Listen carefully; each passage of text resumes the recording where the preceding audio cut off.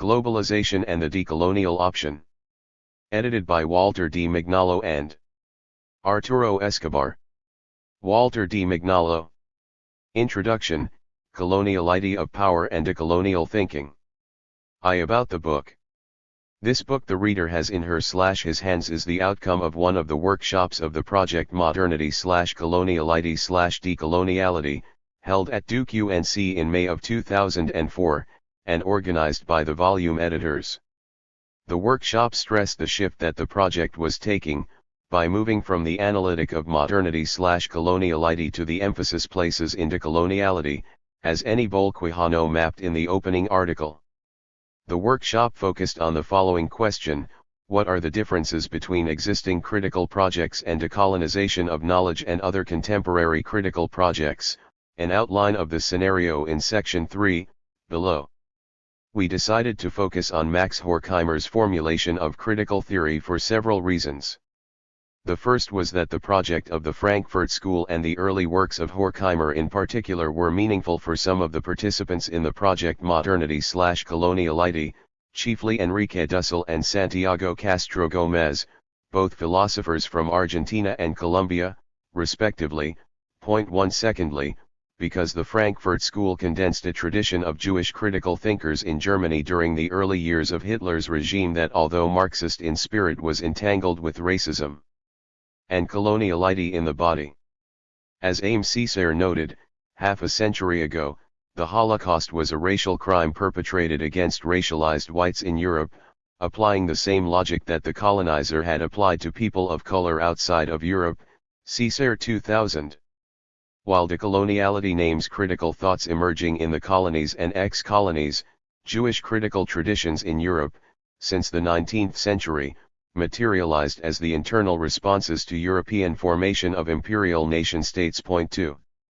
This volume intends to be a contribution to the advancement of decolonial thinking as a particular kind of critical theory and to the decolonial option as a specific orientation of doing. Point 3. We assume that critical theory in the Marxist genealogy of thought, as articulated by Max Horkheimer, is also a particular kind of critical theory and not the norm or the master paradigm against which all other projects should be compared, measured, evaluated, and judged. Point 4. Master paradigms are just but options dressed with universal clothes. One of the consequences of decolonial options is to make clear precisely that master paradigms and abstract universals, left, right and center, are still caught in imperial desires. We also assume that history is not only linear, and that historical awards are only endowed to those who get there first, in the unilinear chronology of events. There are several histories, all simultaneous histories, interconnected by imperial and colonial powers, by imperial and colonial differences. The volume is also intended as a contribution to the decolonial option in epistemology and politics. The decolonial option requires a different type of thinking. Catherine Walsh theorizes it as an other thinking, a nonlinear and chronological, but spatial, epistemological break. It requires border epistemology, example epistemic disobedience, a non-capitalist political economy, and a plurinational, that is, non-mononational, concept of the state. The decolonial option opens up as delinking and negativity from the perspective of the spaces that have been silenced, repressed, demonized, devaluated by the triumphant chant of self-promoting modern epistemology, politics and economy and its internal dissensions, honest liberals, theologians of liberation, postmoderns and post-structuralists, Marxists of different brands. Section I features the seminal article by Peruvian sociologist Eni Bolquijano, published at the beginning of the 90s, when the dust of a crumbling Soviet Union was still in everybody's eyes. Point 5. At the beginning of the century, Arturo Escobar, an anthropologist from Colombia currently residing in the U.S., wrote a critical review of what he called the Modernity/Coloniality research program. This article is included here, following the one by Quijano. The rest of the articles reflect part of the research and publications of many of us participating in the project, who continue to meet yearly and exchange views, articles, opinions, and information. Ramon Grisfogel, a sociologist and activist, from Puerto Rico residing in the U.S., reviews world system analysis from the perspective of coloniality. A former student of Immanuel Wallerstein, Grossvogel's contribution to the epistemic shift opened up, in the social sciences, by modernity/coloniality research program starts and departs from dependency theory and world system analysis. His contribution in this volume is part of his larger argument to transcend the basic economic model in which dependency theory and world system analysis rest. Catherine Walsh, scholar, activist, and resident of Ecuador, has in the past 8 years, developed a critical discourse based on her political work with indigenous and Afro-intellectuals and communities, in Ecuador, as well as in her role as founder and director of the program in cultural studies at the Universidad Andina Simón Bolívar. Here Walsh strongly argues for an other thought to avoid the modern trap of putting everything in one temporal line, in one highway that is already being patrolled and guarded by gatekeepers making sure that other thoughts do not cross the borders. In Section 2 Nelson Maldonado Torres and Freya Scawi engage in explorations that each have been pursuing in the past 5 or so years and that expand the modernity/coloniality/decoloniality project to the sphere of philosophy and cultural critique. Maldonado Torres, a Puerto Rican philosopher and historian of religions, has been exploring the concept of coloniality of being, that was implied but not clearly stated in all its consequences, in Quijano's notion of subjectivity and knowledge.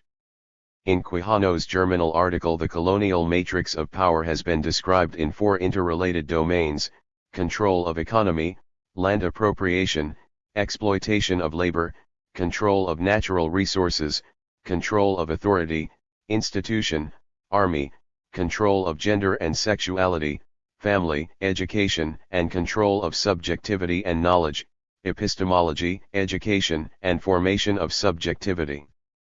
Furthermore, implanting the colonial matrix of power, either in 16th century Anahuac Valley of Mexico or in today's Iraq, implies to dismantle, simultaneously, existing forms of social organization and ways of life. Coloniality of being as unfolded by Maldonado Torres brings forward what has been silenced beyond Heidegger and Levinas, the being of Frantz Fanon's Dames de la Terre. Freya Scawi, a cultural critic from Germany residing in the U.S., has distinguished herself within the research program, for her original investigation of indigenous video making and her interrogation of the roles of gender in the colonial matrix of power. While Maldonado Torres explores the intersection of coloniality and subjectivity in the domain of philosophy and in the tradition of the concept of being, Scawi explores coloniality and subjectivity in the domain of cultural studies and in the debate on gender issues. In Quijano's colonial matrix of power, gender and sexuality is one sphere in which coloniality of power is articulated. Quijano's has concentrated himself in the spheres of the control of economy, mainly exploitation of labor, and authority articulated with the coloniality of knowledge. Maldonado Torres and Scawi are contributing to unfold the question of being and gender entangled with the coloniality of knowledge. In Section 3, ethnicity, nation-state and racism come into prominent focus. Where do these issues fit in the colonial matrix of power? Where is the nation-state in the colonial matrix of power, in the sphere of control of authority, for sure? The emergence of modern nation-states in Europe means 2 things: that the state became the new central authority of imperial/colonial domination, and that the nation in Europe was mainly constituted of one ethnicity, articulated as whiteness. Chronologically, South America and the Caribbean were the first cases of colonial nation-states, and in the process of their appearance and materialization, the colonial matrix of power was re-articulated in what has been described as internal colonialism. A Creole elite, example white elite from European descent, took the power from the hands of Spanish and Portuguese monarchies, and reenacted it in their own hands. In the case of Haiti, it was the black Creole and ex-slaves who took power. However, and as history demonstrated, a black colonial state was not allowed to occupy the same position in the modern/colonial world, than the white colonial state. The coexistence of the modern nation-state with colonial nation-states is one of the key points in the transformation of racism and the colonial matrix of power since the beginning of the 19th century. Javier Sanjins, a Bolivian cultural critic and former political theorist, who splits his time between Bolivia and the U.S., takes Brazilian essayist and intellectual Euclides da Cunha, Os Certos, 1902, in order to explore the tensions and conflicts between race and nation in the formation of the colonial state. At the beginning of the 20th century, Brazil was no longer a direct colony of Portugal. But it was, like the rest of Latin America, an indirect colony of the French civilizing mission and of the British Empire economy. Brazilian critical intellectuals, as it became the case all around the colonial world, torn between the exemplarity of European modern states and the miseries of mentally, economically, and politically dependent colonial states, were the visible cases of a new subjectivity, the subjectivity of the colonial citizens of the colonial nation-states.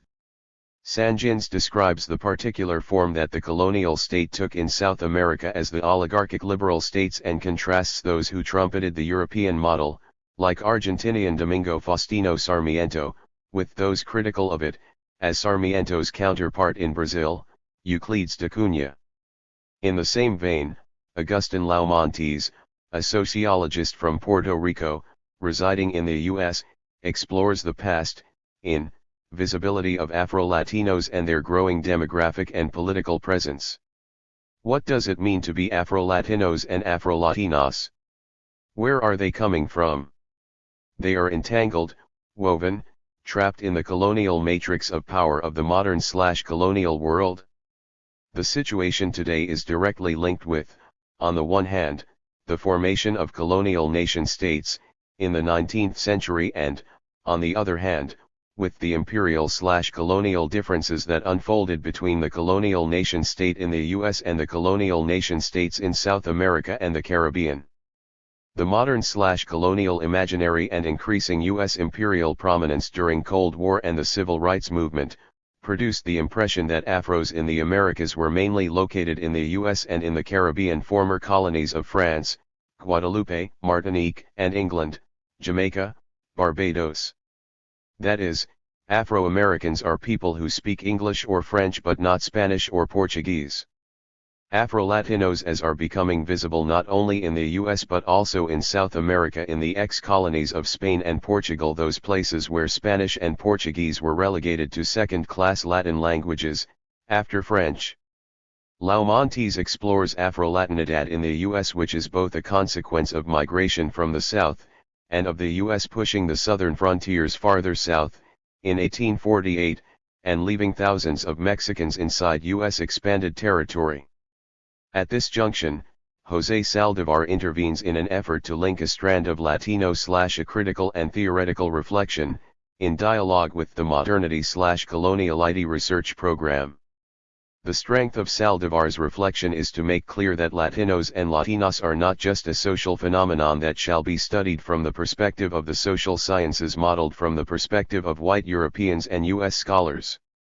It means that Latinos and Latinas are finding a locus of enunciation from where white Europeans and US social phenomenon shall be studied. This is a process in which a radical epistemic shift is taking place, and the hubris of the 0 point, see Castro Gomez in this volume, that anchors the social sciences became under siege and denounced for the universal pretension of an epistemology that is founded, as Quijano observes in his contribution, on the experience of one particular ethnicity, white Euro-Americans. Saldívar's contribution helps us, the readers, in looking at the coloniality of power from the perspective of experiences similar to those that brought the concept of coloniality into existence, experiences that generate the need of border thinking and decolonial projects, experiences that disengage from the obligation to see the world according to the ethnical experiences hidden behind the epistemic universality of the hubris of the 0 point. Going back to the moment in which, in the U.S., Deleuze and Guattari's concept of minor literature, Kafka, was translated into minority discourse in the U.S., that is, the discourse emerging from the colonial wound both racial and patriarchal of people of color in the U.S., Saldívar casts a wide net and connects theoretical and political intellectual production with Afro-US, South America, coloniality of power, and South Asia, subaltern studies. Connectors is a fundamental concept to link to Colonial projects coming from different colonial experiences. His essays continue to show that decolonial thinking is the pluriversal epistemology of the future, an epistemology that delinks from the tyranny of abstract universals, Christians, liberals, or Marxists. Section 4 takes up where Section 3 left off, the interconnections between the peripheries and the geopolitical and body political location of border thinking and decolonial projects. Coloniality of power, in other words, it is not just a question of the Americas for people living in the Americas, but it is the darker side of modernity and the global reach of imperial capitalism. While Saldivar connected the interior periphery of Latinos, Latinas, and Afro-Americans in the US with activists in British India, Manuela Botka, a Romanian trained as sociologist in the US and currently residing in Germany, looks at the effects and consequences of the Western colonial matrix of power in a place like Romania, ex-colony of non-Western empires, the Ottomans and the Soviets, and now becoming a colony as many others of the European Union. Building on the metaphor center/periphery introduced by Argentinian economist Raúl Prebys in the early 50s and developed by U.S. sociologist Immanuel Wallerstein in the 70s, Botka reflects on the borders of Romanian principalities of Transylvania, Wallachia, and Moldavia surrounded by the Habsburg, the Ottoman and the Tsarist empires. Botka focuses on the 19th century when Romania entered European modernity through the back door. She suggests an epistemic decolonial shift by looking at the empires from the perspective of Romania rather than looking at Romania from the perspective of the empires. Centers and peripheries do not exist anymore, progressive intellectuals would argue today. That is a traditional distinction of the 70s. Neoliberalism shuffled all the cards, no more center and periphery, no more left and right. And yet, there are equally progressive intellectuals who dwell in the borders, not just of the US and Mexico, in the imperial/colonial borders of the modern/colonial world. These pluriversal borders are the consequences of pluriversal histories, example India or Bolivia, Algeria or Romania, Russia or China, dealing with the global designs of Euro-American local histories. Zilkia Jainer, a cultural critic from Puerto Rico residing in the US, returns to the New World while joining the global reach of coloniality revealed by Botka and Madina Tlastanova. The question here is not so much the New World, as it is the question of the commercialization of nature and of food and the assault to human health in the name of science for the purpose of capital accumulation.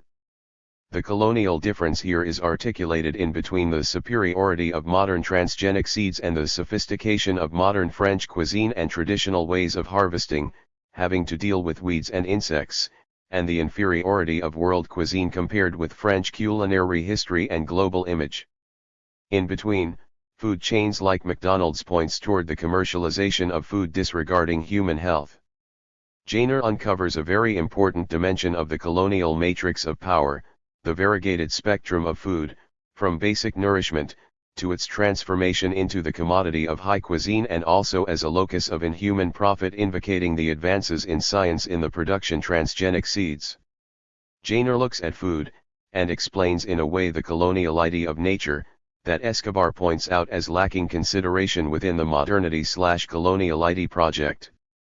Although Jainer doesn't make an explicit connection, it is obvious that the direction of her argument joins the direction that Native Americans are following, Mishihua, and the struggle for the democratization of food that Vandana Shiva argued at the end of her book on stolen harvests. The fight that is currently being fought by transnational organizations such as the International Federation of Organic Agriculture Movements and Via Campesina, are a case in point. 6 The control of food supply is one of the most terrifying aspects of today's uncontrolled capitalism, example Monsanto, and as such one of the most salient aspect of the reproduction of coloniality of power. Delinking, civil disobedience, and a reversal of the way production and distribution of food is conceived are all aspect of decolonization at large. Delinking, once again, implies work at the fringes, at the border between hegemonic and dominant forms of knowledge, of economic practices, of political demands. Using the system but doing something else, moving in different directions, peaceful civil disobedience, as Mahatma Gandhi and Martin Luther King insisted upon, toward a truly democratic organization instead of using the rhetoric of democracy to control authority by violence and war. Martina Tlistanova, a cultural critic originally from Kabardino-Balkaria, a republic of the Russian Federation in the Caucasus and resident of Moscow, follows suit and explores three imperial/colonial chronotopes and brings aesthetics into the conversation. Although feeling and sensing is a phenomenon common to all living organisms, the hegemonic concept of aesthetics was conceptualized and exploited from the European Renaissance to the European Enlightenment. Aesthetics became a crucial component of the colonial matrix of power in the control and management of subjectivities. There is a long history of imperial looting of aesthetic objects from the colonized world, as well as Western artists borrowing from the colonial world, e.g. Picasso, Gauguin, etc. But what about writers and artists who dwell in the borders of the imperial/colonial differences? What emerges from that experience is a new aesthetic, a transcultural aesthetic that, like in Saldivar, connects people through the worlds that have suffered, one way or another, the colonial wound. Tlistanova dwells in and thinks from the imperial/colonial differences that makes of Russia/Soviet Union a second-class empire and, consequently, in control of second-class colonies take center stage. For Tlistanova, transcultural aesthetics in the imperial/colonial city chronotope fly off the handle of writers who dwell in the cultural, linguistic, ethnic, and religious spirit.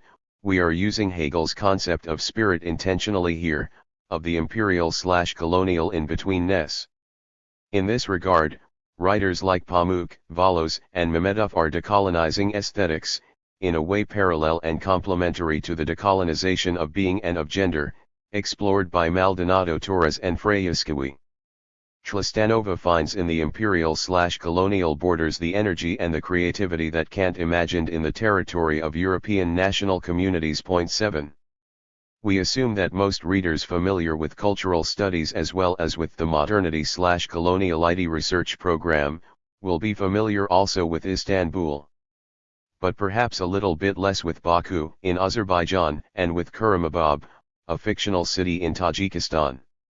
On that assumption, let us indulge in some basic information that would be helpful in following Tlistanova's argument.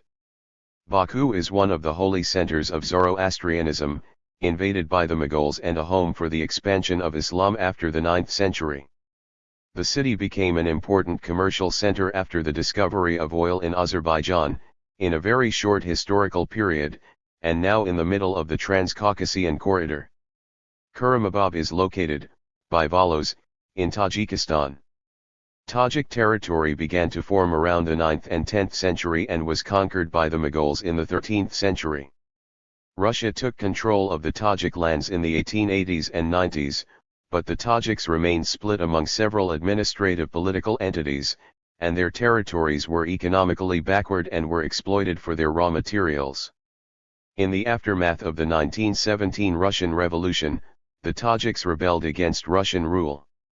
The Red Army did not establish control over them until 1921. Tajikistan was made an autonomous republic within Uzbekistan in 1924, in 1929 it became a constituent republic of the USSR. In the 1930s canals and other irrigation projects vastly increased cultivated acreage as agriculture was more thoroughly collectivized, population also increased rapidly. Further expansion of irrigated agriculture occurred after World War II, especially in the late 1950s, as the area became increasingly important as a cotton producer. In 1978 there were anti-Russian riots in the republic, and after the collapse of the Soviet Union, life for Russians in Tajikistan became difficult. Kuramabad is the scenario of several of these stories. The way that Tlistanova made sense of the logic of coloniality is by focusing on the imperial and colonial differences construed by the dominant imaginary of Western empires. The imperial differences account for the location of the Russian/Soviet and Ottoman empires in relation to Western capitalism, and the location of Azerbaijan and Tajikistan as Russian and Soviet colonies first and independent nation-states after the collapse of the Soviet Union brings forward the colonial difference. First, in their relation to the Russian and Soviet empires, and, secondly, with Western neoliberal imperial expansion after the collapse of the Soviet Union. Section V closes the volume with the interventions of Santiago Castro Gómez, Walter Mignolo, and Maria Lugones. The three articles in this section return to the very foundation of the project, the decolonization of knowledge that was articulated by Quijano in the seminal article reproduced here. Castro Gómez returns here to one of his outstanding reflections on the hubris of the 0 point. Modern epistemology, Castro Gómez proposes, was historically founded on the assumption that is obtained from a 0 point of observation. The formation of the modern/colonial world went hand in hand, in the 16th century, with theology, the eyes of God as the ultimate warranty of knowing. Secularization displaced the eyes of God for the eyes of reason and the authority of the modern subject. The 0 point of observation was and continues to be, in both forms, disembodied and unlocated.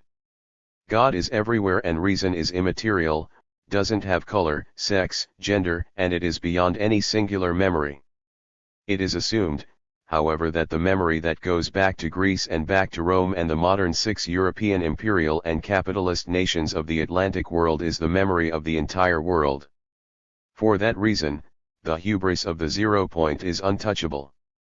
Coloniality of knowledge is precisely the affirmation of the 0 point and the success in silencing or relegating other epistemologies to a barbarian margins, a primitive past or a communist or Muslim evil.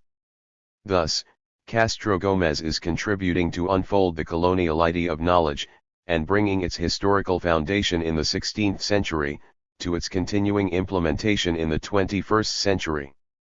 Walter Mignolo, trained in semiotics and philosophy in France, from Argentina and currently residing in the US, unfolds one of the basic assumptions of the project modernity/coloniality, the assumption that there is no modernity without coloniality, that coloniality is constitutive of modernity.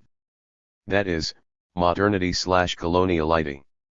Mignolo shows that while modernity is presented as the rhetoric of salvation, it hides coloniality, which is the logic of oppression and exploitation.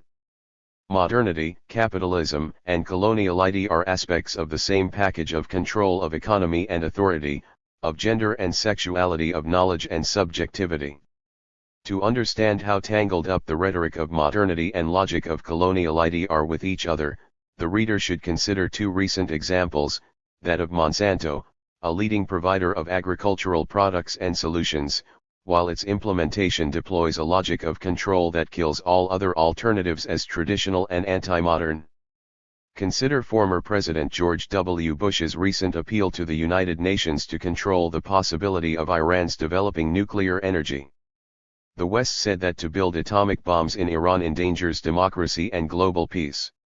To implement that content of that rhetoric, the Bush administration is looking for the support of Russia, China, and India in order to maintain the imperial/colonial control of authority and, consistently with neoliberal doctrine, the control of economy. The president of Iran insists on the right of Iran to advance knowledge for the well-being and protection of the society. Iran's President Mahmoud Ahmadinejad knows that Bush's rhetoric hides the logic of coloniality, to keep control of authority. Unlike the peasants in India and in Africa that suffer the aggression of Monsanto, their protests are not carried on by international media. Mahmoud Ahmadinejad is the chief of a state sitting on oil and making his voice heard. In any case, Monsanto and the quarrel with USA-Iran are two examples of the entanglements between the rhetoric of modernity and the logic of coloniality as it relates to the control of economy and control of authority. Finally, in The Grammar of Decoloniality, Mignolo outlines one of the strategies, in intellectual projects and social movements confronting modernity/coloniality, unveils its hidden complicity and sustain the claim that other worlds are possible. Maria Lugones, a philosopher and Latina cultural critic, closes the volume with a groundbreaking article on coloniality, gender, and sexuality. In her chapter, Lugones commences the important task of articulating the concept of coloniality with feminist perspectives on gender. She does so by establishing a conversation between the feminist work on intersectionality and Quijano's notion of coloniality of power, her goal is to arrive at a conceptualization of the modern/colonial gender system. In tandem with recent contributions by Native American intellectuals, and some feminist and African anthropologists, among others, on non-gendered egalitarianism and gynocentric societies, Logonese raises questions about the validity of patriarchy as an intercultural category. This is clearly the case with African societies prior to colonization by the West, for which gender was not a central organizing principle of social life, or with some Native American groups, for whom there existed a gynecratric spiritual plurality. To narrow the scope of gender to the control of sex and resources, as in much Western scholarship, is itself an aspect of gender domination. The woman of the Western imperial/colonial experience is not to be found in non-Western civilizations before 1500. This does not mean either that non-Western societies were non-patriarchal. It just means that in non-Western societies before 1500, patriarchal or not, the concept of woman that assumes a white bourgeois subject did not exist. Logone's contribution to the larger debate on gender and sexuality lies in her linking it with coloniality, and vice versa. In this way, Logonese mutually enriches both frameworks. She does so by looking at the interconnections not just between race, gender, and sexuality but by placing them in the imperial construction of the modern/colonial world and the ongoing debates not only to decolonize imperial knowledge but also, and more importantly, to generate decolonial knowledge. Logonese thus properly brings the volume to its closure. In summary, the volume is a showcase of almost 2 decades of work since the publication of Quijano's article. The project, however, did not emerge with the publication of the article but about 8 years later when a group of us, Aníbal Quijano, Fernando Coronel, and Walter Mignolo, convened by Edgardo Lander, met in Montreal, in August of 1998, in 2 panels at the meeting of the International Sociological Association. Independently of this meeting, another one took place in Binghamton, convened by Ramon Grisfogel and Agustin Laumontes around the concepts of historical capitalism, coloniality, and transmodernity. Emmanuel Wallerstein, Aníbal Quijano, and Enrique Dussel speaking on each of the concepts they introduced in the vocabulary of the social sciences and the humanities. These 2 meetings formed, by serendipity, a research, intellectual and political project known as modernity/coloniality/decoloniality. The volume traces also the itinerary that formed and transformed the project MCD during the past 2 decades. The common thread of all the contributions is the concept of coloniality, example patron colonial de poder or colonial matrix of power. The volume also shows further unfolding of the trajectory. Early on Edgardo Lander pressed the question of nature, which did not have a distinctive place in Quijano's article. Early on 8 and Escobar comes back to it in this issue. The question of gender was also raised by Freya Scawi, this volume, and more recently by Maria Logonese, this volume. Both Scawi and Logonese saw a residue of patriarchal underpinning in the original formulation of gender and sexuality in the colonial matrix of power. On the other hand, Quijano's original article prompted the introduction of new concepts, coloniality of knowledge, Lander, geopolitics of knowledge, Mignolo, coloniality of being, Mignolo and Maldonado Torres in this book, Interculturalidad, introduced by indigenous leaders in Ecuador and Bolivia and explored in further details by Catherine Walsh, the hubris of the 0 point, Castro Gomez in this collection, and above all, the concept of decoloniality, common to all, that has its roots. Also in Quijano's foundational article formulated as Decolonization of Knowledge, Quijano, this volume. Furthermore, coloniality has been taken as a guided principle by scholars who were not originally associated with the project, see Botka, Janer, and Tlastanova. And it was also picked up dialogically by Latino/as scholars and intellectuals, see Saldivar, Logonese, Maldonado Torres. Additionally, coloniality, example colonial matrix of power, shall not be taken as a model, a theory, or an object of study. Quijano's formulation is clear in this regard. it is necessary to detach oneself from the hegemonic and Eurocentered matrix of knowledge. The very concept of coloniality implies thinking decolonially, and not, for example, thinking about coloniality. It is not intended to map a territory to be studied from the perspective of sociology, political science, economy, cultural studies, or post-colonial studies. Thinking decolonially means, precisely, to delink from thinking disciplinarily, example sociologically, economically, anthropologically, artistically, etc. In that regard, thinking decolonially and the decolonial option are not new interpretive tools but an other thinking grounded in border epistemology rather than in Greek philosophy, Mignolo 2000, 313-338. Such detachment, that Mignolo explores here as delinking, shall be understood as one aspect of a decolonial energy, a force that permeates all the disciplines as well as common sense guiding global struggles not just against capitalism but toward the making of a world no longer ruled by the colonial matrix of power, Lander 2002. It is not an interdisciplinary tool but, rather, a transdisciplinary horizon in which decoloniality of knowledge and decolonial knowledge places life, in general, first and institutions at the service of the regeneration of life. In terms of Evo Morales, it will amount to a horizon in which the prime concern is to well-being for all rather than living better for some. The natural order of capital has put the cart in front of the horse, to save institutions, the state, capitalism, democracy, define the horizon and life comes in second place. As a result, we are living in a world in which human lives are dispensable and life of the planet secondary. Biotechnology is not a solution, since it is caught in the natural order of capital. It aims to help in redressing current social orientations having the cart in front of the horse. Institutions comes first, they should be saved, the state, capitalism, democracy, etc., at the expenses of life, of human beings, all living organism and the planet itself. Redressing the horizon means to place life in first place and the institutions at their service. Is that simple? But of course it will not be understood or accepted by the agencies that at this point control both authority and economy. For what would be their life if not devoted to increase gain and decrease cost and to be head of a state that controls all other states in the name of international sovereignty and democracy? Life has to be sacrificed to the survival of institutions working toward the happiness of humanity at large, while destroying everything that prevents the perfection of final institutional goals.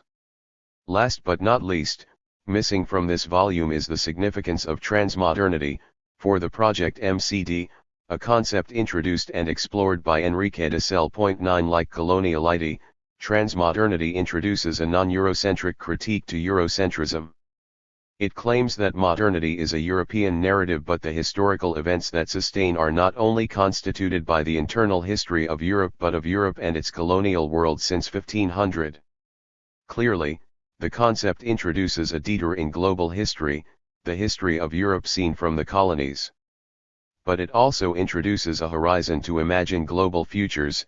Modernity can no longer be superseded within the history of Europe itself, either by postmodernity or altermodernity. In that regard, asserts and reclaims what has been denied to the non-European world, their capacity to think, to govern themselves, to prosper without the guidance of modern, postmodern, or altermodern agents and institutions. We are witnessing already the emergence of transmodern futures.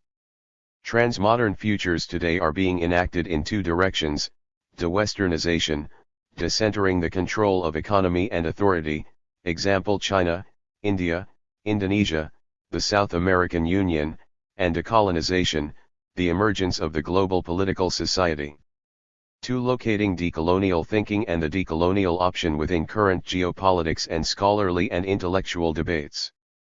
Lewis Gordon closes his article on Fanon and development with the following reflection. The ideas, many of which will unfold through years of engaged political work, need not be perfect. For in the end, it will be the hard, creative work of communities that take them on. That work is the concrete manifestation of political imagination. Fanon described this goal as setting afoot a new humanity.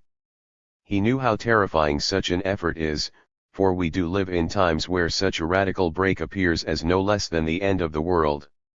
In the meantime, the task of building infrastructures for something new must be planned, and where there is some room, attempted, as we all no doubt already know, because given the sociogenic dimension of the problem, we have no other option but to build the options on which the future our species rest. Point 10.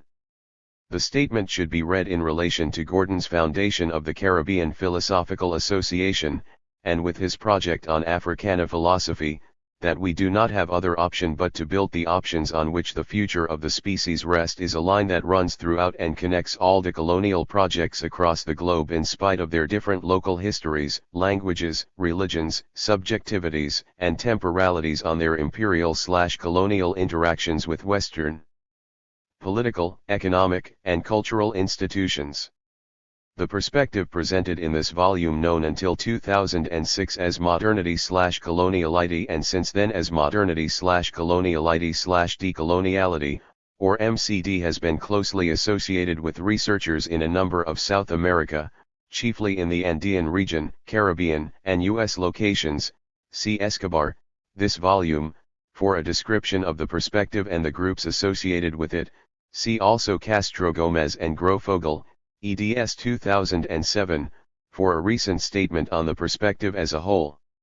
It makes sense to locate this research, then, within the momentous events in contemporary, South and Central, America, the world as a whole, and in various scholarly trends. A. Geopolitical locations. This section thus reopens the debate by placing decolonial thinking in the geopolitics of various world regions. The workshop that originated the volume of Cultural Studies, 21/2, 3, 2007, took place in May of 2004.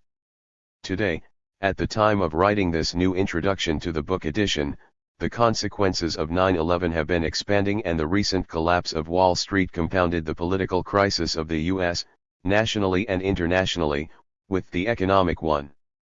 The imperial control of authority and of the economy, two domains or spheres of the colonial matrix of power in the hands of the U.S. since the end of World War II, entered a severe process of crisis. Conversely, planetary history has been witnessing, with surprises and horrors, growing political forces acting toward delinking from the control of authority in national and international law and from a single sources of economic planning, IMF, World Bank, US and the European Union.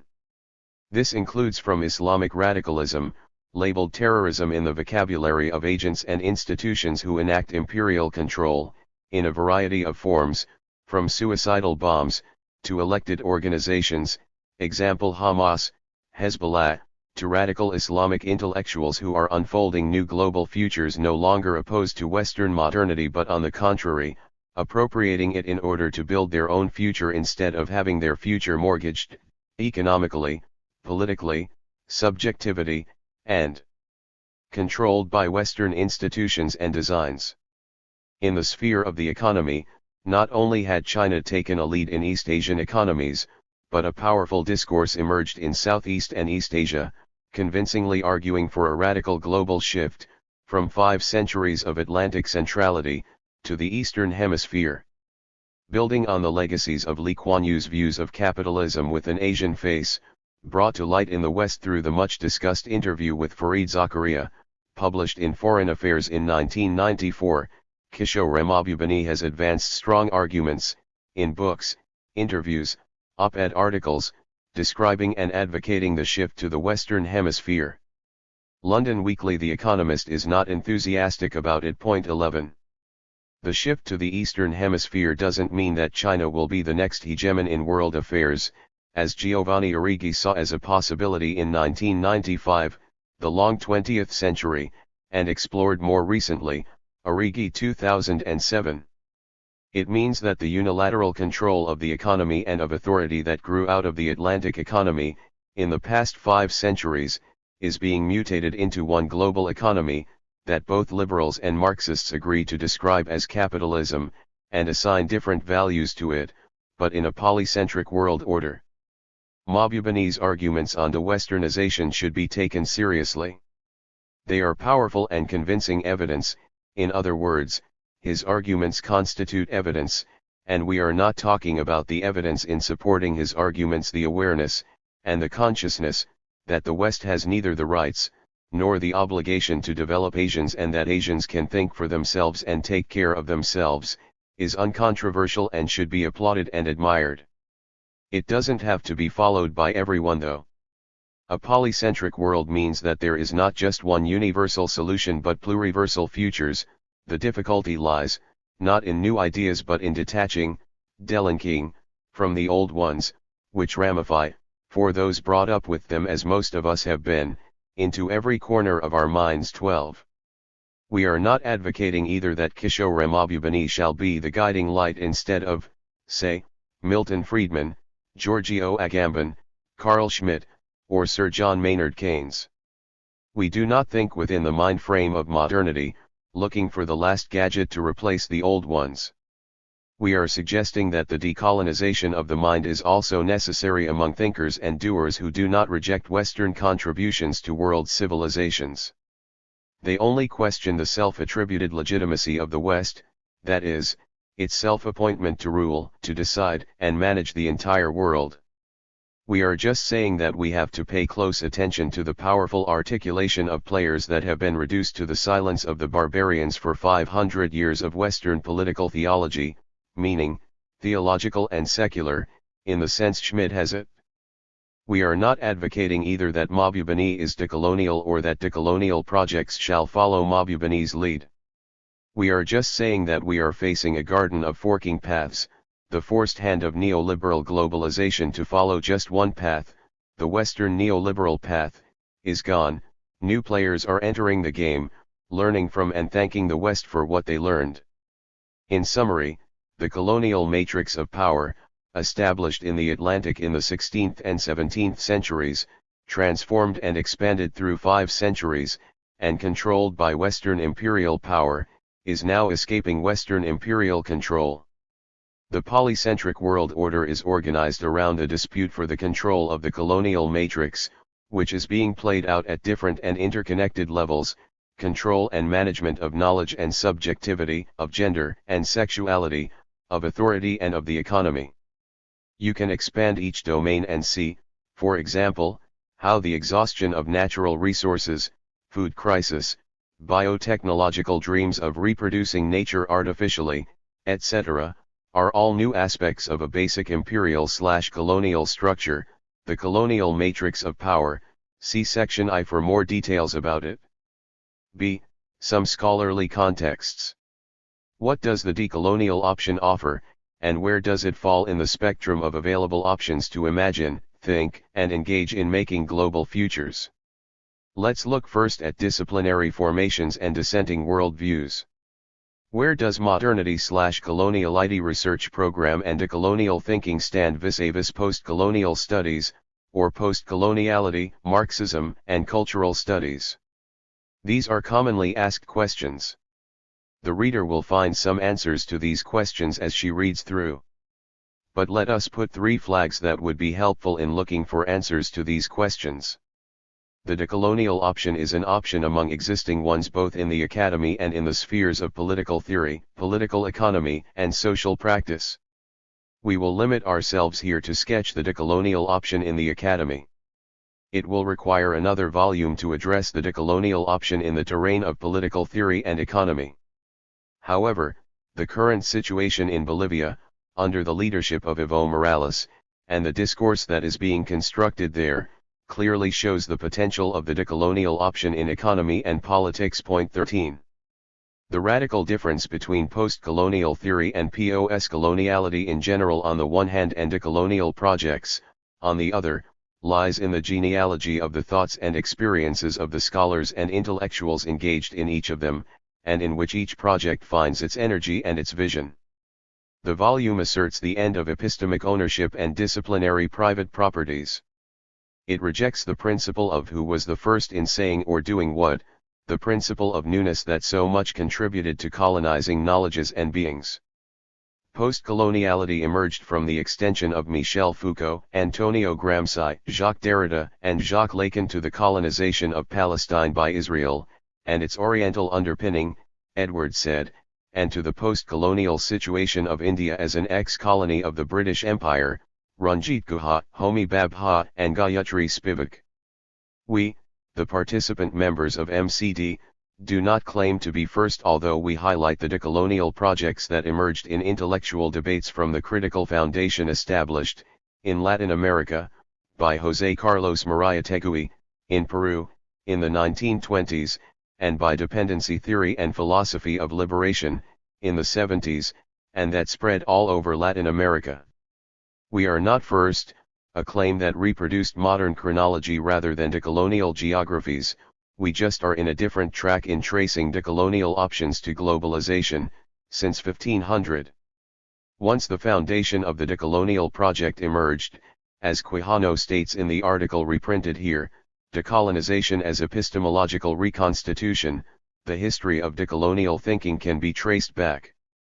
And we find, in that genealogy, two pillars: individual thinkers and activists like Vaman Puma de Ayala in colonial Peru, Ottobah Cugoano, in British Caribbean and then in London, in the 18th century, Mahatma Gandhi in 19th-20th century India, Amilcar Cabral in the Portuguese colonies of Africa, Aimé Césaire and Frantz Fanon in the French Caribbean, B. Du Bois and Gloria Anzaldúa in the U.S.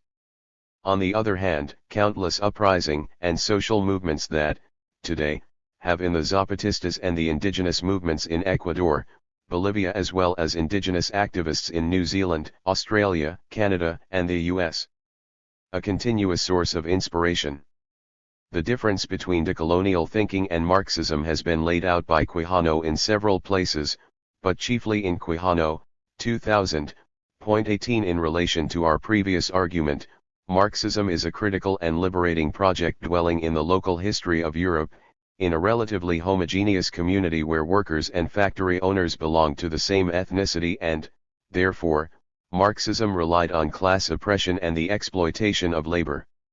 However, as European economy and political theory expanded and conquered the world, the tools that Marx offered in the analysis of capital are of course useful beyond Europe.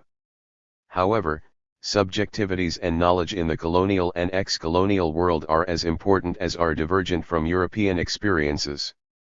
From those subjectivities, experience, religions, histories, everyday life, emerged border thinking and decolonial liberating projects. Marxism is then subsumed and incorporated into parallel but different projects.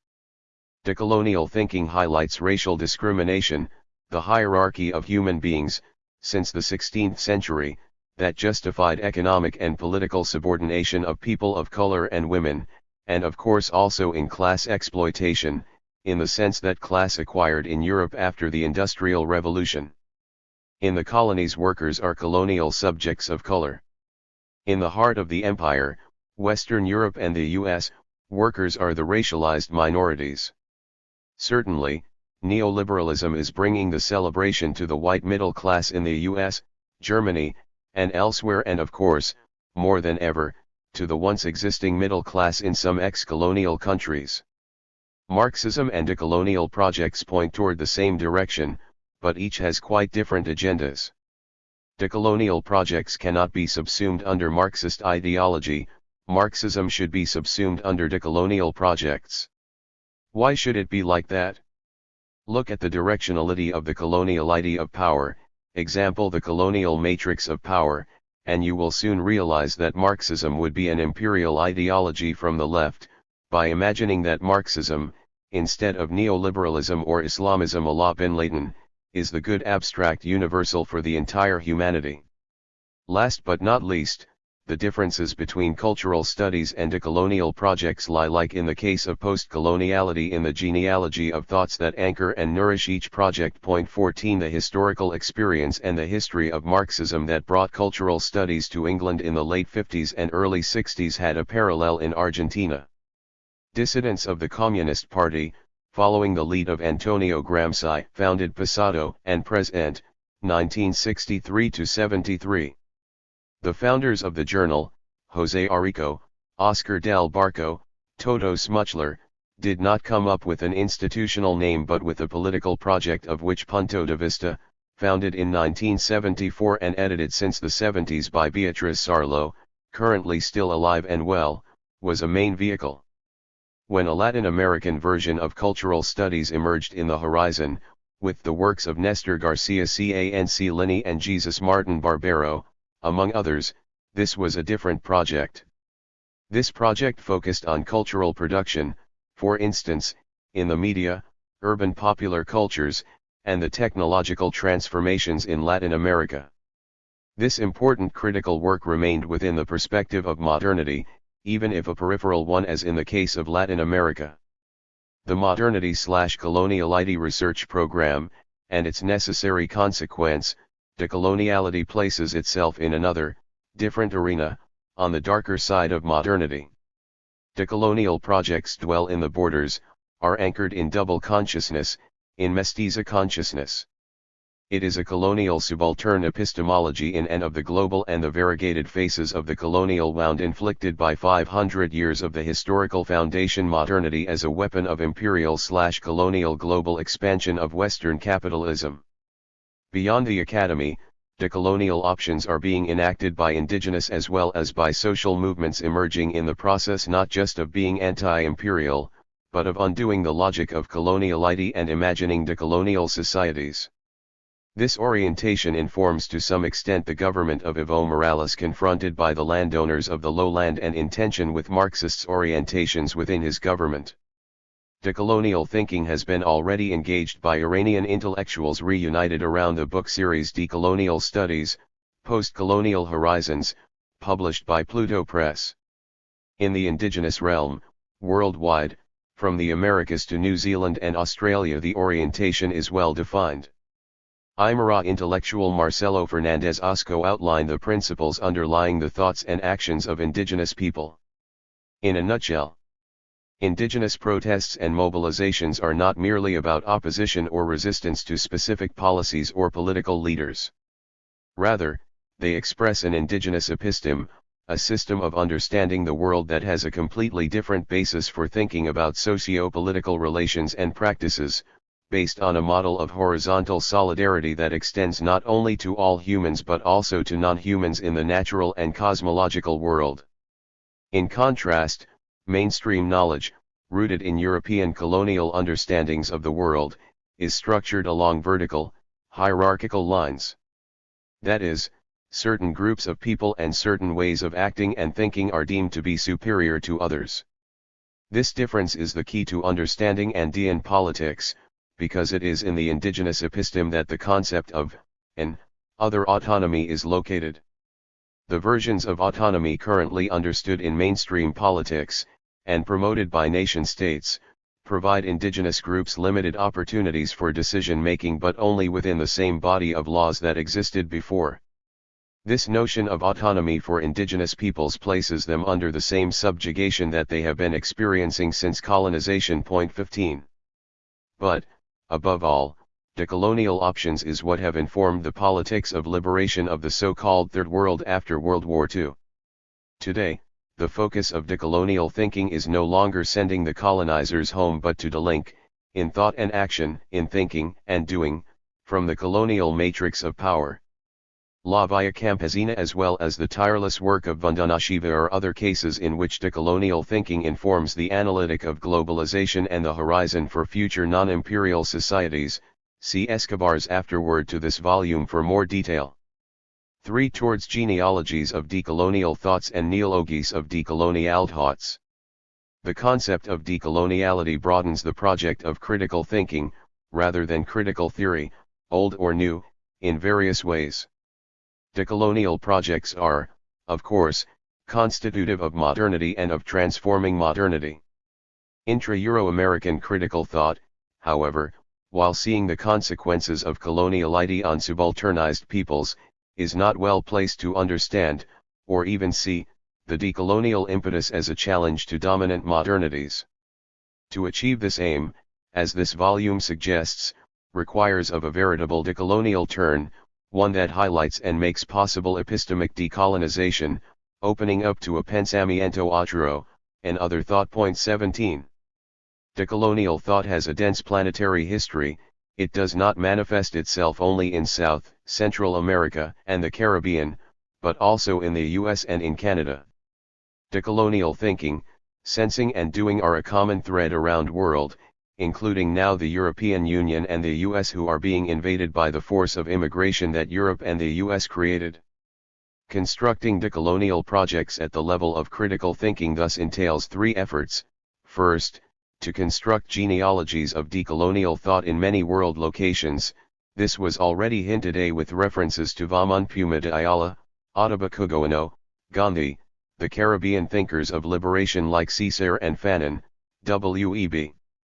Du Bois, and Anzaldúa, see also Mignolo 2008.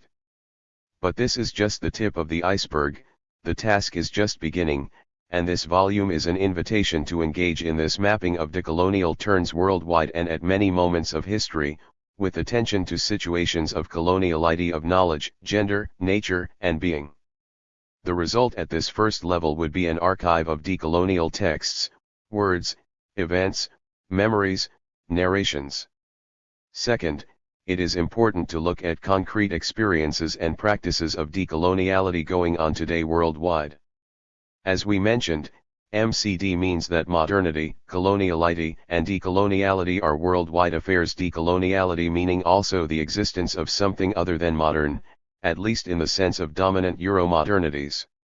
Even if there might be subjects who, because of their historical location within the MCD complex, are potentially more directly located on the side of decolonial experiences, it is important to avoid going back to an essentialized notion of agency. Third, to the extent that social movements as some current Central/South American and Caribbean experiences suggest might be more likely to articulate decolonial projects, it is crucial that we pay attention to them, that is, that we think with them theoretically and politically. More clearly than ever before, social movement activists are sophisticated knowledge producers, like where before Gandhi, Césaire, Fanon, Amilcar Cabral, Dolores Coguango, among many others, Patsy Paco 2008, Nina Pacari 2008, Escobar 2008. This volume is also aimed at conveying the importance of thinking within, and in the perspective of, these movements. Any Bolquijano. Coloniality and modernity/rationality.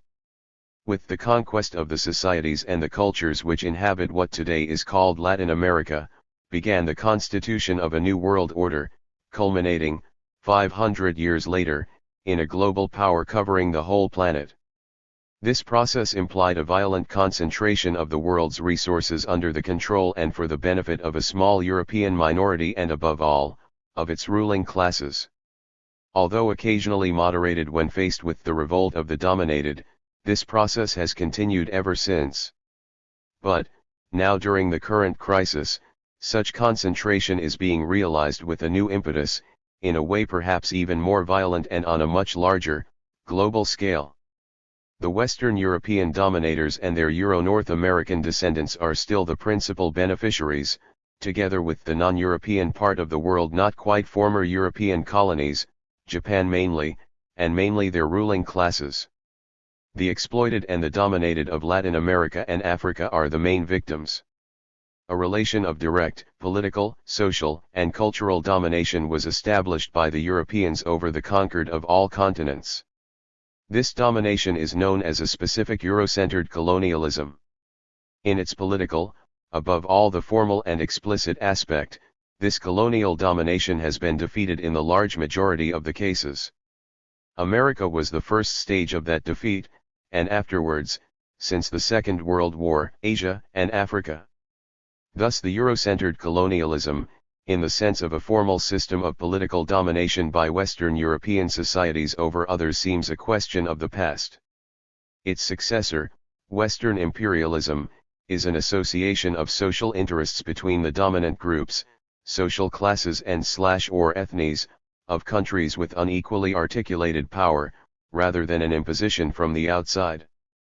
However, that specific colonial structure of power produced the specific social discriminations which later were codified as racial, ethnic, anthropological, or national, according to the times, agents, and populations involved. These intersubjective constructions, product of Eurocentered colonial domination, were even assumed to be objective, scientific, categories, then of a historical significance. That is, as natural phenomena, not referring to the history of power. This power structure was, and still is, the framework within which operate the other social relations of classes or estates. In fact, if we observe the main lines of exploitation and social domination on a global scale, the main lines of world power today, and the distribution of resources and work among the world population, it is very clear that the large majority of the exploited, the dominated, the discriminated against, are precisely the members of the races, ethnies, or nations into which the colonized populations were categorized in the formative process of that world power, from the conquest of America and onward. In the same way, in spite of the fact that political colonialism has been eliminated, the relationship between the European, also called Western culture, and the others, continues to be one of colonial domination. It is not only a matter of the subordination of the other cultures to the European. In an external relation, we have also to do with the colonization of the other cultures, albeit in differing intensities and depths. This relationship consists, in the first place, of a colonization of the imagination of the dominated, that is, it acts in the interior of that imagination. In a sense, it is a part of it. In the beginning, colonialism was a product of a systematic repression, not only of the specific beliefs, ideas, images, symbols, or knowledge that were not useful to global colonial domination, while at the same time the colonizers were expropriating from the colonized their knowledge, especially in mining, agriculture, engineering, as well as their products and work. The repression fell, above all, over the modes of knowing, of producing knowledge, of producing perspectives, images, and systems of images, symbols, modes of signification, over the resources, patterns, and instruments of formalized and objectivist expression, intellectual or visual. It was followed by the imposition of the use of the rulers' own patterns of expression, and of their beliefs and images with reference to the supernatural. These beliefs and images served not only to impede the cultural production of the dominated, but also as a very efficient means of social and cultural control, when the immediate repression ceased to be constant and systematic. The colonizers also imposed a mystified image of their own patterns of producing knowledge and meaning. At first, they placed these patterns far out of reach of the dominated. Later, they taught them in a partial and selective way, in order to co-opt some of the dominated into their own power institutions. Then European culture was made seductive, it gave access to power. After all, beyond repression, the main instrument of all power is its seduction. Cultural Europeanization was transformed into an aspiration. It was a way of participating and later to reach the same material benefits and the same power as the Europeans, viz., to conquer nature, in short, for development. European culture became a universal cultural model. The imaginary in the non-European cultures could hardly exist today and, above all, reproduce itself outside of these relations. The forms and the effects of that cultural coloniality have been different as regards to times and cases. In Latin America, the cultural repression and the colonization of the imaginary were accompanied by a massive and gigantic extermination of the natives, mainly by their use as expendable labor force, in addition to the violence of the conquest and the diseases brought by Europeans. Between the Aztec Maya Caribbean and the Tehuantinsuyo, or Inca, areas, about 65 million inhabitants were exterminated in a period of less than 50 years. The scale of this extermination was so huge that it involved not only a demographic catastrophe, but also the destruction of societies and cultures.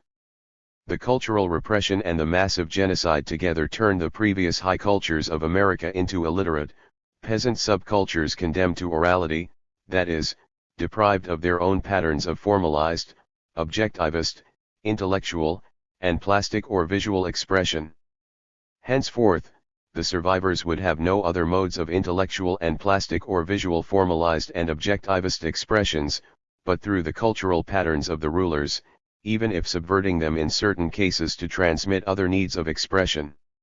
Latin America is, without doubt, the most extreme case of cultural colonization by Europe. In Asia and in the Middle East, the high cultures could never be destroyed with such intensity and profundity. But they were nevertheless placed in a subordinate relation not only in the European view, but also in the eyes of their own bearers. Through the political, military, and technological power of its foremost societies, European or Western culture imposed its paradigmatic image and its principal cognitive elements as the norm of orientation on all cultural development, particularly the intellectual and the artistic. That relationship consequently became a constitutive part of the conditions of reproduction of those societies and cultures that were pushed into Europeanization of everything or in part. In Africa, cultural destruction was certainly much more intensive than in Asia, but less than in America. Nor did the Europeans there succeed in the complete destruction of the patterns of expression, in particular of objectification and visual formalization. What the Europeans did was to deprive Africans of legitimacy and recognition in the global cultural order dominated by European patterns. The former was confined to the category of the exotic. That is, doubtless, what is manifested, for example, in the utilization of the products of African plastic expression as motive, starting point, source of inspiration for the art of Western or Europeanized African artists, but not as a mode of artistic expression of its own, of a rank equivalent to the European norm.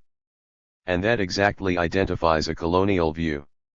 Coloniality, then, is still the most general form of domination in the world today, once colonialism as an explicit political order was destroyed. It doesn't exhaust, obviously, the conditions nor the modes of exploitation and domination between peoples. But it hasn't ceased to be, for 500 years, their main framework.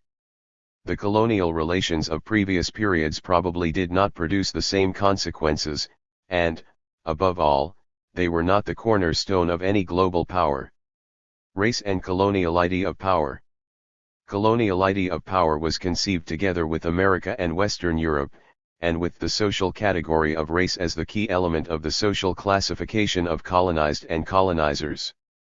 Unlike in any other previous experience of colonialism, the old ideas of superiority of the dominant, and the inferiority of dominated under European colonialism were mutated in a relationship of biologically and structurally superior and inferior. 1. The process of Eurocentrification of the New World power in the following centuries gave way to the imposition of such a racial criteria to the new social classification of the world population on a global scale. So, in the first place, new social identities were produced all over the world: whites, Indians, Negroes, yellows, olives, using physiognomic traits of the peoples as external manifestations of their racial nature. Then, on that basis the new geocultural identities were produced: European, American, Asiatic, African, and much later, Oceania. During European colonial world domination, the distribution of work of the entire world capitalist system, between salaried, independent peasants, independent merchants, and slaves and serfs, was organized basically following the same racial lines of global social classification, with all the implications for the processes of nationalization of societies and states, and for the formation of nation-states, citizenship, democracy, and so on, around the world. Such distribution of work in the world capitalist system began to change slowly with the struggles against European colonialism, especially after the First World War, and with the changing requirements of capitalism itself. But distribution of work is by no means finished, since Eurocentered coloniality of power has proved to be longer lasting than Eurocentered colonialism. Without it, the history of capitalism in Latin America and other related places in the world can hardly be explained. 2. So, coloniality of power is based upon racial social classification of the world population under Eurocentered world power. But coloniality of power is not exhausted in the problem of racist social relations. It pervaded and modulated the basic instances of the Eurocentered capitalist colonial/modern world power to become the cornerstone of this coloniality of power. Eurocentrism, cultural coloniality, and modernity/rationality. During the same period as European colonial domination was consolidating itself, the cultural complex known as European modernity/rationality was being constituted. The intersubjective universe produced by the entire Eurocentered capitalist colonial power was elaborated and formalized by the Europeans and established in the world as an exclusively European product and as a universal paradigm of knowledge and of the relation between humanity and the rest of the world. Such confluence between coloniality and the elaboration of rationality/modernity was not in any way accidental, as is shown by the very manner in which the European paradigm of rational knowledge was elaborated. In fact, the coloniality of power had decisive implications in the constitution of the paradigm, associated with the emergence of urban and capitalist social relations, which in their turn could not be fully explained outside colonialism and coloniality, particularly not as far as Latin America is concerned. The decisive weight of coloniality in the constitution of the European paradigm of modernity/rationality is clearly revealed in the actual crisis of that cultural complex. Examining some of the basic questions of that crisis will help to illuminate the problem. The question of the production of knowledge. For a start, in the current crisis of the European paradigm of rational knowledge, the latter's fundamental presupposition is questioned: viscount knowledge as a product of a subject-object relation. Apart from the problems of validation of knowledge implied, that presupposition raises other problems worthy of a brief presentation here. First, in that presupposition, the subject is a category referring to the isolated individual because it constitutes itself in itself and for itself, in its discourse and in its capacity of reflection. The Cartesian cogito, ergo sum, means exactly that.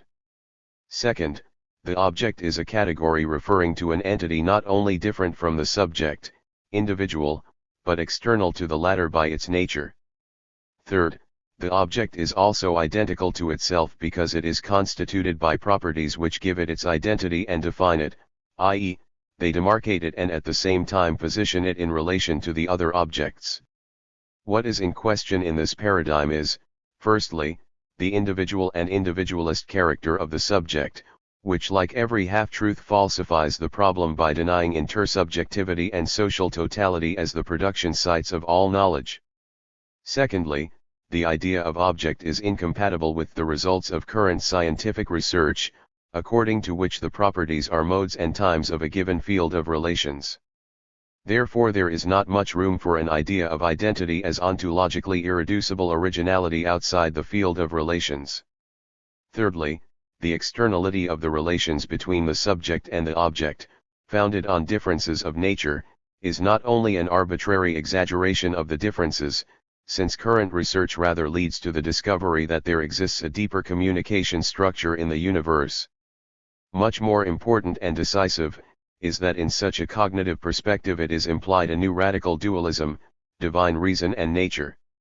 The subject is bearer of reason, while the object is not only external to it, but different nature. In fact, it is nature. One can, of course, recognize in the idea of subject as an isolated individual, an element and an instance of the process of liberation of the individual with respect to the adscriptive social structures that imprisoned it in Europe.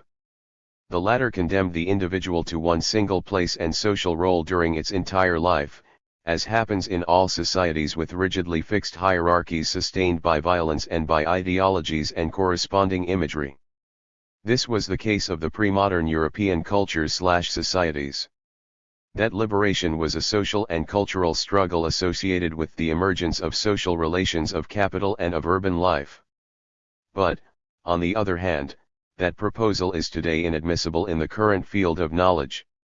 The differentiated individual subjectivity is real, but it is not an entity, so it doesn't exist only vis-a-vis itself or by itself.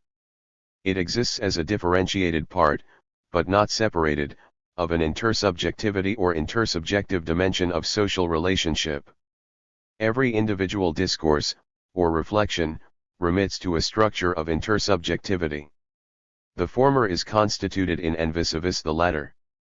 Knowledge in this perspective is an intersubjective relation for the purpose of something, not a relation between an isolated subjectivity, and that something.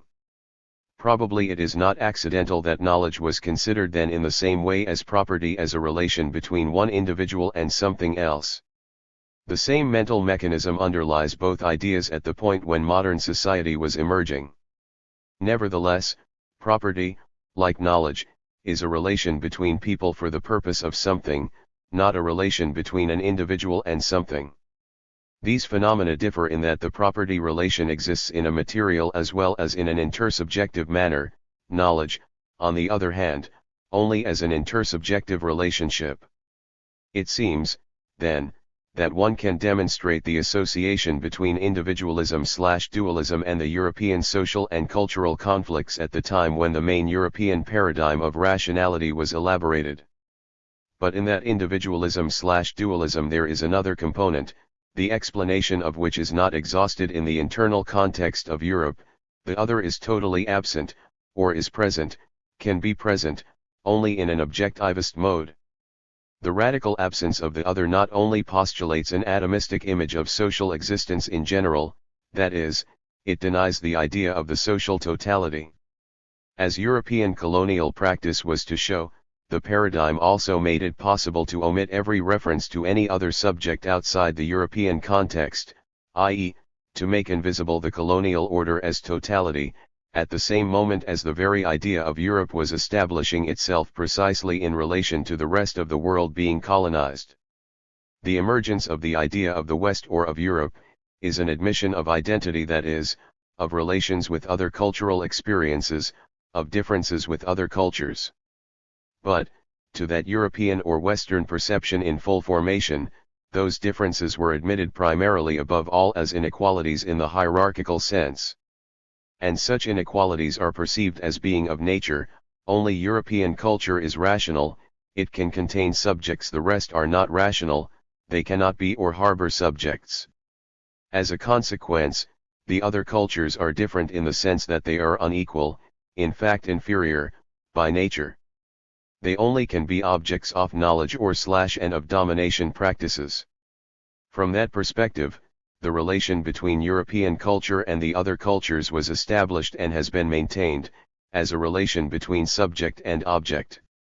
It blocked, therefore, every relation of communication, of interchange of knowledge and of modes of producing knowledge between the cultures, since the paradigm implies that between subject and object there can be but a relation of externality.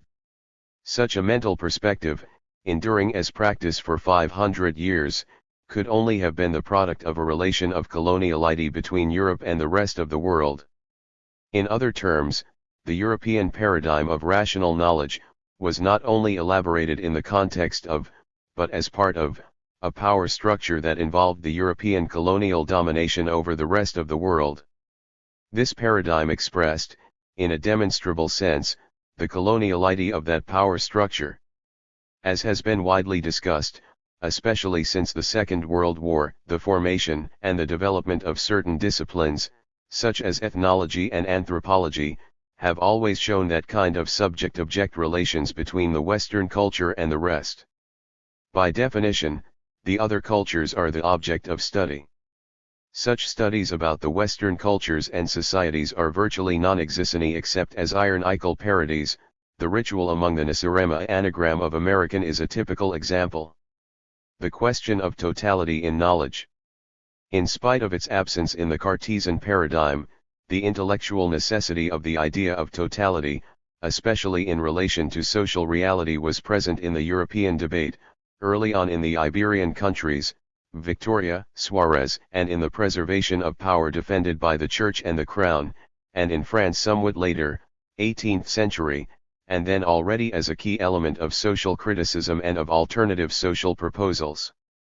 Above all, from Saint Simon, the idea of social totality was spread together with proposals of revolutionary social change, in confrontation with the atomistic perspective of social existence then predominant among the empiricists and among the adherents of the existing social and political order. In the 20th century, totality became a perspective and a category generally admitted in scientific investigations, especially those about society. European Western rationality/modernity is constituted not only in a disputatious dialogue with the Church and with religion, but also in the very process of restructuration of power, on the one hand, in capitalist and urban social relations and nation-states, and, on the other, in the colonization of the rest of the world. This was probably not divorced from the circumstance that the idea of social totality was developed according to an organicist image, which led to adopting a reductionist vision of reality.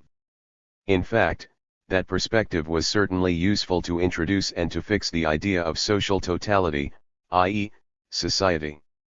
But it was also instrumental in making the same with two other ideas: 1. Society as a structure of functional relations among each and every one of the parts, and therefore linked to the action of one sole logic, and therefore, a closed totality. It led later to a systemic idea of totality in structural functionalism. The other idea was society as an organic structure, where the parts are related according to the same rules of hierarchy between the organs, as the image we have of every organism, and in particular the human one.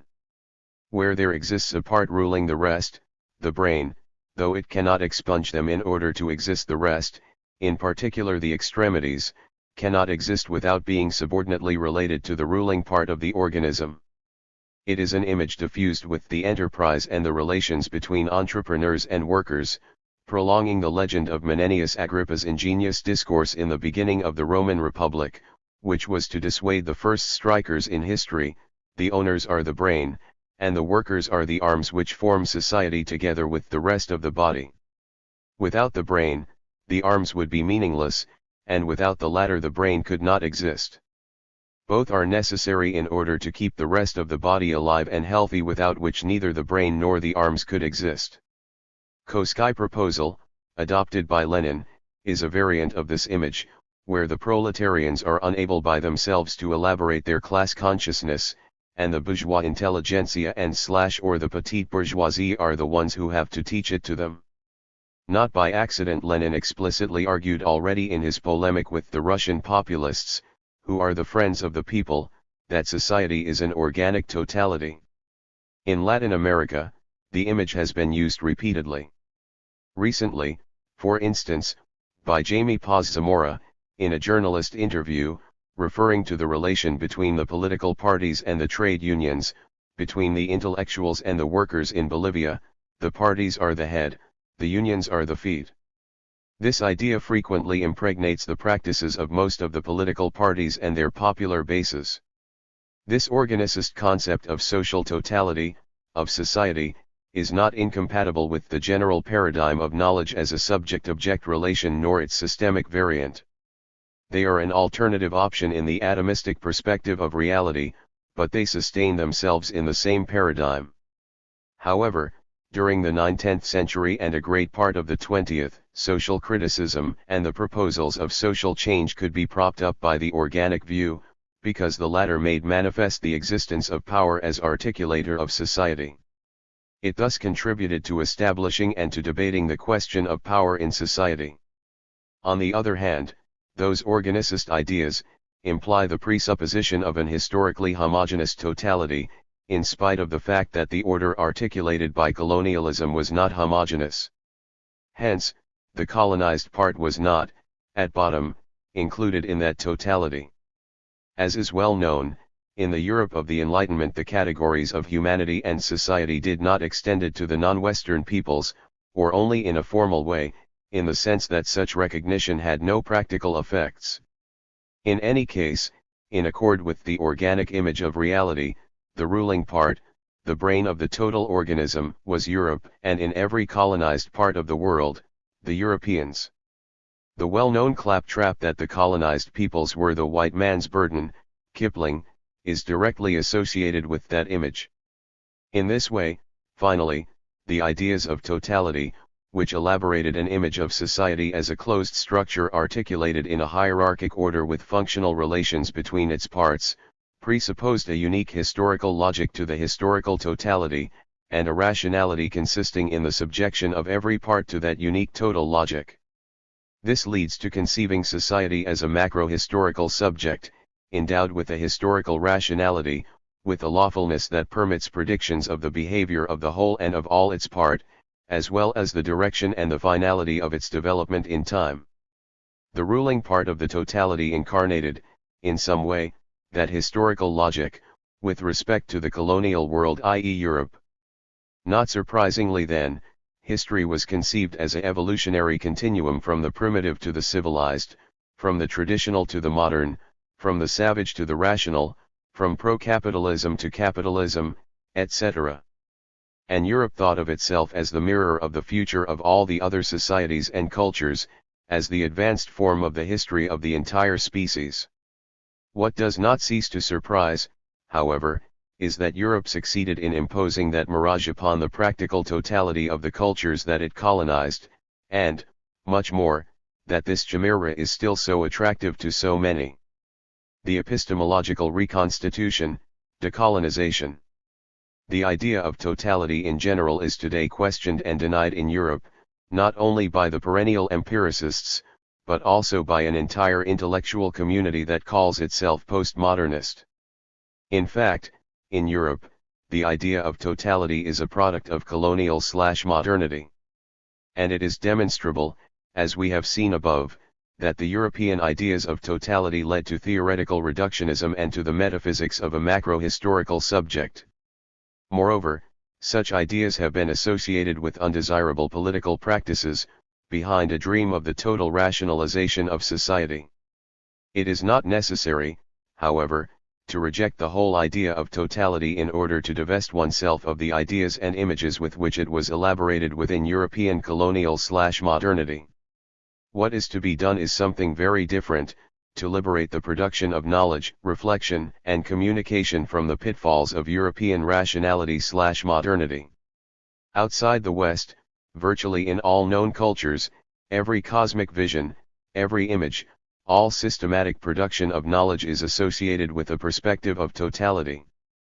But in those cultures, the perspective of totality in knowledge includes the acknowledgement of the heterogeneity of all reality, of the irreducible, contradictory character of the latter, of the legitimacy, i.e., the desirability, of the diverse character of the components of all reality, and therefore, of the social. The idea of social totality, then, not only does not deny, but depends on the historical diversity and heterogeneity of society, of every society. In other words, it not only does not deny, but it requires the idea of an other diverse, different. That difference does not necessarily imply the unequal nature of the other and therefore the absolute externality of relations, nor the hierarchical inequality nor the social inferiority of the other. The differences are not necessarily the basis of domination. At the same time, and because of that, historical cultural heterogeneity implies the co-presence and the articulation of diverse historical logic around one of them, which is hegemonic but in no way unique. In this way, the road is closed to all reductionism, as well as to the metaphysics of an historical macro-subject capable of its own rationality and of historical teleology, of which individuals and specific groups, classes for instance, would hardly be carriers or missionaries. The critique of the European paradigm of rationality/modernity is indispensable, even more urgent. But it is doubtful if the criticism consists of a simple negation of all its categories, of the dissolution of reality in discourse, of the pure negation of the idea and the perspective of totality in cognition. It is necessary to extricate oneself from the linkages between rationality/modernity and coloniality, first of all, and definitely from all power which is not constituted by free decisions made by free people. It is the instrumentalization of the reasons for power, of colonial power in the first place, which produced distorted paradigms of knowledge and spoiled the liberating promises of modernity. The alternative, then, is clear: the destruction of the coloniality of world power. First of all, epistemological decolonization, as decoloniality, is needed to clear the way for new intercultural communication, for an interchange of experiences and meanings, as the basis of another rationality which may legitimately pretend to some universality. Nothing is less rational, finally, than the pretension that the specific cosmic vision of a particular ethne should be taken as universal rationality, even if such an ethne is called Western Europe, because this is actually pretend to impose a provincialism as universalism. The liberation of intercultural relations from the prison of coloniality also implies the freedom of all peoples to choose, individually or collectively, such relations, a freedom to choose between various cultural orientations, and, above all, the freedom to produce, criticize, change, and exchange culture and society. This liberation is part of the process of social liberation from all power organized as inequality, discrimination, exploitation, and as domination. Arturo Escobar. Worlds and Knowledges Otherwise 1. The Latin American Modernity/Coloniality Research Program. Introduction, Cruzando Fronteras and the Borders of Thought. Cruzando Fronteras, the timely organizing theme for the 2002 Cecil Congress celebrated in Amsterdam on 3 to 6 July, sought to signal, and rethink, the ever-increasing relevance of borders to the construction of political, social, and cultural imaginaries from, and about, Latin America at the dawn of the new millennium. The present paper focuses on a border that is gaining salience in recent years, particularly as a result of the work of an increasingly interconnected group of researchers in Latin America and the United States, with smaller branches elsewhere. I am referring to the concepts of border thinking and border epistemologies associated with a larger effort that I will call here the Modernity/Coloniality Research Program. I am using the concept of research program loosely, not in a strict Lakatosan sense, to refer to what seems to be an emergent but already significantly cohesive perspective that is fueling a series of researches, meetings, publications, and so forth around a shared, even if coarse contested set of concepts. In keeping with the spirit of the group, I would argue that this body of work, still relatively unknown in the English-speaking world for reasons that go beyond language and that speak to the heart of the program, constitutes a novel perspective from Latin America, but not only for Latin America but for the world of the social and human sciences as a whole. By this I do not mean that the work of this group is just of interest to allegedly universal social and human sciences, but that the group seeks to make a decisive intervention into the very discursivity of the modern sciences in order to craft another space for the production of knowledge, another way of thinking, un paradigma otro, the very possibility of talking about worlds and knowledges otherwise. What this group suggests is that another thought, an other knowledge, and another world, in the spirit of Porto Alegre's World Social Forum, are indeed possible. A proper contextualization and genealogy of the Modernity/Coloniality Research Program, MC, from now on, would have to await future studies. It suffices to say, for now, that there are a number of factors that could plausibly enter into the genealogy of this group's thinking, including liberation theology from the 1960s and 1970s, debates in Latin American philosophy and social science around notions of liberation philosophy and autonomous social science, example Enrique Dussel, Rodolfo Kusch, Orlando Falsborda, Pablo González Casanova, Darcy Ribeiro, dependency theory, the debates on Latin American modernity and postmodernity in the 1980s, followed by discussions on hybridity in anthropology, communications, and cultural studies in the 1990s, and, in the United States, the Latin American Subaltern Studies Group. The Modernity/Coloniality Group certainly finds inspiration in a number of sources, from European and North American critical theories of modernity and postmodernity to South Asian subaltern studies, Chicana feminist theory, post-colonial theory, and African philosophy. Many of its members operate within a modified world systems perspective. Its main driving force, however, is a continued reflection on Latin American cultural and political reality, including the subaltern knowledge of exploited and oppressed social groups. If dependency theory, liberation theology, and participatory action research can be said to have been the most original contributions of Latin American critical thought in the 20th century, with all the caveats that may apply to such originality, the MC research program emerges as heir to this tradition. As we shall see, however, there are significant differences. As Walter Mignolo puts it, MC should be seen as un paradigma otro. Rather than a new paradigm from Latin America, as it could have been the case with dependency, the MC project does not fit into a linear history of paradigms or epistemes. To do so would mean to integrate it into the history of modern thought. On the contrary, the MC program should be seen as an other way of thinking that runs counter to the great modernist narratives, Christianity, liberalism, and Marxism. It locates its own inquiry in the very borders of systems of thought and reaches towards the possibility of non-Eurocentric modes of thinking. Part I of the paper presents an overview of the current MC landscape. I must emphasize that this is my own particular reading of this group's work, from my limited engagement with it and my equally limited understanding. This paper should be read as a report from the field, so to speak. Part 2 deals with open and unresolved questions facing the MC research program. Among these questions, I will highlight gender, nature, and the need to think about alternative economic imaginaries. The modernity/coloniality research program. Why, one may ask, do these group of Latin Americans and Latin Americanists feel that a new understanding of modernity is needed? To fully appreciate the importance of this question, it is instructive to begin by discussing the dominant tendencies in the study of modernity from what we can call intramodern perspectives. The term will become clear as we move along. I am very much aware that the view of modernity to be presented below is terribly partial and contestable.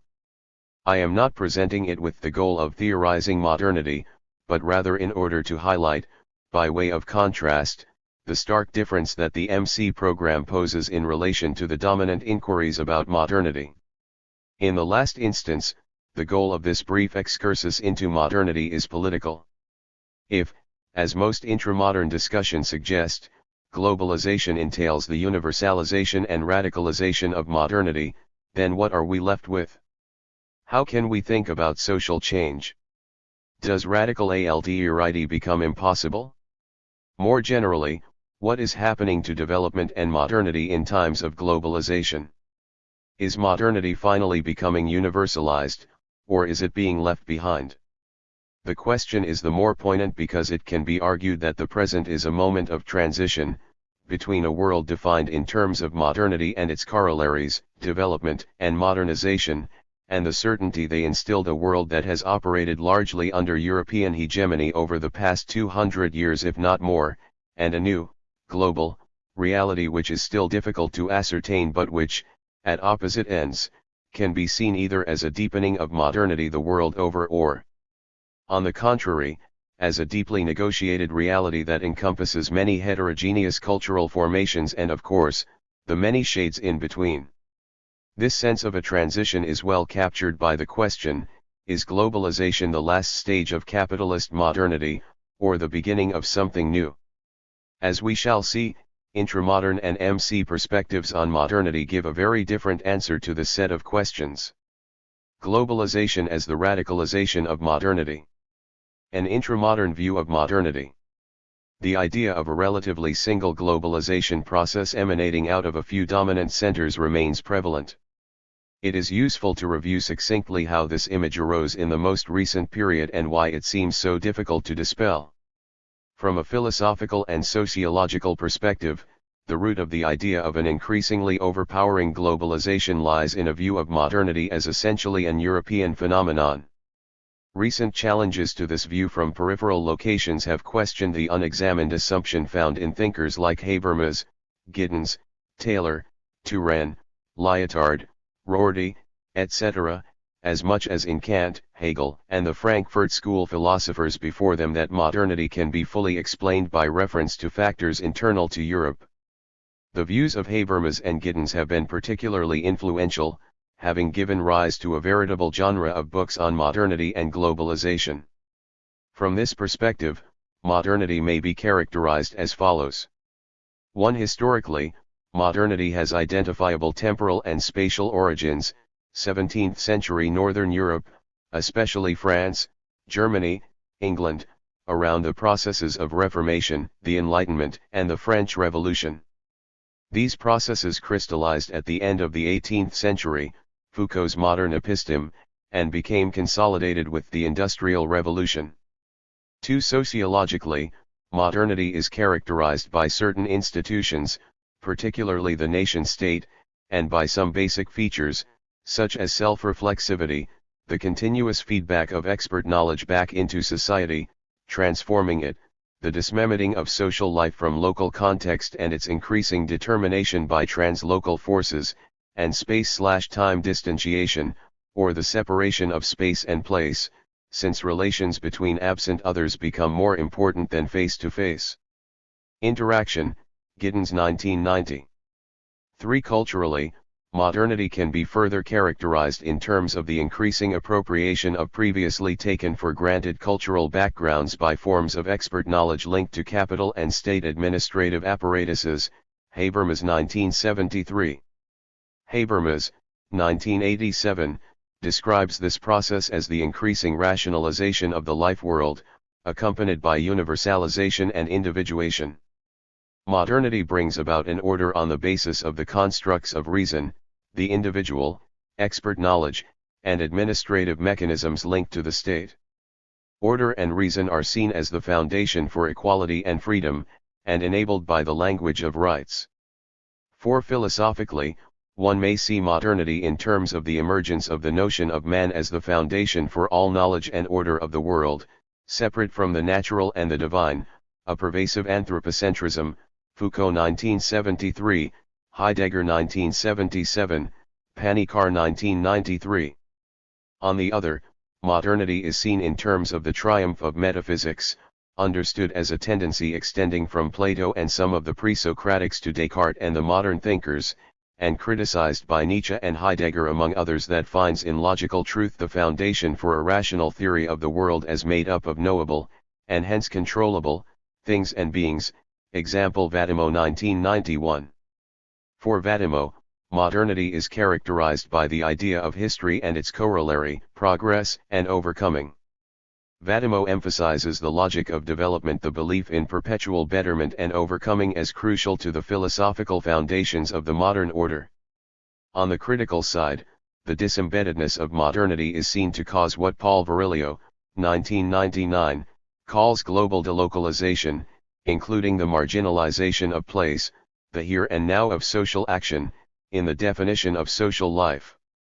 The underside of order and rationality is seen in various ways, from the domination and disenchantment that came about with secularization and the predominance of instrumental reason to the normalization of life and the disciplining of populations. As Foucault put it, the Enlightenment, which discovered the liberties, also invented the disciplines, 1979, p. 222. Finally, modernity's anthropocentrism is related to logocentrism and phallogocentrism, defined here simply as the cultural project of ordering the world according to rational principles from the perspective of a male Eurocentric consciousness, in other words, building an allegedly ordered, rational, and predictable world. Logocentrism has reached unprecedented levels with the extreme economization and technification of the world, left 2000. Modernity of course did not succeed in constituting a total reality, but enacted a totalizing project aimed at the purification of orders, separation between us and them, nature and culture, although inevitably only producing hybrids of these opposites along the way, thus Latour's dictum that we have never been modern, 1993. Is there a logical necessity to believe that the order so sketchily characterized above is the only one capable of becoming global? For most theorists, on all sides of the political spectrum, this is exactly the case. Giddens, 1990, has made the argument most forcefully: globalization entails the radicalization and universalization of modernity. No longer purely an affair of the West, however, since modernity is everywhere, the triumph of the modern lies precisely in its having become universal. This may be called the Giddens effect. From now on, it's modernity all the way down, everywhere, until the end of times. Not only is radical alterity expelled forever from the realm of possibilities, all world cultures and societies are reduced to being a manifestation of European history and culture. The Giddens effect seems to be at play, directly or indirectly, in most works on modernity and globalization at present. No matter how variously qualified, a global modernity is here to stay.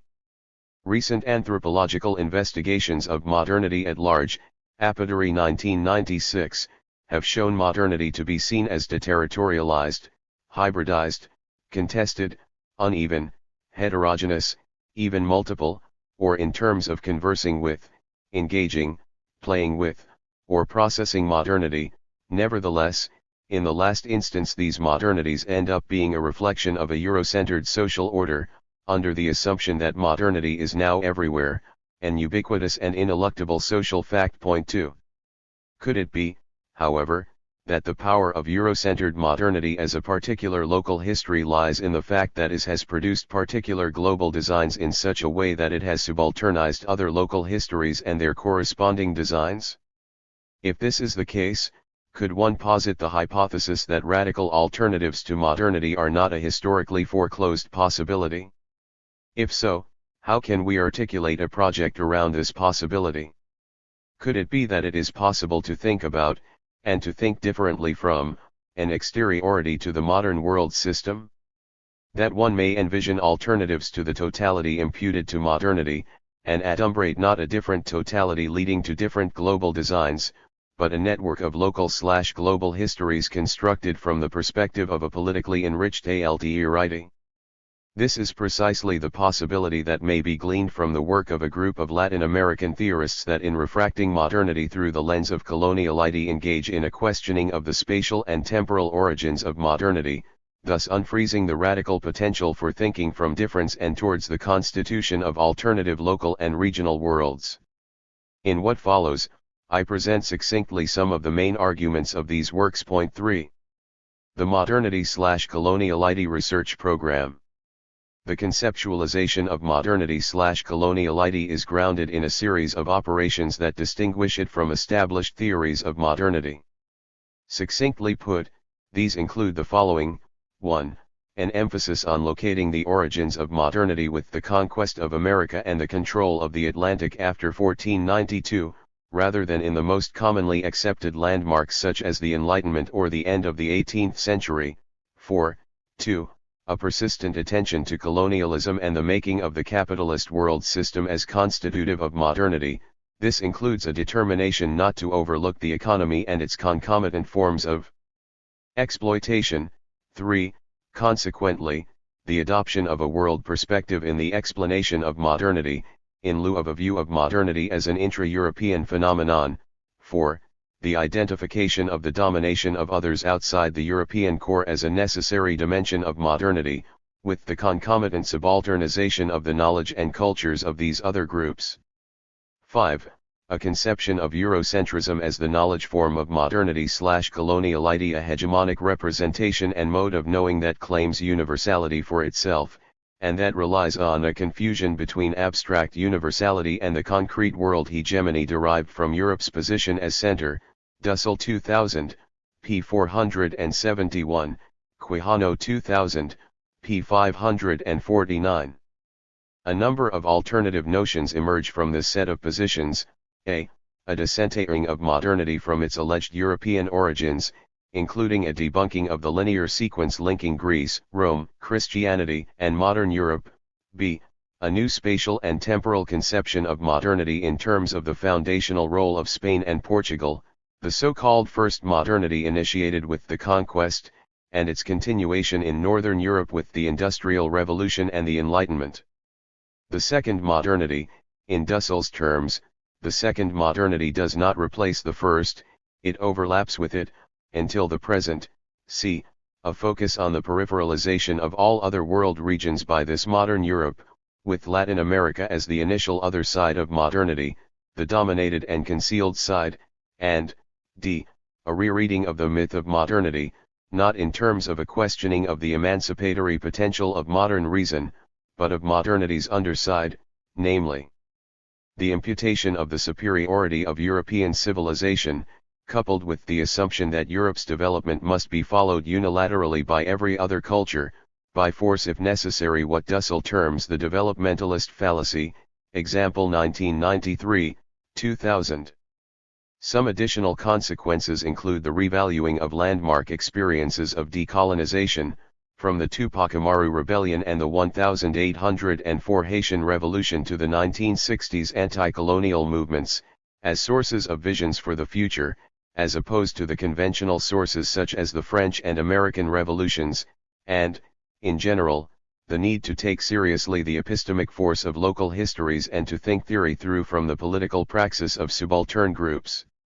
The main conclusions are, first, that the proper analytical unit for the analysis of modernity is modernity/coloniality. In sum, there is no modernity without coloniality, with the latter being constitutive of the former, in Asia, Africa, Latin America/Caribbean. Second, the fact that the colonial difference is a privileged epistemological and political space. The great majority of European theorists, particularly those defenders of the European patent on modernity, as Quijano mockingly calls them, 2000, p. 543, have been blind to the colonial difference and the subalternization of knowledge and cultures it entailed. A focus on the modern/colonial world system also makes visible, besides the internal conflicts within powers with the same worldview, those that take place at the exterior borders of the modern/colonial system, i.e., the conflicts with other cultures and worldviews. Point 5. Key notions and themes of the modernity/coloniality research program. Some of the key notions that make up the conceptual corpus of this research program are thus: the modern colonial world system as the ensemble of processes and social formations that encompass modern colonialism and colonial modernities. Although it is structurally heterogeneous, it articulates the main forms of power into a system. Coloniality of power, Quijano, a global hegemonic model of power in place since the conquest that articulates race and labor, space and peoples, according to the needs of capital and to the benefit of white European peoples. Colonial difference and global coloniality, mignolo, which refer to the knowledge and cultural dimensions of the subalternization processes effected by the coloniality of power. The colonial difference brings to the fore persistent cultural differences within global power structures. Coloniality of being, more recently suggested by Nelson Maldonado Torres in group discussions, as the ontological dimension of coloniality, on both sides of the encounter, based on Levinas, Dussel, and Fanon. It points at the ontological excess that occurs when particular beings impose on others and, beyond that, the potential or actual effectivity of the discourses with which the other responds to the suppression as a result of the encounter. Maldonado Torres 2003. Eurocentrism, as the knowledge model that represents the local European historical experience and which became globally hegemonic since the 17th century, Dussel, Quijano, hence the possibility of non-Eurocentric thinking and epistemologies. Each of these notions are in themselves rooted in complex conceptualizations that represent decades of research. Even thus, they are of course debatable. There are some other notions, more peculiar to specific authors but which are gaining currency within the group, that it is also important to introduce.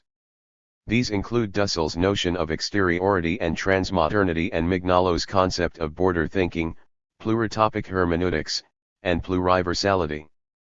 The question of whether there is an exteriority to the modern/colonial world system is somewhat peculiar to this group, and easily misunderstood. It was originally proposed and carefully elaborated by Dussel in his classic work on liberation philosophy, 1976, and reworked in recent years. In no way should this exteriority be thought about as a pure outside, untouched by the modern. The notion of exteriority does not entail an ontological outside, it refers to an outside that is precisely constituted as difference by a hegemonic discourse. This notion of exteriority arises chiefly by thinking about the other from the ethical and epistemological perspective of a liberation philosophy framework, the other as oppressed, as woman, as racially marked, as excluded, as poor, as nature. By appealing from the exteriority in which he is located, the other becomes the original source of an ethical discourse vis-a-vis a hegemonic totality. This interpellation of the other comes from outside or beyond the system's institutional and normative frame, as an ethical challenge. This challenge might only be quasi-intelligible at first.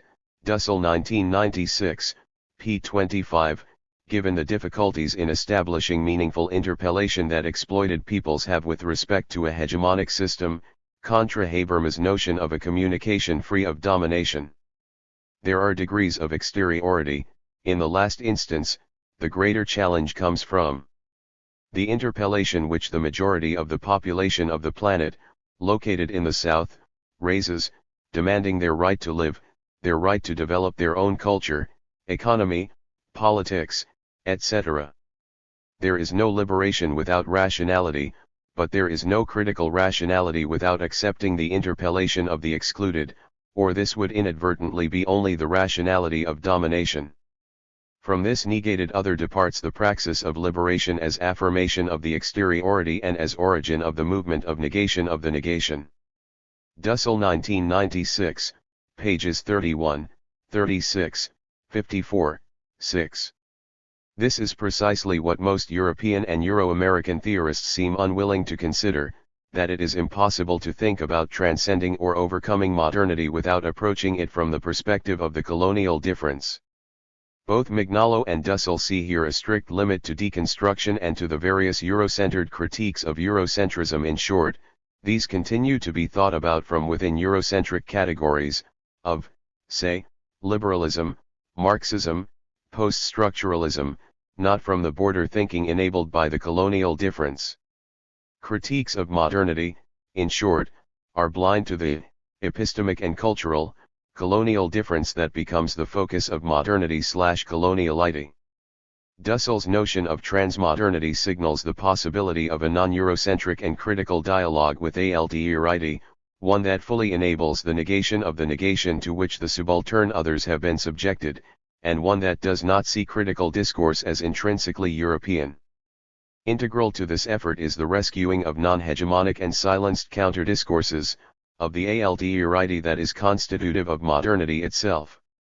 This is the ethical principle of liberation of the negated other, for which Dussel coins the term, transmodernity, defined as a project for overcoming modernity not simply by negating it but by thinking about it from its underside, from the perspective of the excluded other.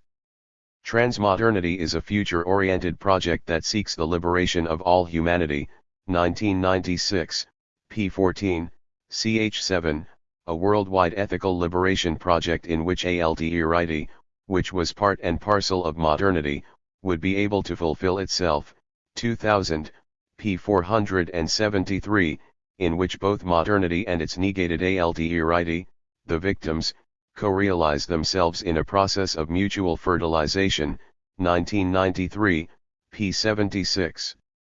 In short, transmodernity cannot be brought about from within modernity, but requires of the action and the incorporative solidarity of the subalternized groups, the objects of modernity's constitutive violence embedded in, among other features, the developmentalist fallacy. Rather than the rational project of a discursive ethics, transmodernity becomes the expression of an ethics of liberation. Mignolo's notions of border thinking, border epistemology, and pluritopic hermeneutics are important in this regard. They point at the need for a kind of thinking that moves along the diversity of historical processes, Mignolo 2001, p. 9. There are, to be sure, no original thinking traditions to which one can go back. Rather than reproducing Western abstract universals, however, the alternative is a kind of border thinking that engages the colonialism of Western epistemology, from the left and from the right, from the perspective of epistemic forces that have been turned into subaltern, traditional, folkloric, religious, emotional, etc., forms of knowledge, 2001, p. 11. Resituating Anzaldua's metaphor of the border into the domain of coloniality, Mignolo adumbrates the possibility of thinking otherwise, from the interior exteriority of the border. That is, to engage in border thinking is to move beyond the categories created and imposed by Western epistemology, p. 11. This is not just a question of changing the contents but the very terms of the conversation. It is not a question of replacing existing epistemologies either, these will certainly continue to exist and as such will remain viable as spaces of, and for, critique. Instead, what he claims is the space for an epistemology that comes from the border and aims toward political and ethical transformations, p. 11. Finally, while Mignolo acknowledges the continued importance of the monotopic critique of modernity by Western critical discourse, critique from a single, unified space, he suggests that this has to be put into dialogue with the critique, arising from the colonial difference, which constitutes border thinking.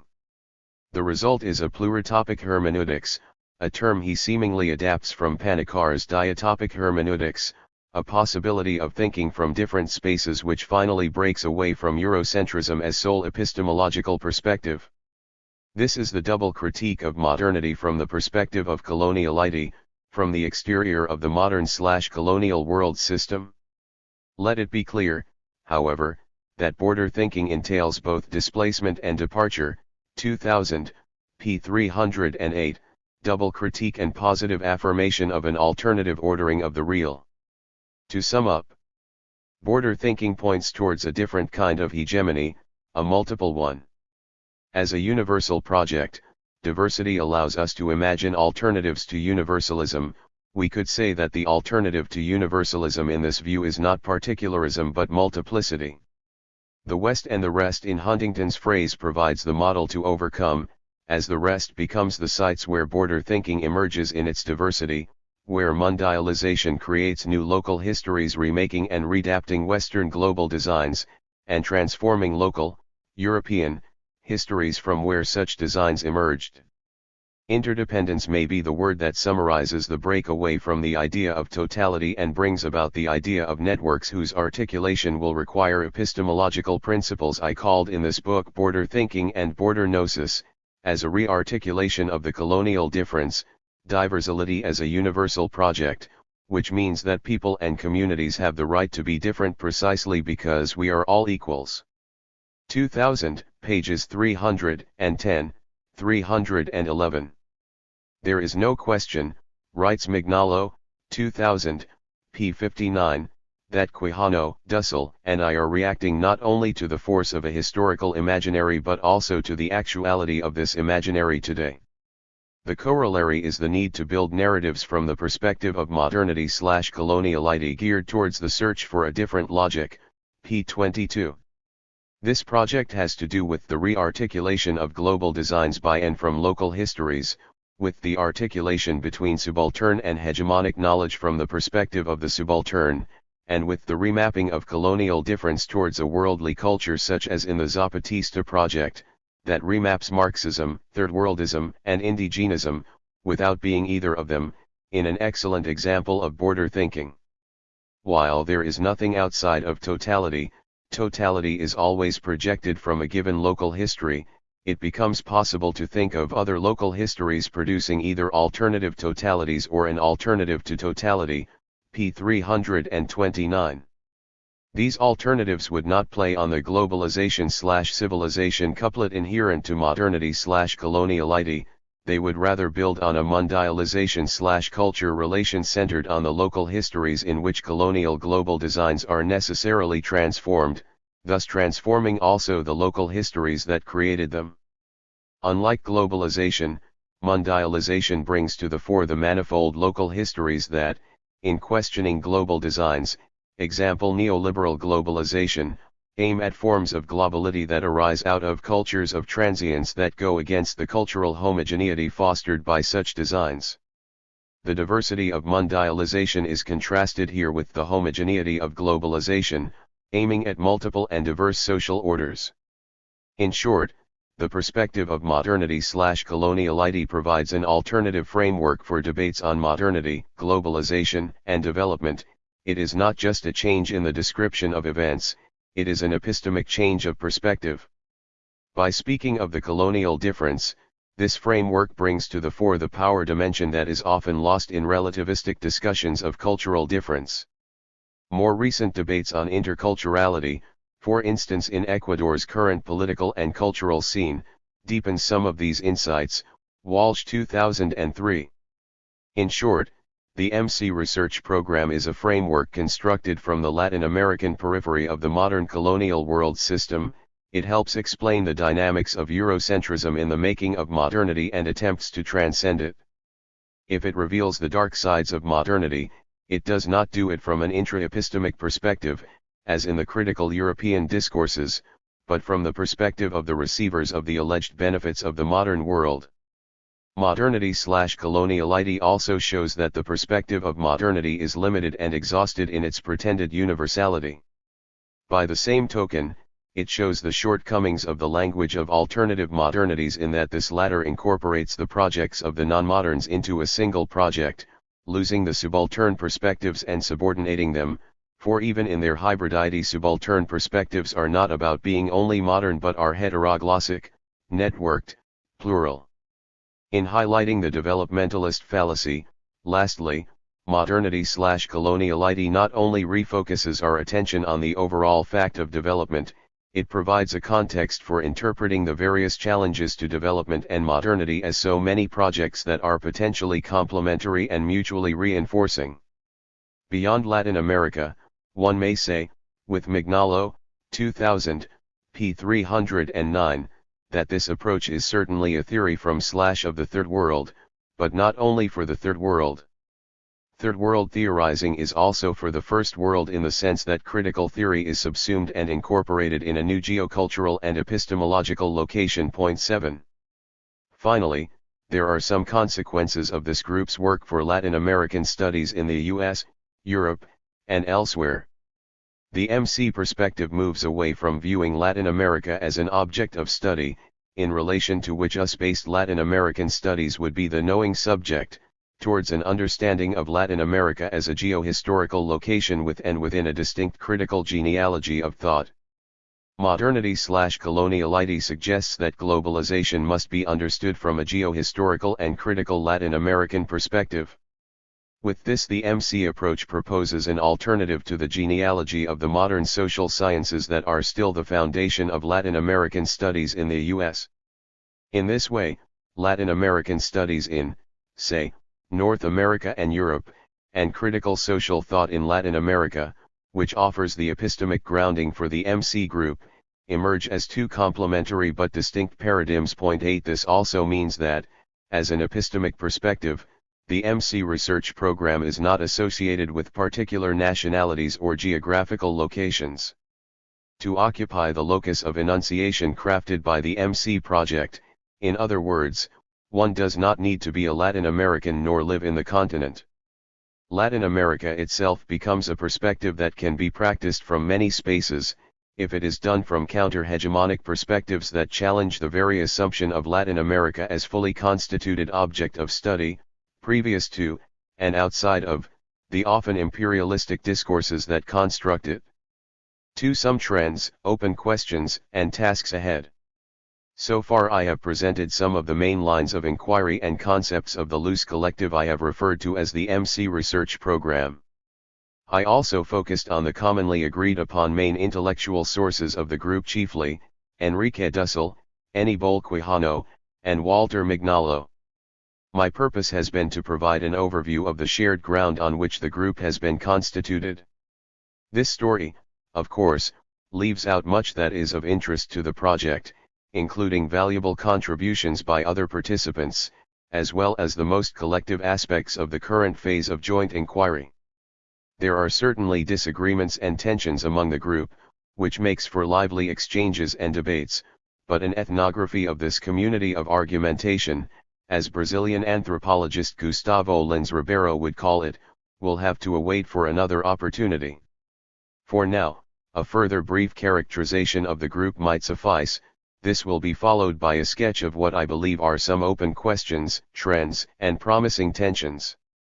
The Modernity/Coloniality Group. The MC Research Program Group can be tentatively characterized as follows. Note, this characterization is a more straightforward sociology of knowledge exercise than, say, an analysis of the discursive formation being mapped by MC. 1. It is largely interdisciplinary or, rather, transdisciplinary. Although philosophy, political economy, and literary theory have been salient, disciplines such as history, sociology, and anthropology are increasingly important. Other fields, such as feminist theory and political ecology, already begin to make inroads into the program.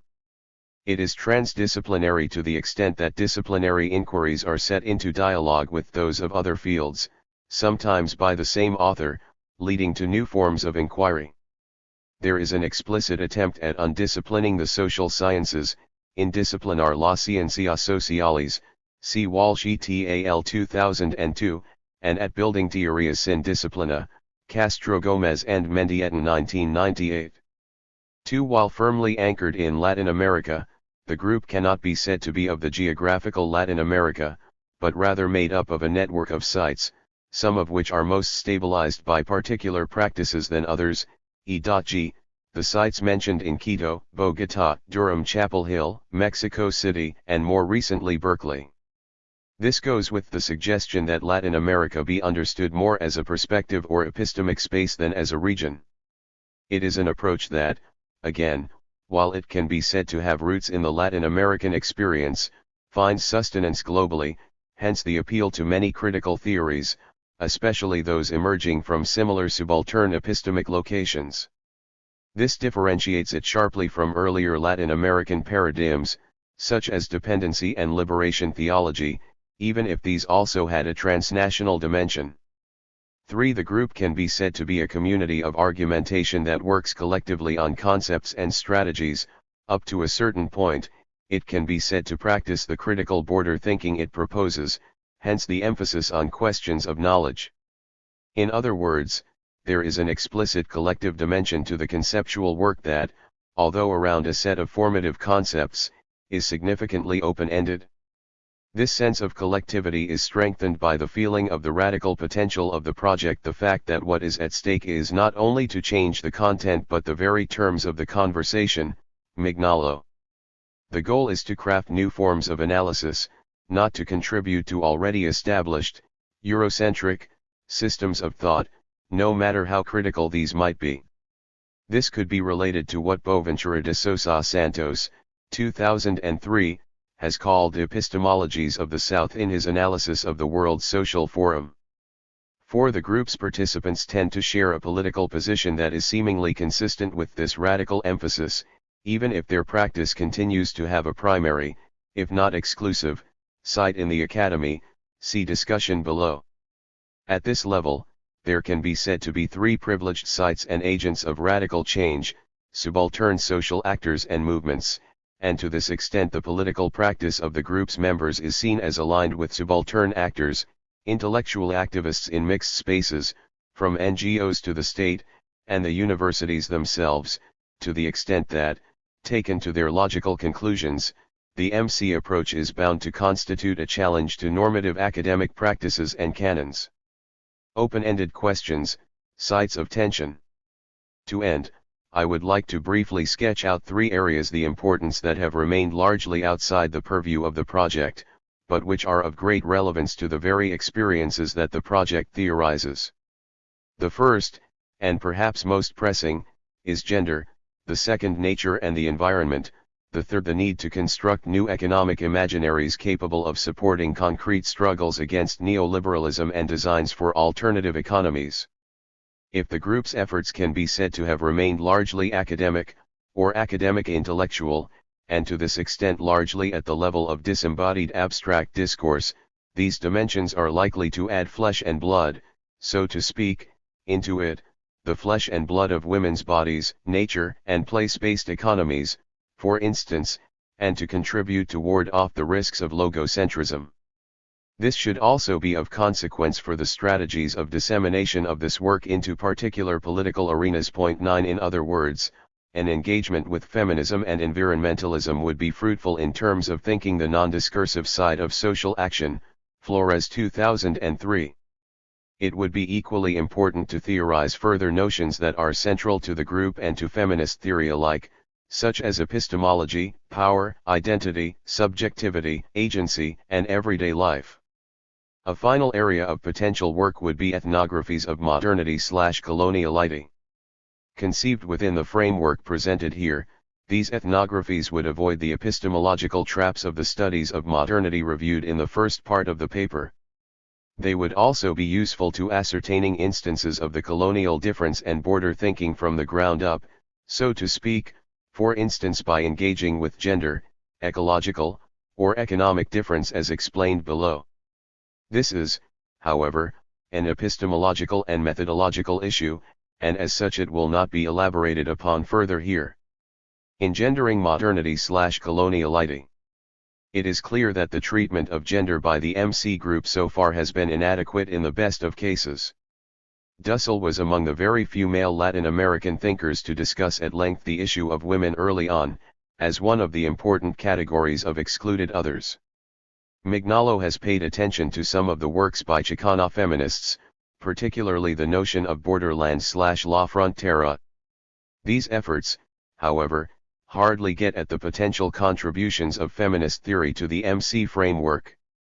The Finnish theologian and feminist theorist Elina Voula has pioneered the identification of the silence, particularly in connection with Dussel's work as a liberation theology scholar and other liberation theology frameworks, Voula 2000, 2002, 2003, in Press. Voula, 2002, finds hopeful Dussel's move to defining the object of liberation as the other, more than just the poor, and thus going beyond class, but she finds less encouraging the theologian's inability to identify the race and gender position of their theorizing and to respond to the challenges that arise when the objects become subjects in their own right. The other, in other words, is subsumed in a new kind of totality, a male-centered one, thus denying the existence of women in their alterity and difference. In a more recent text, and building on post-colonial and feminist theory, Voula, 2003, renews her call for taking seriously the heterogeneity and multiplicity of the subject of liberation, theology and philosophy, namely the poor and, one may add, the subaltern, in the MC project. In other words, she is calling for a politics of representation of the poor and the subaltern that fully acknowledges this multiplicity. In the case of women, this means addressing themes that have been absent from the discussion, such as violence against women, reproductive rights, and sexuality, and giving complete visibility to the agency of women. In other words, the subject of the colonial difference is not an undifferentiated, gender-neutral subject, or differentiated only in terms of race and class. There are differences in the way subaltern groups are objects of power and subjects of agency. To acknowledge this might change, to paraphrase, not only the contents but also the terms of the conversation. That women are other in relation to men and certainly treated as such by phallogocentric social and human sciences certainly should have consequences for a perspective centered precisely on exteriority and difference. What Voula points at is the fact that whereas the discourse of the, mostly male still, MC group is illuminating and radical in so many ways, and as such taken seriously by feminists, it largely excludes women and women's theoretical and political concerns. There seems to be a conflict here between discourse and practice as far as women is concerned. Finally, the feminist deconstruction of religious fundamentalism, something that is not well known in either feminist social science or the MC project, is also of relevance to the engendering of the MC project. As a broad political movement, transnational feminism, is developing new approaches to formulating intercultural criteria for human rights, especially women's rights, and for analyzing the truth claims on which these are based. Voula 2002. New works on transnational feminism deal with race, gender, and culture issues in ways that resonate with the concerns of the MC project. CE.G. Shohat 1998, Bahavana ETAL 2003. There are, actually, many points of actual or potential convergence between feminism and the theory of MC. This discussion is by no means exhaustive, but intended to show some possible points of connection. First, they both share the radical suspicion of universalist discourse. At this level, what needs to be understood is that modern discourse is also a masculinist discourse, as feminist philosophers and political theorists have shown since at least the late 1980s, see, example the well-known collection by Nicholson, 1990. There is convergence also at the level of the situated character of all knowledge, Yet in the feminist theory version, example Haraway's famous 1988 article, the situated knowledge comes with the realization of the necessarily partial character of all perspectives MC included. In other words, the critical subject position of the modernity/coloniality scholar is not beyond the scholar's gender. In refusing to locate himself/herself within feminism, the scholar is also missing the chance to engage in another thought, another subjectivity, or subjectivity otherwise. To paraphrase Ranjit Guha, the scholar would be reducing women's agency to another history with another, male, subject. He would then be complicit with the prose of counterinsurgency. As Voula puts it, in speaking of Walter Mignolo's notions of pluritopic hermeneutics and pluriversality as goals to be embraced, it is easy to see how this project has been present in liberation theology from its beginning. However, it is less clear how liberation theologians have been able to conceptualize and differentiate that from where. One should always be willing to look at one's own truth claims and positions with the critical eyes of others. 2003, p. 7. Beyond liberation theology, what would opting for women bring to the MC research program? Of course, it should be clear that talking about women is only part of the story. A gender perspective demands situating this talk in contexts of power, particularly power relations between women and men, including power relations within the academy. Given the relationality of gender, it has to be recognized that the subject of the colonial difference is not autonomous but relational. This pertains as much to women as to men. At stake here is the possibility of deepening the MC project's concern with epistemology through an engagement with the sophisticated and politically minded debate on feminist epistemology and positionality, example Alcoff 1988, 1991. The notion of women's positionality suggests that women utilize their subject positions for the construction of meaning in ways that cannot be fully ascertained from another perspective. The emphasis on epistemology and positionality is of course linked to a reflection on gender inequality, an aspect that, again, is fully consistent with MC theory. Feminist ethnography has taken on these challenges in an interesting direction by articulating the analysis of women's empowerment with tactics of voicing, writing, and representation. See E.G. Beer and Gordon 1995. Besides and beyond the more established modes of academic writing, which are necessarily entangled with logocentric practices, can one write differently about the subjects whose non-Eurocentric perspectives one expects to contribute bringing into light? And how do we put our writings into circulation in those very spaces where the colonial difference is being reworked daily through social practices? In doing so, feminist ethnography has taken clues from post-structuralism and also from writings by women of color in the US and elsewhere, particularly the work of Gloria Anzaldúa and Cherry Moraga. This bridge we call home, the recent volume in this tradition, Anzaldúa and Keating 2003, poses new challenges for feminist theory and MC theory alike. Moving from victimhood to agency, and recognizing the persistent condition of living on tres mundos, hence the need for bridge building, which is also a home building and community building. The Nepenthe Lyras in this volume are border thinkers that make connections for social change. They do so out of an act of will and an act of love, and as a promise to be present with the pain of others without losing themselves in it. Anzaldúa 2003, p. 4. Their technologies of crossing are technologies for recognizing power and for going beyond, for shifting to other modes of consciousness and being, for a new hermeneutics of love. Sandoval 2003. Strategies of knowledge, writing and representation are again central to this internationalist feminist project, now focused on agency, connection, and construction of social, cultural and natural worlds. Point 10. Besides issues of power and epistemology, feminist theory's concerns with subjectivity and identity would be crucial areas of engagement. No contemporary theory has radicalized these concepts as much as queer theory. This theory has eloquently shown that the constituent elements of gender and sexual identities are never monolithic, but more the result of weavings, overlaps, dissonances, gaps and possibilities. Queer names the radical contestation of the norm, and here I am suggesting the norm of heterosexism, patriarchy, modernity, and coloniality. It can be said that queer signals the identity without essence par excellence, and it thus becomes the site of both historical analysis and future imaginings.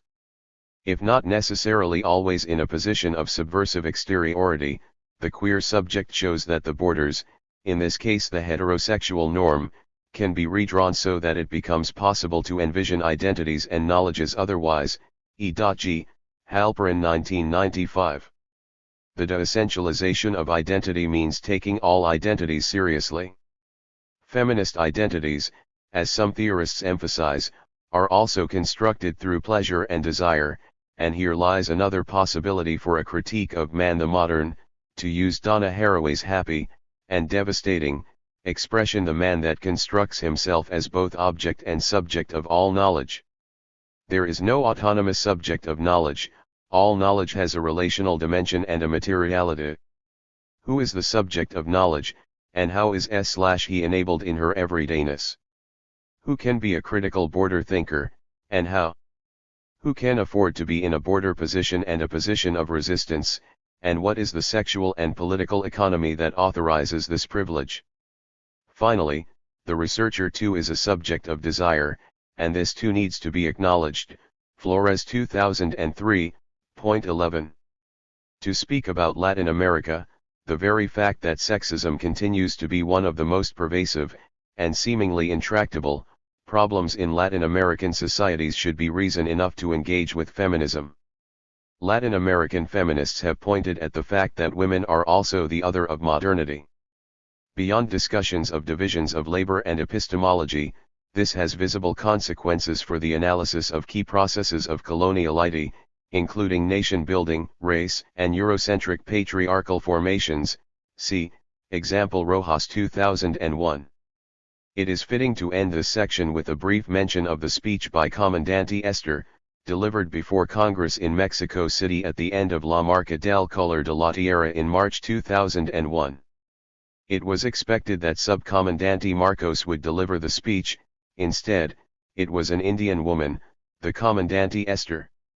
After initial hesitancy and difficulties in incorporating the voices and demands of women so that women were still constructed as supplements, Velázquez 1998, it seemed that the Zapatista had finally arrived at the recognition of the central place of indigenous women in both society and the struggle. A few days earlier, in Jichitan, Comandante Esther had already referred to the triple discrimination confronted by Indian women as Indian, woman, and poor. Engaging in a double critique in her Mexico City speech, Comandante Esther discussed the Leyes Revolucionarias de la Mujer, intended to eliminate all discriminatory practices from within and from without. She spoke at length of the forms of discrimination of women in daily life arising from both the communities and the nation, as well as of the indigeno-cultural practices that need to be preserved. In this way, the march made visible the invisible, and representable the unrepresentable, Indian women speaking and demanding before the law. Is it possible for the law to hear them? In which language, through which discourse do they have to make clear what they want, to be Indian, to be women and to be Mexican? Velázquez 2002, p. 52. There are, again, clear implications from this call for the modernity/coloniality research program. The crucial question is, can the subaltern woman speak through MC theorizing? If not, what is the cost of this silence? What sort of translations and mediations are at stake? Some of the questions raised here could easily emerge from the MC framework. To this extent, it would be important for feminists to think about the contributions that the MC project could make to theorizing gender and difference. It is true that after the critiques by women of color and third world women in the 1980s, allegedly universal feminisms have been more aware of the race and culture dimensions in the dynamic of gender. However, varieties of Eurocentrism continue to be pervasive in a number of feminist positions. The language of colonial difference brings this issue into new light.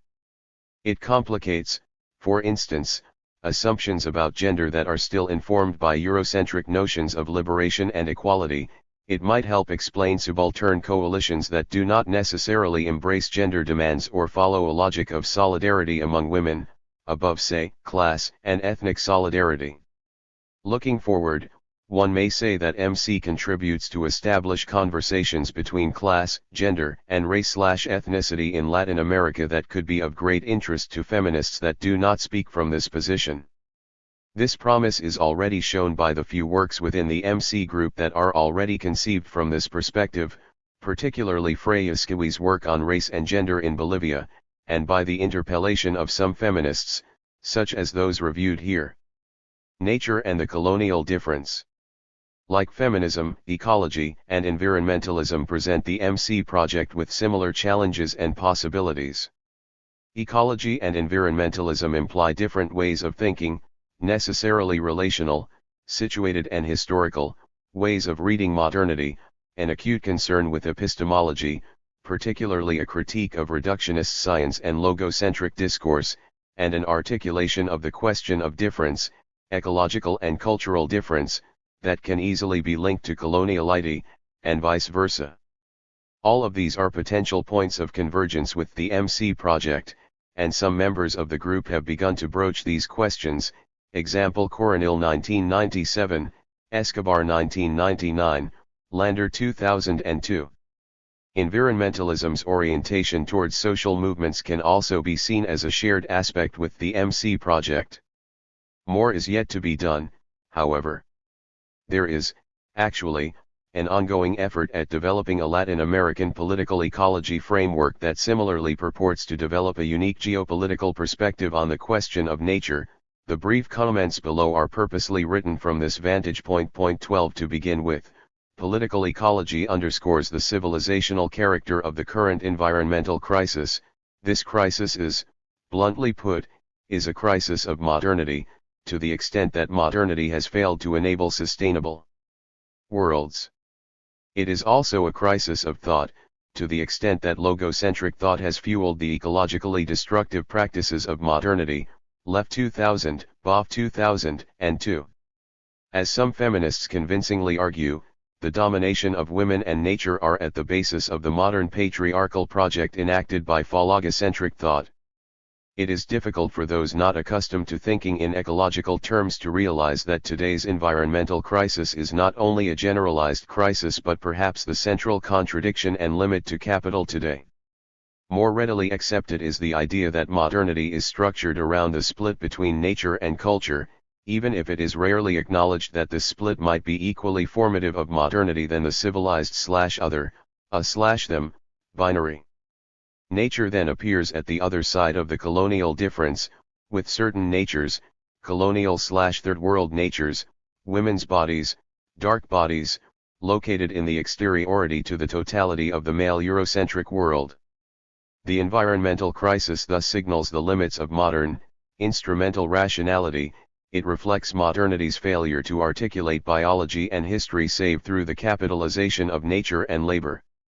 What ensued was a regime of capitalist nature that subalternized all other articulations of biology and history, of nature and society, particularly those that enact through their local models and practices of the natural a culturally established continuity, as opposed to a separation, between the natural, human, and supernatural worlds. These local models of the natural are at the basis of environmental struggles today. In this way, these struggles need to be seen as struggles for the defense of cultural, ecological, and economic difference. Left 2000, Escobar 1999. Ethno-ecological social movements are very clear about this. Here lies another type of critical border thinking that needs to be taken into account. In a more prospective way, the Latin American political ecology effort attempts to construct an ethics and culture of sustainability. This entails the rethinking of production towards a new environmental rationality, and a dialogue among forms of knowledge towards the construction of novel environmental rationalities. This ecology's ethical perspective on nature, life, and the planet entails a questioning of modernity and development, indeed an irrefutable indictment of the developmentalist fallacy. By privileging subaltern knowledges of the natural, This political ecology articulates in unique ways the questions of diversity, difference, and interculturality with nature, of course, occupying a role as actor and agent. At stake here is a cultural politics of difference that goes beyond the deconstruction of anthropologocentrism. It aims at the cultural reappropriation of nature through political strategies such as those of social movements. According to this group, there is an emergent Latin American environmental thought that builds on the struggles and knowledges of indigenous, peasants, ethnic and other subaltern groups to envision other ways of being with a multiplicity of living and non-living beings, human and not. Respecting the specificity of place-based cultures and peoples, it aims at thinking about the reconstruction of local and regional worlds in more sustainable ways. Rethinking the economy, in the concrete. The combined processes of modernity and coloniality can be seen as projects for the radical reconversion of human and biophysical ecologies worldwide. One may speak about a systematic project of cultural, ecological, and economic reconversion along Eurocentric lines. Conversely, one may consider the need to build on practices of cultural, ecological, and economic difference for concrete projects of world transformation for worlds and knowledges otherwise. This helps give flesh and blood to the colonial difference and global coloniality. While these processes have to be advanced at the same time, there seems to be a pressing need to come up with new economic imaginaries that enable effective and practical resistance to the seemingly overpowering imaginary of the market sanctified by neoliberal globalization, Hinckelammert's age of the total market. Ethnographically, we can follow in the wake of ecological anthropologists documenting practices of ecological difference, which, coupled with the political intellectual strategies of social movements, could feed into concrete projects of alternative eco-cultural designs and world construction. Theoretically, we are ill-equipped for the task. Part of the answer lies in the fact that political economy analyses have made invisible practices of economic difference. Given the totalizing and capitalocentric tendencies of their discourses, these analyses have, in short, tended to reduce all economic forms to the terms of the same, namely, capital itself, Gibson-Graham 1996. That ecology and the body are ineluctably attached to place, even if not place-bound, seems easy to accept. Less clear is that thinking about economic difference and alternative economic imaginaries should also have a place-based dimension. Let us see why, in a way that enables us to introduce a place-based dimension to the coloniality of power and the colonial difference. Place, after all, is the site of the subaltern par excellence, the excluded dimension of modernity's concern with space, universality, movement, and the like. It would then make sense to emplace the MC project in more than a metaphorical way. This point is driven home by a project on women and the politics of place that brings together gender, ecology, and economy into one theoretical political framework. Point 13. In writing about this project, Julie Graham and Catherine Gibson introduce the notion of economic difference and the idea of emplacement, building on the disintegrated and disorganized, but globally emplaced, political imaginary of second-wave feminism, in the following way. Women and the Politics of Place, Harcourt and Escobar 2002, builds on that ground of feminist politics, extending the idea of a politics of ubiquity by emphasizing its ontological substrate, a vast set of disarticulated places, households, social communities, ecosystems, workplaces, organizations, bodies, public arenas, urban spaces, diasporas, regions, occupations related analogically rather than organically and connected through webs of signification. If women are everywhere, a woman is always somewhere, and those somewheres are what the project is interested in, places being created, strengthened, defended, augmented, transformed by women. It is as though the identity category, woman, were to be addressed through contextualization or emplacement, and the feminist question had become what might a politics of the emplacement be. Not a politics of the category, or of identity per se, but a politics of the production of subjects and places. A politics of becoming in place. Gibson-Graham 2003. From an MC perspective, it can be said that place here serves as an epistemic perspective that can be occupied by many subjects.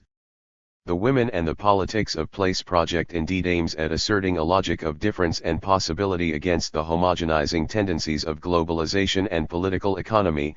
It seeks to make visible a landscape of cultural, ecological, and economic differences. To this extent, there is certain convergence here between the projects of feminism, ecology, and alternative economies, and this convergence is articulated around the politics of place.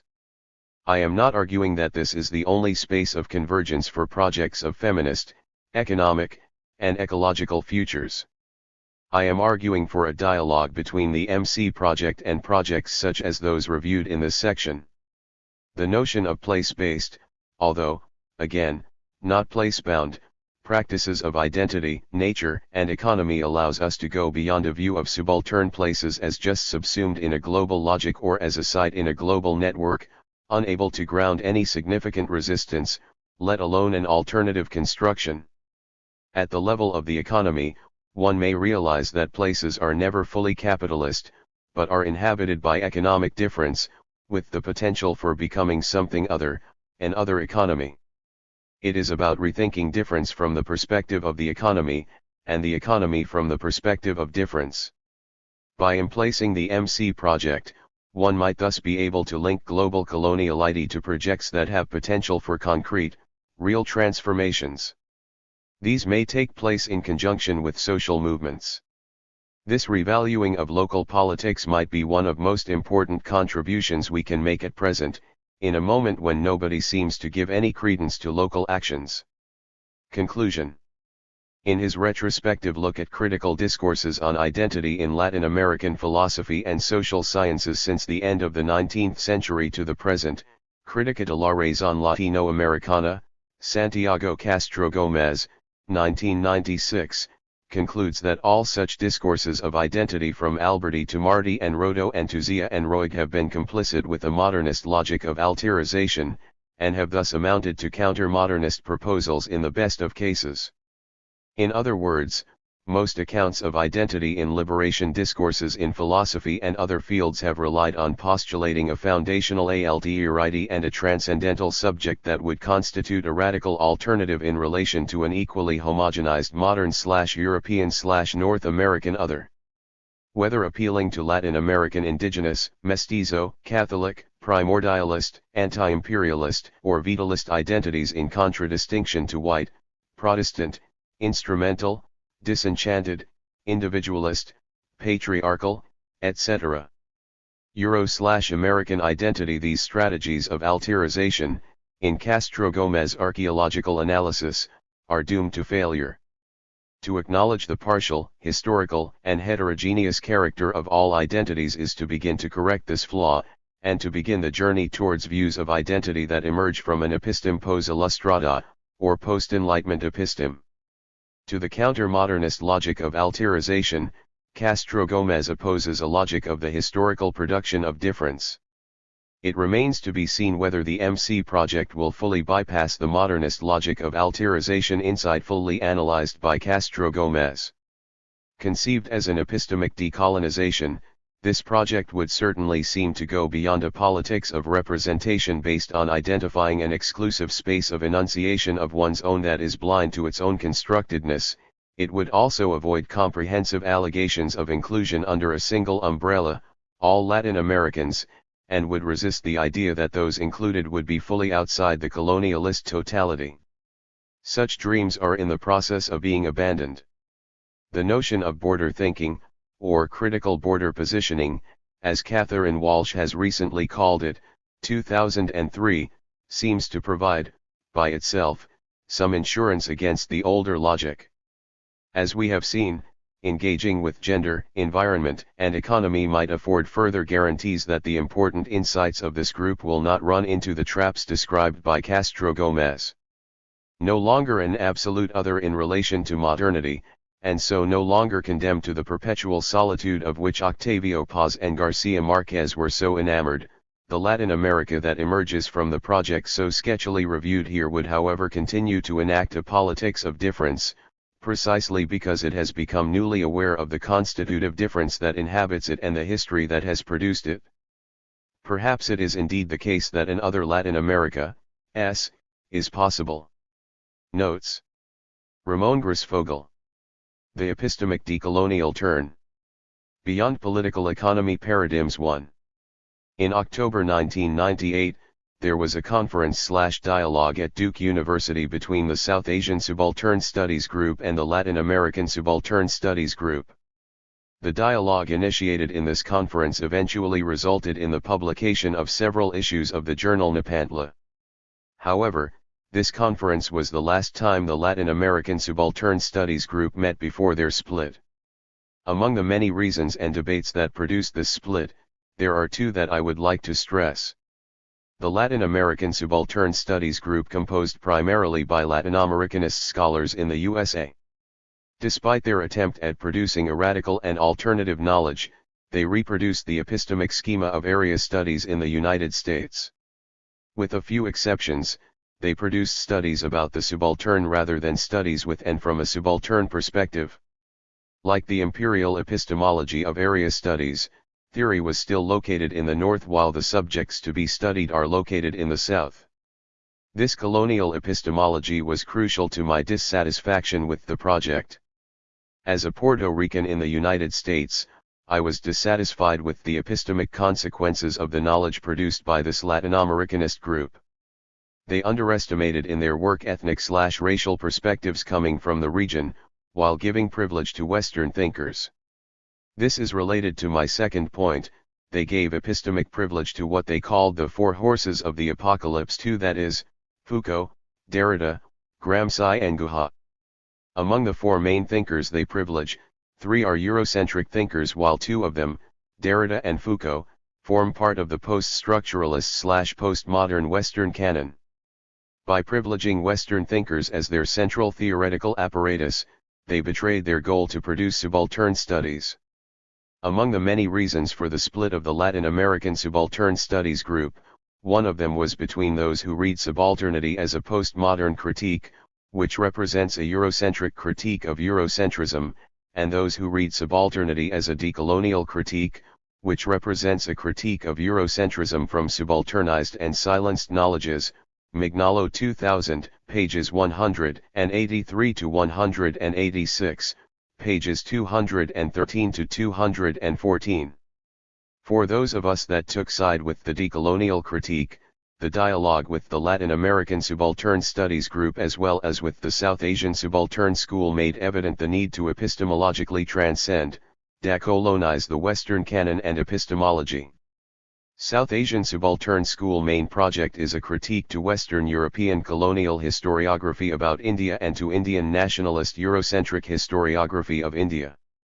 But by using a Western epistemology and privileging Gramsci and Foucault, constrained and limited the radically of their critique to Eurocentrism. Although they represent different epistemic projects, the South Asian Subaltern School privilege of Western epistemic canon overlapped with the sector of the Latin American Subaltern Studies Group that sided with postmodernism. However, with all its limits, South Asian Subaltern Studies Group was part of an intellectual movement known as post-colonial critique, a critique of modernity from the global South, as opposed to the Latin American Subaltern Studies Group postmodern critique, a critique of modernity from the global North. Mignolo 2000. These debates made clear to us the need to decolonize not only subaltern studies but also post-colonial studies. Grisfogel 2006. This is not an essentialist, fundamentalist, anti-European critique. It a perspective that is critical of both Eurocentric and Third World fundamentalisms, colonialism and nationalism. What all fundamentalisms share, including the Eurocentric one, is the premise that there is only one sole epistemic tradition from which to achieve truth and universality. However, my main points here are three. 1. That a decolonial epistemic perspective requires a broader canon of thought than simply the Western canon, including the left Western canon. 2.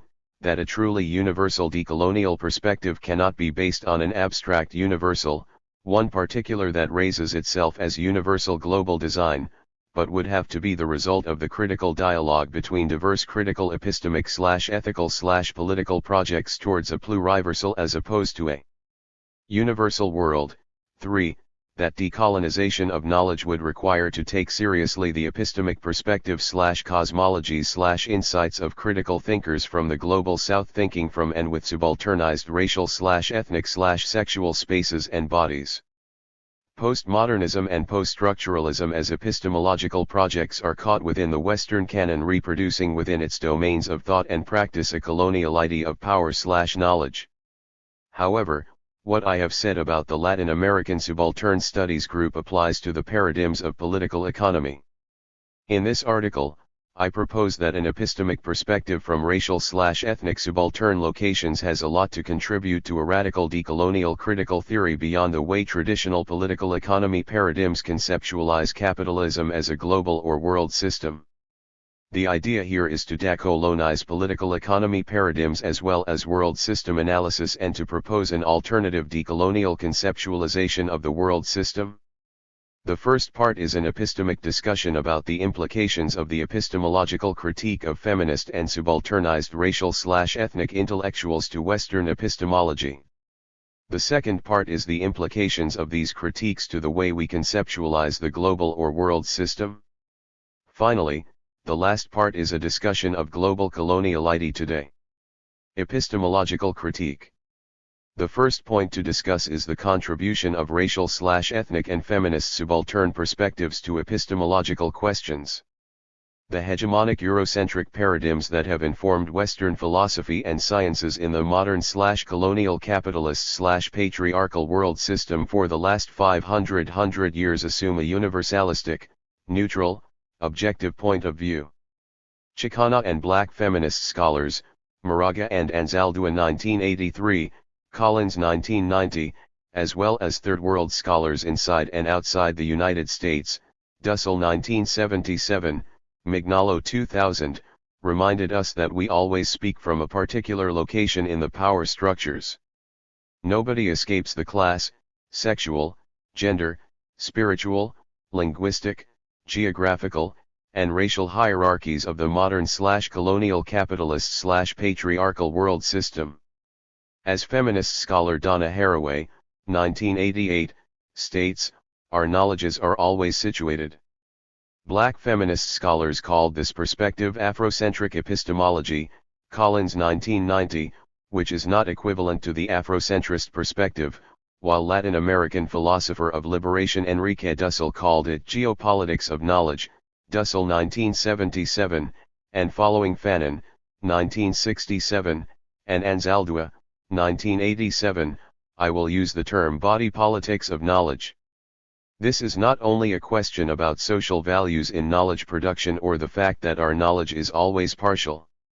The main point here is the locus of enunciation, that is, the geopolitical and body political location of the subject that speaks. In Western philosophy and sciences, the subject that speaks is always hidden, concealed, erased from the analysis. The ego politics of knowledge of Western philosophy has always privileged the myth of a non-situated ego. Ethnic/racial/gender/sexual epistemic location and the subject that speaks are always decoupled. By delinking ethnic/racial/gender/sexual epistemic location from the subject that speaks, Western philosophy and sciences are able to produce a myth about a truthful universal knowledge that covers up, that is, conceals who is speaking, as well as the geopolitical and body political epistemic location in the structures of colonial power/knowledge from which the subject speaks. It is important here to distinguish the epistemic location from the social location. The fact that one is socially located in the oppressed side of power relations, does not automatically mean that he/she is epistemically thinking from a subaltern epistemic location. Precisely, the success of the modern/colonial world system consists in making subjects that are socially located in the oppressed side of the colonial difference, to think epistemically like the ones on the dominant positions. Subaltern epistemic perspectives are knowledge coming from below that produces a critical perspective of hegemonic knowledge in the power relations involved. I am not claiming an epistemic populism where knowledge produced from below is automatically an epistemic subaltern knowledge.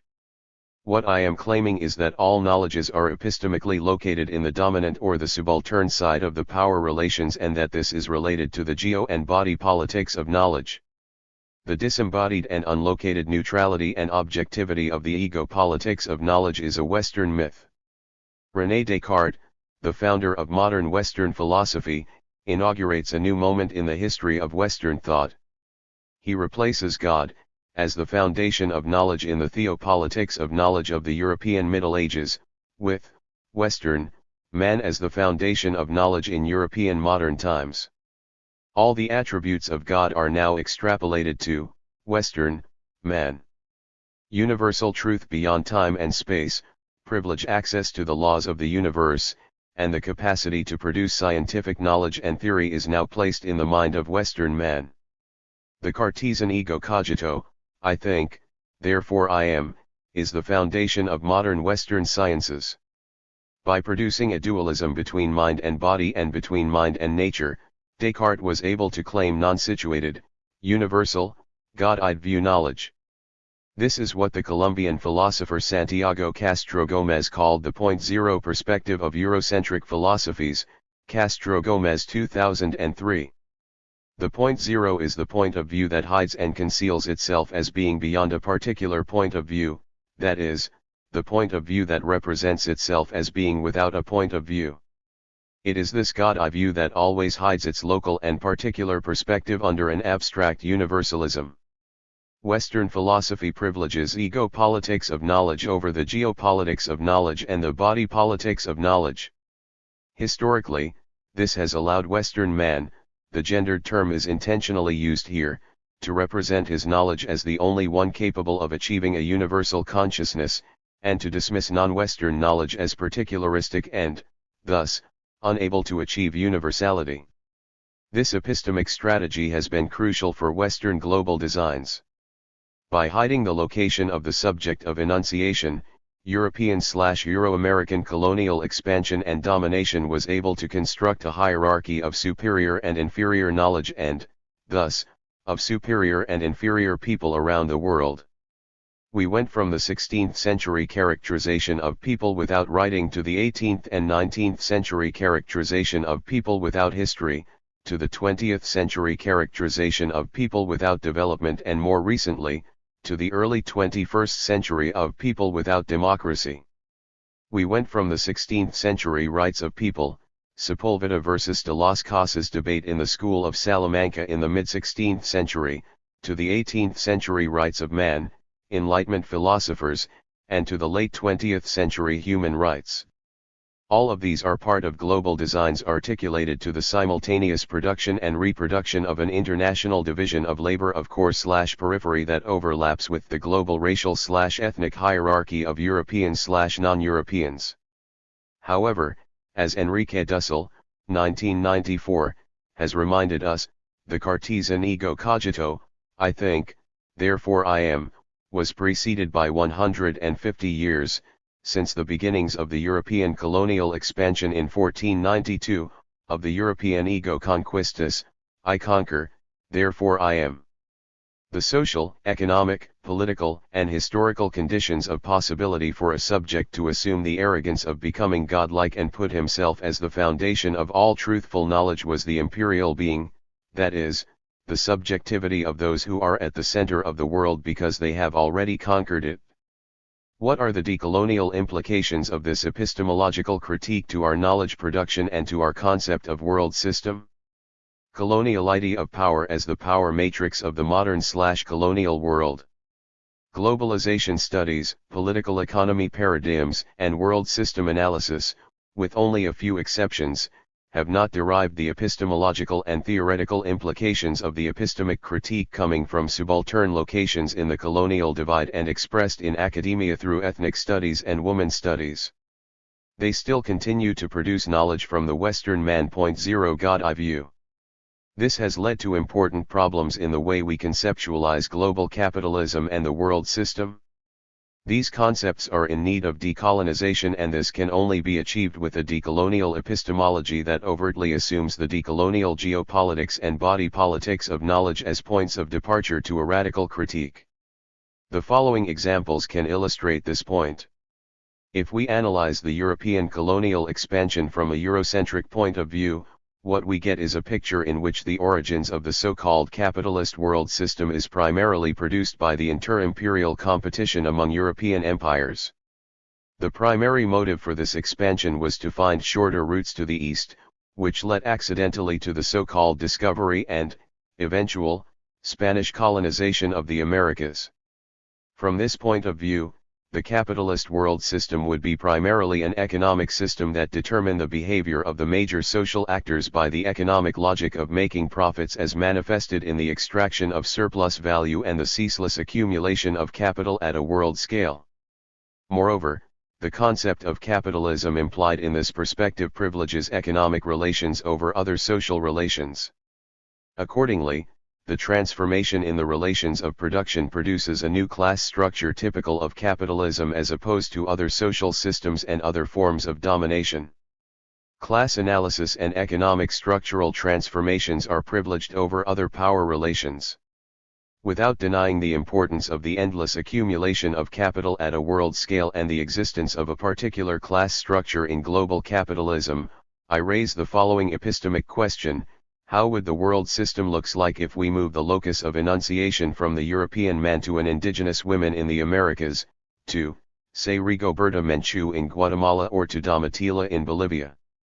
I do not pretend to speak for or represent the perspective of these indigenous women. What I attempt to do is to shift the location from which these paradigms are thinking.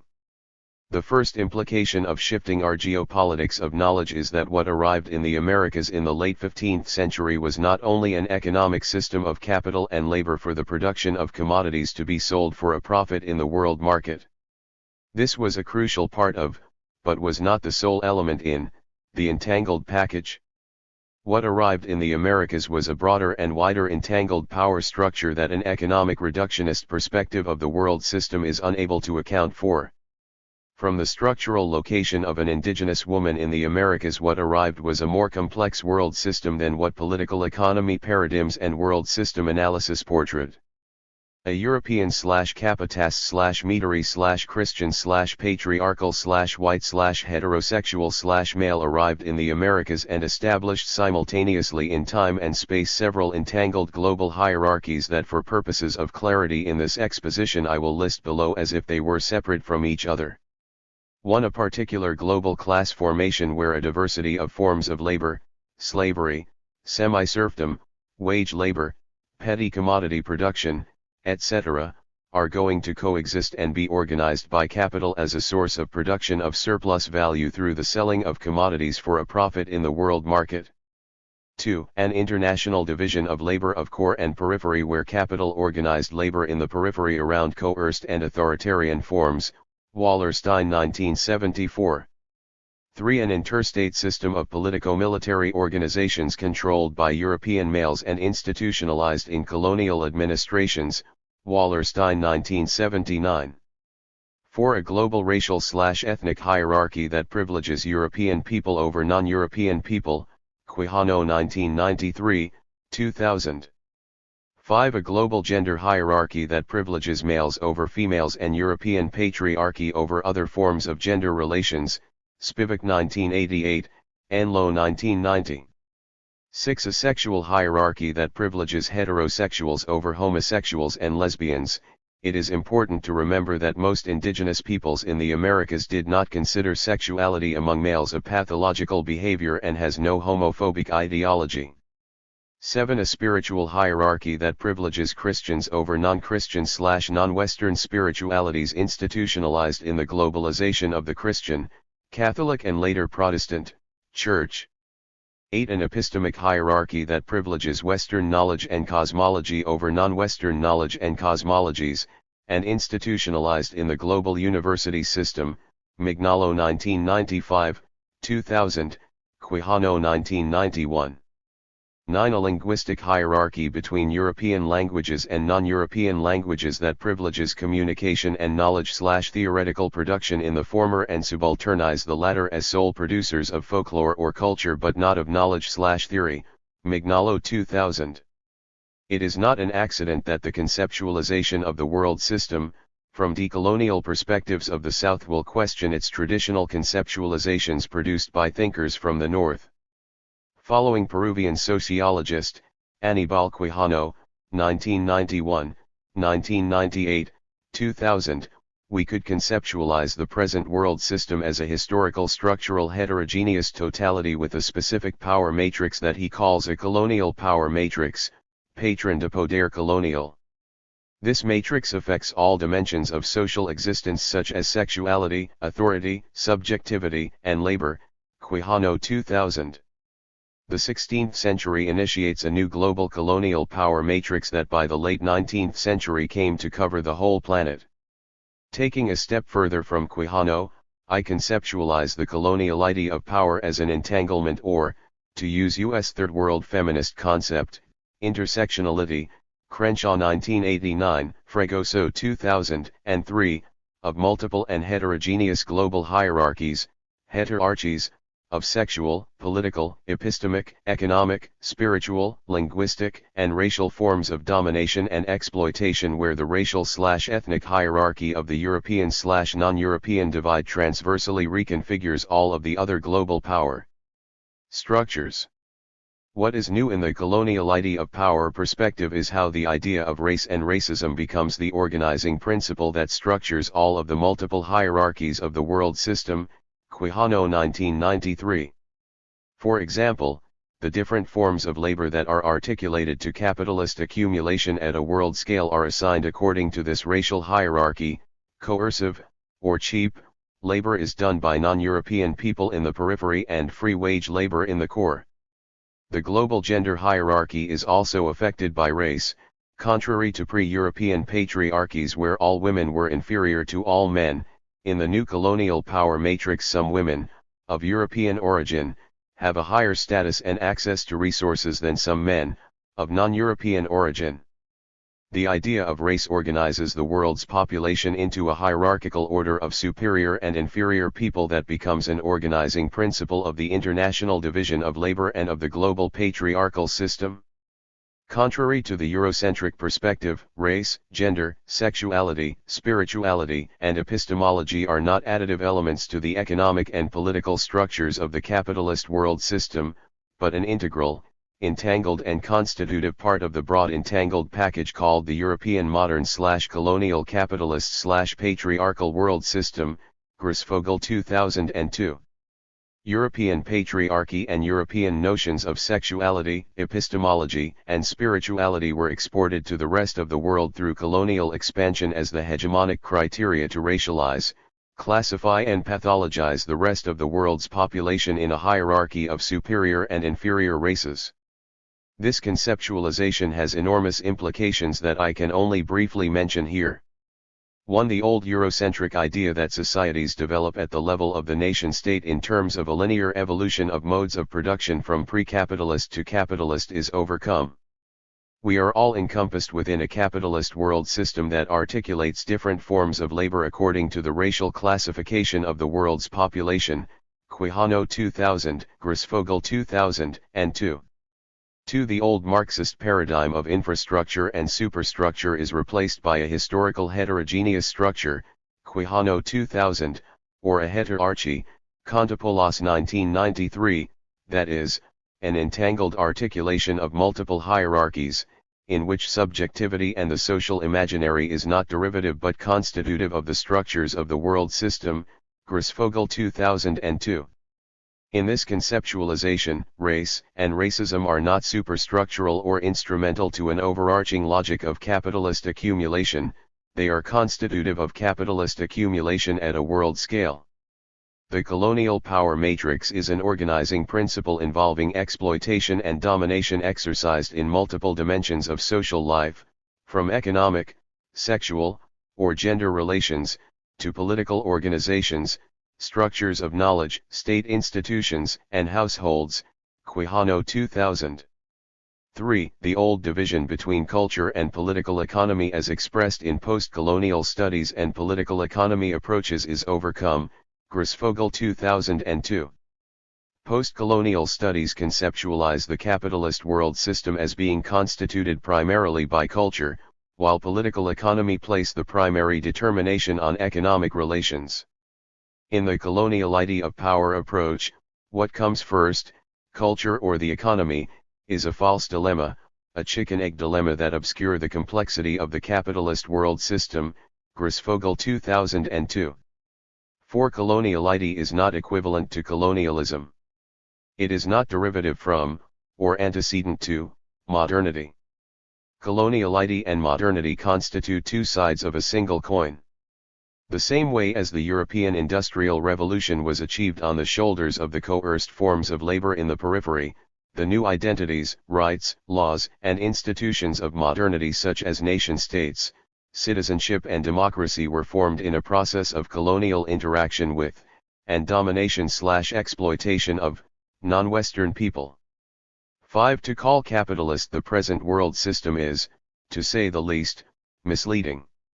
Given the hegemonic Eurocentric common sense, the moment we use the word capitalism people immediately think that we are talking about the economy. However, capitalism is only one of the multiple entangled constellations of colonial power matrix of the European modern/colonial capitalist/patriarchal world system. It is an important one, but not the sole one.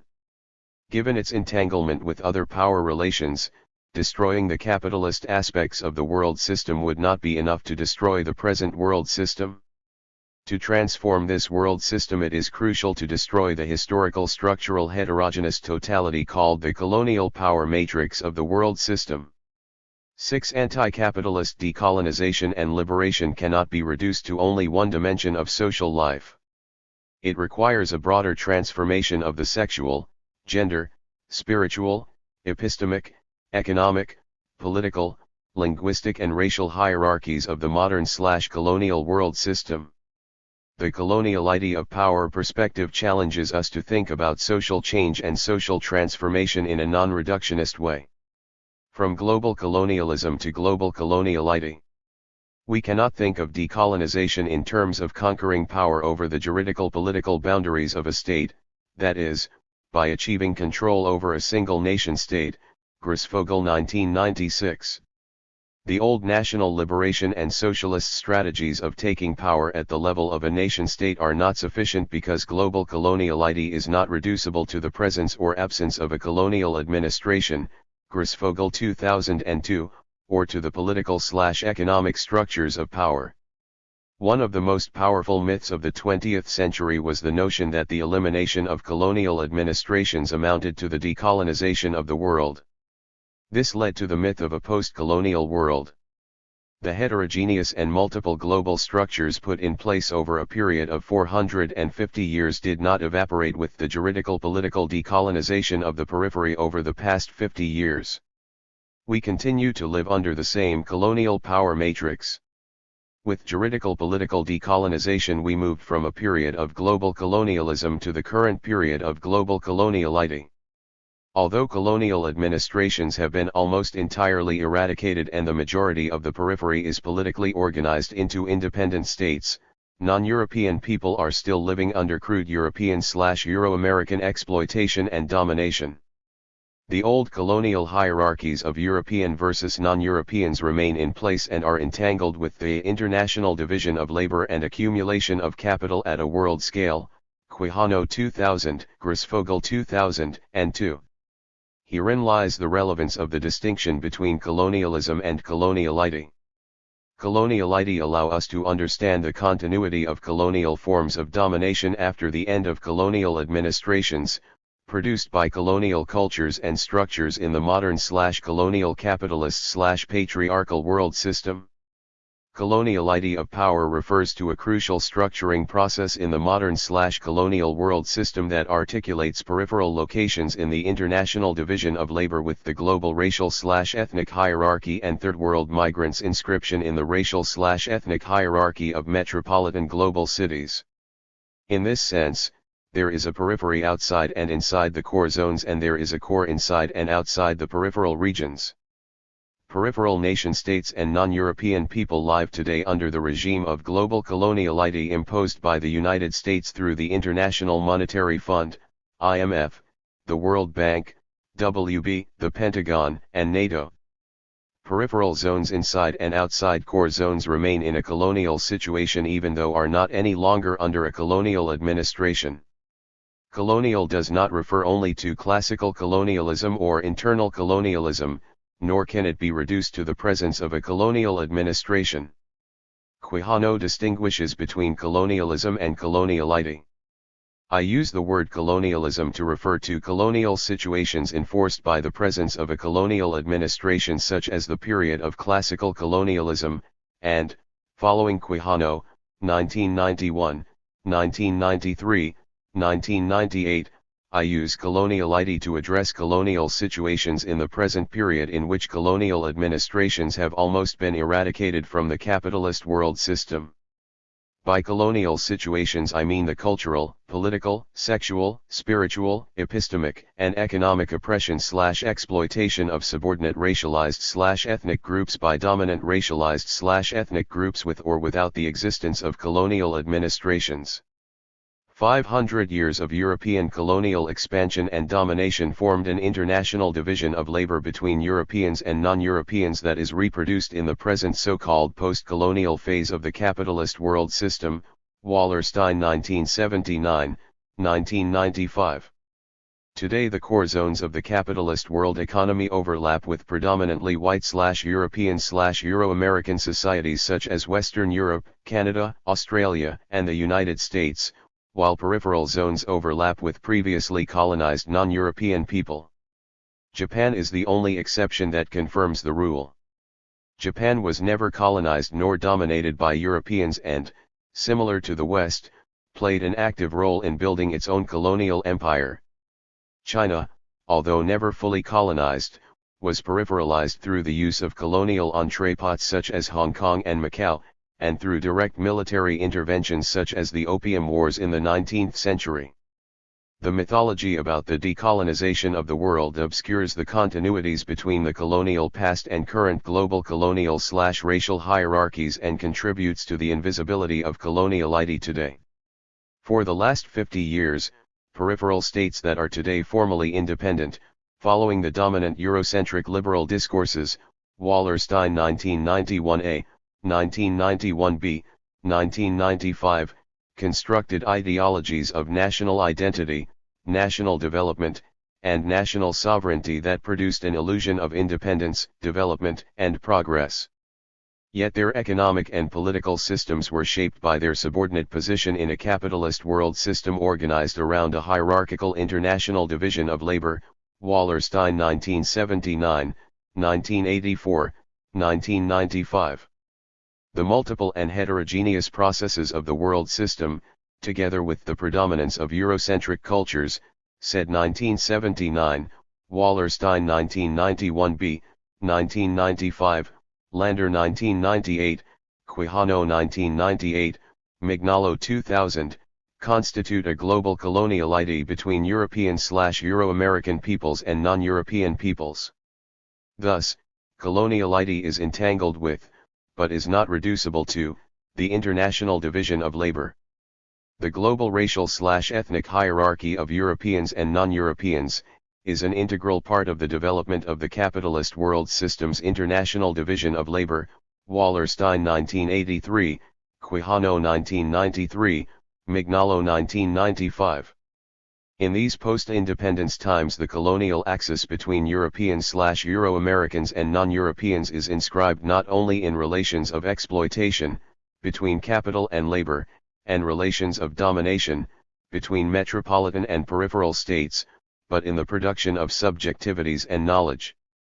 In sum, part of the Eurocentric myth is that we live in a so-called post-colonial era and that the world and, in particular, metropolitan centers, are in no need of decolonization. In this conventional definition, coloniality is reduced to the presence of colonial administrations.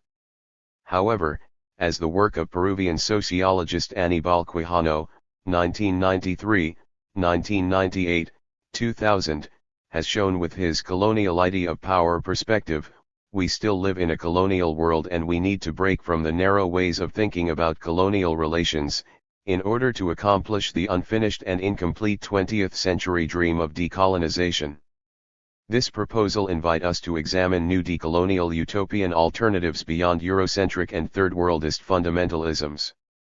Catherine Walsh. Shifting the Geopolitics of Critical Knowledge. Decolonial Thought and Cultural Studies. Others in the Andes. Let's go, comrades. The European game is definitely finished. It is necessary to find something else. Frantz Fanon, 1963.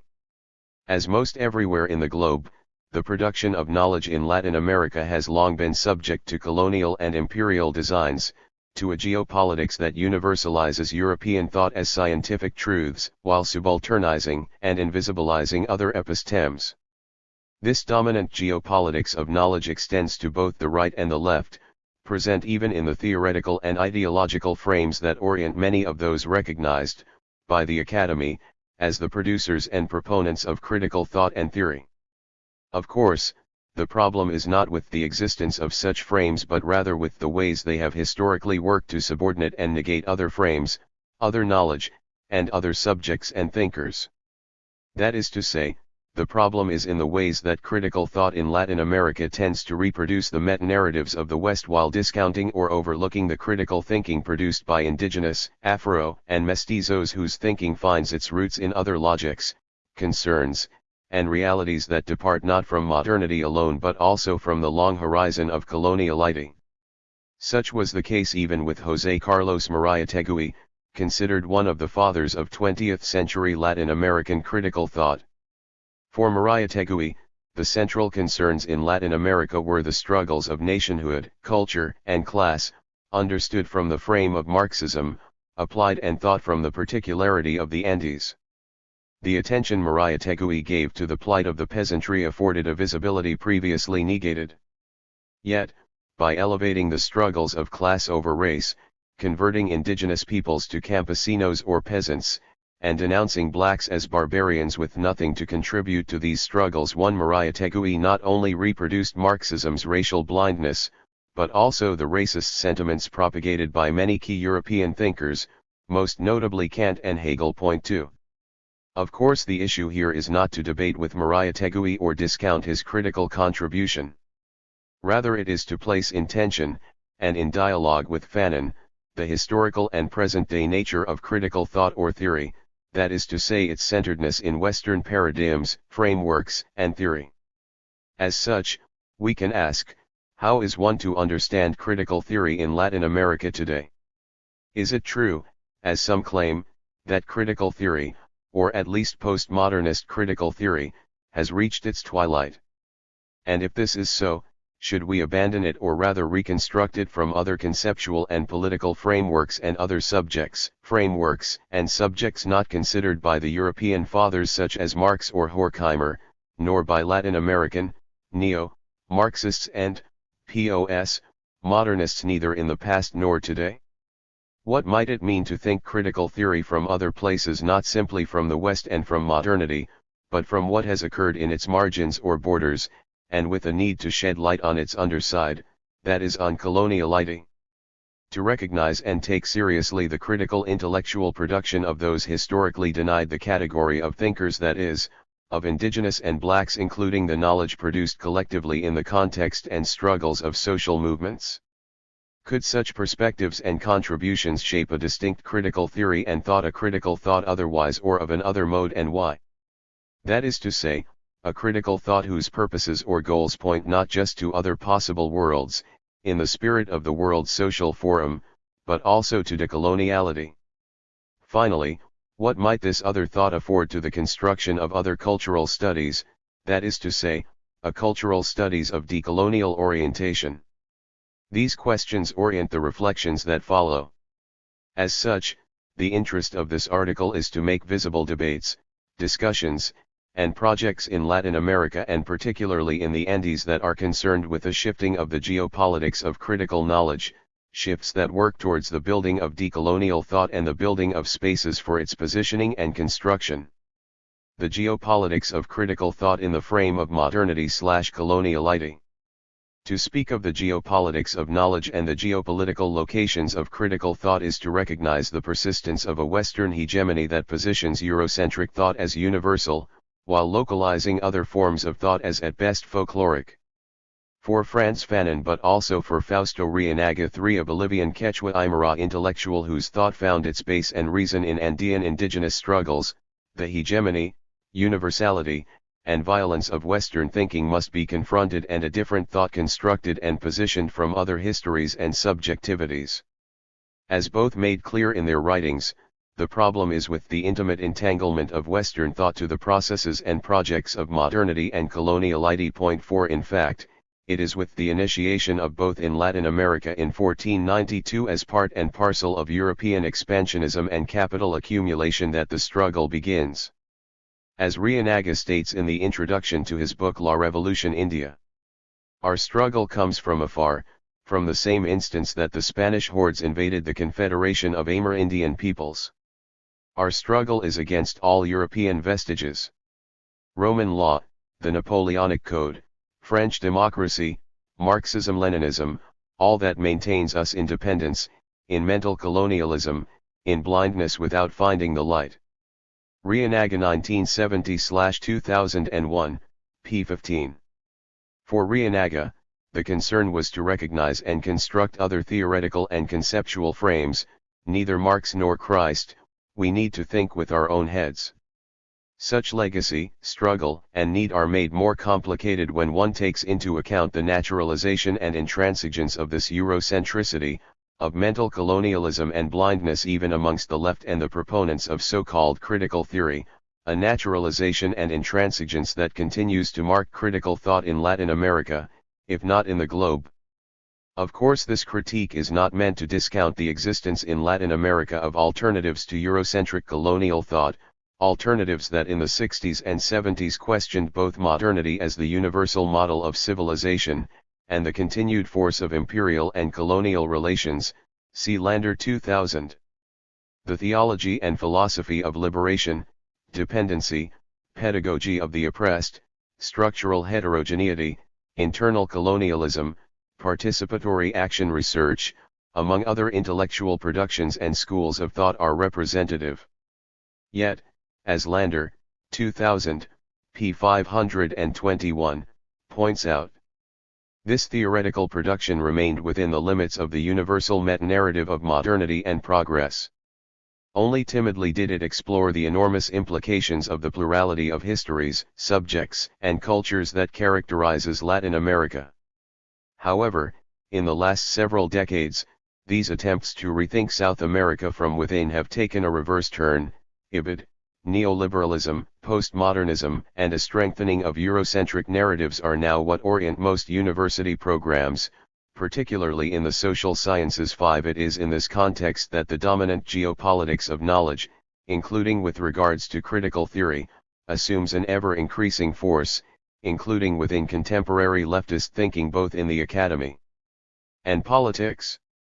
Here one can witness a renewed centrality of certain European thinkers and schools of thought and a conspicuous absence of the colonial experience. This was made clear in the working tables on the reconstruction of critical revolutionary thought during the Social Forum of the Americas held in Quito, Ecuador in July 2005.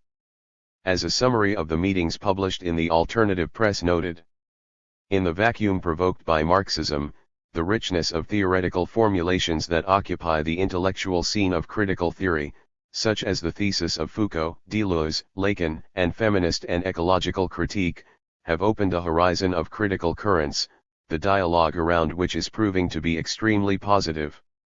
Moriano 2004. The reference to these critical currents without consideration of Latin American critical currents of thought including those produced within, in relation to, and by indigenous and Afro-social movements and their intellectuals 6 raises questions such as, who produces critical knowledge, for what purposes, and with what recognition? Asked differently, whose critical knowledge? For whom? Why and for what uses? And, What in fact is meant by critical? With reference to this latter question, Horkheimer's influence continues to be central. Horkheimer's contribution in 1937 was to the distinction between traditional and critical theory.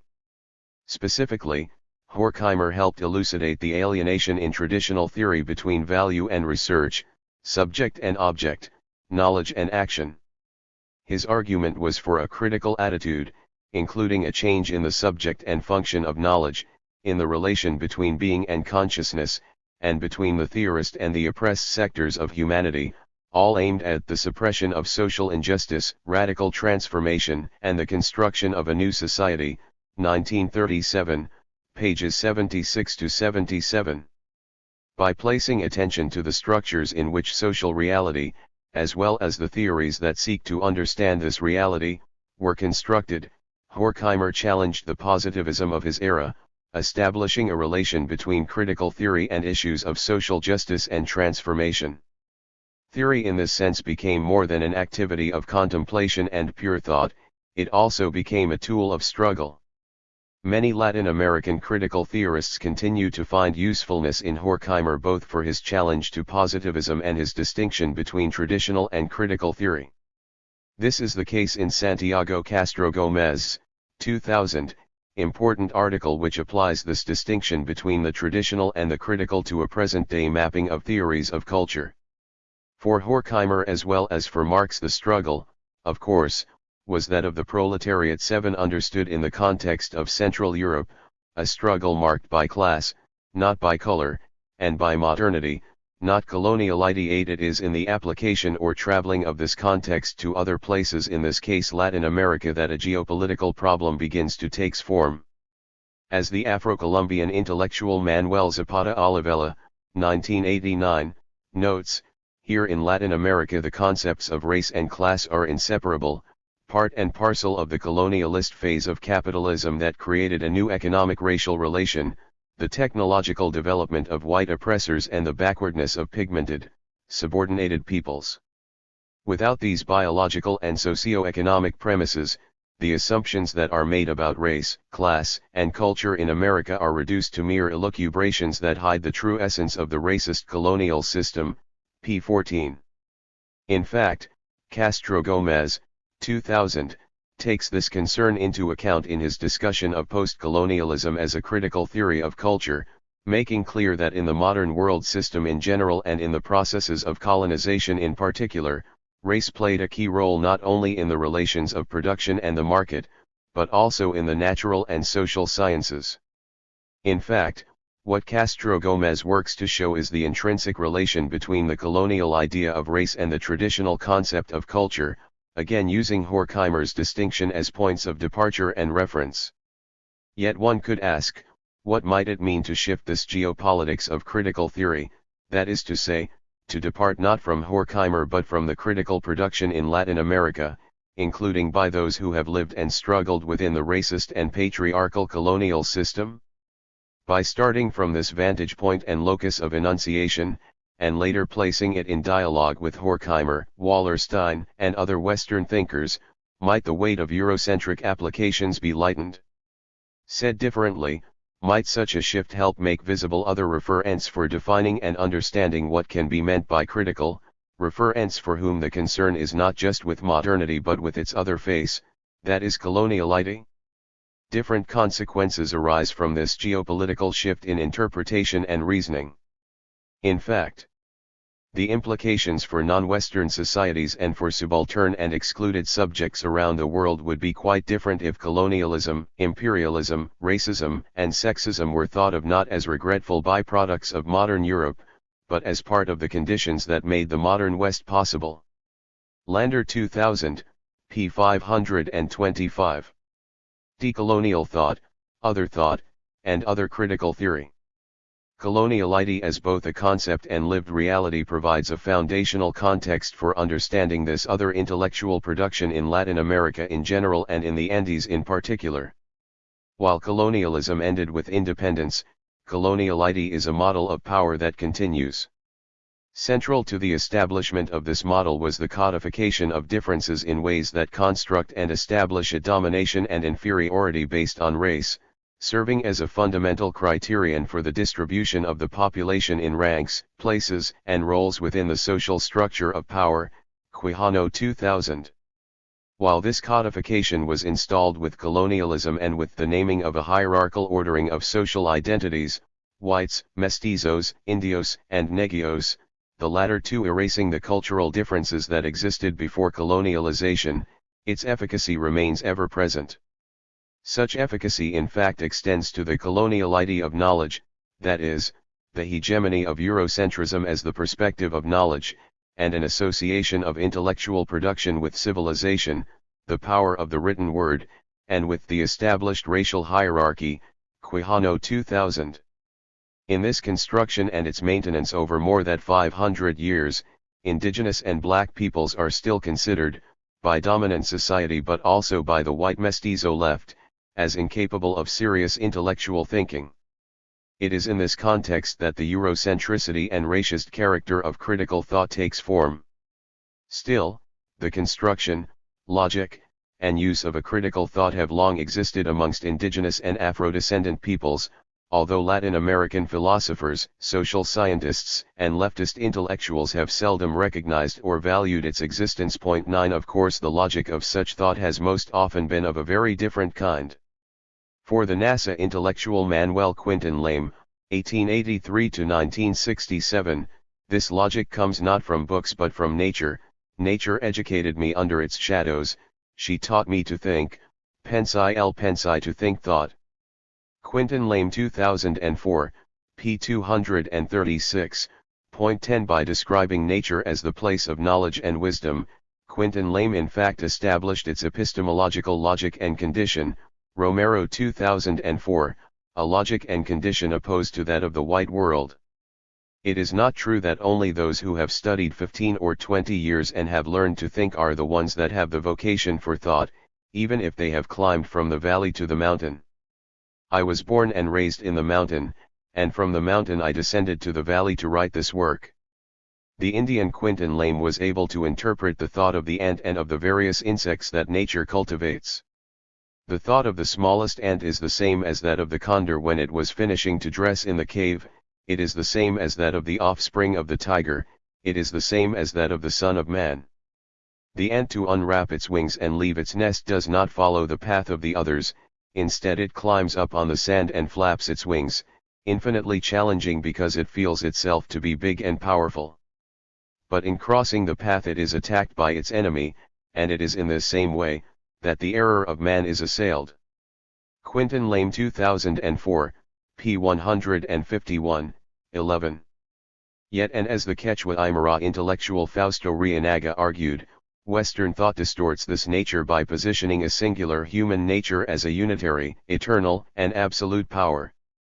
The human nature of the white man of the West is one, and that of the man, colonized by the West is other. The human nature of the white European beast is ferocity, and that of the colonized indigenous natural, of the black, yellow, and Indio, is the struggle for freedom. Reinaga 1970/2001, p. 91.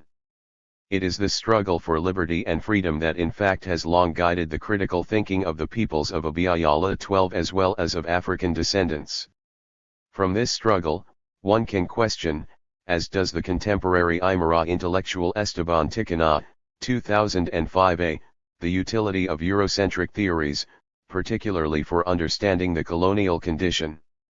The indigenous, Afro, and poor mestizo America is an example of this feeling, because after more than 500 years, it continues to think with its own head, trying to crystallize a pensamiento propio, a thought of one's own that definitely helps our liberation. In fact, the recognition, crystallization, and use of a pensamiento propio has in very recent years become a visible component in the struggles of both indigenous and Afro groups in the region, struggles that, as I have argued elsewhere, are not just social and political but also epistemic in nature. 13 As CRIC the Indigenous Council of Cauca, Popayan, Colombia, 2004, makes clear, this work towards the building and articulation of a pensamiento propio or indigenous thought is recent, part of a moving from struggles around language and culture to struggles instead centered in the construction and generating of philosophies or epistemologies of our own, p. 27.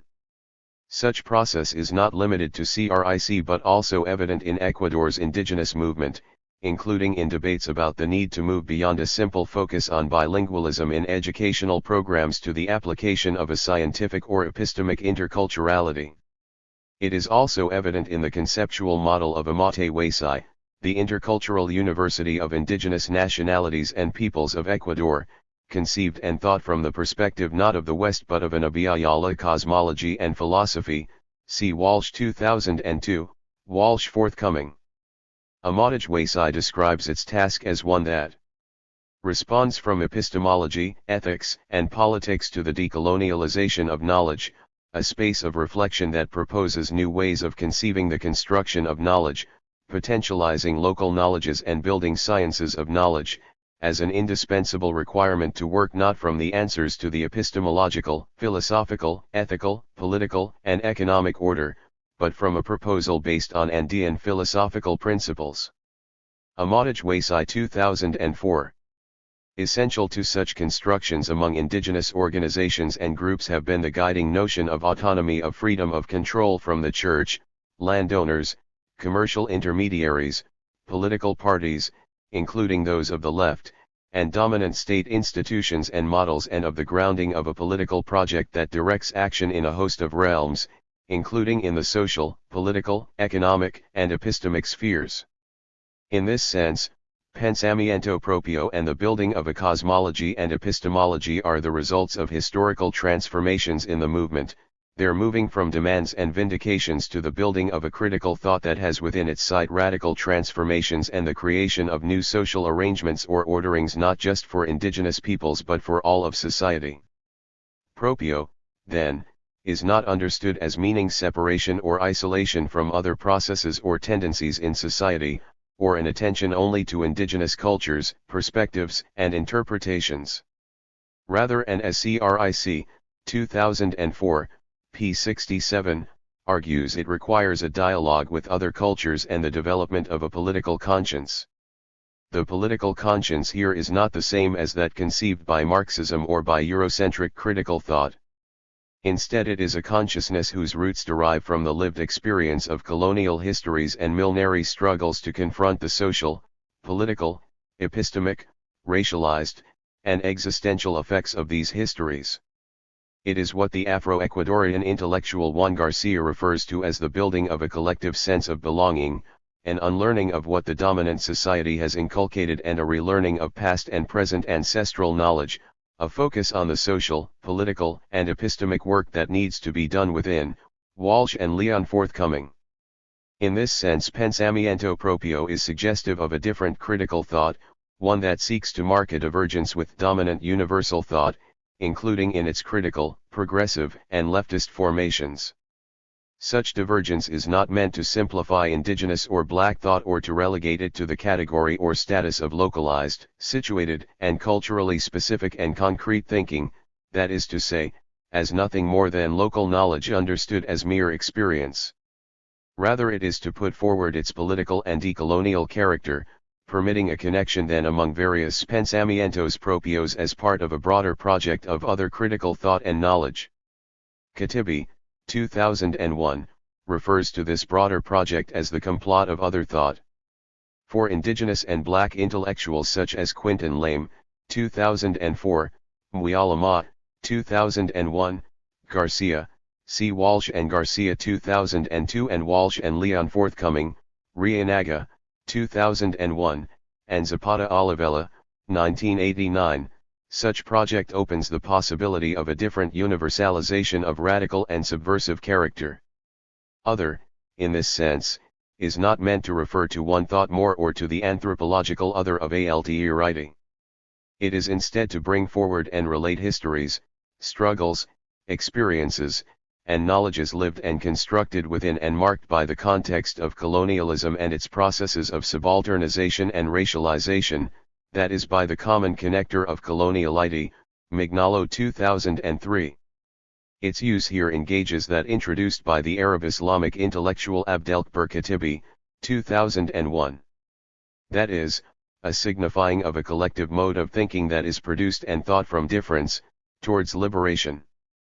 It is a thought that demands a radical elucidation, a strategical use, and a play with the political, a thought that opens decolonial possibilities, not just in the social and political spheres but also in terms of existence.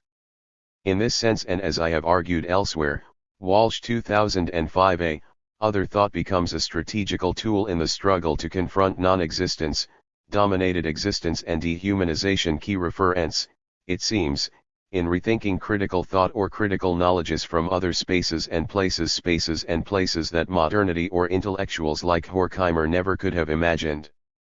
To speak of an other critical thought then is to give credence to ongoing struggles that are epistemic as well as political in character to confront coloniality, thus marking a positioning radically distinct from that which locates critical theory simply within the histories and experiences of modernity and the narratives these histories and experiences have fostered and created. Such shift is important for what it helps reveal, including the subjects left out or marginalized by much of critical theory and their socio-political and epistemic agency, but also the association between thought and social and political intervention. Said differently, what this other thought brings to light is both a political use of knowledge and an epistemic acting on the political from the colonial difference. It is an intellectual production not aimed at individual accomplishment or limited to the confines of the academy, but rather at the shared need to confront the colonial racist structures, systems, and institutions of society through a collective praxis that finds its meaning in the condition of the colonial difference. Point 14. And it is this difference that marks a distinction with the anti-colonial thinking predominant in Latin America in the 60s and 70s, a thinking typically associated with the left and white mestizo intellectuals. What does this difference afford in terms of a rethinking of critical intellectual work, including for the building of spaces and places of thought of another kind even within the university? Decolonial shifts and cultural studies. Others. Discussions in the United States about cultural studies in Latin America typically depart from associations with Nestor Garcia Canc Linney and Jesus Martin Barbero on the one hand and Nellie Richard and Beatriz Sarlo on the other, although these latter two more often refer to their work as cultural critique and not cultural studies. In fact, it is the work and perspectives of these four authors that have had the widest circulation both within Latin America and without. They have also served as the basis for critique for treatises on the problems of cultural studies. Point 15. Of course, the naming of cultural studies itself is part of the predicament, raising questions about the reproduction of British and US models in the South and the negation or subalternization of the trajectory of cultural production here, thus contributing in some sense to the dominant geopolitics of knowledge, see Walsh 2003. However, what interests me here is not this debate as such, but rather the socialization of our experience in Ecuador to both indiscipline the human and social sciences and rethink and reconstruct cultural studies from the political and ethical perspectives of knowledge, including subalternized knowledges, and from the borders of modernity/coloniality. The reference here is to the specific experience of the doctoral program in Latin American Cultural Studies at the Universidad Andina Simón Bolívar in Quito, the overall goal of which is to build new critical communities of thought, interpretation, and intervention. Point 16. This effort is conceived as a space of encounter between disciplines and intellectual, political, and ethical projects constructed in different historical moments and epistemological places and concerned with the search for ways to think, know, and act toward a more socially just world and towards the comprehension and change of structures of domination, epistemological as well as social, cultural, and political. As such, it is directed toward a renovation and reconstruction of critical thought in ways that take into account the present-day relations between culture, politics, and economy, challenge the hegemony of Eurocentric perspectives, and promote dialogues and thinking with thought and knowledge others, including that of Afro and indigenous social movements and intellectuals. The interest is thus, in part, with intellectual projects and the building of a space and place of thought concerned with the consequences of the colonial difference and the epistemic racism of modernity, projects, spaces, and places that are directed toward local histories that are simultaneously global, reflections of the present-day cultural logic of late capitalism and the installation of new forms of global coloniality. 17 In this sense, a thinking from Latin America, but with relation as well to other parts of the globe, gives importance to the place of enunciation, and to what Arturo Escobar, 2000, refers to as the relation between the creation of place and the creation of people. It is the place of Latin America that helps to make visible the forms of subaltern thought and the local and regional modalities that configure the world.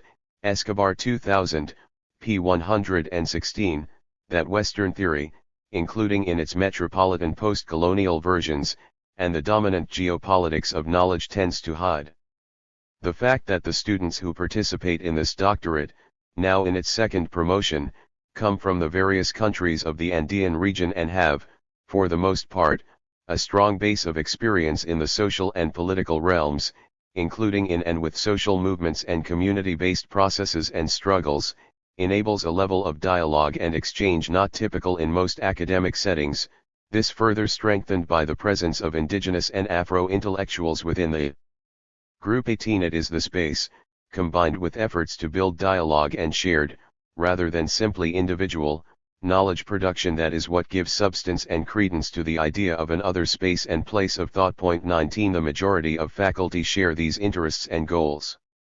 More than coming to teach, their contributions have been to further extend critical dialogue through theoretical, conceptual, and thematic explorations and reflection, thus forming part of these emergent communities of critical thought, interpretation, and intervention. Overall, this experience, along with the others in which we are engaged in Ecuador, are less concerned with the institutionalization of programs, that is, with the establishment of a new place of study, than with the building of spaces and places, within the university but not limited to it, for the generation and production of non-Eurocentric and decolonial thought. These efforts mark the urgency to construct more systematic articulations and bridges among intellectual, political, and ethical projects, both those that come from intellectuals within the academy and those outside of it, particularly those associated with social movements. 20 But they also mark the need to promote new critical and decolonial projects, and to extend existing projects to epistemological and educational restructuring and intervention. In essence, they form part of the search for other possible knowledges and worlds. As a way of conclusion, in a recent work, Arturo Escobar, 2003, makes the argument for the need to take seriously the epistemic force of local histories and the need to think theory through the political praxis of subaltern groups. What such argument points to is not the incorporation or inclusion of the histories, praxis, and other thought of subaltern groups as new objects of study, a kind of critical cultural studies of the other. Rather, and as I have argued here, it suggests the building of new places and new communities of thought, interpretation, and intervention that seek to generate and build intersections among critical forms of decolonial thought and political epistemic projects grounded in the histories and lived experiences of coloniality, what we might instead refer to as cultural studies others or a cultural studies of decolonial orientation. Of course, the issue is much deeper than the naming or conceptualization of spaces and places of critical thought. As I have attempted to make clear here, it is an issue grounded in the ways coloniality and the geopolitics of knowledge have worked to enable modernity as the civilization project of the West, a project that has systematically worked to subordinate and negate other frames, other knowledges, and other subjects and thinkers. The location of critical thought and the meta-narratives that have directed it within this project, including that critical thought associated with the left in Latin America, is demonstrative of the complexity of the problem and its simultaneously local and global nature. To begin to think thought from other places and with intellectuals for whom the point of departure is not the academy but political epistemic projects of decoloniality, might open paths that enable shifts in the geopolitics of critical knowledge as well as the building of a shared praxis of a very different kind, a praxis that attempts to confront what the Afro-Colombian intellectual and Ecobio mayor Manuel Zapata Olivella once affirmed: the chains are not on our feet, but on our minds. Nelson Maldonado Torres. On the Coloniality of Being. Contributions to the Development of a Concept 1. The concept of coloniality of being emerged in discussions of a diverse group of scholars doing work on coloniality and decolonization. Point 2. More particularly, we owe the idea to Walter D. Mignolo, who reflected on it in writing as early as 1995. Point 3. I do not remember exactly when it was that I heard or read the term for the first time. I believe that it was in 2000 in a talk given by Mignolo at Boston College, but I do know that since I heard it, it caught my attention in an unusual way. Point 4. The reason was that when I heard it I had already spent some time working on the thought of Martin Heidegger and some of his critics who engaged his work from the perspective of questions related to race and the colonial experience. Heidegger, who is considered by many one of the two most original European philosophers of the 20th century, the other being Ludwig Wittgenstein, left an indelible mark in European philosophy by continuing Nietzsche's frontal attack of modernity and epistemologically centered philosophy with an elaboration of what he referred to as fundamental ontology. Heidegger's formulation of a new starting point for philosophy consisted in a re-articulation of the question of being, which influenced many other intellectuals thereafter, the most notable perhaps being the French-Algerian philosopher Jacques Derrida. I was introduced to Heidegger by Joan Stambaugh, who spent some time working with him in Germany. She translated several of his works in English, including Heidegger's magnus opus Being and Time. 5. After I read Heidegger with her, I began to engage the phenomenological tradition and particularly the work of Jean-Paul Sartre, Edmund Husserl, and eventually also Jacques Derrida. I gradually became aware, at least to the extent that a young scholar can be, of the varied accents, the original approaches, and the different questions that were at the center of these and other philosophers who drew ideas from phenomenology. But it was not until I read the work of the Lithuanian Jewish thinker Emanuel Levinas that I woke up from what I would call my phenomenological and ontological slumber. Levinas's work was not only a variation of European philosophy or the phenomenological theme. In Levinas I found a more radical subversion of Western philosophy. He thought through not only Greek and European, but also Judaic sources. Jewish concepts and ideas replaced Greek and Christian concepts in key parts of the philosophical armoire. This subversion allowed him to present a different picture of philosophy and conception of the vocation of the human. Instead of the act of thinking or the encounter between human beings and nature, it was ethics and the face-to-face, the subject-other, encounter which became the starting point for his philosophy. His work also makes explicit reference to Jewish ideas and illustrates the difference of thinking with sources that have been to some extent marginalized by the West. I was fascinated and surprised.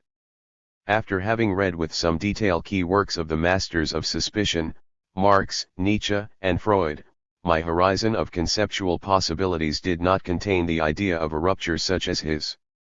I wanted to know more about Levinas, but my main interest did not reside so much in becoming an expert of sorts in Levinas's intellectual work, but in learning in some way more about his method and approach. I was sure that the path that he opened for himself was as rich and productive as the Euro-Christian and Euro-secular traditions that he contested, and that it was necessary to expand it by discovering new themes and other thinkers who would make similar kind of heretical interventions. In addition to Levinas's heretical gesture, there were other elements in his project which resonated with interests that I had. Levinas was a survivor of the Jewish Holocaust, an event that marked all his thinking.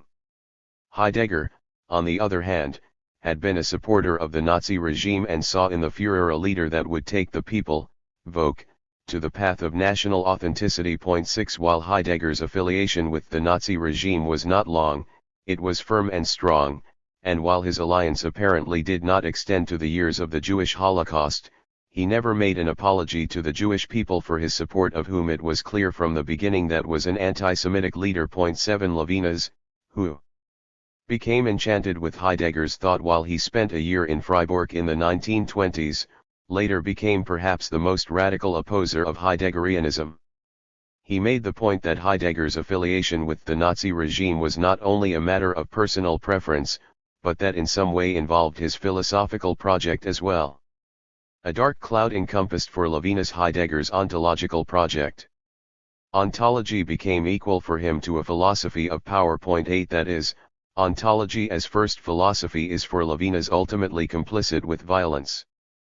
Conversely, a new starting point presented itself for him, one that would make by all means sure that philosophy would not lead, be complicit, or provoke blindness in respect to dehumanization and suffering. That is another reason why ethics and the face-to-face occupy center stage in Levinas's thought. Little did I know at that point that a similar encounter with Levinas stood behind the emergence of liberation philosophy in Latin America with Enrique Dussel and Juan Carlos Scannon, among other young Argentinians.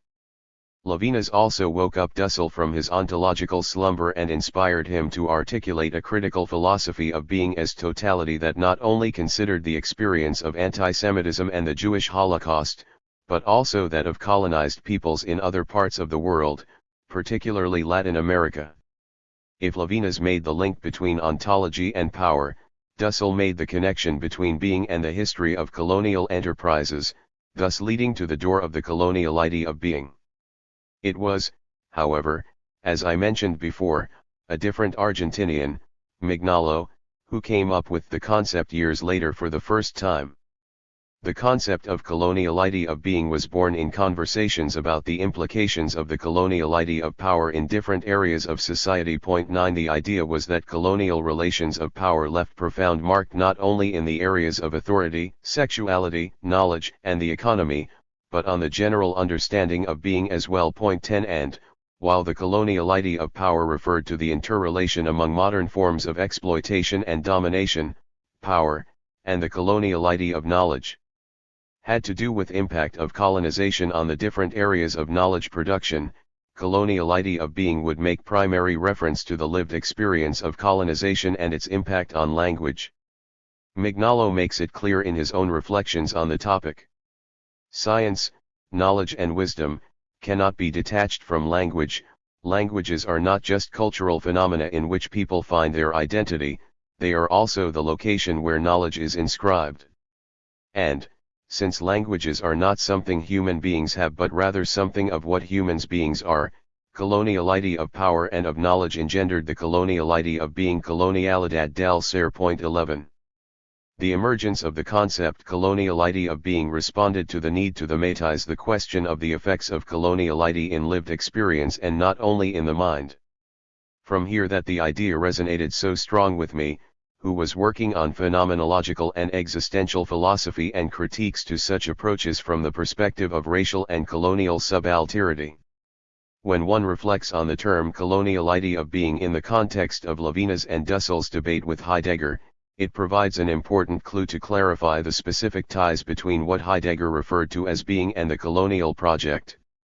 There is still a crucial figure that I was studying whom I have not mentioned, and whose work offers demand an elucidation of coloniality in connection with the question of lived experience and language, Frantz Fanon. 12 Fanon's critique of Hegel's ontology in Black Skin, White Masks not only provide the basis for an alternative depiction of the master-slave dialectic, but also contributes to a more general rethinking of ontology in light of coloniality and the search for decolonization. If Dussel spells out the historical dimension of the coloniality of being, Fanon deploys the existential expressions of coloniality in relation to the colonial experience in its racial and, to some extent as well, its gendered dimensions. And if Levinas's point of departure is the anarchic moment of the constitution of subjectivity in its encounter with the other, Fanon concentrates his attention in the trauma of the encounter with the imperial and racist other. Look a Negro. That is the point of departure for Fanon to begin to elaborate what might be referred to as the existentialia of the subject of the coloniality of being. A consistent effort in this direction would lead to an exploration of language, history, and existence. Coloniality of being raises the challenge of connecting the genetic, the existential, and the historical dimensions where being shows most evidently its colonial side and its fractures. 13 Hopefully I can make some steps here in this direction. This essay is divided in 4 main sections, each of which focuses on answering a question. The first is what is coloniality, the second is what is being, the third is what is the coloniality of being, and lastly what is the decolonization of being and the degeneración del ser? What is coloniality? Coloniality is different from colonialism. Colonialism denotes a political and economic relation in which the sovereignty of a nation or a people rests on the power of another nation, which makes such nation an empire. Coloniality, instead, refers to long-standing patterns of power that emerged as a result of colonialism, but that define culture, labor, intersubjective relations, and knowledge production well beyond the strict limits of colonial administrations. Point 14. Thus, coloniality survives colonialism. It is maintained alive in books, in the criteria for academic performance, in cultural patterns, in common sense, in the self-image of peoples, in aspirations of self, and so many other aspects of our modern experience. In a way, as modern subjects we breathe coloniality all the time and every day. Coloniality is not simply the aftermath or the residual form of any given form of colonial relation. Coloniality emerges in a particular socio-historical setting, that of the discovery and conquest of the Americas. Point 15. For it was in the context of this massive colonial enterprise, the more widespread and ambitious in the history of humankind yet, that capitalism, an already existing form of economic relation, became tied with forms of domination and subordination that were central to maintaining colonial control first in the Americas, and then elsewhere. Coloniality refers, first and foremost, to the two axes of power that became operative and defined the spatio-temporal matrix of what was called America. According to Aníbal Quijano, these two axes were the codification of the differences between conquerors and conquered in the idea of race, a supposedly different biological structure that placed some in a natural situation of inferiority to the others. The conquistadors assumed this idea as the constitutive, founding element of the relations of domination that the conquest imposed. The other process was the constitution of a new structure of control of labor and its resources and slavery, serfdom, small independent commodity production and reciprocity, together around and upon the basis of capital and the world market. Point 16. The project of colonizing America did not have only local significance. Quite the contrary, it became a model of power, as it were, or the very basis of what was then going to become modern identity, inescapably framed by world capitalism and a system of domination structured around the idea of race. This model of power is at the heart of the modern experience.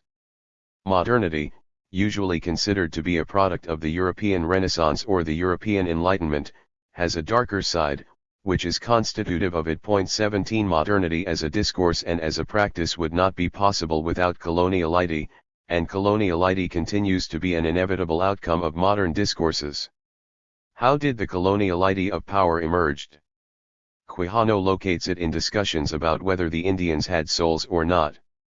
New identities were created in the context of European colonization: European, white, Indian, black, and mestizo. Point 18. A characteristic feature of this type of social classification is that the relation between the subjects is not horizontal but vertical in character. That is, some identities depict superiority over others. And such superiority is premised on the degree of humanity attributed to the identities in question. The lighter one's skin is, the closer to full humanity one is, and vice versa. Point 19. As the conquerors took on the role of mapping the world, they kept reproducing this vision of things. The whole world was practically seen in the lights of this logic. This is the beginning of global coloniality. Point 20. It is true that in 1537 the Pope declared the Amerindians as human.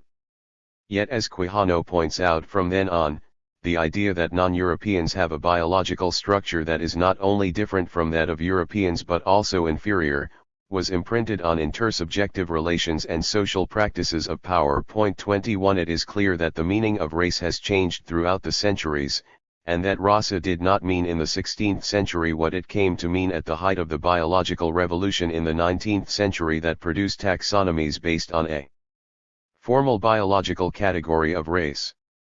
Yet, there was a commonality between 19th century racism and the attitude of the colonizers in regard to differences in degrees of humanity. In some ways, scientific racism and the very idea of race were the most explicit expressions of a widespread and general attitude regarding the humanity of colonized and enslaved subjects in the Americas and Africa in the 16th century.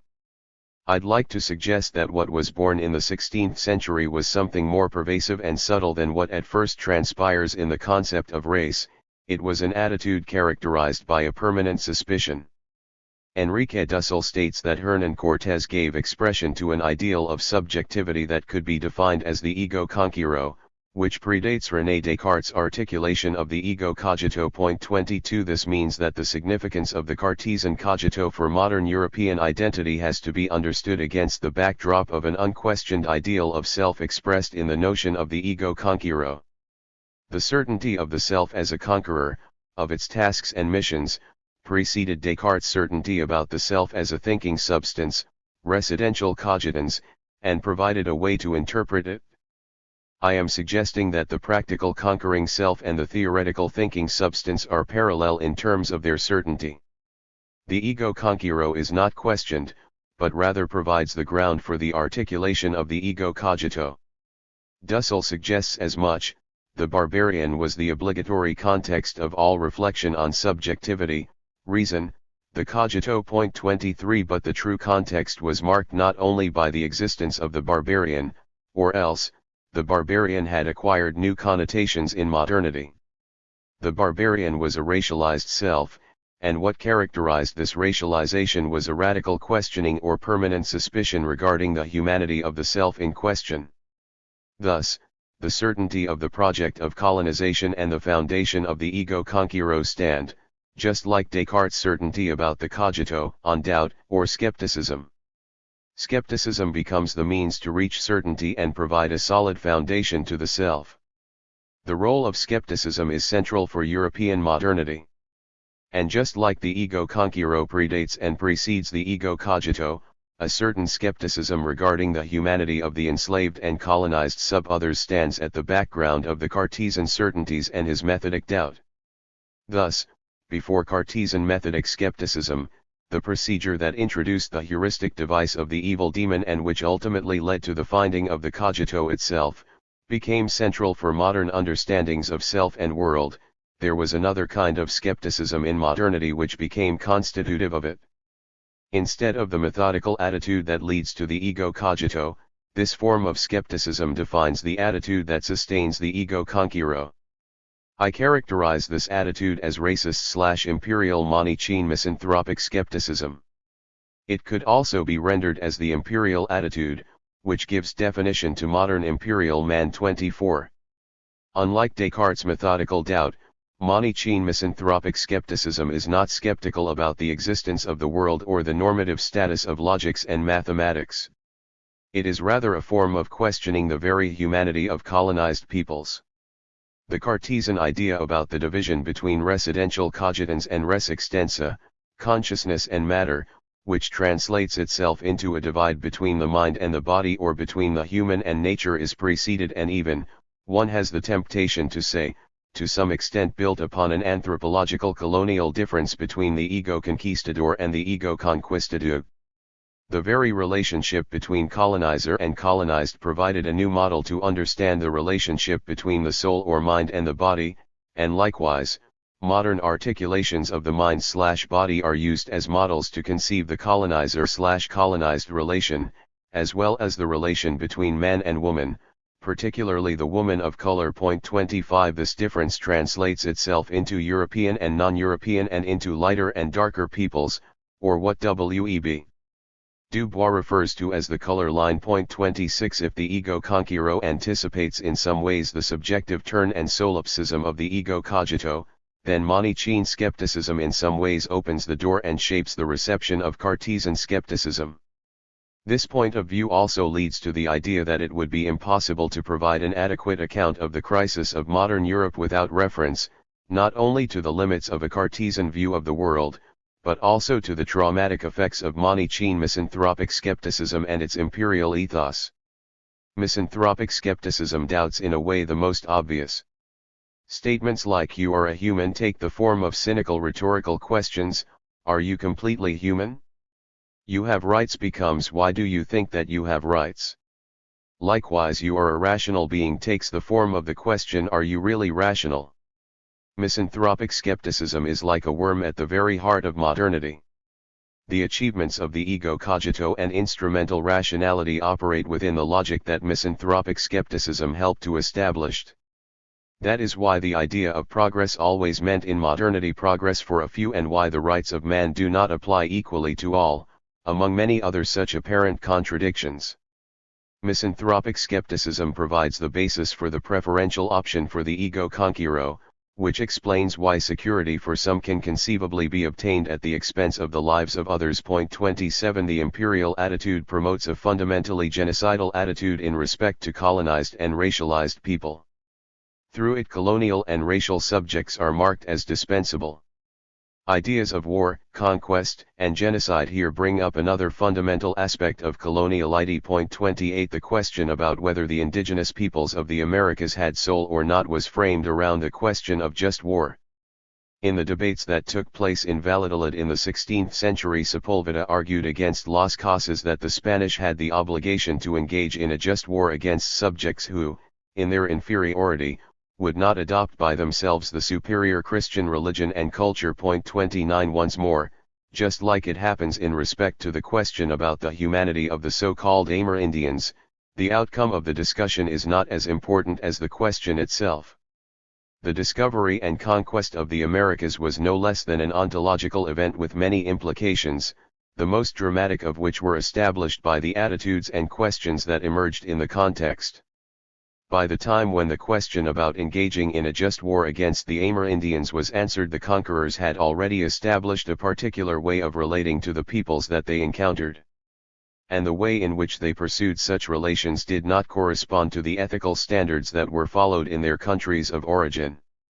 Indeed, as Sylvia Wynter argues, Columbus's redefinition of the purpose of land as being one for us, whereby for us meant for us who belong to the realm of man vis-a-vis those outside the human ecumene, already introduces the exceptional character that ethics is going to take in the New World. Point 30 As we know, such exceptional situation gradually lost its exceptionality and became normative in the modern world.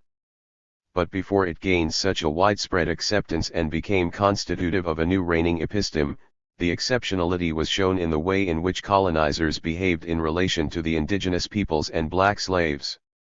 And this behavior coincided more with the kind of actions shown at war, than with the ethics that regulated life with other European Christians.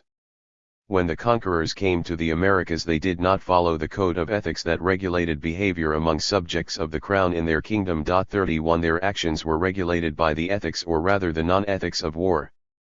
One cannot forget that while early Christians criticized slavery in the Roman Empire, later Christians considered that vanquished enemies in war could legitimately be enslaved. 32 Indeed, in the ancient world and the Middle Ages it was for the most part legitimate to enslave some people, particularly prisoners of war and the vanquished.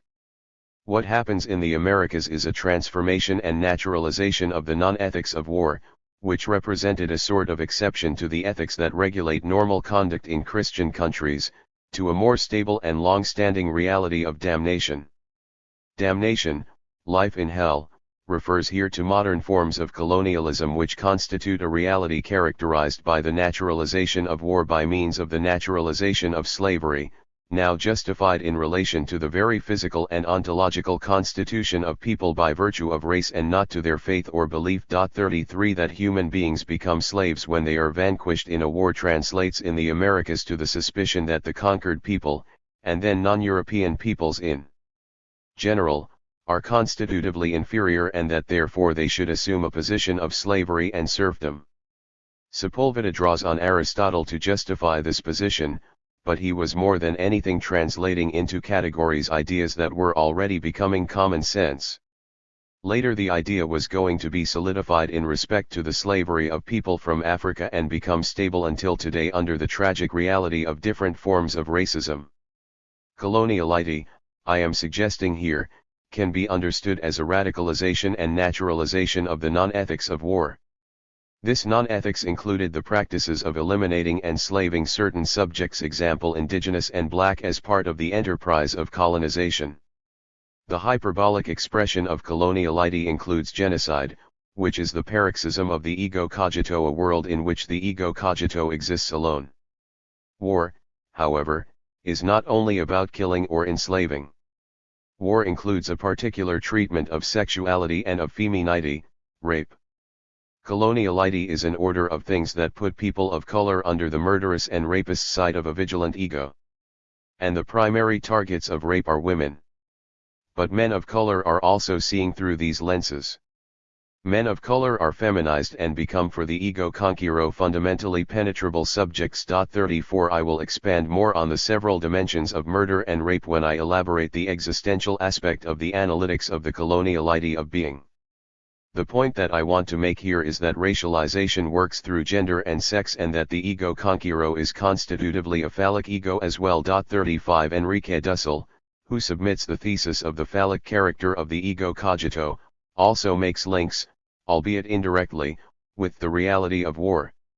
And thus, in the beginning of modernity, before Descartes discovered a terrifying anthropological dualism in Europe, the Spanish conquistadors arrived in America. The phallic conception of the European medieval world is now added to the forms of submission of the vanquished Indians. Males, Bartolomé de las Casas writes, are reduced through the hardest, most horrible, and harshest serfdom, but this only occurs with those who have remained alive, because many of them have died. However, in war typically they only leave alive young men, mozos, and women. 36. Joshua Goldstein complements this account by depicting conquest as an extension of the rape and exploitation of women in wartime. 37 He argues that to understand conquest one needs to examine 1. Male sexuality as a cause of aggression, 2. The feminization of enemies as symbolic domination, and 3. Dependence on exploiting women's labor. My argument is that these three things come together in the idea of race that began to emerge in the conquest and colonization of the Americas. Misanthropic skepticism posits its targets as racialized and sexualized subjects. Once vanquished, they are said to be inherently servants and their bodies come to form part of an economy of sexual abuse, exploitation, and control. The ethics of the ego conquero cease to be only a special code of behavior for periods of war and becomes in the Americas and gradually the modern world by virtue of misanthropic skepticism, the idea of race, and the coloniality of power, a standard of conduct that reflects the way things are, a way of things whose naturalization reaches its climax with the use of natural science to validate racism in the 19th century. The way things supposedly are emerge from the idea of how a world is conceived to be in conditions of war and the code of behavior that is part of it. What happens in modernity is that such a view of the world and code of conduct is transformed through the idea of race and becomes naturalized. Thus, the treatment of vanquished peoples in conditions of war is perceived as legitimate long after war is over. Later on, it won't be their aggression or opposition, but their race which justifies continued serfdom, slavery, and rape. This represents a break with the European medieval tradition and its ethical codes. With the initial exploitation of Africa and the colonization of the Americas in the 15th century, the emerging modernity comes to be shaped by a paradigm of war. 38. Building on the work of Dussel, Gordon, Quijano, and Winter, I articulated in this section what I see as three contributions to the understanding of coloniality and race: 1. The understanding of race as misanthropic skepticism, 2. The interrelation of race and gender, and 3. The understanding of race and gender conceptions in modernity as the result of the naturalization of the ethics of war. The lived experience of racialized people is deeply touched by the encounter with misanthropic skepticism and by the constant encounter with violence and death. The language that they use has also already been shaped by understanding of the world as a battlefield in which they are permanently vanquished. Now that we have an idea about the basic conditions of life in the colonial side of the modern world or in the dark side of the color line, we can try to find a more precise philosophical articulation of these experiences and thus to lay out the fundamentals for a discourse about the coloniality of being. But, while we have explored to some extent the meaning of the idea of coloniality, we haven't done the same with the idea of being. We shall do that next. What is being? As I made clear at the outset, Heidegger's fundamental ontology informs the conception of being that I want to elaborate here.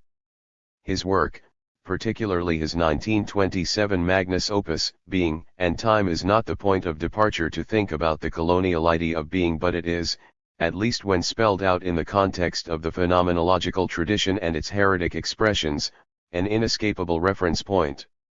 I do not think that Heidegger's conception of ontology and the primacy that he gives to the question of being necessarily provide the best basis for the understanding of coloniality or decolonization, but his analyses of being in the world serve as a starting point to understanding some key elements of existential thought, a tradition that has made important insights into the lived experience of colonized and racialized peoples. 39 Returning to Heidegger can provide new clues about how to articulate a discourse on the colonial aspects of world-making and lived experience. Heidegger's ontology is characterized by the idea that being is not a being, an entity, or a thing, but the being of beings, that is, something like the general horizon of understanding for all beings. 40 He refers to the distinction between being and beings as the ontological difference. 41 According to Heidegger, Western philosophy, particularly Western metaphysics, is characterized by the forgetfulness of being and by a denial of the ontological difference. Western metaphysics has equally betrayed the understanding of being by conceiving being in terms of the Godhead or divinity. He calls this tendency ontotheology, which is for him what fundamental ontology needs to overcome. 42. In addition to arguing for the crucial importance of the ontological difference, Heidegger makes the point that the answer to the question of the meaning of being necessitates a new radical point of departure. God cannot stand as the beginning of ontology anymore. Things as such are of not much help either, since their meaning is partly independent of them, and surely they do not grasp their own meaning. In fact, there is only one being for whom the question of being is significant, the human being. Since Heidegger's aim is to begin philosophy anew, he does not want to use man or any known concept to refer to human beings. They all carry the trace of metaphysics and of epistemologically centered philosophy, which would vitiate his efforts to escape from them. The concept that he uses to refer to human beings qua beings for whom their own being is in question is Dasein. Dasein literally means being there. Thus, Dasein is simply the being who is there. For Heidegger, fundamental ontology needs to elucidate the meaning of being there and through that, articulate ideas about being itself. Heidegger's first reflection about Dasein is that it ekasist, which means that it is projected to the future. 43 But Dasein is also thrown there. Dasein ekasist in a context which is defined by a history and where there are laws and established conceptions about social interaction, subjectivity, the world, and so on. Now, through the analysis of Dasein, Heidegger discovers that for the most time its subjectivity takes the shape of a collective anonymous figure, the one or the they.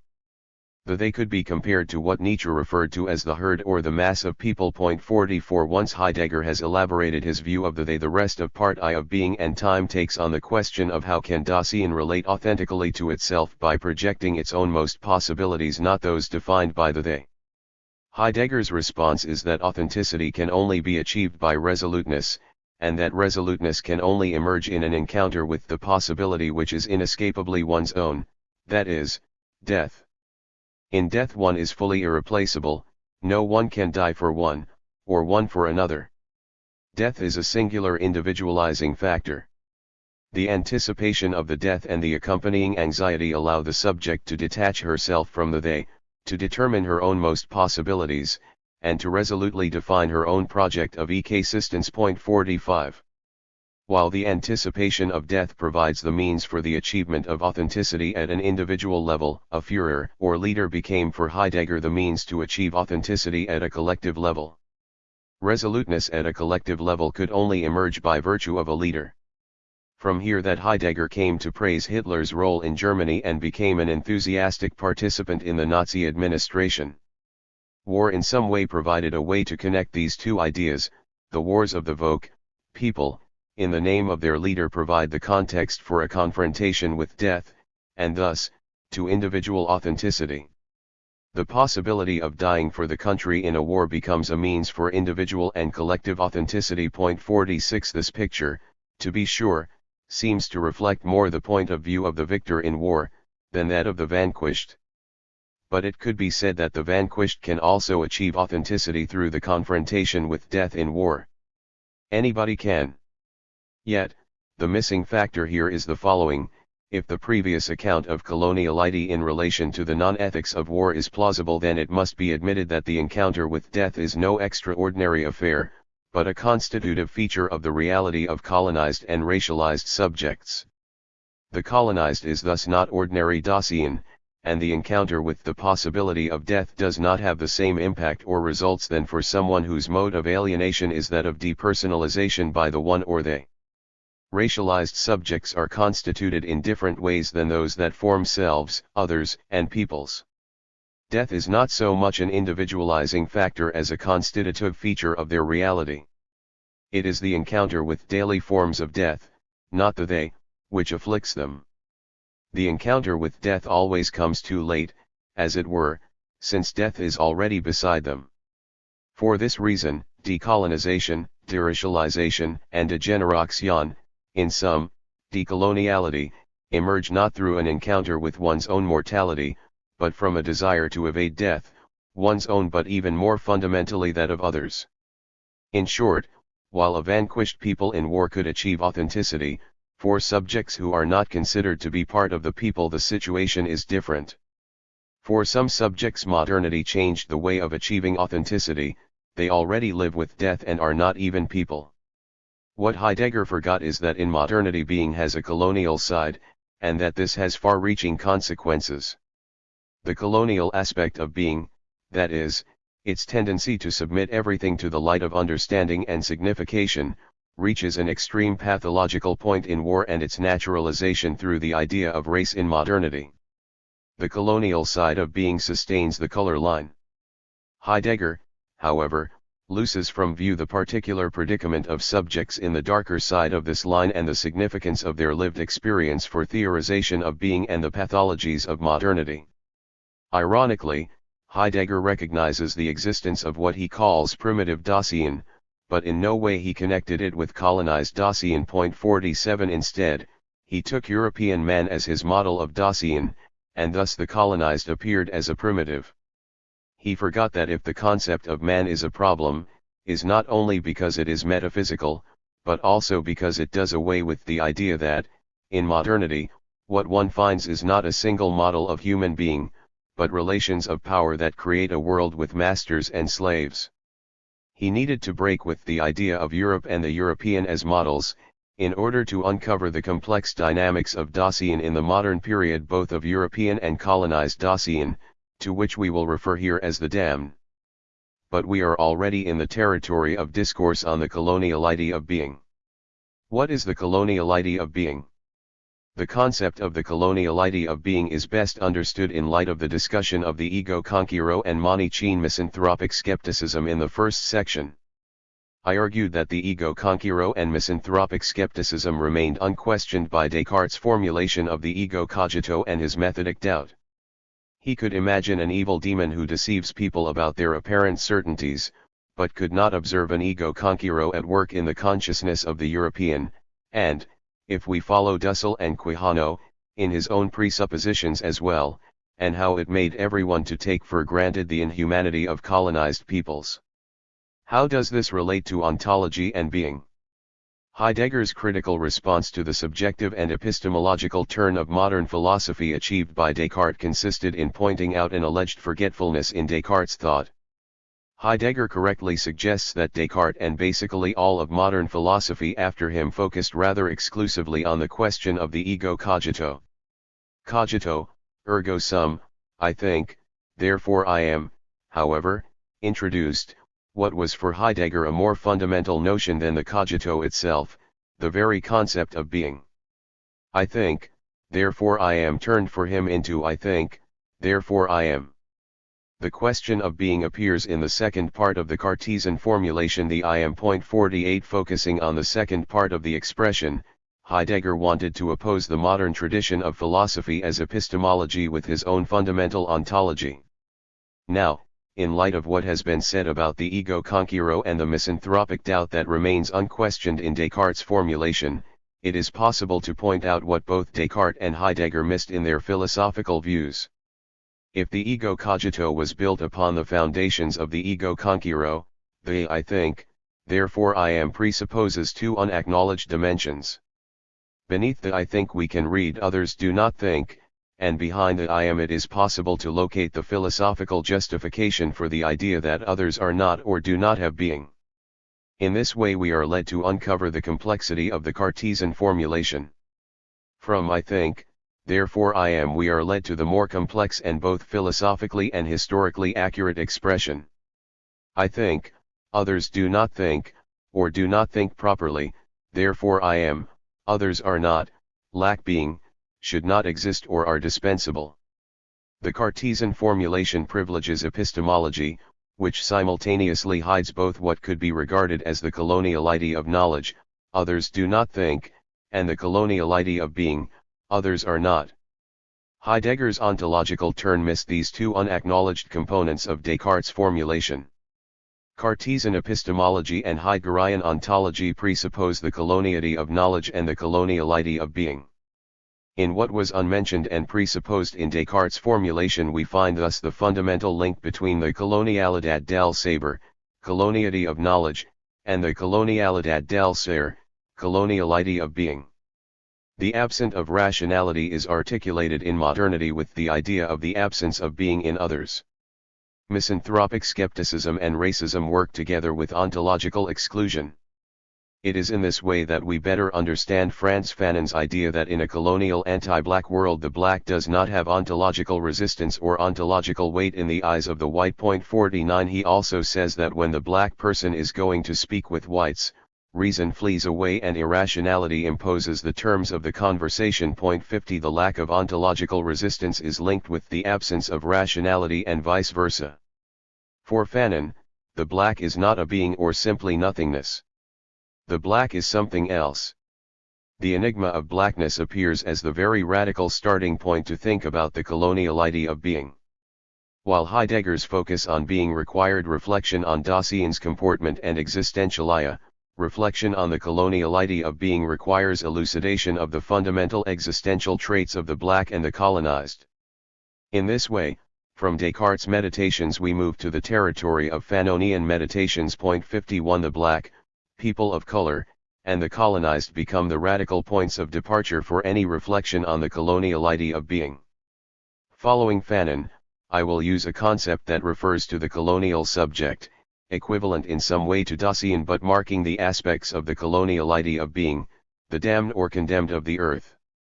The damned is for the coloniality of being what Dasein is for fundamental ontology, but, as it were, in reverse. The damned is for European Dasein the being who is not there. I want to argue that they are not independent of each other but that, without awareness of coloniality, reflection on Dasein and being involve the erasure of the damned and the coloniality of being.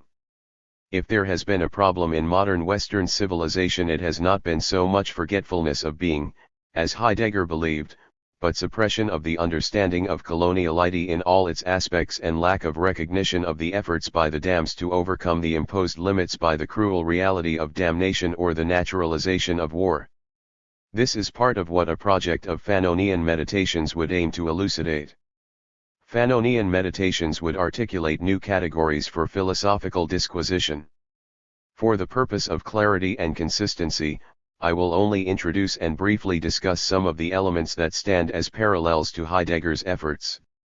One of the most basic distinctions that Heidegger elaborates is that of the ontological difference, or the difference between being and beings. Elucidation of the coloniality of being entails reflection on this and other two kinds of fundamental differences, the transontological difference and the subontological difference. Fanonian meditations would be guided by these three categories. Transontological difference. Difference between being and what is beyond being, or being and exteriority. Ontological difference. Difference between being and beings. Subontological or ontological colonial difference. Difference between being and what lies below being or that which is negatively marked as dispensable as well as a target of rape and murder. We owe a more or less explicit discourse about the transontological difference to Emmanuel Levinas. The subontological difference has been elaborated, although implicitly, By Fanon.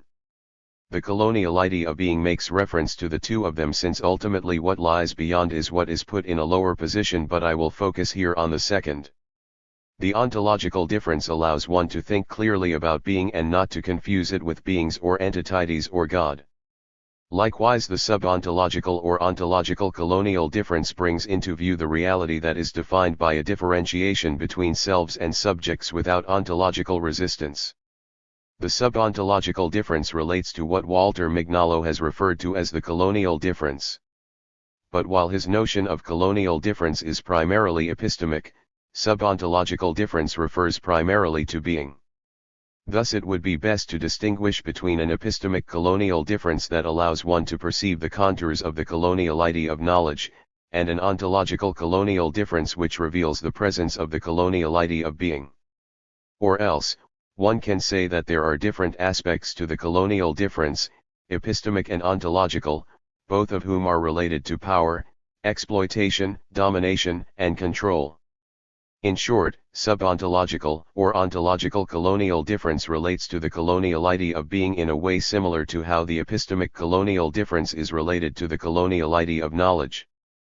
Colonial difference in general is indeed the first byproduct of the colonial idea of power, of knowledge, and being. Ontological colonial difference is more specifically the product of the colonial idea of being. Now, what kind of questions should orient our inquiry of the colonial idea of being? While Heidegger bases his reflections on an existential analysis of Dasein, the elucidation of the colonial idea of being requires an analysis of the existential modalities of the damned. For Heidegger, Dasein exist, that is, it is thrown toward the future, and it achieves authenticity when it anticipates his own mortality, that is, the very end of his future.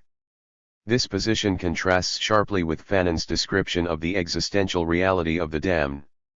In A Dying Colonialism he writes, "There is, first of all, the fact that the colonized person, who in this respect is like men in underdeveloped countries or the disinherited in all parts of the world, perceives life not as a flowering or a development of an essential productiveness, but as a permanent struggle against an omnipresent death. This ever-menacing death is experienced as endemic famine, unemployment, a high death rate, an inferiority complex and the absence of any hope for the future. All this gnawing at the existence of the colonized tends to make of life something resembling an incomplete death." 52. While Dasein is lost in the they and achieves authenticity when it anticipates its own death, the damned confronts the reality of its own finitude as a day-to-day adventure. That is why Fanon writes in Black Skin, White Masks that the black lacks the opportunity to descend into hell. 53. As Lewis Gordon puts it, the reason is because the black already lives in hell. 54. The extraordinary event of confronting mortality turns into an ordinary affair. Hellish existence in the colonial world carries with it both the racial and the gendered aspects of the naturalization of the non-ethics of war. Indeed, colonial idea of being primarily refers to the normalization of the extraordinary events that take place in war. While in war there is murder and rape, in the hell of the colonial world murder and rape become day-to-day occurrences and menaces. Killability and rapeability are inscribed into the images of the colonial bodies. Lacking real authority, colonized men are permanently feminized. At the same time, men of color represent a constant threat, and any amount of authority, any visible trace of the phallus is multiplied in a symbolic hysteria that knows no limits. 55. Mythical depiction of the black man's penis is a case in point. The black man is depicted as an aggressive sexual beast who desires to rape women, particularly white. The black woman, in turn, is seen as always already sexually available to the raping gaze of the white and as fundamentally promiscuous. The black woman is seen as a highly erotic being whose primary function is fulfilling sexual desire and reproduction. To be sure, any amount of penis in both represents a threat. But in its most familiar and typical forms the black man represents the act of raping while the black woman is seen as the most legitimate victim of rape being raped. Women deserve to be raped and to suffer the consequences in terms of lack of protection from the legal system, further sexual abuse, and lack of financial assistance to sustain herself and her family, just as black men deserve to be penalized for raping, even without committing such an act. Both raping and being raped are attached to blackness as if they were part of the essence of black folk, which is seen as a dispensable population. Black bodies are seen as excessively violent and erotic, as well as the legitimate recipients of excessive violence, erotic and otherwise. Killability and rapeability are part of their essence understood in a phenomenological way. The essence of blackness in a colonial anti-black world is part of a larger context of meaning in which the non-ethics of war gradually becomes a constitutive part of an alleged normal world. In its racial and colonial connotations and uses, blackness is an invention and a projection of a social body oriented by the non-ethics of war. The murderous and raping social body projects the features that define it to sub-others, in order to be able to legitimate the same behavior that is allegedly descriptive of them. The same ideas that inspire perverted acts in war, particularly slavery, murder, and rape, are legitimized in modernity through the idea of race and gradually are seen as normal to a great extent thanks to the alleged obviousness and non-problematic character of black slavery and anti-black racism.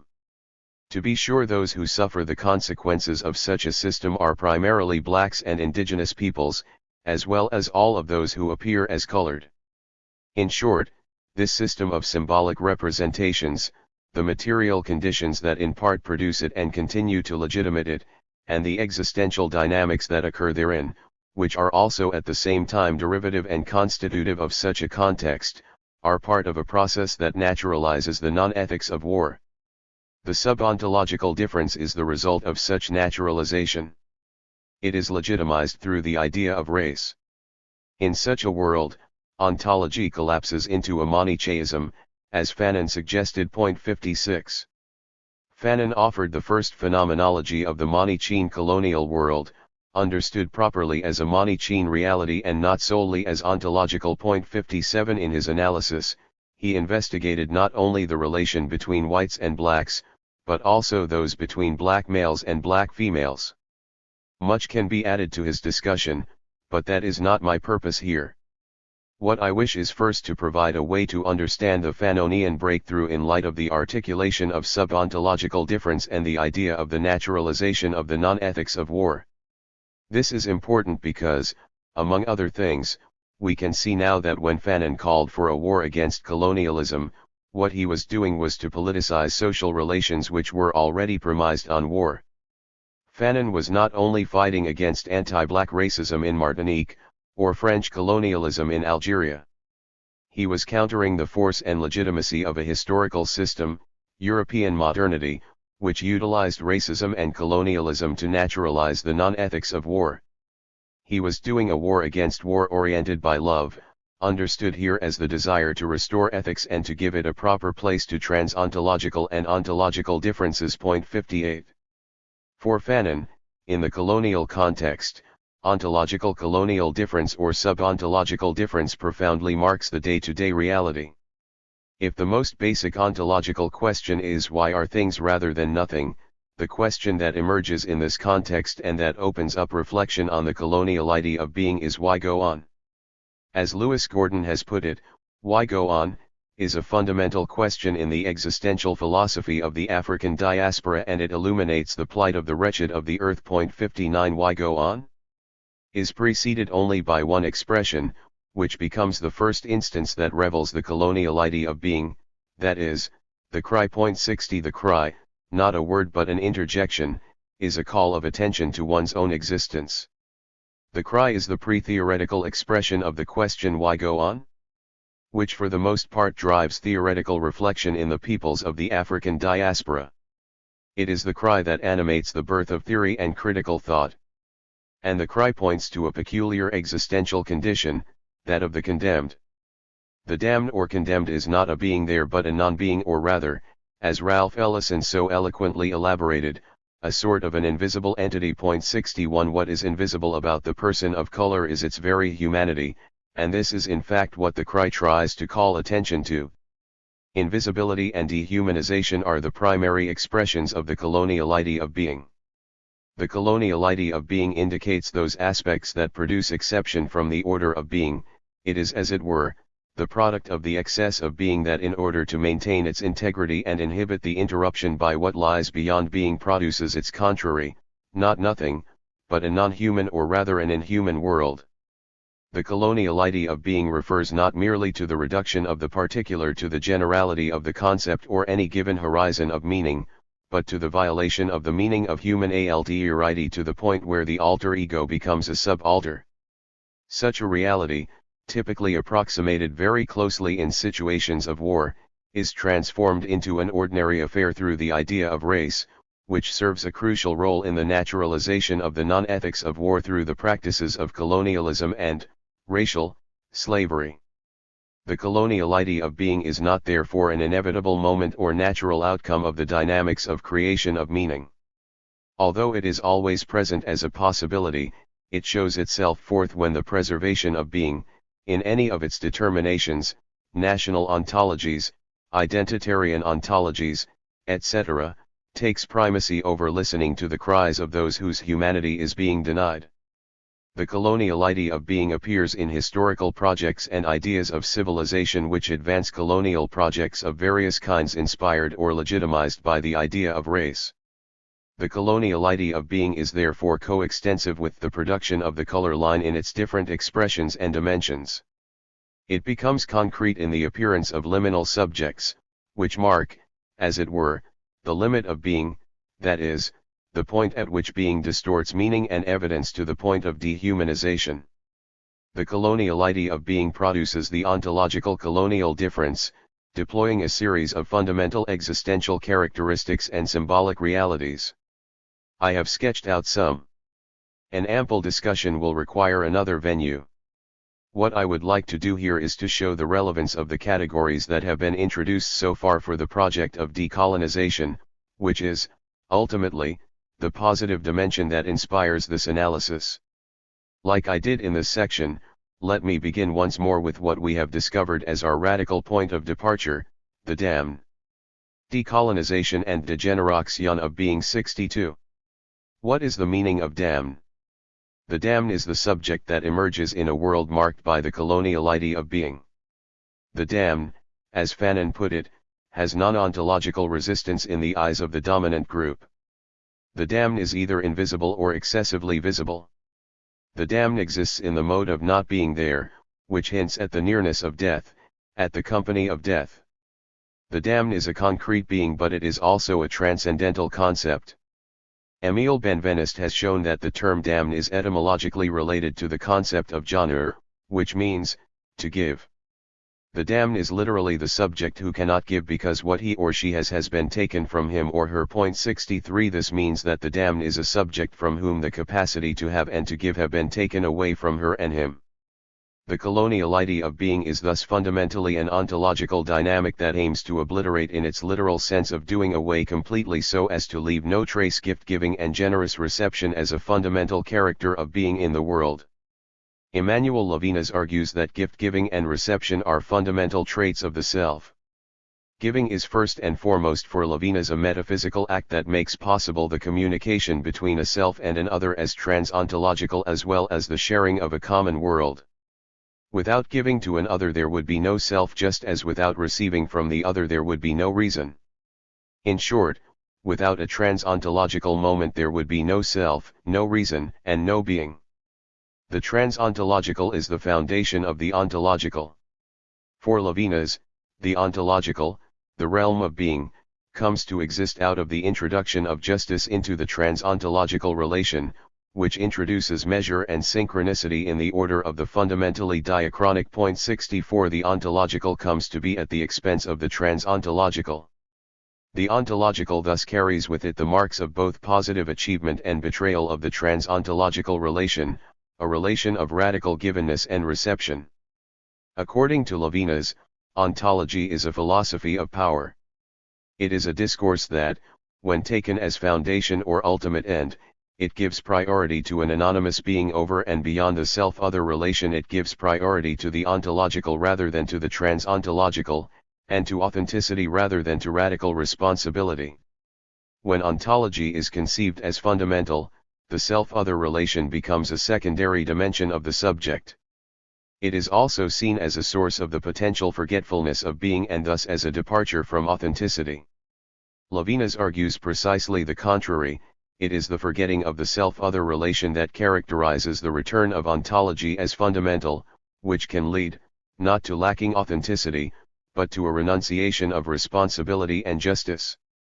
That is so because being is always already a betrayal of sorts of the trans-ontological relation, of gift and reception between self and other, and it tends to forgetting. That is, being presents itself as the foundation of reality when it is not. This happens because once being is born, it tends to preserve itself and to present itself as autonomous foundation. But, preservation and autonomy can be achieved at the expense of the trans-ontological. Being thus aims to eliminate the traces of the trans-ontological. This is done, both, by philosophical accounts that attempt to reduce the self-other relation to knowledge or being, and by ways of thinking, concrete policies, and historical projects that reduce the significance of givenness, generosity, hospitality, and justice. Clearly enough, Levinas saw Nazism and the Jewish Holocaust as radical betrayals of the trans-ontological dimension of human reality, and thus, of the very meaning of the human as such. Thus, Nazism represented not only a threat to European nations and many minorities within Europe, but also a crucial moment in the history of being. The presence of anti-Semitism, Aryanism, and other forms of racial prejudices in Nazism, make clear that race and racism occupy a special place in that history. Race and caste, along with gender and sexuality, are perhaps the four forms of human differentiation that have served most frequently as means to transgress the primacy of the self-other relation and to obliterate the traces of the trans-ontological in the concrete world. In modernity, racial differentiation alters the way in which the other forms of human differentiation work in modernity, as the entire globe is divided according to races, which alter the existing caste, gender, and sexual relations. To be sure, race is not totally independent of gender or sexuality, as feminization and eroticism are always part of it. I have argued that the emergence of race and its entanglement with gender and sexuality can be explained in part by their relation to war ethics and their naturalization in the colonial world. Levinas did not go into these matters. He focused on the analysis of the trans-ontological dimension of human reality and in the rescue and philosophical reconstruction of the Jewish conceptual and ethical legacy, which for him provided an alternative to the Euro-Greek tendency to privilege knowledge and being. He nonetheless provided important considerations for understanding the meaning and significance of the damned and the coloniality of being. The appearance of the damned is not only of social significance but of ontological significance as well. It indicates the emergence of a world structured on the basis of the lack of recognition of the greater part of humanity as givers, which legitimizes dynamics of possession, rather than generous exchange. This is in great part achieved through the idea of race, which suggests not only inferiority but also dispensability. From here that not only poverty, but also the nearness of death in misery, lack of recognition, lynching, and imprisonment among so many other ways characterize the situation of the damned. It is this situation that we refer to here as coloniality. And the ways by virtue of which the world comes to be shaped by the excess of being and its obliteration of the trans-ontological we call the coloniality of being. Coloniality of being refers to a process whereby the forgetfulness of ethics as a transcendental moment that founds subjectivity turns into the production of a world in which exceptions to ethical relationships become the norm. That being has a colonial aspect means that in addition to posit itself as autonomous and be driven by preservation, it tries to obliterate the traces of the trans-ontological by actually giving birth to a world in which lordship and supremacy rather than generous interaction define social dynamics in society. The damned is the product of these tendencies. Colonization and racialization are the concrete and conceptual ways by virtue of which the damned emerges as an idea and mode of being. Colonization and racialization are expressions of the dark side of being, that is, they represent radical betrayals of the trans-ontological. Colonization and racialization are not only political and social events or structures. They also have metaphysical and ontological significance. War is the opposite of the anarchical relation of absolute responsibility for the other that gives birth to human subjectivity. The obliteration of the trans-ontological takes the tendency of producing a world in which war becomes the norm, rather than the exception. That is the basic meaning of the colonial idea of being, the radical betrayal of the trans-ontological by the formation of a world in which the non-ethics of war become naturalized through the idea of race. The damned is the outcome of this process. Her agency needs to be defined by a consistent opposition to the paradigm of war and the promotion of a world oriented by the ideals of human generosity and receptivity. This is the precise meaning of decolonization, restoration of the logic of the gift. Fanon suggests as much in the conclusion of Black Skin, White Masks. Superiority. Inferiority. Why not the quite simple attempt to touch the other, to feel the other, to explain the other to myself? Was my freedom not given to me then in order to build the world of the you? 65. Fanon's message is clear: decolonization should aspire at the very minimum to restore or create a reality where racialized subjects could give and receive freely in societies founded on the principle of receptive generosity. 66 Receptive generosity involves a break away from racial dynamics as well as from conceptions of gender and sexuality that inhibit generous interaction among subjects. In this sense, a consistent response to coloniality involves both decolonization and degeneration as projects, both of which are necessary for the you to emerge. Only in this way the trans-ontological can shine through the ontological, and love, ethics, and justice can take the role that the non-ethics of war have occupied in modern life. Decolonization and degeneration, different from authenticity, are not based on the anticipation of death, but on the aperture of oneself to the racialized other to the point of substitution. 67 Substitution occurs when one's identity is teleologically suspended and when one offers one's life to the task of achieving decolonial justice, that is, a justice oriented by the trans-ontological dimension of the human. Decolonial justice opposes the preferential option for imperial man by the preferential option for the damned or condemned of the earth. Such justice is inspired by a form of love which is also decolonial. Decolonial love, a concept coined and developed by the Chicana theorist Keila Sandoval, gives priority to the trans-ontological over the claims of ontology. 68 Decolonization and degeneration are the active products of decolonial love and justice. They aim to restore the logics of the gift through a decolonial politics of receptive generosity. 69. In order to be consistent, the discourse of decolonization and degeneration would have to be understood according to the very logics that they open. They cannot take the form of a new imperial universal. Decolonization itself, the whole discourse around it, is a gift itself, an invitation to engage in dialogue. For decolonization, concepts need to be conceived as invitations to dialogue and not as impositions. They are expressions of the availability of the subject to engage in dialogue and the desire for exchange. Decolonization in this respect aspires to break with monologic modernity. It aims to foment transmodernity, a concept which also becomes an invitation that has to be understood in relation to the decolonial paradox of giving and receiving. 70 Transmodernity is an invitation to think modernity/coloniality critically from different epistemic positions and according to the manifold experiences of subjects who suffer different dimensions of the coloniality of being. Transmodernity involves radical dialogical ethics to initiate a dialogue between humans and those considered subhumans and the formulation of a decolonial and critical cosmopolitanism. 71. Decolonization is an idea that is probably as old as colonization itself. But it only becomes a project in the 20th century. That is what Du Bois suggested when he stated that the problem of the 20th century is the problem of the color line. The idea was not that the color line was unique to the 20th century, but that critical and violent confrontations with it were unavoidable then. With decolonization I do not have in mind simply the end of formal colonial relations, as it happened throughout the Americas in the late 18th and the 19th centuries. I am instead referring to a confrontation with the racial, gender, and sexual hierarchies that were put in place or strengthened by European modernity as it colonized and enslaved populations through the planet.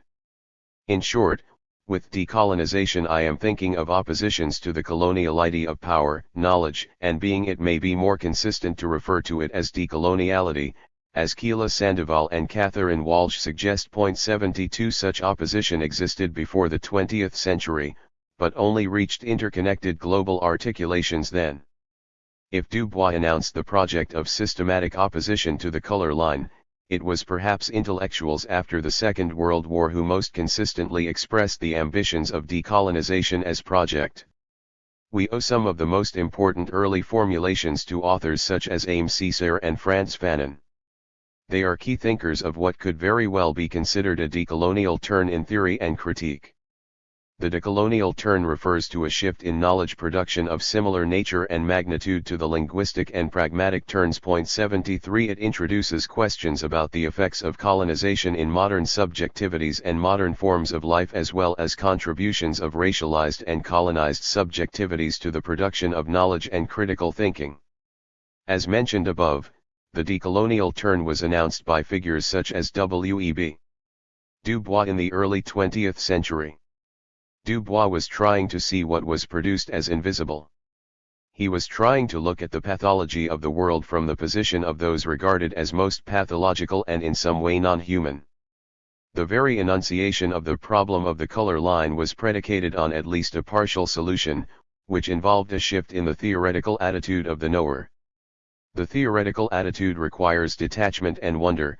The decolonial attitude, which Du Bois advances, demands responsibility and the willingness to take many perspectives, particularly the perspectives and points of view of those whose very existence is questioned and produced as insignificant. 74 The decolonial turn is about making visible the invisible and about analyzing the mechanisms that produce such invisibility or distorted visibility in light of a large stock of ideas that must necessarily include the critical reflections of the invisible people themselves.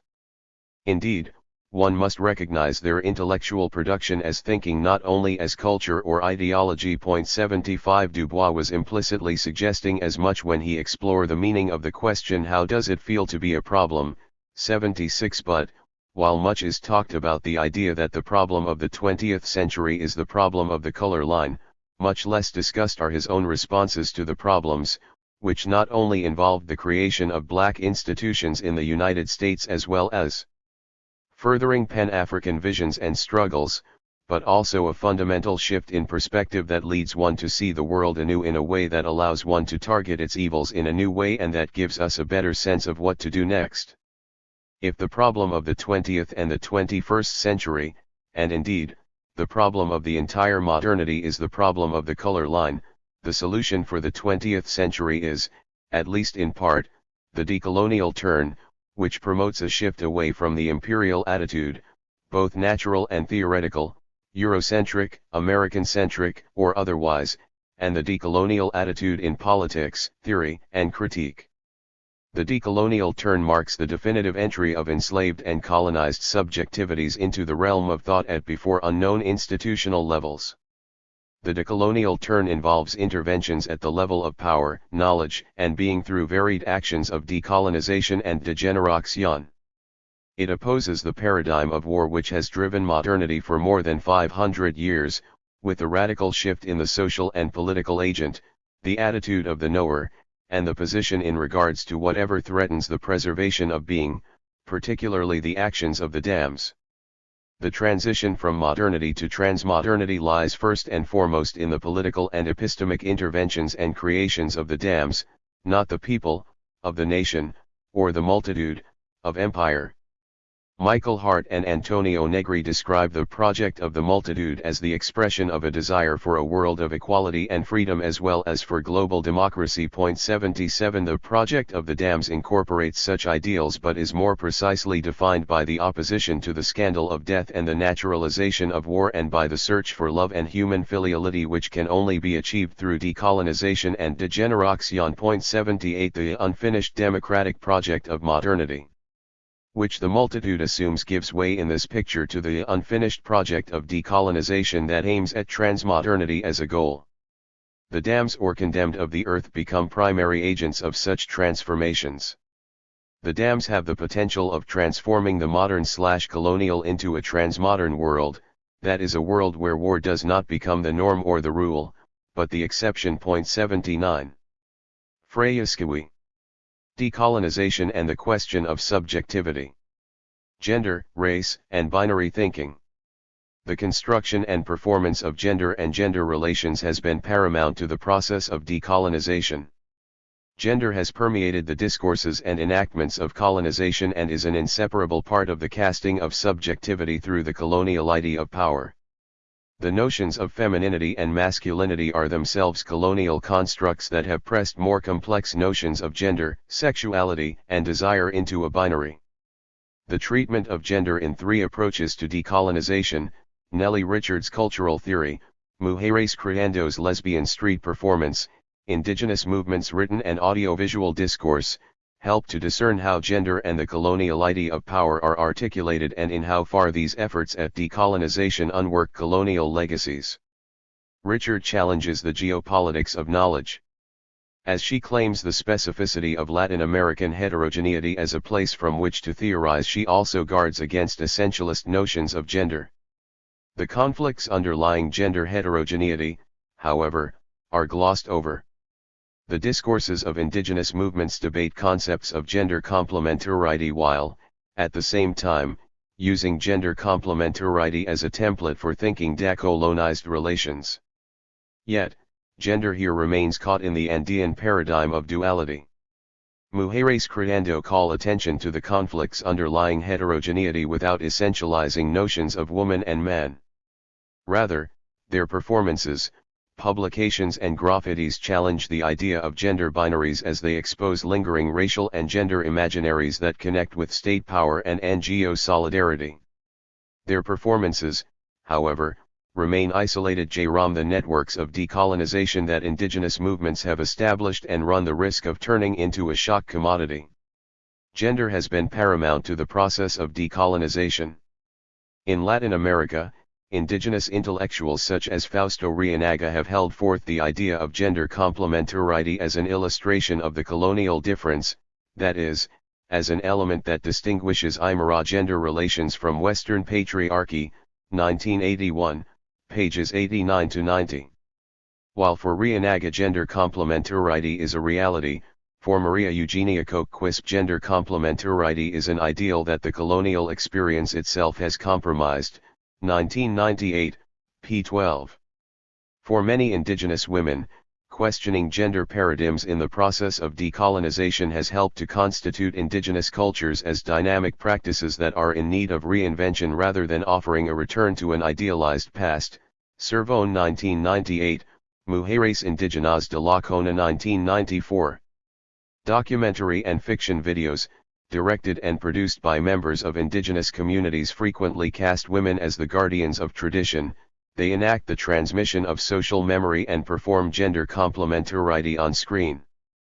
At the same time, videomakers foster debates over the links between gender and the colonial subalternization of knowledge. For some indigenous videomakers, gender complementarity itself has become a metaphor for thinking decolonized relations between indigenous communities and national society. Skiwi 2002. Social memory and subalternized knowledge is embodied and transmitted in gendered ways, but the enactment and representation of such links between knowledge and the female body in the discourse of decolonization has been a central point of debate not only for indigenous movements in Latin America. In post-colonial discussions focused on India and Northern Africa, scholars such as Parth Chatterjee asked whether decolonization mustn't include within it a struggle against the false essentialism of home/world, spiritual/material, feminine/masculine propagated by nationalist ideology, 1990, p. 252. While gender concepts are clearly crucial to decolonization, the heterosexual model through which complementarity is thought affirms Andean duality and hides those subjectivities and forms of desire that would challenge binary thinking itself. Indeed, as the literary critic Michael Orwell argues, the Andean gender binary is itself a modern/colonial construct, 2003. Decolonization and gender also intersect in feminist criticism of the geopolitics of knowledge. The Chilean cultural critics Nellie Richard, 1996, and Kemi Oyarzun, 1992, have frowned on Latin American and feminist scholars studying Latin America for essentializing the concepts of man and woman in Latin America, thus issuing a critique of the geopolitics of knowledge that resonates with Chandra Mohanty's well-known arguments about the making of the theoretical subject of feminism, 1988. As Richard and Oyarzun call for a deconstruction of gender categories, they themselves, however, rely on a problematic notion of heterogeneity that fails to interrogate how gender and colonial legacies congeal in the process of theorizing in Latin America across different social classes, ethnicities, and technologies of knowledge. The Bolivian performance activists Julia Paredes and Maria Galindo, who have worked with urban Aymara women, in turn, have countered the dense interrelations of colonial legacies and heterosexual normativity through graffiti, street performance, and audiovisual media. All of these approaches to decolonization share a need to address the intersection of gender relations and colonial subalternization. Posing the question of gender allows to discern added complexities of the constitutive elements of the colonial idea of power. Asking how modern/colonial constructs of gender are perpetuated and contested also helps to better understand the ways decolonization pushes against the building blocks of colonial idea and where, at times inadvertently, decolonization recreates these. Colonial idea and the question of subjectivity. Despite the meshing together of anti-colonial discourse with gender imaginaries, the construction and relevance of gender to the colonial idea of power has been difficult to accommodate.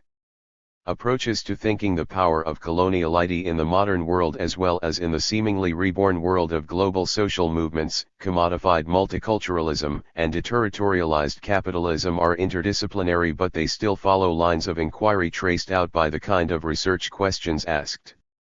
The question of gender is usually set aside, not however the construction of subjectivity. The concept of colonial idea is three-dimensional. It encompasses the study of economical and political relations in their constitutive role for the process of globalization and emphasizes the qualitative difference these relations have ushered in since the conquest of the Americas, differences that mark the present global world system inaugurated in 1492 from prior economic relations and imperial desires. Quijano and Wallerstein 1992, Mignolo 2000, p. 37. No less foundational are the epistemic relations that have given way to a hegemonic order of knowledge which for many continues to form the way globalization is thought.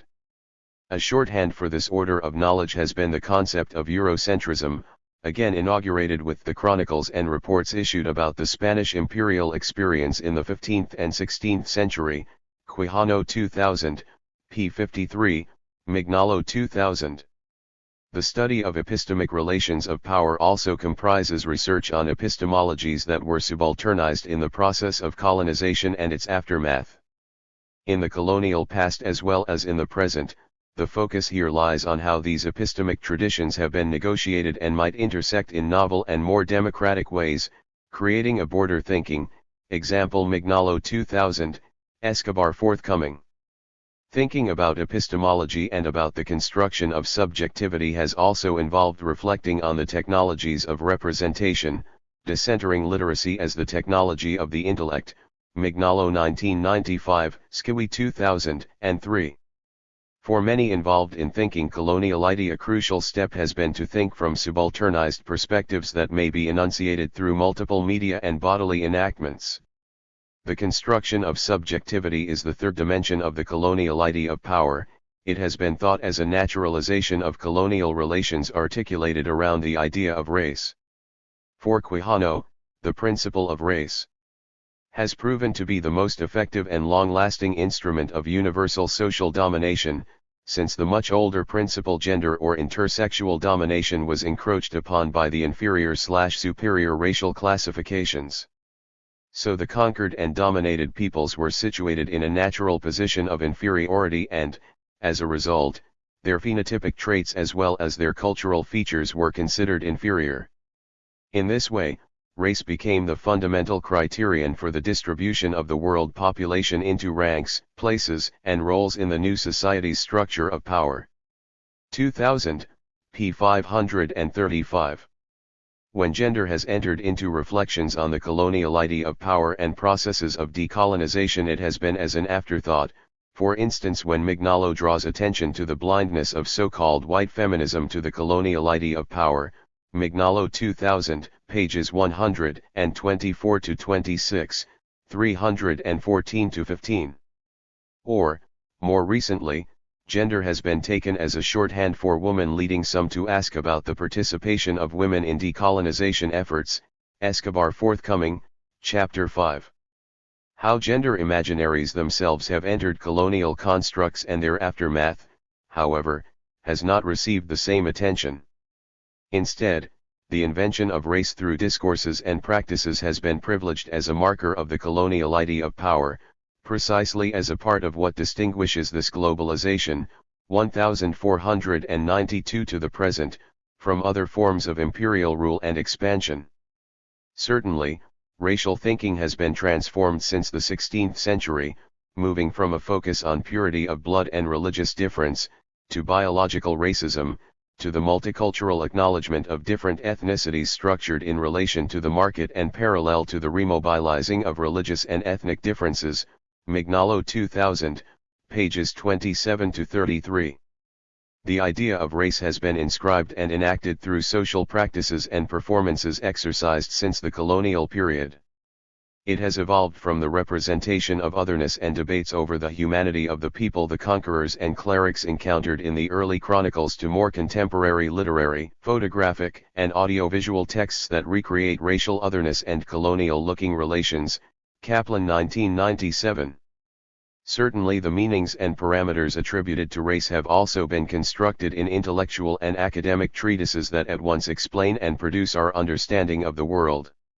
The construction of racial subjectivity has served as a bodily metaphor for ordering economic, political as well as epistemic relations, while at the same time creating lived exclusions and abuses as well as forms of organized and quotidian resistance and subversion.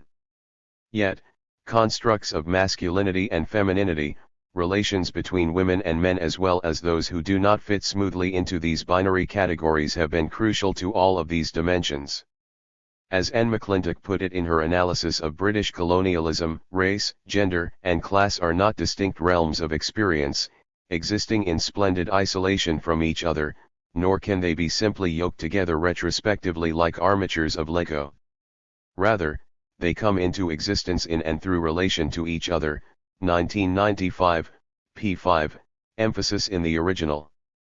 She adds that imperialism cannot be fully understood without a theory of gender power. Gender power was not the superficial patina of empire, an ephemeral gloss over the more decisive mechanics of class or race. Rather, gender dynamics were, from the outset, fundamental to the securing and maintenance of the imperial enterprise. Pages 6-7. Obviously, gender does not refer only to women. It is a construct that regards the ideas we hold about masculinity and femininity, about appropriate roles and about power relations. Gender is a historical and social category that is continuously enacted, albeit under the constraints of existing norms and imaginaries that differ across geopolitical boundaries and cultural constraints on who is imagining whom, and for what purpose. Butler 2004, p. 10. When debates about gender abstract from the colonial making of social relations, among women, among ethnicities and classes, they risk perpetuating colonial relations. But if gender is no more primary than race and ethnicity, then surely the construction of race cannot be seen to supplant the construction of gender with the onset of global coloniality.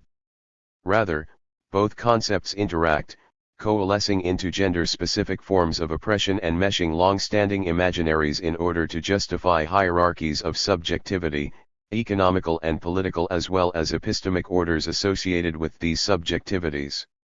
When gender analyses abstract from racial paradigms, they tend to recreate geopolitical power relations inaugurated with the colonization of the Americas.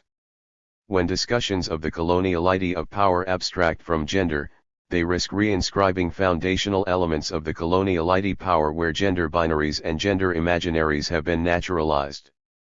The colonial imaginary has employed gender as a metaphor and means of subalternization, a metaphor that resulted not only in the representation of territories as female virgin lands that the conquerors penetrated with the sword in hand. The gendering of colonial imaginaries has operated as a means of rendering European masculinity through othering. That is, European and Caucasian men have thought themselves in opposition to colonized, or post-colonial, men who have been represented as effeminate or as part of an irrational nature where nature itself is also bound up with tropes of femininity, Shohat 1991, pages 53-5. The emasculation of indigenous men in Latin America has prefigured and paralleled that of other colonized peoples, enacted and inscribed through rape, both real and in the imaginary of colonial texts, and later in indigenista literature and film. The force of this tool of war has relied not only on the harm inflicted on women, it also enacts the inability of colonized men to protect their women. Rape, the founding act and trope of mestizage, reinforces patriarchal relations where women are reduced to objects and their abuse comes to signify damage to male honor. It thus inscribes a heterosexual order and may lead to an urgent need to affirm male power in the process of decolonization. Early modernity itself was a time when Europe sought to fix a fourfold and more dynamic notion of gender and sexuality into the binary categories of man and woman. George Mariscal argues that virtually all forms of subjectivity in this period depended on different degrees and kinds of maleness rather than on the historically more recent male/female binomial, 1991, p. 27. Not only gender socio-historically constructed and enacted ideas and roles, but sex itself was seen as dynamic, subject to change according to levels of body heat and humidity, Jones and Stolly-Brass 1991, p. 84. Chronicles telling of encounters with indigenous peoples betray the Renaissance anxiety about gender indeterminacy as the conquerors saw themselves battling monsters and virile Amazons, Mott 1992, Montrose 1991. Similarly, pre-colonial Andean cultures seem to have held the idea of a third gender, a central mediating force that was subalternized with the growing emphasis on gender duality during the colonial period, Orwell 2003. Today, medical practices police the sexual morphology of newborns, at times without the consent of parents, in order to assure an anatomical correspondence between bodies and the idea of a sexual binary, a practice to which the intersex movement in the U.S. is drawing increasing attention, and Fausto Sterling 2000, Butler 2004, pages 7-16. Decolonization under current conditions of multicultural capitalism no longer necessarily involves working with binaries of colonizer and colonized or with countering the dominant tropes and logic of colonial power with oppositional categories. Rather, in the context of commodified multiculturalism and revamped imperial discourses on the presumed coexistence of medieval and postmodern culture, decolonization challenges received notions of identity, temporal unevenness as well as knowledge and forms of representation. Decolonization transforms and Indianizes established codes and creates novel forms of translation/transculturation, Mignolo and Skewy 2003, Skewy 2003.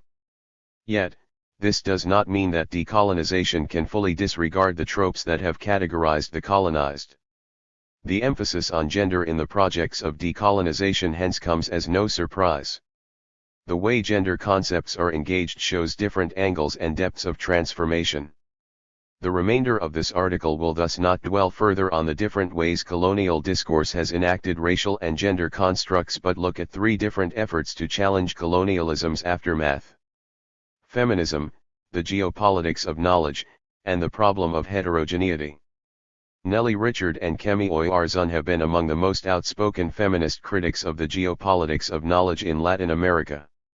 While Oyarzun approaches the question of power and subalternity in the production of knowledge between North and South America from the perspective of feminist literary criticism, Nellie Richard has elaborated her arguments engaging both feminist and post-structuralist theory in her readings of vanguard anti-dictatorship theater and installations by the Ashina Avanzata. Resonating with Chandra Mohanty's critique of First World White Feminism, 1998, Richard challenged Latin American studies, the study of Latin America by those located in other places, stating that También dentro del feminismo opera esta ideología del cuerpo, realidad concreta, vivencia práctica, que soporta la fantasía de una América Latina animada por la energía salvadora del compromiso social y de la lucha comunitaria, cuyo valor popular y testimonial es juzgado políticamente superior a cualquier elaboración teórico-discursiva. 1996, p. 738. The ideology of the body, a concrete reality and lived practice, is also at work within the feminism that supports the fantasy of a Latin America animated by the salvational energy of social commitment and communal struggle, the value of which is considered testimonial and close to the people and judged as politically superior to any kind of theoretical discursive elaboration. 1996, p. 739, my translation. For Richard, colonial legacies are crucial and express themselves at an international level in the geopolitics of knowledge, where Northern academics disdain the theory produced in the South in favor of cultural manifestations to be theorized. Point 1. Her criticism is certainly warranted, although Richard herself has perhaps been the most widely read and translated feminist critic working in Chile. Richard defends the process of theorizing, however, as a process that cannot abstract from particular lived experiences without repeating the gesture of Eurocentrism. She thus emphasizes the importance of place. Richard invokes the geopolitics of knowledge and their colonial becoming in order to argue against the subalternization of Latin American theorists. At the same time, she opposes the easy essentialism and anti-theoretical approach, which she sees as underlying much of Latin America's own feminist critique.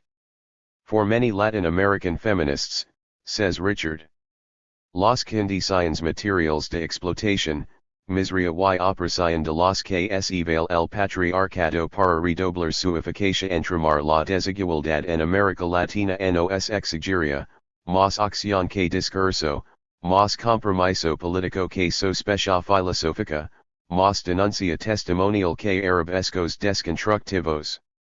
1996, p. 735.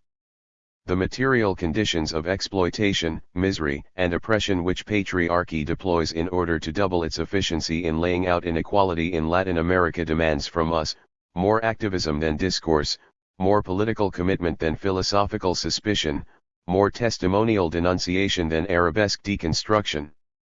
1996, p. 735, my translation. For Richard, this political action-oriented approach expresses an unreflected essentialism that ends up affirming the categories of femininity and masculinity instead of questioning their historical making. Feminism thus cements the discourses and imaginaries that have naturalized gender concepts and equipped them with unequal meanings. Against this position, Richard sustains that feminist labor must involve the deconstruction of notions of gender, again an argument that resonates with that of Parchaturgi quoted earlier. Richard's emphasis on the importance of place in the process of theorizing targets a geopolitical structure that places theories from the South and in languages other than English, French, and German at a disadvantage. Place is important because it informs the kind of theorizing we do. Thus, for Richard, the notion of heterogeneity is vital, both in terms of the multiplicity of feminist activists in Latin America as well as with regard to the social heterogeneity of Latin American women. According to Richard, Latin America is marked by una pluralidad disimil de voces y estratos de identidad que derivan de espacios y tiempos irregulars, de memorias y tradiciones híbridas, p. 743, / a dissimilar plurality of voices and layers of identity that derive from irregular spaces and temporalities, from memories and hybrid traditions, p. 743, my translation. The heterogeneity of place is precisely what allows theoretical production to destabilize the dominant construction of knowledge as objective and disembodied.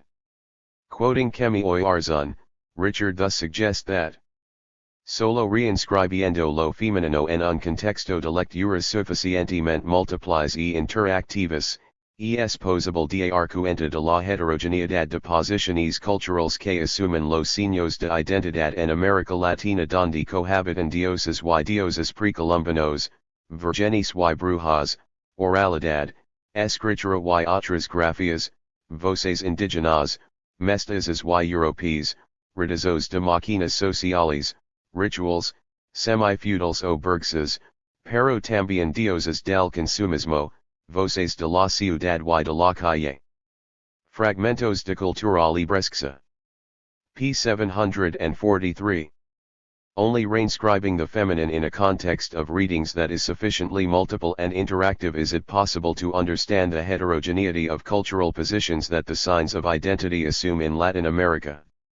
Here pre-Columbian goddesses and gods coexists with virgins and witches, orality with writing and other graphic systems, indigenous with mestizo and European peoples, remnants of ritual, semi-feudal and bourgeois social machines, but also the gods of consumerism with the voices of the city and the streets and fragments of book culture. p. 743. As Richard lists the differences that illustrate heterogeneity, however, she does not interrogate the legacies of colonial power relations in shaping this heterogeneity. The internal conflicts fracturing heterogeneity in Latin America are glossed over as Richard fails to distinguish between the multicultural, the hybrid, and the heterogeneous. In other words, multicultural diversity is not deconstructed in terms of its own colonial history, in terms of its embedded power differences, incompatible and contradictory arguments issued by those thinking from different perspectives, feminist or otherwise, within the heterogeneous makeup of Latin America. Neither does Richard question the colonial construction of value regarding different technologies of the intellect, such as those of orality, print media, audiovisual technology, performance, and other complex forms of transmitting knowledge through media means other than literacy.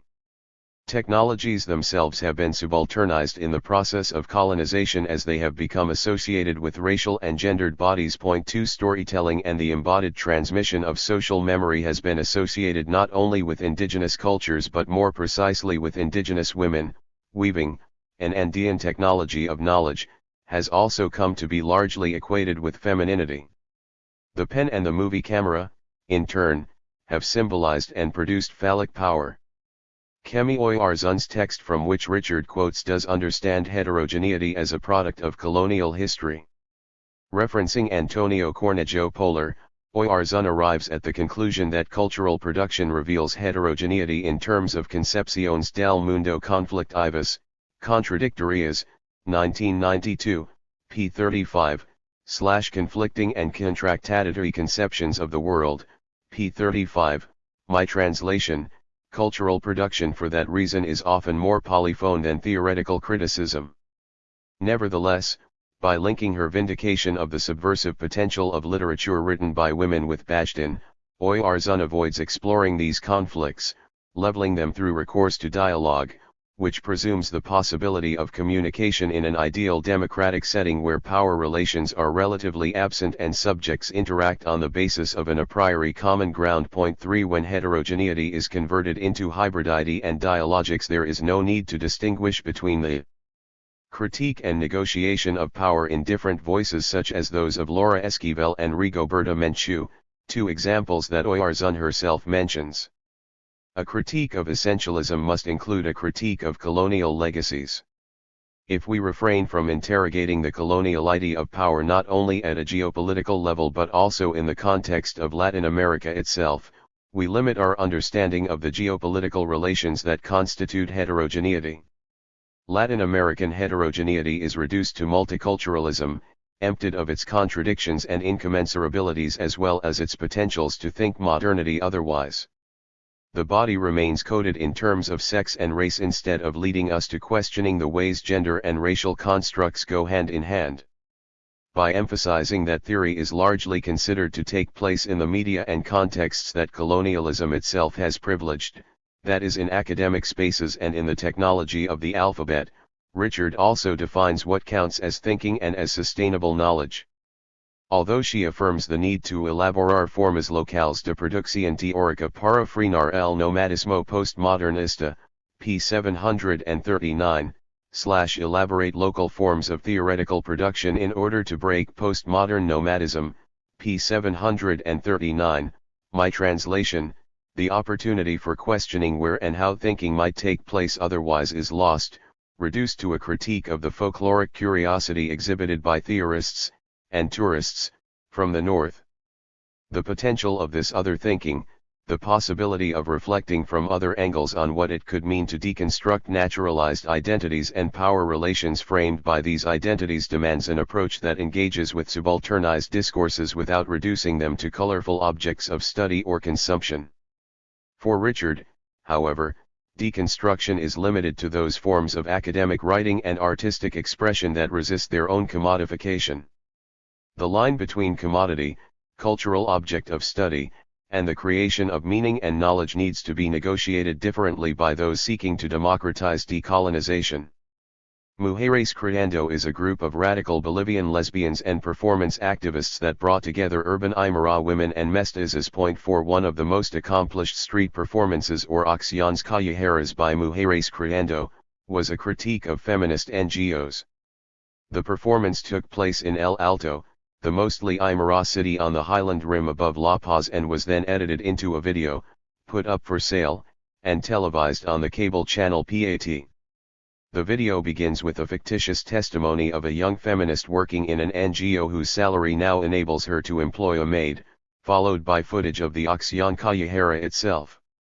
In this performance, young blonde women with their faces painted United Nations blue play with the globe, an inflated balloon that ends up lifeless and cast aside. They metaphorically drink the blood of the poor as the video cuts to a close-up of miniature figurines representing Andean women perched on the open palm of a hand. The camera follows their fall into the dirt, where they join coins lying in a pool of blood, red wine. Audience participation in the performance is exemplary, as young children scramble to pick up the money while women bend to recover the figurines. The video argues that the funds offered by NGOs exacerbate class differences among women and the exploitation of women by women, strengthening the middle class and its reliance on domestic service, itself a colonial relation that the market has only cosmetically transformed. At the same time, global power relations are seen as representing patronizing and exploitative relations that prolong those formed through colonialism. The piece allows for an optimistic reading of Andean solidarity as the women of El Alto recover the figurines so carelessly cast to the ground by the UN blondes, but also calls attention to a heterogeneity based on colonial legacies that demands questioning and transforming these legacies. The documentary also foregrounds the differences among women by questioning international NGO solidarity. This is a critique of the geopolitics of knowledge, where because of ignorance, prejudice, or for personal gain, economic and intellectual concepts of the North are imported without worrying too much about whether these models actually serve to solve the problems in the South. Although this performance might be seen to complement Richard N. Oyarzun's critique of the geopolitics of knowledge, it enacts not only a critique of global power relations but also of internal colonialism, where racism fractures the concept of gender. This performance is only one of a series of other acciones callejeras that target the racism and class differences among women in Bolivia, e.g. Kettle, criticize the racist patriarchy of the Bolivian state, e.g. Prolago, while also enacting lesbian desire, e.g. Dos Mujeres Besandos en el Prado, and thus questioning heteronormativity. 5. The videos by Mujeres Creando echo the famous critique of white feminism that Domitila Barrios de Chungara voiced in the First International Feminist Congress in Mexico City 1975, 1991, pages 216 to 27, as well as the testimonies of Chilean women collected by Joe Fisher, 1993, pages 17 to 44, 177 to 200. Yet the videos go not only beyond Richard N. Oyarzun's critique of the geopolitics of knowledge but also beyond Barrios de Chungara's dismissal of questioning sexuality. Mujeres Creando destabilize the Andean paradigm of duality. This duality also underwrites the process of decolonization by indigenous movement organizations. Indigenous video decolonization and the body. Indigenous movements in Latin America have been engaged in a long process of anti-colonial resistance that has gained renewed momentum and has continued to change face and form since the 1960s. Today, decolonization involves political struggle, working with NGOs and UN-level organizations, and rethinking concepts of human, cultural, and intellectual property rights. Indigenous movement organizations have also made use of audiovisual technology, communicating diverse indigenous and peasant populations and thereby creating new spaces for intercultural debate and exchange of ideas. 6 One fundamental aspect of this work has been the effort to decolonize the soul, that is, to counter the effects of ethnic self-denigration that the pressure to assimilate has exacerbated. What role and importance indigenous culture can play in bettering the economic situation of indigenous populations here has been just as important as figuring out what resources indigenous ethics and epistemologies hold for thinking modernity otherwise. Indigenous filmmakers organized in CAIB, Coordinadora Audiovisual Indigena y Originaria de Bolivia/Bolivian Association of Indigenous Communicators, and collaborating with the Center for Training in Cinematography, SFREC, Centro de Formación y Realización Cinematográfica, in Bolivia have maintained some of the most prolific and varied video production in the continent. As these indigenous communicators represent the problems and issues their communities face, their documentaries and fiction shorts highlight the way indigenous traditions have been transmitted in embodied ways. Storytelling, weaving, even clothing, are not exclusively but more frequently associated with women than with men. Indeed, several of the fiction shorts explicitly frame the problem of the colonization of the soul in a gendered way. Women become the guardians of tradition, their death or suffering redeeming those middle-aged men, who have come to doubt the traditional stories and belief systems in favor of more secular and rational perspectives that coincide with a long-standing colonial discourse that disqualifies indigenous belief systems as superstitions. 7 Katai Katai, a complex 35-minute fiction short, signed responsible by Reynaldo Yajera and produced by CAIB and SFREC, is perhaps the most telling example. It places the relation between gender, epistemology, and economic practice into the center of the frame. In this film, the male protagonist is accused by his wife and by a community elder of having lost respect, not only for the traditional tale of the woman who is converted into a flying head, the story of the Qati, but also for the spirits of mountains and lakes, manifested in the surrounding landscape, the pathways of memory as Thomas Abercrombie would call it, 1998. The video ends with the mysterious death of the protagonist's wife Valentina, Ophelia Condori, herself converted into a Qati, and the protagonist Fulo, Pedro Gutierrez, declaring that it might have been better to believe. Katai Katai constructs a male cinematic gaze that never quite comes into its own. At the level of narrative, the topic is the redemption of man through woman's death. By implication, Fulo's initial lack of belief is characteristic of a world order marked by robbery and selfishness, rather than by reciprocity, community solidarity, and traditional forms of administering justice. Reciprocity and community solidarity are enacted on screen by female actors, just as the practice of storytelling itself. Policing and justice, in turn, are embodied by men, keeping with the traditional gendered division of labor but not fully undermining the predominant embodiment of culture by women on screen. At the same time, the camera seeks to maintain a neutral perspective, avoiding point-of-view shots, in order to embody the eyes of a female and male indigenous viewership. But the video, like so many other indigenous fiction pieces, creates an identification with the male protagonist. The seemingly neutral camera gaze is then indeed rendered male, a perspective that acquires force through the emotions it evokes, as Fulo laughs at his wife's superstitions and at the flying head he sees in his dreams. Humor locates the children and the spectators on his side. Nevertheless, the video proposes the female body and mind as the principal site for the reinvention of an indigenous ethics, thus not affirming a masculine order or Oedipal allegory.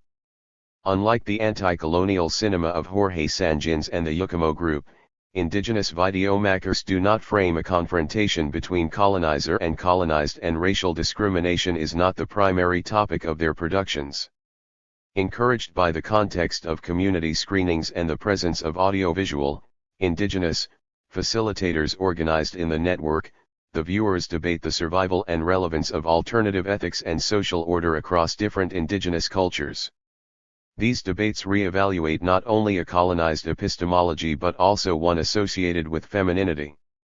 The power of the colonization of the soul goes hand in hand with patriarchal designs, where those seeking masculinity are seen as rejecting a colonized order identified with women. Parallel to the epistemic argument, the video frames multiple instances of a gendered division of labor. Fulo braids the ropes for constructing a shelter, Valentina trades potatoes in the marketplace, she also takes care of the children and small animals. Fulo, in turn, cuts wood and guards their potato field against a robber. The argument of the film ultimately ends up endorsing gender complementarity, itself rendered on screen as a successful gendered division of labor between the protagonist and his wife that is based on their equal importance for sustaining their nuclear family and by extension, the social relations within the ilu itself. The video claims against the Western patriarchal order that Aymara gender relations are based on complementarity, and this gender complementarity sustains both an outside to Western epistemology and the vestiges of an alternative economic order and ethics. The claim not only recalls Fausto Rienaga's assertions in the late 60s but has also been prevalent in contemporary Aymara politics, from the enactment of gender duality by the populist and media-savvy Palenquismo, Archondo 1991, p. 139, to one of Bolivia's current most vociferous political leaders, Felipe Quispe, 1999, p. 15. This notion of complementarity is crucial to decolonization because it links an epistemic and economic regime with gendered subjectivity. It provides simultaneously the pattern for three types of relations. First, relations between different indigenous traditions. Second, relations between diverse indigenous knowledge traditions and Western epistemology, and third, for an alternative idea of economy that combines a critique of the unchecked profit principle while vindicating market relations. Film, however, is not only a form of representation. Social relations are enacted in front of the camera, and filmmaking itself is a social practice. On screen, Katai highlights the marketplace as dominated by women and by forms of exchange based on barter. At the level of production, the videomakers insist that the videos are collective productions that entail complicated notions of property rights. Thus, not all of the videos produced by SFREC/CAIB are sold in the free marketplace. Sometimes buyers will be screened, as to their intended use of the video, and prompted to enter into relations of reciprocity that go beyond the purchase of the video and the exchange of money for a product. On the one hand, although employing a vastly different film aesthetic, the social practice of videomaking transforms economic relations and builds on the legacy of the Latin America's revolutionary anti-colonial cinema of the 60s and 70s that sought to transform cinema from a capitalist art form into a revolutionary tool. On the other hand, the attempt to control reception and distribution is no longer linked to the effort to create a socialist revolution. Rather, it invokes a pan-indigenous economic order based on reciprocity, not profit maximization, into which video production and exchange is integrated. Point 9 Complementarity, derived from idealized gender relations and the principle of duality, thus becomes one model for thinking an alternative modernity. Gender complementarity, however, is a contested concept in the politics of decolonization.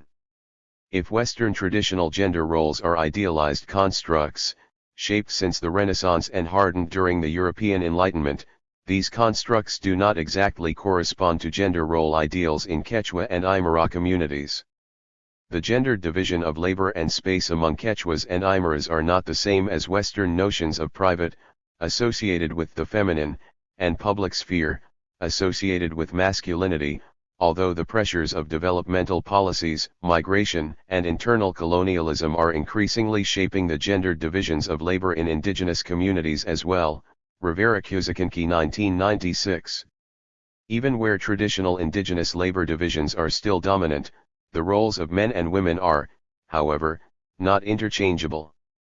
Corresponding to a complex ordering of space in terms of female and male attributes, Aymara and Quechua subjectivity is also conceived of as the result of interacting male and female elements as well as other factors. Point 10. Alison Spedding suggests that Aymara gender ideals in the Bolivian Yungas region are differentiated by age. For 15 to 45-year-old women they include the ability to work, to bear children, active sexual desire, although to be addressed solely to the legitimate partner, the same, by the way, goes for males, and a penchant for economic calculus. Women are encouraged to travel, to markets, but their status does not depend on the ability to be articulate, which, in contrast, is one of the measuring sticks for male status. 1997, pages 337 to 38. Point 11. The issue of oral eloquence, however, has become crucial for women political representatives. Cervone et al. 1998. Opting to be active in political organization or in videomaking contradicts traditional notions of women's roles and responsibilities in the low and highlands, both according to transculturated indigenous social orders as well as to the patriarchal Western ideal, unless this activity is explicitly framed as helping men and of temporary nature. Unlike in the video Katai Katai, the Aymara historian Maria Eugenia Koch-Quispe claims the ideal of complementarity in order to challenge Aymara patriarchy. Koch-Quispe invokes the image of the colonizers as those who obsessed with gold and silver, raped, kidnapped, and defiled, bringing dishonor to Indian women. She asserts that the imposition of colonial order meant the institutionalization not only of the irrational exploitation of the people and resources of this continent but also of gender relations between indigenous women, indigenous men, and the Spanish, marking them with conflict and violence. Koch-Quispe 1998, p. 12. Gender complementarity has therefore not necessarily meant equality or equal value. Basing herself on Palma Milagro's work, Koch-Quispe affirms that the declining indigenous population and the appearance of castes, in colonial times, transformed the indigenous woman into a commodity whose value hinged on her reproductive abilities as the primary resource for a new identity. For Indian males, the possession and control of the Indian woman acquired dramatic significance. The creation of a new prevailing order prompted indigenous thought to make women responsible for their suffering and problems. 1998, p. 12. Much has been written about the political representation and contacts with the outside lying in the hands of indigenous men.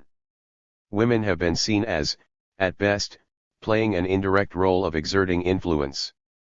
Both low and highland cultures have been characterized as patriarchal and even misogynist. Point 12. In SFREC/CAIB's indigenous video production, viewers glimpse the problem of violence, such as in Cool Kai Calicu, when the avaricious husband physically threatens his wife, or in the melodrama Lanthupy Munaki/Loving Each Other in the Shadows, where the young woman falls for romantic love and tries to escape an arranged marriage only to be killed, though inadvertently, by her father.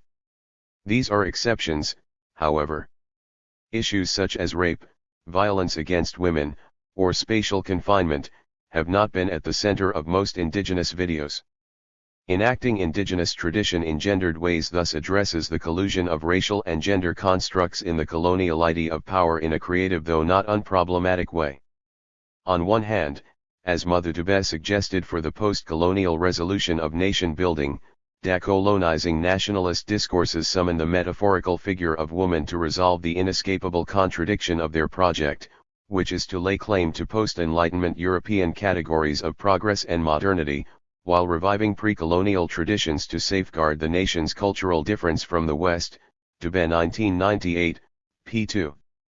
To be more specific, these post-Enlightenment categories of progress and modernity here entail the risk of a male dominance that would guard the reinvention of indigenous cultures from a transformation of gender relations and concepts of duality.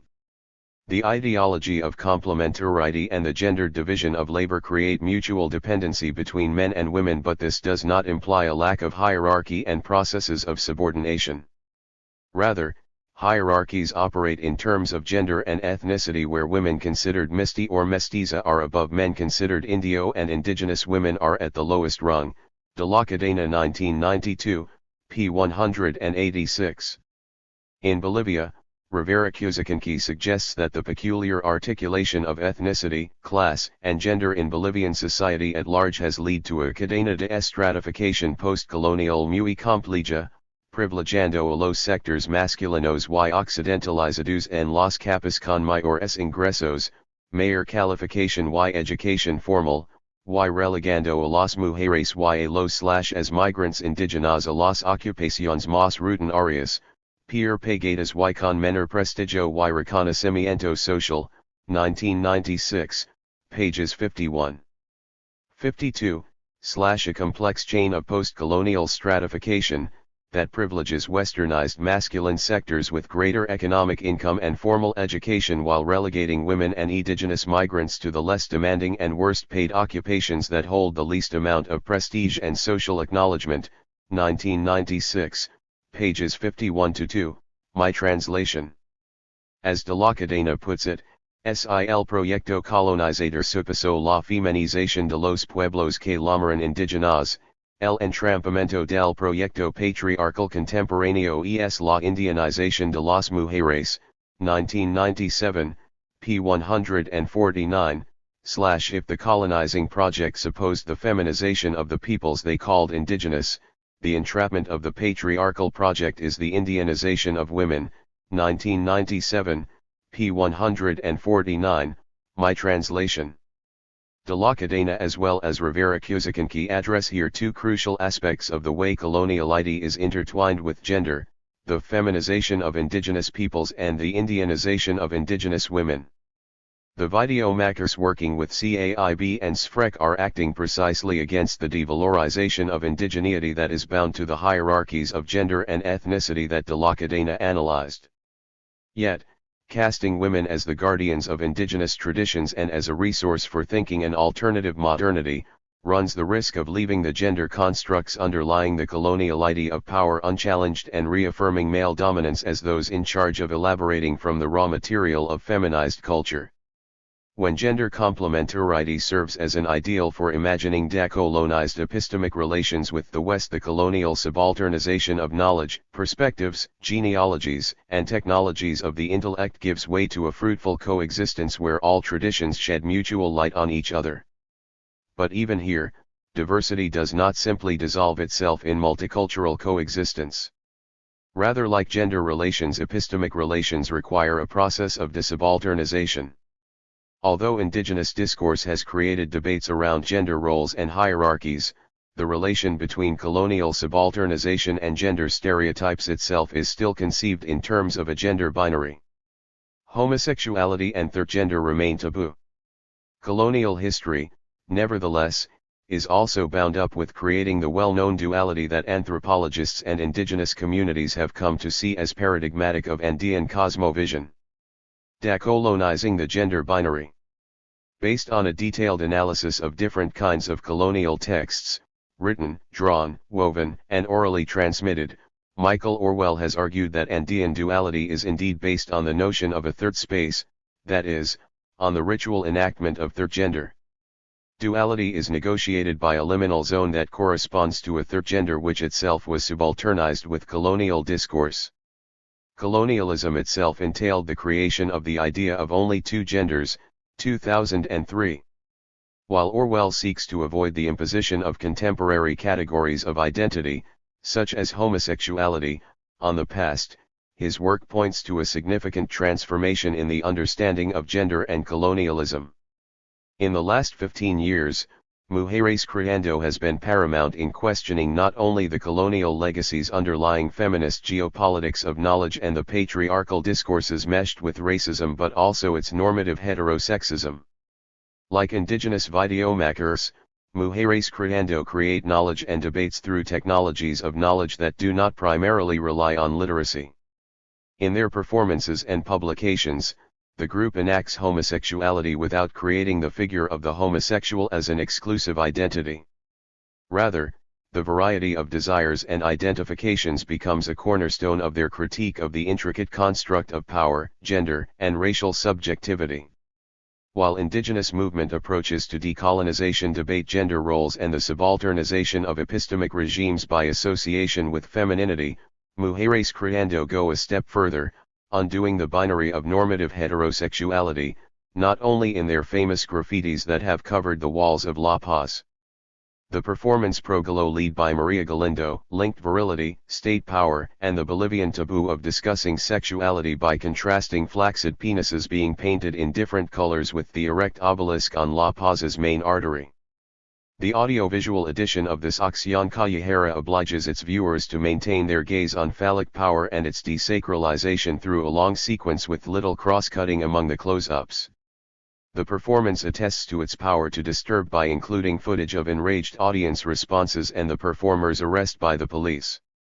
At the same time, this video enacts a critique of the geopolitics of knowledge and of gender concepts.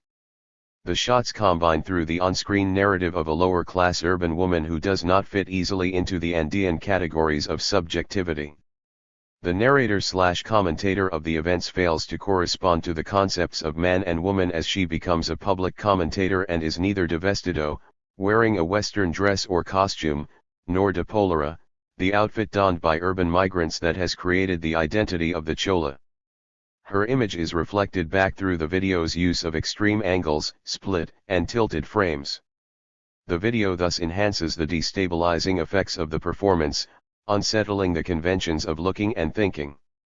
By destabilizing Andean duality, Mujeres Creando criticizes not only essentialist feminism and bourgeois morality but also the discourses of indigenous movements who deploy gender duality in their efforts to decolonize without opening up possibilities for interrogating the joint history of colonialism and gender.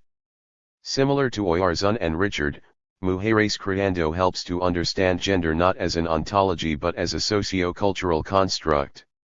In contrast with the Chilean critics, Mujeres Creando call attention to the colonial history of this construct.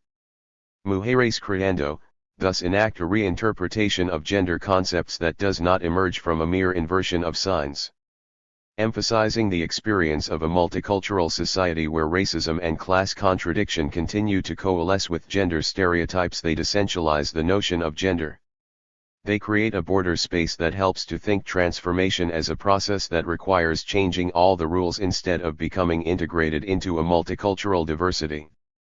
Yet, where Richard places her bet with neo-vanguardism and where indigenous videomakers subvert capitalist market relations, Mujeres Creando use an urban punk aesthetic that runs the risk of becoming another object of urban consumption, as their televised screening of the performances produce a shock effect but not necessarily a sustained reflection on the aesthetics and contents of the films, or even on the political oppression that the camera captivates, as Carlos Meza commented in his role as director of the cable channel PAT that aired the videos by Mujeres Creando, 2000, p20.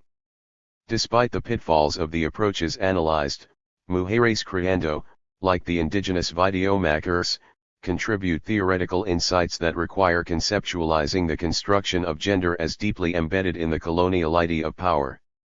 At the same time, they call attention to the binary thinking that has grounded the colonial project itself. Javier Sanjins. The Nation, an Imagined Community. 1.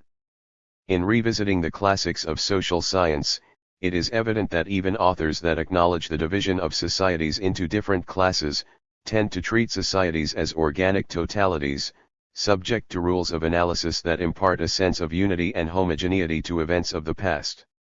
This tendency is also evident in historical analyses that neglect the deep ethnic and racial divisions that pervade political life, divisions that are particularly important in understanding societies of the Third World. In the same way, concepts so central to the study of social organization, like national culture, are based on a sense of social cohesion that simply does not reflect reality. In this way, the triad made up of the lettered practice literature and journalism, the construction of the nation-state, and the organization of national culture, is based on a conflictive model that centers hopes for the future in the rational and teleological organization of a social utopia. This lineal model of modernity, originating in Europe and influenced by Hegel, assumes that no matter what the crisis in the present, modernity will overcome the obstacles it faces, and lead in the end to a future social utopia, be it capitalist or socialist. This inalterable course of history is based on the profound conviction that the crises suffered in different historical economic cycles will transpire without throwing into doubt the overall lineal and progressive move towards social utopia. Along this line of analysis, and when it comes to our understanding of the concept of national culture, our totalizing gaze of reality originates in the important and foundational works of the Hispanic American nation, like Facundo. Civilization and Barbarism by Domingo Faustino Sarmiento. These works were also the basis for the beginning of the paradigm of civilization and barbarism in the middle of the 19th century. In effect, Facundo is based on the empirical observation that life in the town seemed backwards, and this idea is also evidenced in other foundational texts of Latin American nation-states.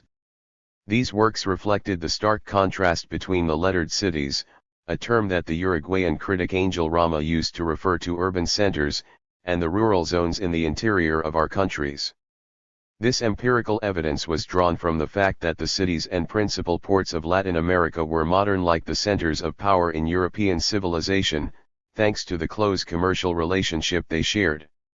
The diffusionist logic held the cultural models imported from the center of international economic power in high esteem, and called for their transfer to the interior of Hispanic American societies, replacing autochthonous cultural forms with a totalizing perspective, and a civilizing gaze. Beginning with Sarmiento's work, for example, the rationalizing and organizing discourses of the nation-states, particularly the positivistic discourses of the second half of the 19th century, were based on the premise that Latin American unity was already practically achieved. In this way, writers put emphasis on education, reinforcing one of the most important characteristics of the altruistic and ennobling vision of history dominant at the time, the goodwill of learned educators, journalists and men of letters.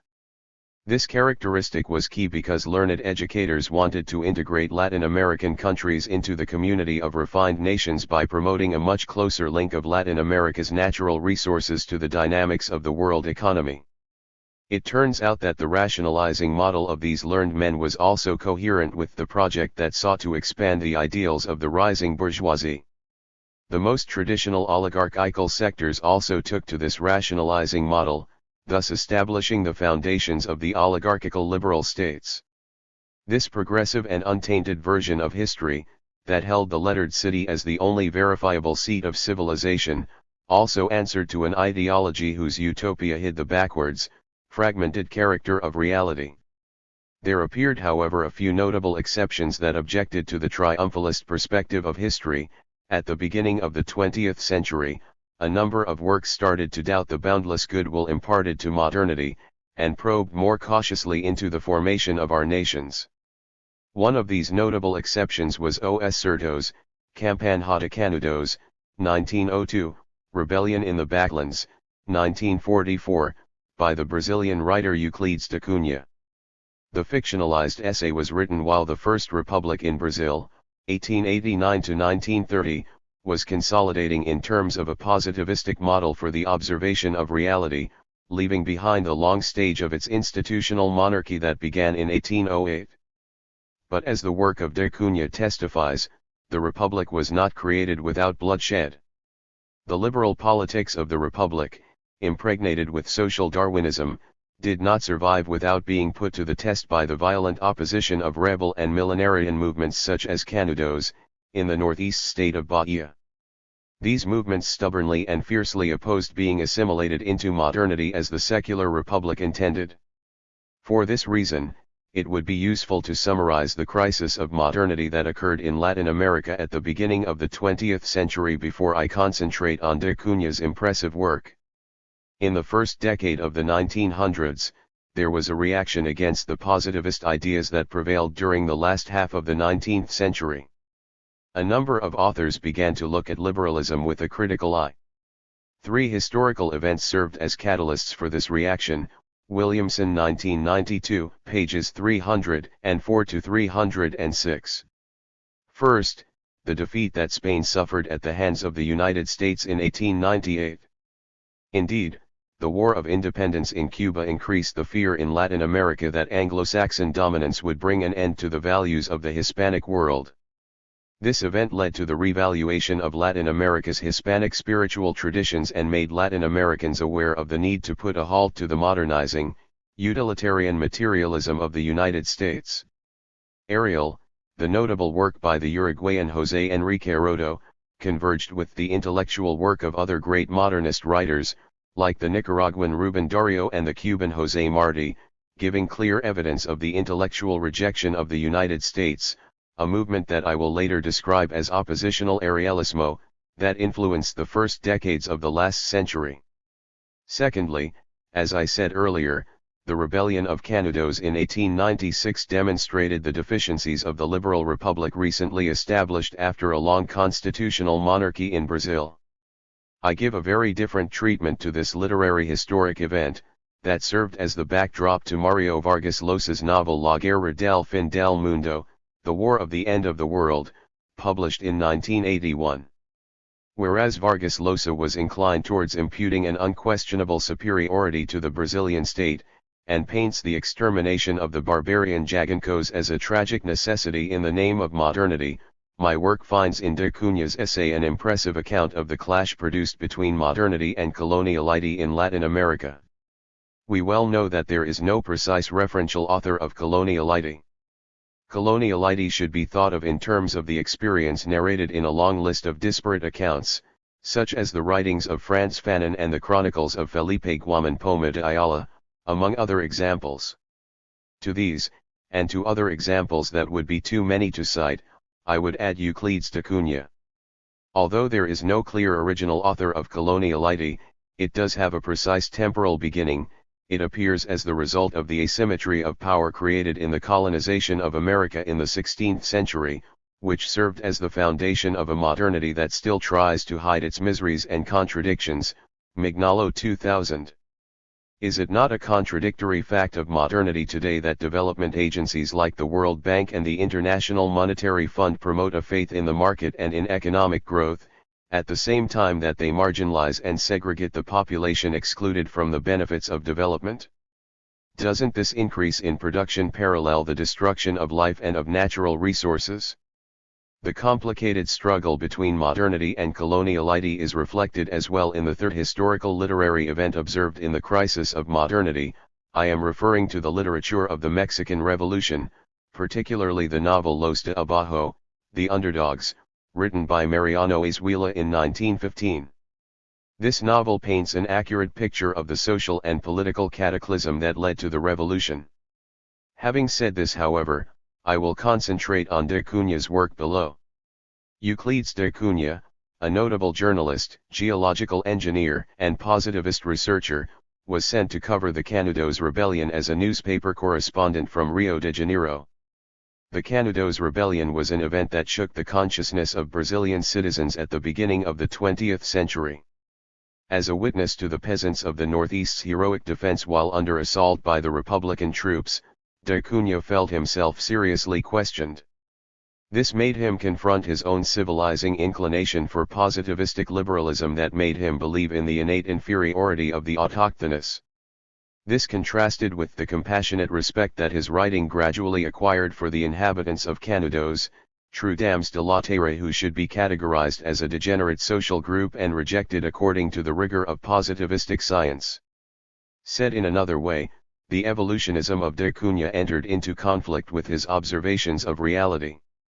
The journalist realized that the Canudos rebellion was not the product of the Jaguancos' blind capriciousness for the return to the traditional constitutional monarchy, but the result of a religious vision anchored in ancestral myths that were absolutely incongruent with the world of modernity.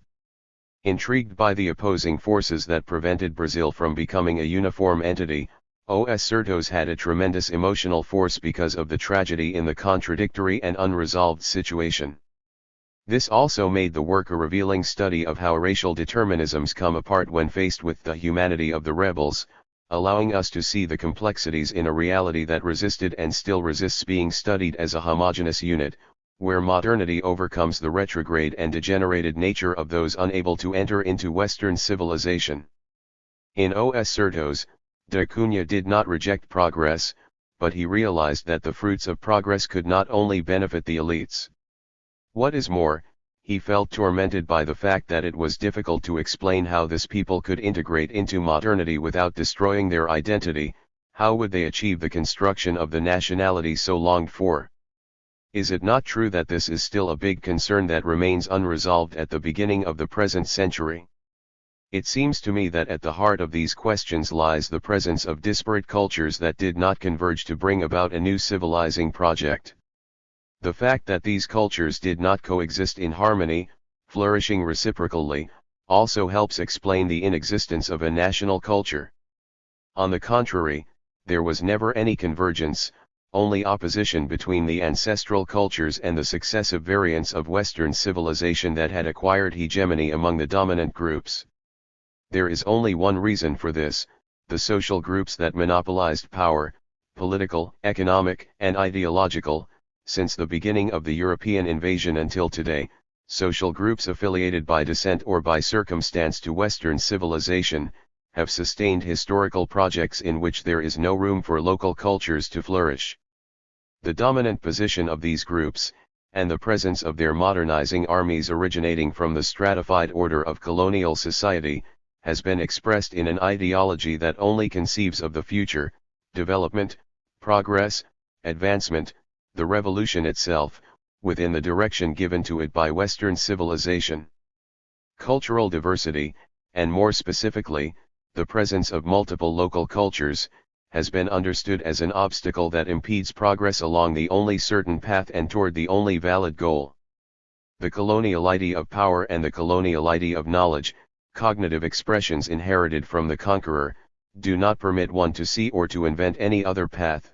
Local cultures, like the sertanera of the Brazilian Northeast, are left for dead, or are expected to die before long, because their condition is one of unquestionable inferiority according to the colonizer's gaze, and has no future of its own.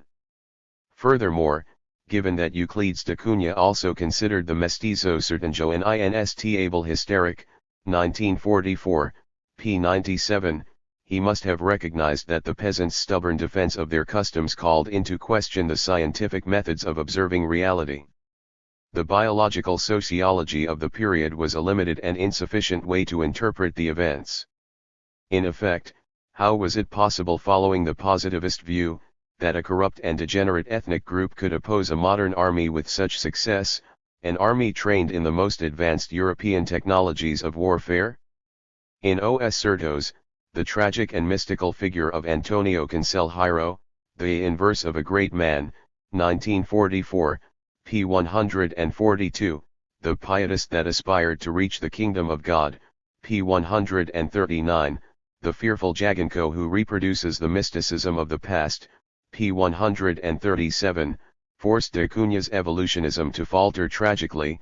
In effect, it is not Cronus, lineal and progressive historical time, that distinguished the defeat of Antonio Conselheiro and his Sertanjo rebels, but Kairos, a time loaded with the painful truth of deep crisis.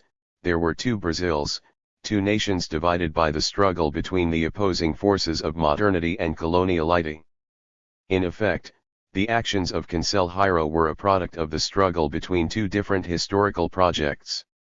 The struggle did not simply refer to alternative proposals within the framework of a civilization in common. Proposals like that would hypothetically alter the reality of the moment, but go without questioning the deep values of the civilizing project. Rather, it referred to different projects that rested on different ways of conceiving the world, nature, society, and human beings, projects that postulated different hierarchies of values, that did not have the same aspirations, and did not understand what it meant to be fully human in the same way. They were projects that expressed two different directions of social organization.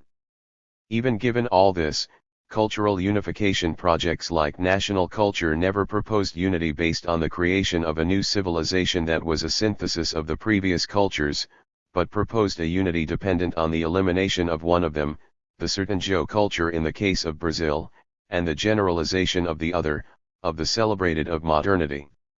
In reference to this flight from local culture in favor of the exogenous, the imported, da Cunha affirmed: after having lived for 400 years on a vast stretch of seaboard, where we enjoyed the reflections of civilized life, we suddenly came into an unlooked-for inheritance in the form of the Republic.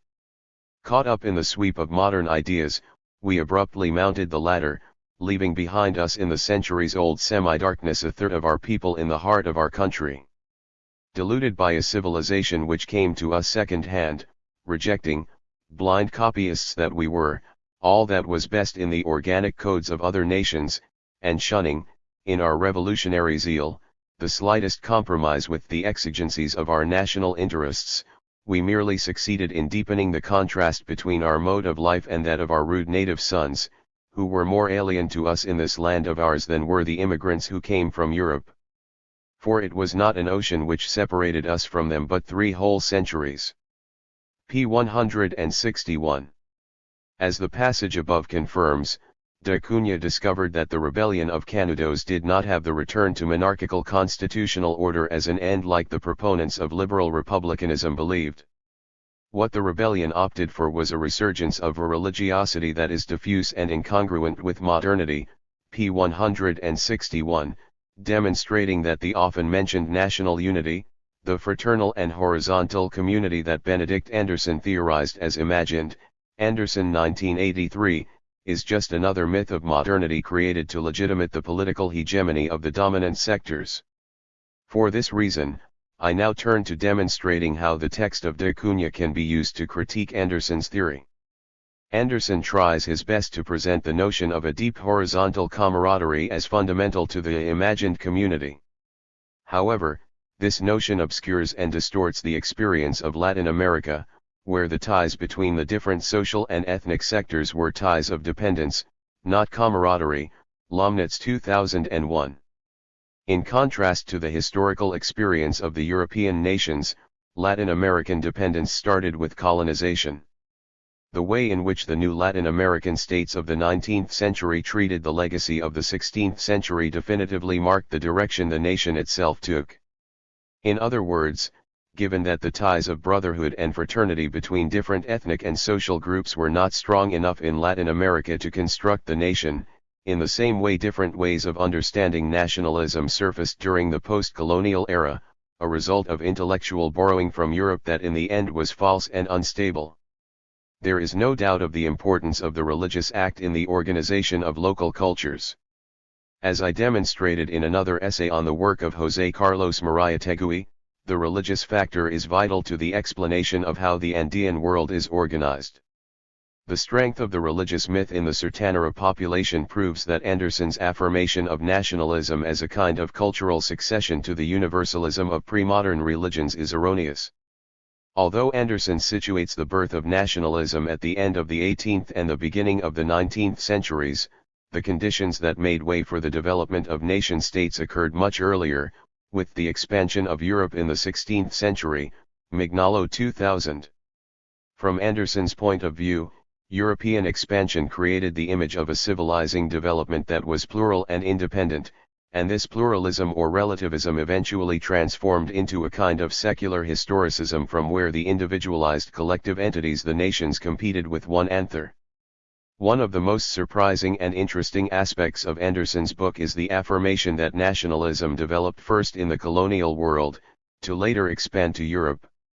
This way of looking at the geopolitics of the concept took historians of Latin America by surprise, as they were accustomed to thinking in terms of the European influences of liberalism and the Enlightenment, and not from the concrete reality of Latin America. But, in spite of such an original observation, it is difficult to accept Anderson's argument that the Hispano-American nations were constructed in terms of an extensive and horizontal camaraderie. I will not pause here to speculate whether nationalism was, as Anderson argues, a valid substitute for the centrality that religious structures had during the colony. On the contrary, I will critique the claim that national construction was a fraternal and horizontal camaraderie, 1983, p. 25.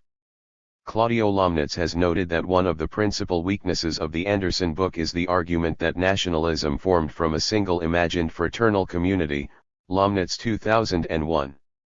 According to Lomnitz, what Anderson forgets is that in Latin America the division between a strong and weak citizenship has always existed, and the weak, children, women, the indigenous, the uneducated, have been traditionally dependent and subjugated.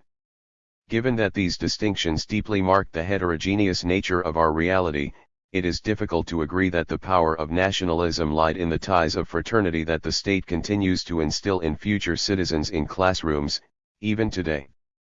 Throughout history, using their written and oral communicative capacities, The strong and first-class citizens have interpreted the others by way of their cultural products, be they from journalism or literature. It is now a known fact that in the 18th century, a predominantly male public sphere opened up, giving rise not only to the novel, but also to literary criticism, Eagleton 1984. From there the importance that the lettered acquired in Europe and in the Americas was in opening public spheres that would help to consolidate the building of nations. In this way, it is not strange that both the novel and journalism would have been the instruments capable of representing the type of community that Anderson describes as imagined.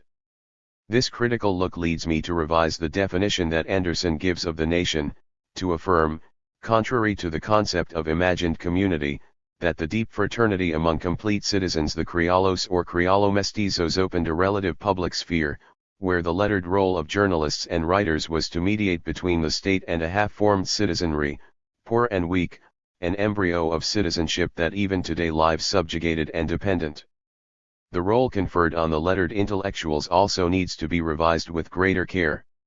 If the role of the lettered intellectual in the formulation of the romantic project of state building was fundamental in the middle of the 19th century, the role of the intellectual was also important at the end of that century, and at the beginning of the 20th century, at about the same time that de Cunha wrote Os Certos. Lettered intellectuals played a key role in critiquing the modernizing barbarism of North America that threatened to extinguish the spiritual values of Latin America. This anti-imperialist intellectual movement, called Arialismo, arising from the pen of modernist writers, like José Enrique Rodo and Rubén Darío, writers who resisted the overwhelming influence of Anglo-American culture. Their critiques were based on the exotic and highly cultured examples of opposition to the scientific positivism that organized the authoritarian states in the second half of the 19th century. Ariel, written in 1900, is a meditation about the nature of civilization and allowed Rodo to contrast two forms of society, symbolized by the literary figures of Ariel and Caliban.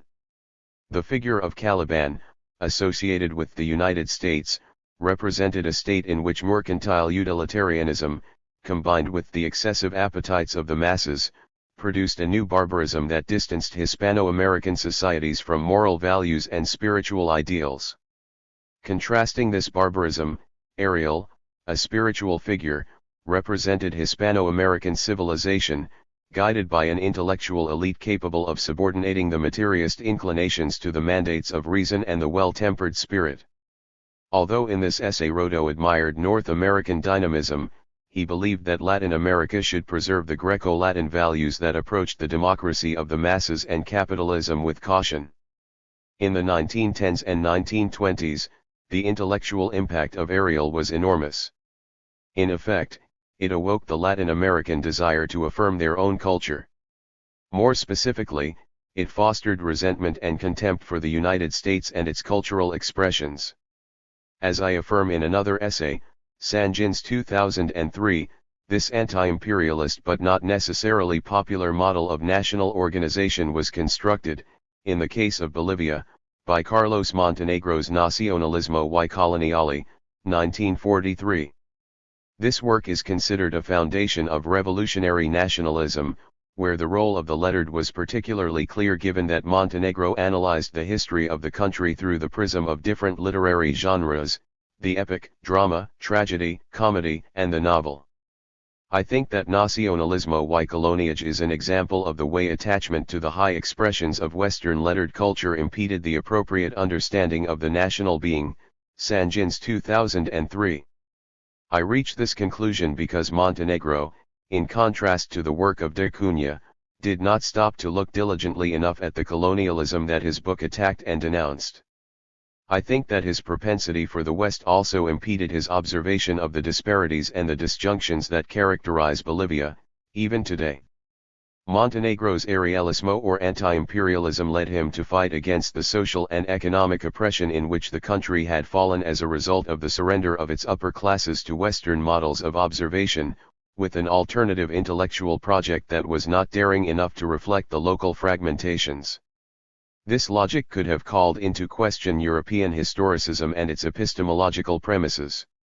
This brief and critical look at Montenegro's book leads me to the question whether it is possible to continue invoking this type of Arialismo, to continue defending Latin America without questioning the epistemological categories from which we want to build such a defense.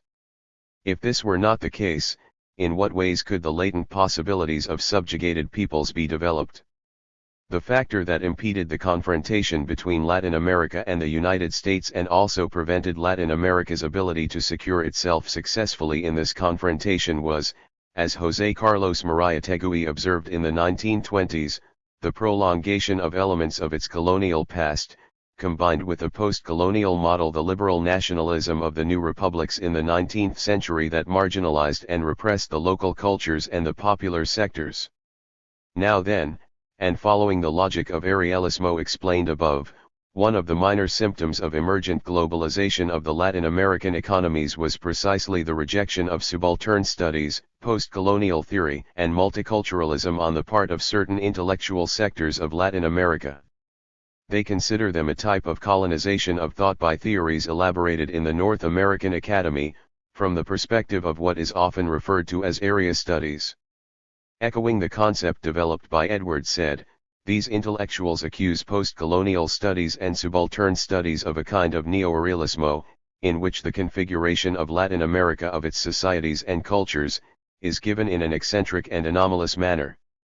The connections that neo-realists make between Latin American cultures and the North American Academy are simply an inefficient critique of the latter's supposed cultural domination. In affirming the value of lo Latino-Americano as an aesthetic utopian opposition to the United States, neo-realismo repeats the problem of being as Arialismo was in the past, a reply that does not successfully challenge North American cultural hegemony. In other words, neo-realismo reveals its incapacity to articulate Latin America in a hegemonic way. That is to say, it has no way to group all the heterogeneous and multifaceted elements that comprise the many cultures of the region, nor does it have the capacity to produce an interpellation that is genuinely national popular, evoking the concept of Gramsci. Neo-realismo produces and reproduces a perpetual division between the culture of the intellectuals, including well-meaning leftist letrados, and the bigger mosaic of the multifaceted cultures of the popular sectors. In this way, neo-realismo does not represent the popular but rather the discomfort and the distress of the intellectual groups of petty bourgeois formation, the majority mestizo criollos, threatened with displacement on the national scene by the strength of neoliberalism and cultural globalization on the one hand, and by an ethnically and socially heterogeneous popular subject on the other, in whose name they once claimed to speak. In this sense, the neo-realist opposition, still dominant in the cultural and academic strata in Latin America, reproduces the anxiety constitutive of the original Arialismo of Rodo and the other modernists who, as I already said before, manifest a profound anti-Americanism, together with a contempt or fear of the masses and democracy. Are there any viable alternatives to neo-realismo? As John Beverly indicated, Beverly 2005, if the struggle between capitalism and socialism was essentially a fight to see which of the two systems could produce a better version of modernity, then history has handed down its verdict: capitalism. If we limit the possibilities of socialism to just the ability to achieve complete modernity, a fact that, from a different point of view, de Cunha's Os Certos questions at the beginning of the 20th century, we would be condemned to a defeated left. The possibility of reformulating a new Latin America from below, to put it this way, is tied to the question of how to imagine a new version of the socialist project, liberated from the teleology of modernity, and of the nation, imagined by the dominant sectors as the inevitably unitary phenomena of modernity. The challenge of ideological articulation that this task entails is to fuse the de-hierarchization of the cultural, the opening towards difference and to new forms of liberty and identity, with a clear sense of the need to displace capitalism and its institutionality, both bureaucratic and cultural. To achieve this task, it seems to me that the most useful position is the posture represented by diverse forms of theory, like the subaltern and post-coloniality. These are more useful than the neutral, nationalist, criollo-mestizo position of neo-realismo. These theories are concerned with the reconceptualization of those from below. In order to discuss this subject briefly, I will return to the spine-chilling ending of de Cunha's work. The entrance of the prisoners into camp was a moving sight. The line of prisoners came to a halt 100 yards beyond an ugly cluster of ragged, repulsive-looking human bodies, a legion of disarmed, crippled, and mutilated, famished beings. Then there was the horrible hag, a wrinkled and skinny old witch, who alone raised her angry eyes darting sparks, to look the bystanders in the face. In her spindling arms she carried a small child. That child was a horrifying sight to behold. The left side of its face had been torn away some time ago by a splinter from a grenade, and the jawbones, white as could be, now stood out from the crimson edges of the wound, which had healed over. The right side of her face was wreathed in a charming smile, a pitiful half-smile which was once extinguished in the vacuum, the gash, on the side. That was the most monstrous sight in all the campaign, to see that old woman reeling along, like one afflicted with locomotor ataxia, down that long line of unfortunates. Pages 472 to 473. Who were these turbulent and macabre Jagincos? Were they a multitude, maybe a people without a nation? Following John Beverly here, 1999, 2004, I would be inclined to define them by combining the idea of multitude with subalternity, the poor in spirit that the Sermon of the Mountain mentions. But, I should recognize that there is an important difference between these two notions. The multitude, as Michael Hart and Antonio Negri have theorized it, 2004, evokes the head of Hydra with many faces, a collective subject arising from globalization and cultural deterritorialization. Subalternity, on the contrary, express a class, gender, and occupation, that is to say, a specific identity of flesh and blood, that loves, suffers and dies. For Machiavelli, the first modern thinker of national liberation movements, and for whom the idea of national unity was behind all his writings, the notion of a people without a nation constituted the heterogeneous, the servile. This notion comes very close to that of multitude and responds to a way of doing politics that goes beyond the limits of the nation and of representation, traditionally related to the idea of hegemony. Multitude, a notion far removed from national unity, comes to be an amorphous social subject, arising outside of global capitalism and of the anachronistic system of national borders. But, in my estimation, this notion of multitude, that is referred to today to define social movements, does not explain the nature of the Jagincos described above very well. Were the Jagincos an extending, expansive form that designated a social subject that was far from being defined as proletariat, and that could not be limited to the category of remunerated workforce? Were they, in other words, an excess that modernity could not control? Hart and Negri, who use Paulo Verno's metaphor of the Exodus to describe the partition of the multitude from the nation-state, confirm this point of view. But, on the other hand and inversely, wasn't there potential for mobilization against power dependent on the very existence of the republic and of the nation?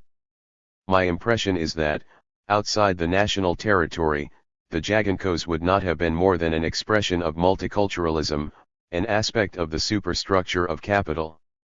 But in contrast to the notion of multitude, an idea that I consider to be rather slippery, it seems that ideologically speaking, the Jagincos were looking to affirm their identity, including respect for their values, their religious beliefs, their languages, their territory, and the defense of their rights and community. To summarize, it seems to me that the reconceptualization of the nation from the point of view of those from below is far from the fraternal imagined community of those from above. This reconceptualization of the nation draws more from the notion of the subaltern than the notion of multitude. To put it in another way, the notion of the people is a notion that is closer to subalternity than multitude and depends on the recognition of the socio-cultural differences that separate the hegemonic sectors from the subaltern sectors. It is in this sense that Dipesh Chakrabarty, the historian of South Asia, affirms that subaltern studies, as I think of it, can only situate itself theoretically at the juncture where we give up neither Marx nor the difference, for, as I have said, the resistance it speaks of is something that can happen only within the temporal horizon of capital, and yet it has to be thought of as something that disrupts the unity of that time. 2000, p. 95. In effect, this passage from Chakrabarty allows us to conclude that the equation between the nation-state and the modern depends on the temporality that equates the people with modern citizenship. Subalternity, on the other hand, breaks with this temporal unity and in opting for the opposite, settles on the concept of ungovernability. The capacity for resistance that the poor and needy defenders of Canudo exhibited is precisely the space of resentment, disobedience, marginality, and insurgence. In this line of thought, it is just a fantasy to think that the return of the plebeian, Garcia Linera 2000, could occur under the civilized form of civil society. In its usual sense, the burger-like Gesellschaft of Hegel, tied to lineal sense of time and development, requires a formal education, technical and scientific knowledge, a nuclear family, a political party, business and private property, all categories that exclude large sectors of the population who do not attain full citizenship. This exclusion, this limitation, is precisely subalternity. What then replaces the notion of civil society? Would it be hybridity, as Hart and Negri think? I doubt that this would be the correct alternative, because the concept of hybridity, that separates and deterritorializes the binary opposition state/civil society, ends up surrendering to the market and globalization. Given that subalternity is in search of the opposite effect, we would have to say, as a means of conclusion to this work, that the crisis of nation as imagined community, measured in the politics of the multitude and under conditions of globalization that have weakened the state, requires paradoxically the legitimation of the territory and the nation-state. But this relegitimation also requires that we rethink concepts like the nation, national identity, citizenship, and democracy. In my opinion, the notion of multitude that Hart and Negri propose in Empire, as well as their most recent book Multitude, does not contribute enough to this reclassificatory effort. In my opinion, we will have to be more careful in defining subalternity as historical agency. Although the notion is insufficiently articulated in the works mentioned above, the concept of subalternity as historical agency would help us visualize the new society in which we aspire to live. In the last instance, I reiterate that the reconceptualization of the nation requires a way of thinking located at the limits of the temporality of Western history. As Euclides de Cunha says at the beginning of the 20th century, the unresolved struggle between modernity and coloniality creates excesses that are very difficult to control, and that go undetected if one surrenders uncritically to points of view, like Benedict Anderson's imagined community, that can only see the situation from the outside of Western epistemology, and forget to weigh and assess the concept with the disjunctive qualities of the local. Augustin Laumontes. Decolonial moves. Translocating African diaspora spaces. The blackness is visible and yet is invisible. The blackness cannot bring me joy, but often I am made glad in it. The blackness cannot be separated from me, but often I can stand outside it. In the blackness, then, I have been erased. I can no longer say my own name, I can no longer point to myself and say I. In the blackness my voice is silent. First, then, I have been my individual self. Carefully banishing randomness from my existence, then I am swallowed up in the blackness so that I am one with it. Jamaica Kincaid. The American Negro must remake his past in order to make his future. Arturo Alfonso Schomburg. Black studies require a complete reorganization of the intellectual life and historical outlook of the United States, and world civilization as a whole. CLR. James. The recent boom in the making and marketing of African diaspora studies still needs to fully integrate and center the histories, cultures, and politics of Afro-Latinids. In this writing, I will place Afro-Latinids in larger landscapes of world history, more specifically in the context of the global African diaspora as a key geo-historical field within the modern/colonial capitalist world system. In this inquiry, I will lay out arguments about the analytical and political values of the African diaspora as a world historical formation, while making an attempt to gender it analytics. Another main thread of this article will be the significance of Afro-American politics and intellectual currents for the decolonization of power and knowledge. In a seminal article, Tiffany R. Patterson and Robin D.G. Kelly seek to develop a theoretical framework and a conception of world history that treats the African diaspora as a unit of analysis. Point 1. They contend that even though Black intellectual currents, cultural forms, and social movements have been transnational since the very dispersal of African peoples with the inception of capitalist modernity and the institution of chattel slavery, languages of diaspora have only been used since the 1950s. In turn, Brant Edwards claims that not only the rhetoric of diaspora is of recent usage for African Americans, but that it is still of limited political value given that it is not yet fully integrated into the discourse of Black social movements and political activism. Edwards argues that African diaspora discourses emerged in the 1960s partly as a response to Pan-Africanist views of the Black world in terms of racial sameness and cultural commonalities that assume basic cultural unity among Black people. He advocates for a historicized and politicized sense of diaspora and describes the African diaspora as a transnational circuit of politics and cultures beyond nations and even oceans that, given the contradictions and differences that characterize it, would best be analyzed using the concept of decalage. Point 2. I will argue that geohistorical categories like the African diaspora and the Black Atlantic are crucial to analyze the translocal networks that weave the diverse histories of peoples of African descent within the modern/colonial capitalist world system. Point 3. Patterson and Kelly argue that diaspora can be conceptualized both as process and condition. As a process, it is constantly being remade through movement, migration, travel, and imagined through thought, cultural production, and political struggle. Yet as condition, it is directly tied to the process by which it is being made and remade. The African diaspora exists within the context of global race and gender hierarchies, they write. Their analysis of the African diaspora as a condition linked to world historical processes of capitalist exploitation, Western domination, geopolitical and geocultural, and modern/colonial state formation, and as a process constituted by the cultural practices, everyday resistances, social struggles, and political organization of Black people as transnational/translocal subjects is analytically sound. I will add a third dimension, the African diaspora as a project of affinity and liberation founded on a translocal ideology of community making and a global politics of decolonization. The African diaspora can be conceived as a project of decolonization and liberation embedded in the cultural practices, intellectual currents, social movements, and political actions of Afro-diasporic subjects. The project of diaspora as a search for liberation and transnational community making is grounded on the conditions of subalternization of Afro-diasporic peoples and in their historical agency of resistance and self-affirmation.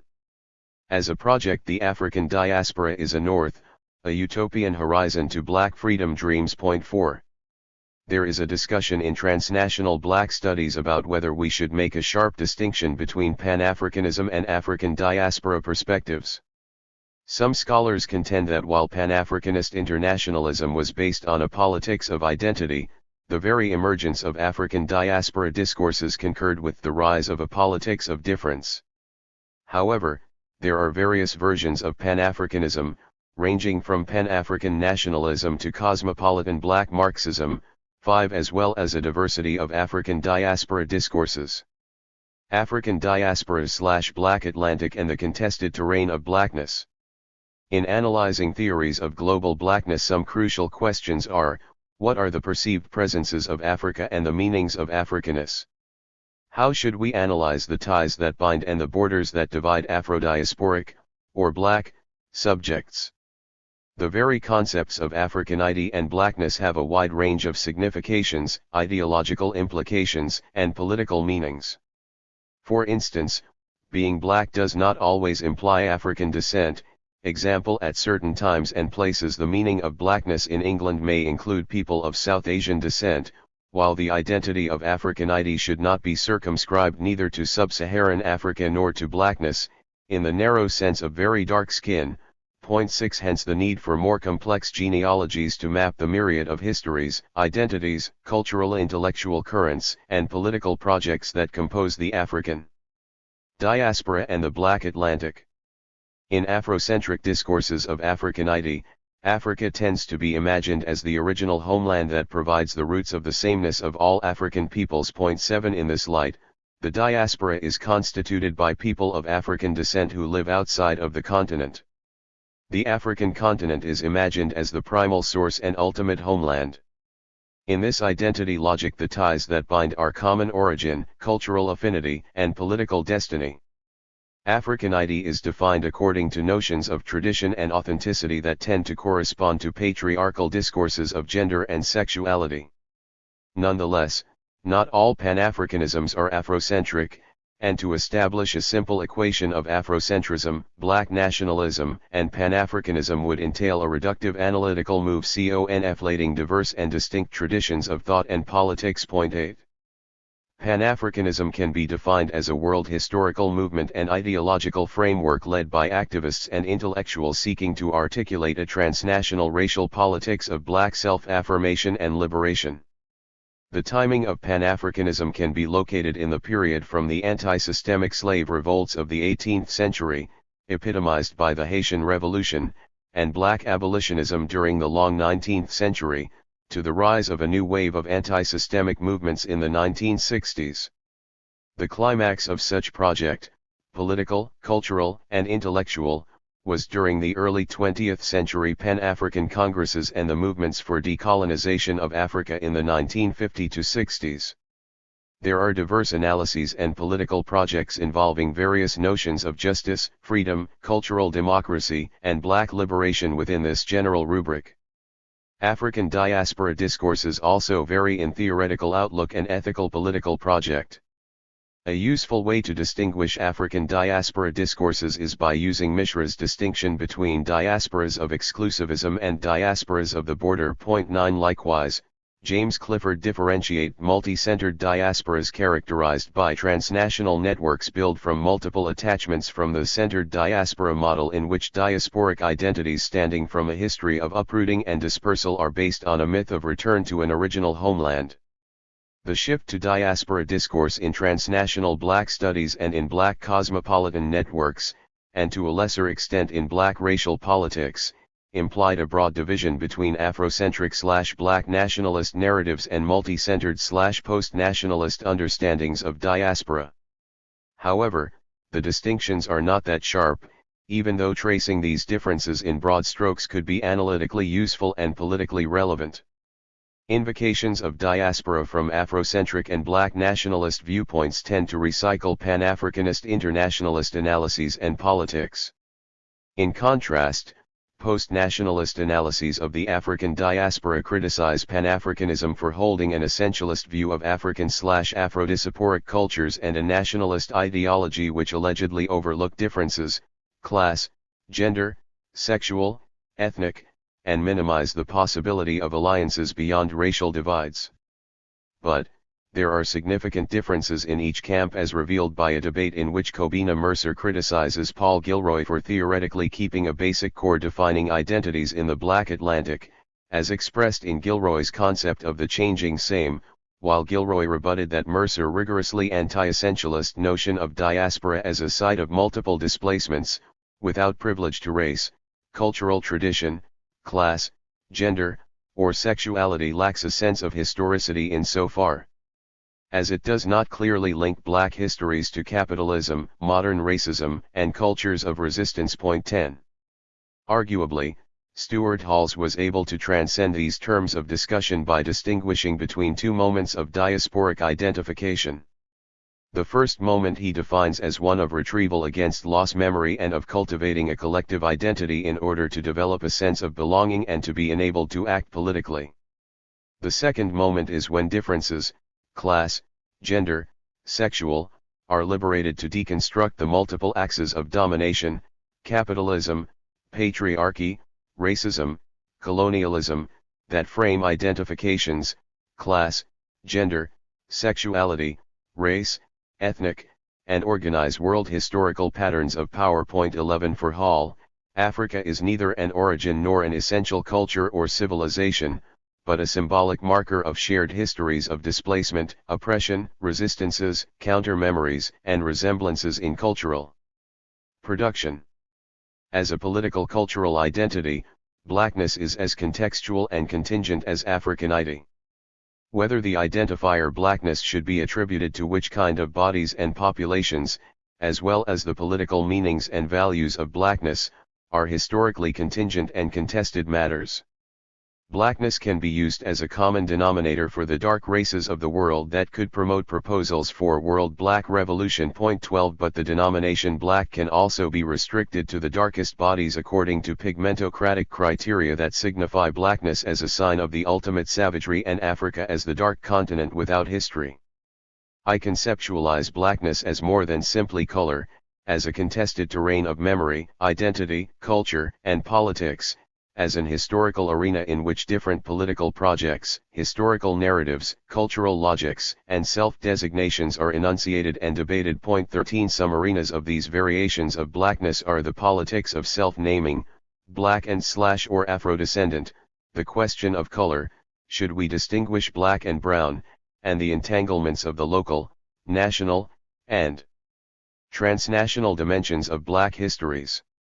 In this inquiry a key question is what's the relationship between nations and diasporas, and consequently between nationalist and diasporic discourses.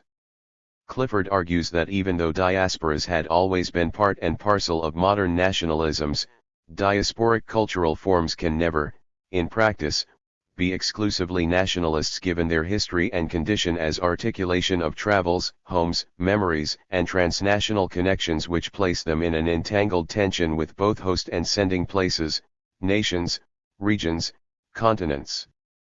Therefore a diasporic community represents a stronger difference than an ethnic neighborhood insofar as they have a sense of being a people with historical roots and destinies outside of the time and space of the host nation. The very constitution of diasporas are based on the principle of difference, and defined this way diasporic identities challenge nationalist pretensions to be the master discourse of identity and the primary framework for culture and politics. The argument here is not for displacing nations with diasporas, and / or for replacing nationalism with post-nationalist discourses, but to look into how an Afro-diasporic perspective can allow us to rethink self, memory, culture, and power beyond the confines of the nation as unit of analysis, and the dominant form of political community, and to develop a politics of decolonization not confined to nationalism. 14 Analytical constructs like the African diaspora and the Black Atlantic could allow us to rethink histories, cultures, and politics beyond the nation, while developing non-Occidentalist post-imperial geohistorical categories. 15 In light of the centrality of the African diaspora in formations and transformations of both Western modernities and subaltern modernities, an Afro-diasporic perspective should be an essential component of any critical theory of the modern world. In short, I conceptualize the African diaspora as a multi-centered historical field, and as a complex and fluid geocultural formation and domain of identification, cultural production, and political organization that is framed by world historical processes of domination, exploitation, resistance, and emancipation. If the world historical field that we now call the African diaspora, as a condition of dispersal and as a process of displacement is founded on forms of violence and terror that are central to modernity, it also signifies a cosmopolitan project of articulating the diverse histories of African peoples while creating translocal intellectual/cultural currents and political movements. The Afro-American diaspora it is not a uniform formation but a montage of local histories interweaved by common conditions of racial, political, economic, and cultural oppression and by family resemblances grounded no only in commensurable historical experiences of racial subordination, but also in cultural affinities and similar, often shared, repertories of resistance, intellectual production, and political action. 16. Gendering African diaspora discourses. Most accounts of the African diaspora tend to marginalize considerations of gender and sexuality. 17 The gendering of African diaspora discourse is necessary not only to draw a more complex and concrete picture, inclusive of women, of the histories of peoples of African descent in the modern world, to make visible social lives which are often displaced, rendered ungeographic or as people without history, but most significantly to perform a feminist critique of the patriarchal forms, mediations, and practices that constitute modern/colonial regimes of power. Black feminists had redefined the theory, history, and politics of the African diaspora. 18 Black cultural critics such as Carol Boyce Davis had greatly contributed to redefine the parameters of Black literature by netting a global diasporic field of Black women writers. Black feminist scholars like Michelle Stevens and Michelle Wright had performed feminist critiques of Afro-diasporic cultural, intellectual, and political traditions not only led by male figures but also characterized by a masculine gaze and project. Their gendering of the African diaspora has redrawn its character. Michelle Stevens' Black Empire focuses on how early 20th century Pan-Africanist, US-based Caribbean intellectuals/activists, C.L.R. James, Marcus Garvey, and Claude McKay, developed a masculine global imaginary wherein the African diaspora was conceived as a transnationalist project in search of sovereignty and peoplehood, and therefore partly as a battle between Afro-diasporic and Western masculinities. As in nationalist discourses, in this masculine narrative of the African diaspora, women tend to be represented as effective and cultural custodians of the race, while Africa tends to be feminized as a motherland to be protected and rescued. Stevens describes her work as a particularly gendered analysis of Black transnationalism and internationalism, informed by a feminist critique of imperial formations and nationalist constructions. She agrees with Jacqueline Brown's claim urging diaspora studies to attend more directly to the politics of gender rather than to women experiences. We should interrogate how particular practices, such as travel, and processes, such as diasporic community formation, come to be infused with gender ideologies, or become gendered. 19.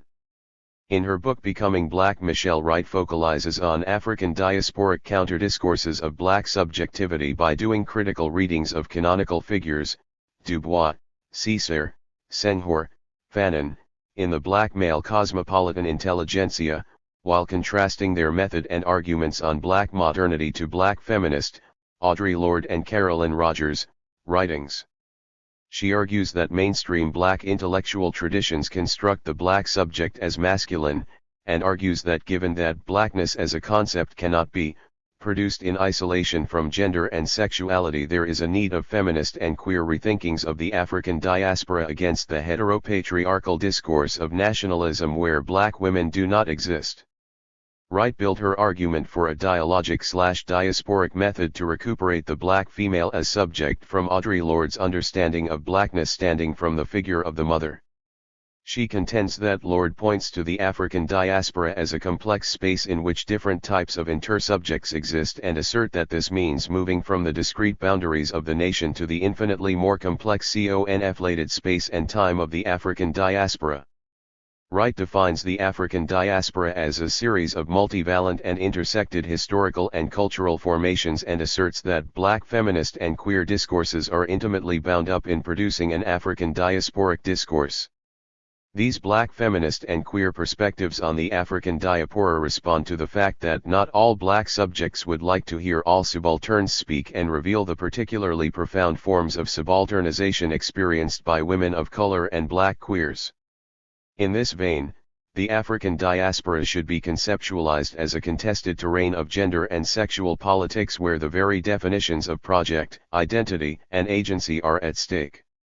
In sum, gendering African diaspora discourses implies important epistemic breaks and political imperatives, including revisiting and challenging the masculinist character of mainstream ideologies of global Blackness, centering women histories and feminist perspectives, and recognizing the significance of gender and sexual difference among the multiple mediations that constitute Afro-diasporic selves. In general, feminist theory and politics provide important tools for the analysis and transformation of modern/colonial constellations of power and knowledge, including the capitalist world economy, empires, nation-states, cultural logics, families, formations of intimacy and the self. 20. Diasporas and borderlands, women of color/third world women feminisms. In the United States, an intellectual current and social movement that self-defines as women of color and /or third world feminism champion theoretical critiques and political opposition to global, national, and local modes of domination, revealing the workings of patriarchy through all social spaces and institutions, from the capitalist world economy and the modern nation-state to formations of intimacy, while recognizing the agency of subaltern women in historical struggles and social movements, and in the forging of alternative worlds. 21 Women of color feminism stand from long-term intellectual and political coalitions between African American and Latina women. This strand of critique and politics engages in a critically transnational, internationalist, feminist praxis based on an anti-racist feminist framework, anchored in decolonization and committed to anti-capitalist critique. 22 The overall transformative project is defined as one of decolonization, meaning profound transformations of self, community, and governance structures. This unbounded promise of decolonization entails combating all forms of oppression, class, race, gender, sexual, geopolitical, epistemic, in all social spheres and at all scales, local, national, global. This search for decolonizing economy, polity, knowledge, culture, and subjectivity, involves creating a decolonial imaginary to change our lens and inform transformative praxis. 23. The critical theory and radical politics of women of color /third world women feminism converge in crucial ways with the analytics and decolonial project of intellectuals activists who analyze and seek to transform capitalist modernity from the perspective of the colonial idea of power. 24 Both analyze modernity from a world historical decolonial perspective, and both see power as a complex pattern that integrates class exploitation and capital accumulation with ethno-racial, cultural epistemic, and gender-sexual domination. In short, both women of color feminism and the colonial idea of power perspective stand from a decolonial attitude and act for a politics of decolonization. 25. Women of color /third world women feminisms had also elaborated concepts of diasporas as spaces of difference and places to build what Maria Lugones calls complex entity or solidarity gained in the intersection of multiple chains of oppression and corresponding strategies of liberation. 26 This border/diasporic decolonial imaginary have informed politically and intellectually fruitful coalitions between U.S. Black and U.S. Latina feminists pursuing general goals of liberation and decolonization. In this specific sense of Afro-Latinidad as a feminist political identity, Afro-Latina difference serves as a crucial constituent within a coalitional political community and as a significant element within a field of intellectual production and critique. One of the principal theoretical contributions of women of color feminism is the concept of politics of location. 27 That relates the multiple mediations, gender, class, race, etc., that constitute the self to diverse modes of domination, capitalism, patriarchy, racism, imperialism, and to distinct yet intertwined social struggles and movements. 28 Building from this formulation, I propose the concept of politics of translocation to link geographies of power at various scales, local, regional, national, global, with the subject positions, gender/sexual, ethno-racial, class, etc., that constitute the self. 29 Afro-American diasporic subjects should also be conceptualized as translocal because even though we are connected to nationality, we are also inscribed within larger geohistorical constellations, the Atlantic, the Americas, global blackness, the modern/colonial capitalist world system, at the same time that black identities are mediated by a myriad of differences, class, gender, sexuality, place, generation. Afro-diasporic subjects can simultaneously be national, Afro-Cuban, local, Louisiana, regional, Afro-Latin American, and global, cosmopolitan black intellectual/activist. In sum, the notion of African diasporas signifies an ocean of differences and a contested terrain inscribed by distinctive gendered ideologies, political agendas, and generational sensibilities.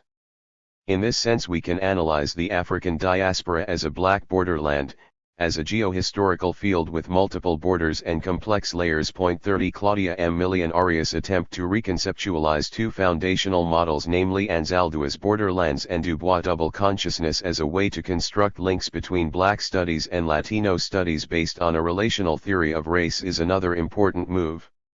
Her proposal of an open double consciousness constitutes a useful extension of the analytical and political value of the concept insofar as it allows the mixture of blackness to correspond with brown mestizage, alongside the mixture of ideologies that shape these figurations via gender, class, and sexuality.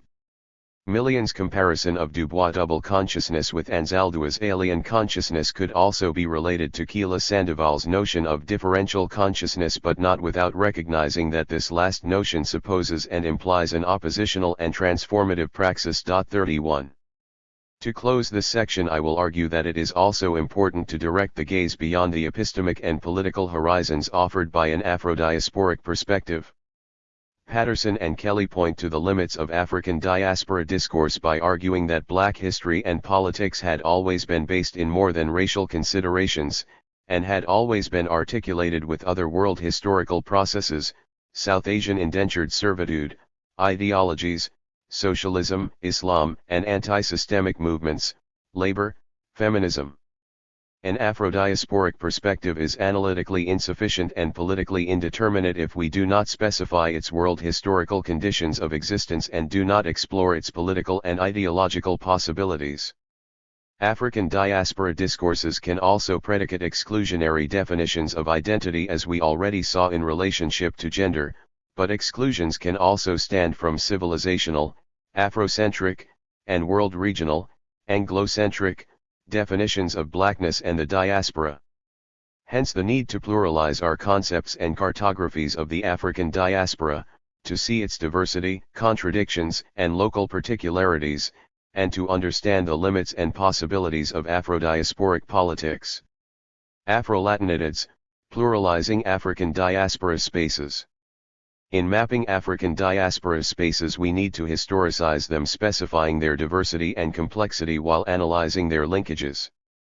Earl Lewis' concept of African American communities as overlapping diasporas is a useful tool to understand diversity and articulation within the African diaspora.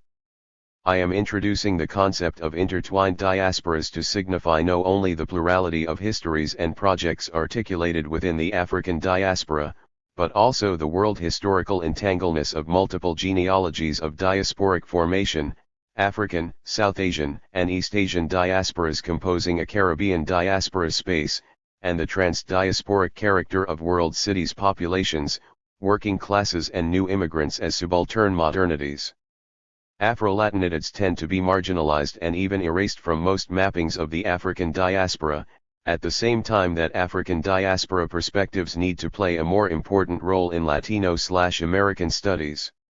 This shows the marginalization of Afro-Latinidades from Latino studies, while it reveals our invisibilization in most cartographies of the African diaspora. The same Eurocentric ideology that place blackness at the bottom of the great chain of being and imagine Africa as a dark continent outside of history, locate blacks at the bottom or outside of Latino/Americanist world regional and national definitions. On the other end, the geopolitics of knowledge that corresponds to the sequence of British and US hegemony in the modern/colonial capitalist world system, informs cognitive mappings and historical accounts of the African diaspora and the Black Atlantic focused on the Anglo world. Nonetheless, in spite of this double subalternization of Afro-Latinidades from both Anglocentric accounts of the African diaspora and Latino/Americanist discourses, there is a long history of Afro-Latina/O diasporic consciousness and participation in African diaspora networks. A telling example is the trans-diasporic reciprocity of three cultural movements in three different nodes of a cosmopolitan network of Black intellectuals, cultural creators, and political activists in the early 20th century, the Harlem Renaissance, the Negritude movement, and Afro-Cubanismo.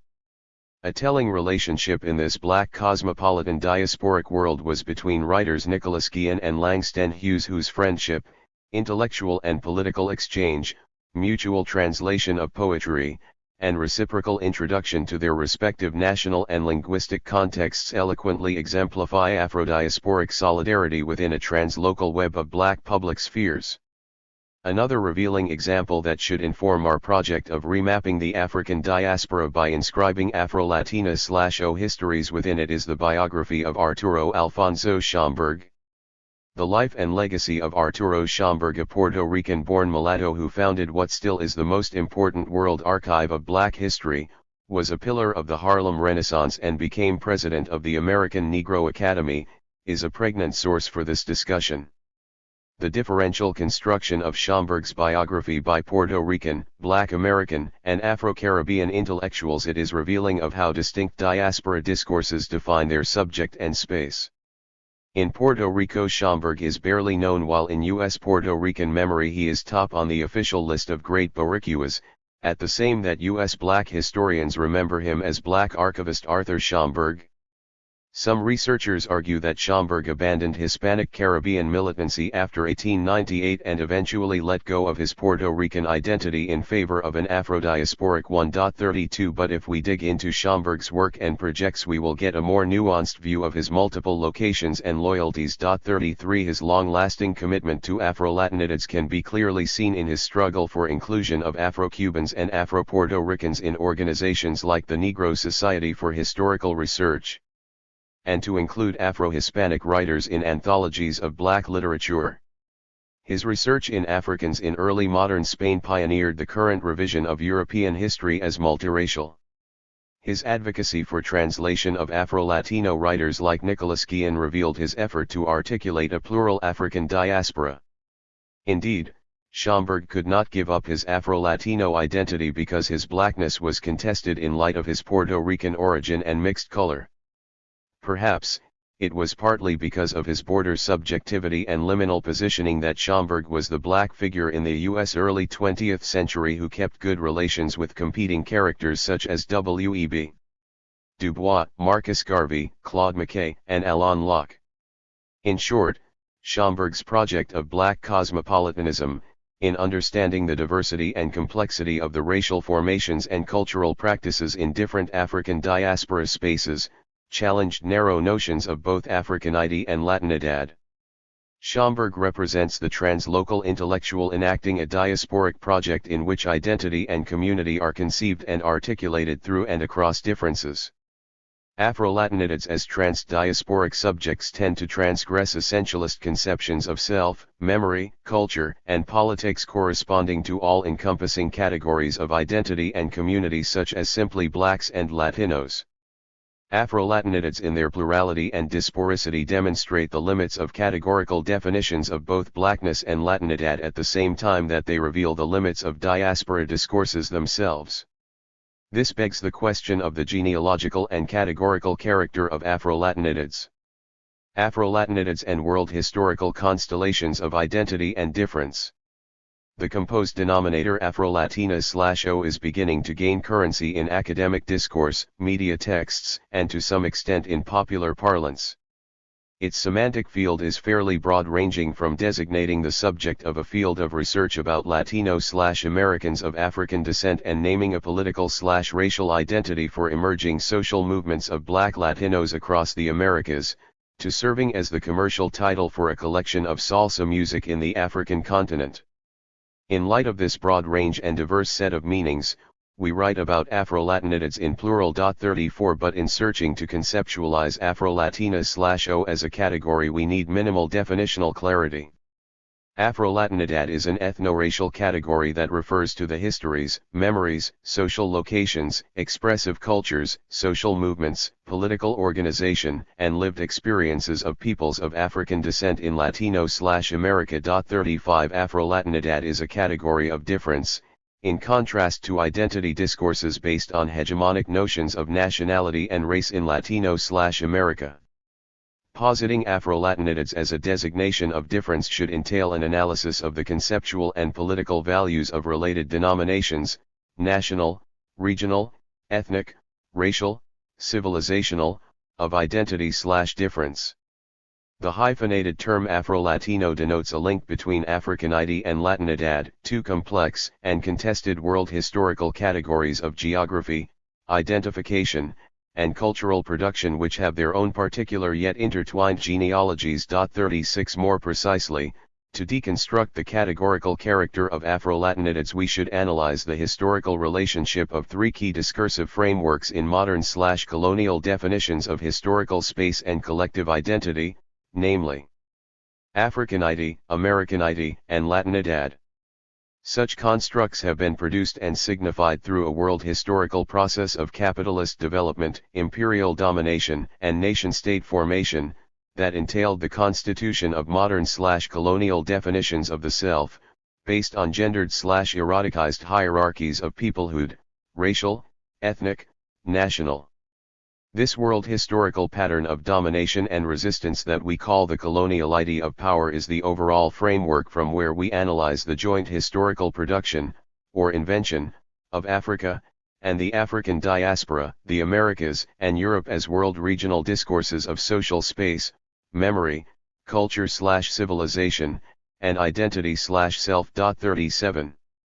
I conceptualize Afro-Latinidades using a world historical/decolonial perspective.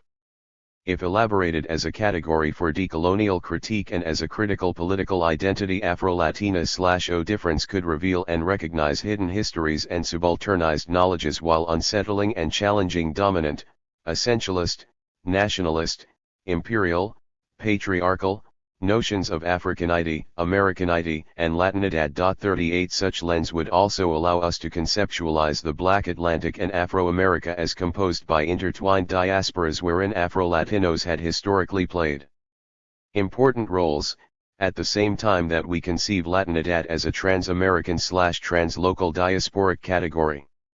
Thus, Latino/Americanism should be redefined and challenged by accounting for the histories of Afro-diasporic subjects, while African diaspora discourses should become more nuanced and pluralized in light of Afro-Latina/O histories. Given that Afro-Latinidades are marginalized from hegemonic narratives of Africanity, Blackness, Latinidad, and Hispanicity and therefore from the corresponding world regional, Black Atlantic, Latin America, Afro-America, Afro-Caribbean, and national definitions of identity and community, Afro-Latina/O as a subalternized diasporic form of difference should be transformed into a critical category to deconstruct and redefine all of the above narratives of geography, memory, culture, and the self. In this inquiry, a fruitful angle for analysis and critique is the ever-changing and always contested politics of naming. For instance, we could ask who is included and excluded from the designation African American that replaced Black, that in turn displaced Negro as the politically preferred self-designation by U.S. activists and intellectuals of African descent. Is confining African American to the North a way of promoting the imperial reduction of America to the United States of North America?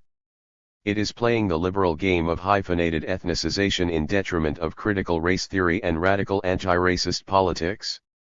Should we instead redefine the expression African American to signify Africans in the Americas? On another register, should we choose between Afro-Latino and Afro-Hispanic, or does each of these hybrid signifiers denote particular meanings revealing specific genealogies? For a genealogy of Afro-America, we can trace the genealogy of modern/colonial ethno-racial categories to the historical shift from the late medieval religious linguistic notions of blood purity at the Iberian Peninsula, to the early modern racial classifications, Indio, Negro, Mestizo, African, European, developed in the contexts of the conquest of the Americas and the organization of chattel slavery as a main institution of capitalist modernity. Archival evidence indicates the presence of people of African descent on Columbus' crew at the so-called discovery voyages. This should be no surprise given that Córdoba was one of the principal centers of the Islamic world and that sugar cane plantations based on African slave labor were first instituted in the Canary and Madeira Islands circa 1450 by the Spaniards and the Portuguese. In this Mediterranean contact zone centered on the Iberian Peninsula that later was partly extended to the Atlantic world, we also have written record of Afro-Hispanic intellectuals such as Juan Latino, an African-born who became Latin grammarian and poet, and who in spite of marrying into nobility and achieving great recognition continued expressing a black African identity that he contrasted with hegemonic whiteness. 39 The very politics of location and self-naming of this fascinating character, who became chair of poetry at the University of Granada, should be an historical template for any genealogy of Afro-Latinids. From Ladino, a common designation for Spanish subjects of the low stratum that proved proficiency of the language of empire, Castilian, he renamed as Latino to establish an old imperial bloodline and genealogy based on his own linguistic merits. 40 As master of classic Latin. Despite escalating the ladders of race and class through acquired cultural capital, Juan Latino could not shed his embodiment of Afro-Hispanic difference. His relative whitening via linguistic Latinization could not erase his black body from being inscribed within the modern/colonial somatic visual regime of pigmentocracy that frames the onto existential condition that Fanon calls the fact of blackness. 41 From our present perspective, to the extent that his story shows some key correspondences and contradictions in the relation between Latinidad, Hispanicity, and nascent notions of Western whiteness, Juan Latino could be seen as an early incarnation of the specificity of Afro-Latina/O difference and as an early modern expression of Afro-diasporic subjectivity. Given that the main focus of our analysis is Afro-America, we should ask, what are the spatio-temporal parameters of Afro-Latina/O difference? 42 The vast territory south of the Rio Grande that is known as Latin America and the Caribbean is where people were first massively shipped from sub-Saharan or Black Africa in the 16th century, and where there presently is a largest concentration of Afro-descendants in the Americas. 43 But in the hegemonic Anglophone world there is a tendency to marginalize Afro-Latinos from the historical memory and cultural political mappings of the African diaspora. In the United States, when we use the term African American, we conventionally refer to North American blacks as a specifically U.S. ethno-racial designation. However, the use of the suffix Afro to signify world regional and national denominations had been used in the southern side of the American hemisphere since the early 20th century. Cuban intellectual Fernando Ortiz wrote about an Afro-Cuban culture in 1904 and by the 1930s was one of the founders of the Asociación de Estudios Afro-Cubanos. In Mexico, an Instituto de Estudios Afroamericanos was organized in the early 1940s and published a short-lived magazine called Afro-America. 44 The association and magazine were launched and supported by a trans-American group of intellectuals from, or for, the African diaspora that included Euro-Cuban Fernando Ortiz, Afro-Cubans Nicolas Guillen and Romero Lachatiner, Brazilian Gilberto Freire, Haitian Jacques Romain, Mexican Gonzalo Aguirre Beltran, Martiniquean Ames Cesar, Trinitarian Eric Williams, U.S. blacks Alain Locke and W.E.B. Du Bois, and anthropologist Melvin Herkovitz. 45 The point is not to establish where the language of Afro-America was first used or to simply show black consciousness in Latin America, but to argue for the need of an Afro-diasporic perspective that would allow us to analyze the differences and particularities as well as the articulations and common grounds of the manifold histories of the African diaspora in the Americas. Such globalized and pluralized Afro-diasporic perspective should be a basis for refashioning both Black studies and Latino studies. The most general common ground of Afro-diasporic subjects in the Americas is the subjection to modern/colonial regimes of racial classification/stratification as the outcome of a world system based on racial capitalism and Western racisms. The institution of chattel slavery was a key constitutive element of capitalist modernity and left profound marks on its basic structures and psyche. Race became at once a universal system of classification that informed all the basic institutions and discourses of Western modernity, as well as a basic mediation in national and local configurations of power, culture, and subjectivity.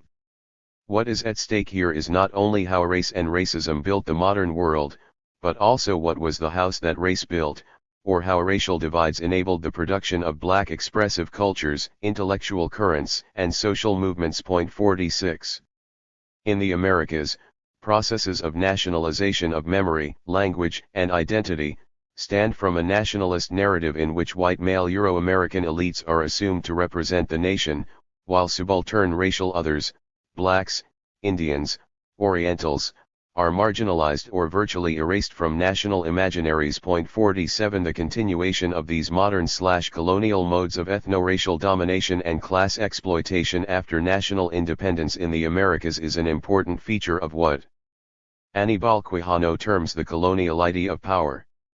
In this vein, the existential condition that Du Bois characterizes as double consciousness, referring to the American Negro, of grappling with a split subjectivity, American and African, and of denial of substantive citizenship by nation-states because of being seen and classified as a problem by a dominant racist regime, should be extended to the whole of Afro-America. In spite of local, regional, and national differences, this condition of relative exclusion from hegemonic definitions of national self and history that imply a devaluation of memory, a folklorization of culture, and submission to political economic regimes of racial domination and class exploitation, frame a common diasporic ground for people of African descent in the Americas. 48. These long-term histories of relative exclusion and subalternization inform historical processes of community making, the constitution of black publics and expressive cultures, and the rise of black struggles for recognition, democracy, and social justice. Hence, we should redefine the concept of African American, to signify a complex and diverse diasporic field that encompasses the histories, cultures, and identities of Afro-descendants in the Americas. In this register, double consciousness refers to Afro-diasporic expressions of belonging and citizenship based on Afro-American identifications with places and spaces located below, Palenque de San Basilio in Colombia, and beyond the nation, Afro-Andean geographies, Afro-America. Afro-America can be represented as a creolized polyphonic diaspora space, a translocal crossroads, a black borderland. The play of differences within the Afro-American diaspora calls for a politics of translation, not only in the narrow sense of linguistic translations, but speak to the need of cultural and political translations to facilitate communication and organization, to create the minimal conditions to construct the diaspora as a decolonial project. 49. In mapping the multiple genealogies of Afro-American communities, we should account for both their heterogeneity and their multiple connections. For instance, Afro-North America can be defined as a shifting historical formation, as an ongoing process continuously recomposed by a diverse constellation of African diasporas relocated from the U.S., the Caribbean, Latin America, Europe, and the African continent. In turn, the eastern region of Cuba is largely Haitian and West Indian, while Afro-descendant communities in Central America are largely composed by offspring from immigrants from the Anglophone Caribbean and by Garifuna people that the British had expelled from St. Vincent in 1789 after realizing their inability to colonize them. Also, world cities like New York and Paris have been for many years diasporic crossroads and Afro-diasporic borderlands where Afro-descendants from different places meet, develop ties, and reach out to other peoples and diasporas. Intertwined diasporas on the belly of the beast, blacks, Latinos, Afro-Latinos. Afro-American subjects peoples are intertwined diasporas in their history, ethnic composition, cultural expressions, and political projects. Perhaps, the clearest example of the diasporicity and translocality of Afro-Latinids are Afro-Latinos residing in the United States, who are situated in between blacks and Latinos in the U.S. national space at the same time that they link Afro-North Americans with Afro-descendants south of the Rio Grande.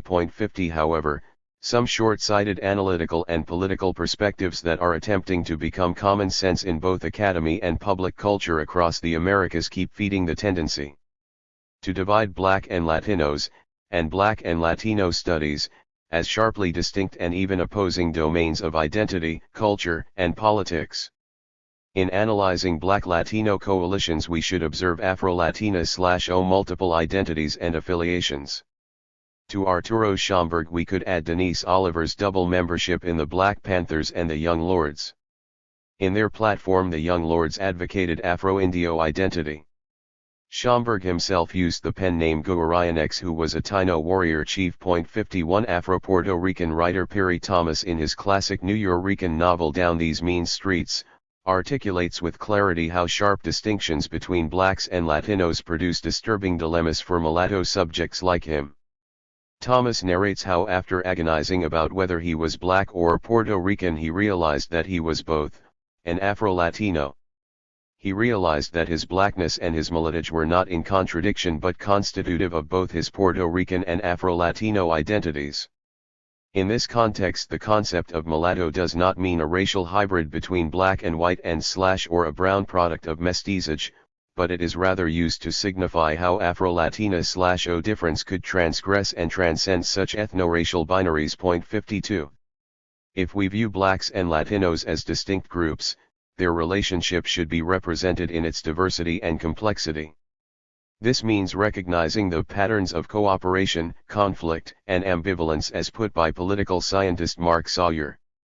There is a growing scholarship on Black and Latino relations that analyzes the actual and potential roles of Afro-Latina/OS as bridging identities. Point 53. The strand of research had taken important steps in identifying sources of conflict while analyzing bonds and potential forms of coalition building. Researchers had shown how similar histories and conditions of Black and Latino subaltern sectors, and to some extent middle strata, account for shared sensibilities informing campaignings against racial discrimination, for affirmative action, against mass incarceration of Black and Latino youth, urban injustices, in housing, education and healthcare, and economic inequality, living wage, union organizing. Point 54. This should not deny how different forms of racism, Latino anti-Black, and xenophobia, nativism of Black and Latino U.S. citizens, and how various political agendas and ideologies, ethnic racial competition of Black and Latino political classes, are sources of Black-Latino conflict. The ambiguities and shifting character of Black-Latino coalitions are shown in the electoral race of Antonio Villaraigosa, who was elected mayor of Los Angeles in 2004 with the majority of the Black vote but was not supported by Blacks in the prior election. Our task is to develop analytical frameworks to understand the articulations of power and culture embedded in different definitions of Blackness and Latinidad and distinct forms of Black and Latina/O politics. The liberal ethnic optic that informs the terms of politics in the U.S. produces simplistic notions of justice, community, and coalition building. If the main basis of cultural and political affinity is deracialized ethnicity, class and gender differences are irrelevant, and labor and feminist organization of marginal importance. In this logic, coalitions that matter are ethnic and in the electoral arena, while social movement organizations such as community labor coalitions, broad-based alliances for racial justice, feminist of color alliances, Black Latina/O gay and lesbian networks, and the myriad of institutions and informal networks that compose an emerging wave of collective action north and south of the Rio Grande are written out. The forms of power and difference, class, gender, race, ideology, that distinguish Latino identities and agendas are erased, hence producing a false sense of sameness and a superficial notion of community. This results in a minimal concept of democracy as formal representation, and of justice as a share of the pie for the ethnic community. Concerns on the relation between democracy, difference, freedom, and justice, that give substance to these ethical political principles are absent. Fundamental differences among Latino political traditions, ideologies of power, and projects are also ignored. For instance, Nicholas Vaca's critique of 60s discourse on alliances between U.S. people of color and the connection between U.S. minority struggles and Third World liberation movements have implications for Black Latino studies and the racial, class, gender and sexual politics. Feminist coalitions of women of color/Third World women is implicitly dismissed as passé in this outlook. Women of color feminism critiqued and challenged the patriarchal character of the nationalist discourses of the 60s. At the same time they frame their analyses of domination in a world historical decolonial perspective. This clearly opposes Vaca's understanding of Latino community and politics as an ethnic race, as well as its view of the world as a sum of nations where Latinos are an ethnic group within the United States. Vaca's liberal gaze ignores domination, imperialism, racism, patriarchy, and exploitation, neoliberal capitalism, at the global level and its connections with regimes of inequality, class, ethno-racial, gender, sexual, at national, regional, and local scales in the United States, Vaca 2004. In contrast, Third World Feminism anchors a politics of decolonization in a critical analysis of the entanglements of capitalism, imperialism, racism, and patriarchy from the local to the global. 55 Its coalitional politics of sisterhood promotes alliances among women of color, Black, Latina, Native American, Asian, as part of a broad-based movement for radical democracy and social justice. This is also the kind of decolonial critique and politics of decolonization enabled by Quijano's concept of the colonial idea of power. Decolonial moves, Afro-Latinidades and the decolonization of power and knowledge. The global spread of neoliberal imperial doctrines and policies since the 1980s had been met with the rise of a new wave of anti-systemic movements epitomized by the campaigns against neoliberalism organized by the Zapatistas, mass demonstrations of global reach, Seattle, December 1999, World Anti-War, February 2003, and the boom of social forums, world, regional, national. We should situate the growth of transnational Afro-Latina/O politics since the late 1970s and early 1980s in this world historical context. The rise of explicitly Black, or Afro, cultural/intellectual currents and social/political movements in Brazil, Cuba, Colombia, Costa Rica, Guatemala, Ecuador, Dominican Republic, Honduras, Panama, Peru, Puerto Rico, Nicaragua, Uruguay, Venezuela, and Argentina, and their growing relations with U.S. Afro-Latinos reveal the emergence of an Afro-Latina/O hemispheric movement. The colonization by transnational capital and states of previously underexploited Afro-American regions such as the Pacific Coast in Colombia, Esmeraldas in Ecuador, and Panones in Puerto Rico, informs the rise of social movements affirming Afro-diasporic identities and combating racism while claiming place and ecological integrity, and vindicating Black cultures and local knowledges against the sweeping negative effects of neoliberal globalization. The growth of Afro-Latina/O movements is also intimately related to the emergence of strong and vibrant Amerindian movements in Latino/America.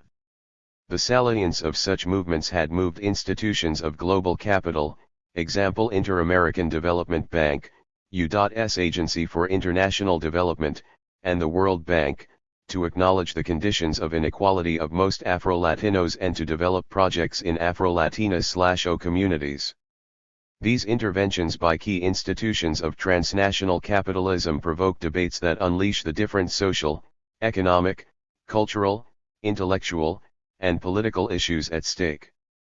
In spite of significant differences and contradictions, the drive for Afro-Latina/O self-affirmation had produced local and national organizations that provided effective leadership within popular movements, articulated regional identities and alliances, Afro-Andino, convened world regional meetings, Black Latin American women conferences, and participated in hemispheric meetings, Afro-Americans in and after Durban. Afro-Latinos in the United States are protagonist actors in these hemispheric networks at the same time that they serve as bridge in U.S. Black Latino coalitions. An important example in the cultural front are the exchanges between Afro-Cuban and Afro-North American politicized hip-hop artists which had challenged in theory and praxis commodified versions of rap while advancing a radical aesthetics of hip-hop culture as an expression of the African diaspora in the domain of transnational youth cultures. The scope and scale of such movements give them the potential of significantly contributing to questioning and challenging racist regimes and processes of domination throughout the Americas.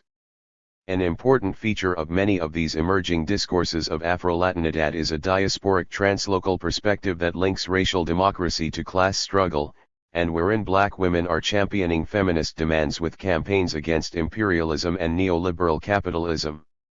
In these explicitly subalternist Afro-diasporic politics, the question of power is clearly tied to the question of knowledge.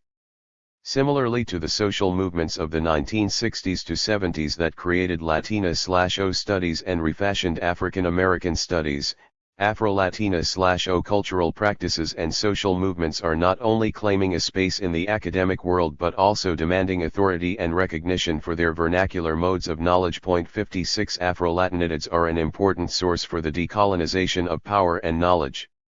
Afro-Latina/O difference can pose a challenge to both Black studies and Latino studies to revitalize the critical and radical paths that gave them birth and could prevent them from losing their transformative decolonial character. Black radical cosmopolitanism had been a fountain of decolonial knowledge and politics since its very inception. Paraphrasing Nelson Maldonado Torres, we contend that Africana studies represents one of the main traditions of critical cosmopolitanism in modernity and had always been a field of production of critical theories based on a decolonial attitude. 57 In this register, critical traditions of both Black and Latino studies converge insofar they are both based in a radical decolonial politics of liberation, anti-imperialist, and in often also anti-capitalist, framed by world historical and transnational perspectives. Afro-diasporic feminist perspectives entail particularly complex analytical frameworks and political projects in which imperial power, ethno-racial domination, and class exploitation are systemically linked to gender and sexual oppression. Hence, if we understand diaspora not only as condition and process, but also as a radical project for the decolonization of power and knowledge, this cross-fertilization of critical Black and Latino studies could be a crucial resource of liberation in both the epistemic as well as in the ethical political fronts. If we conceptualize decolonization as a long-term and uneven process that results from the combined historical effect of everyday resistances, social struggles, and anti-systemic movements, and given the centrality of racial regimes in the coloniality of power and knowledge, Black struggles and racial politics are crucial in the longue durée of world decolonization. This has a long historical trajectory from the 19th century Haitian Revolution, to the U.S. Black Freedom Movement of the 1960s, and the anti-apartheid movement. The current rise of Afro-Latinidades places Afro-Latina/O difference at the heart of world processes of cultural and political contestation and construction of alternative futures. This clearly includes struggles over the reconfiguration of the structures, logics, and categories of knowledge. In this tune, an Afro-diasporic decolonial imaginary could serve as the foundation for a new alliance between Black studies and Latino studies, a trans-diasporic alliance for which Afro-Latinidades should and must be a bridge. José David Saldivar. Unsettling Race, Coloniality, and Caste. Anzaldua's Borderland/La Frontera, Martinez's Parrot in the Oven, and Roy's The God of Small Things. What is termed globalization is the cultural process that began with the Constitution of America and colonial/modern Euro-centered capitalism as a new global power. Aníbal Quijano, Coloniality of Power, Eurocentrism, and Latin America. This comparative essay on Chicano/A and South Asian narratives has a somewhat sweeping character. It is a preliminary attempt to link pensamiento fronterizo, border thinking, in Chicano/A studies and realist interpolations of the subject and the politics of unsettling the coloniality of power on a planetary scale. Pensamiento fronterizo emerges from the critical reflections of undocumented immigrants, migrants, braceros/A workers, refugees, campesinos, women, and children on the major structures of dominance and subordination of our times. Thus envisaged, Pensamiento fronterizo is the name for a new geopolitically located thinking from the borderlands of Americanity and against the new imperialism of the USA. 1 Pensamiento fronterizo is a necessary and affiliated tool for thinking about what the Peruvian historical social scientist Aníbal Quijano calls the coloniality of power and identity at the intersections, los interstitios, of our local historias and the double logics of capitalism and the cultures of U.S. imperialism. 2. Quijano's coloniality of power, I argue, can help us begin to account for the entangled relations of power between the global division of labor, racial and ethnic hierarchy, identity formation, and Eurocentric epistemologies.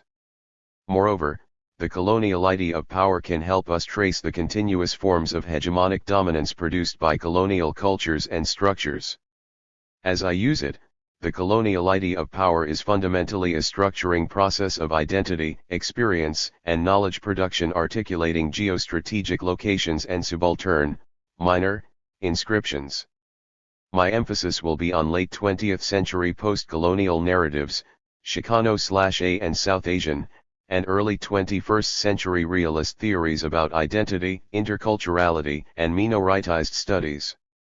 So I'll begin by discussing three of the most important paradigms of minoritized study as forms of culture which have shared experiences by virtue of their antagonistic relationship to the hegemonic culture, which seeks to marginalize and interpellate them as minor. Point 3. Then I will examine the issue of border thinking and braided languaging practices in Gloria Anzaldua's celebrated Borderlands/La Frontera, the New Mestiza, and Victor Martinez's National Book Award-winning novel Parrot in the Oven. Mi Vida. Last, I will speculate on the issue of epistemic privilege and kinship trouble in Arundhati Roy's Booker Prize-winning novel The God of Small Things. Why propose a cross-genealogical, U.S. Latino/A and South Asian, treatment of differently structured histories of border and diaspora identity and minoritized writing? I hope this will emerge as I go along, and indeed throughout this special issue of Cultural Studies, designed as it is by Walter Mignolo and Lawrence Grossberg to encourage in-depth, cross-cultural comparisons within the matrix of globalization's colonial idea of power.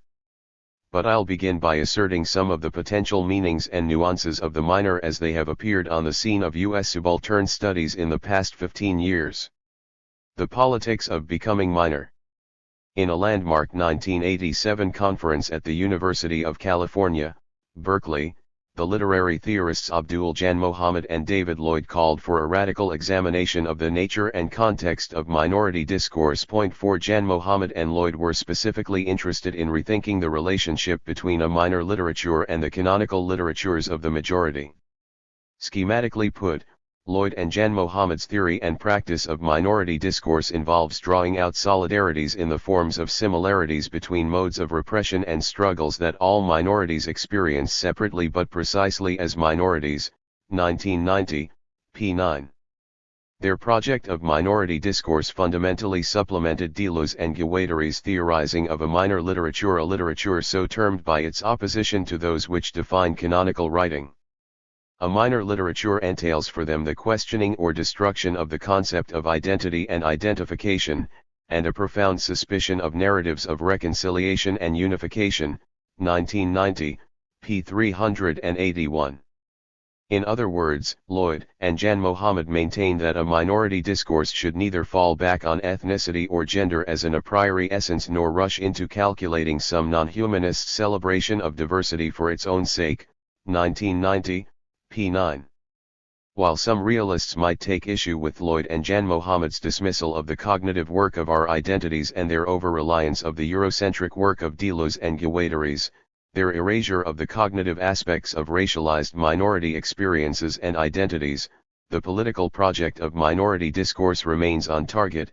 Becoming minor, they write, is not a question of essence, but a question of position, a subject position that in the final analysis can be defined only in political terms. 1990, p. 9. My sense of the future of minoritized studies within the context of our globalized colonial idea owes much to the theoretical work of my colleagues at Berkeley, but it does not quite reproduce the nuances of the way Lloyd and Jan Mohammed use the term minor, following Deleuze and Guattari's famous study of Kafka. Point 5. In my own recent cross-genealogical work in Chicano/A and American ID Studies Otherwise, on José Martí as a subaltern modernist, on the Cuban testimonio of Esteban Montejo and Miguel Barnett, and on Greater Mexico's border modernism of Maria Amparo Ruiz de Burton and Americo Paredes, for example, I have used the terms subaltern and minor to cast doubt not so much on our narratives of identity but on the mainline narratives of the major, mainstream, and the hegemonic. Point 6. My emergent minority studies follows the lead of the colonial idea of power and American ID group, especially Walter Mignolo, Enrique Dussel, and Quijano, and the South Asian subaltern group. Particularly the work of historian Dipesh Chakrabarty. As Chakrabarty suggests in Provincializing Europe, Post-Colonial Thought and Historical Difference, the minor describes relationships to the past that the rationality of the mainstream historian's methods necessarily makes minor or inferior as something irrational in the course of, and as a result of, its own operation. The cultural and political work of the subaltern or minoritized historian, in Chakrabarty's words, is to try to show how the capacity, of the modern person, to historicize actually depends on his or her ability to participate in non-modern relationships to the past that are made subordinate in the moment of historicization. History writing assumes plural ways of being in the world, 2000, p. 101. This brings me to the third and most recent sense of minoritized studies, U.S. minority studies as a comparative epistemic project formulated by Mohanty, Moya, James Garcia, and Martín Alcoff. Against purely skeptical, postmodern and post-structuralist, attitudes toward identity, ethnic studies, and experience, they argue for a strong defense of critical multiculturalism and minority studies based on what they call realist views. Point 7. As a shorthand for this realist-inspired group of minority studies, I will focus in what follows on the collective project entitled Reclaiming Identity, edited by Paula Moya and Michael James Garcia. What Moya and James Garcia have done is to tease out using Satya Mohanty's realist view of identity a new way of doing literary, cultural, and comparative ethnic studies in the United States. Reclaiming identity is at the very center of what the authors, after Mohanty, call a post-positivist realism, an engaging method of philosophical, cultural, and literary interpretation that situates identity in both a radical universalist and a multiculturalist worldview, 1997, p. 12. Briefly stated, Reclaiming Identity, like Mohanty's literary theory and the claims of history 1997 and Moya's learning from experience 2002, is a sustained, eloquent, and rich exemplification of this innovative method, practice, and pedagogy. Moya puts their collective project this way: the realist view of identity can provide a reconstructed universalist justification for the kind of work being done by ethnic studies scholars, p2, by supporters of multicultural education, as well as for the salience of the identities around which such minoritized programs are organized. Although the Reclaiming Identity project gracefully eschews righteous polemic, the work they are engaged in demonstrates beyond dispute what a critically focused research collective and interdisciplinary project that is, philosophy, social science theory, and the philosophy of science can bring to literary studies proper. Indeed, Mohanty ends his erudite literary theory and the claims of history by calling for a new kind of literary studies. We should go beyond the bounds of a purely text-based literary theory to engage more directly the findings of the various scientific disciplines. We need to make serious contact with the growing knowledge about the natural and social world and come to terms with the empirical implications of our claims, 1997, pages 251-52. Thus envisaged, for Mohanty, Moya and James Garcia, literary theory must be a site in which scholars and activists examine, debate, and specify the social implications of advances in the natural and social sciences, 1997, p. 252.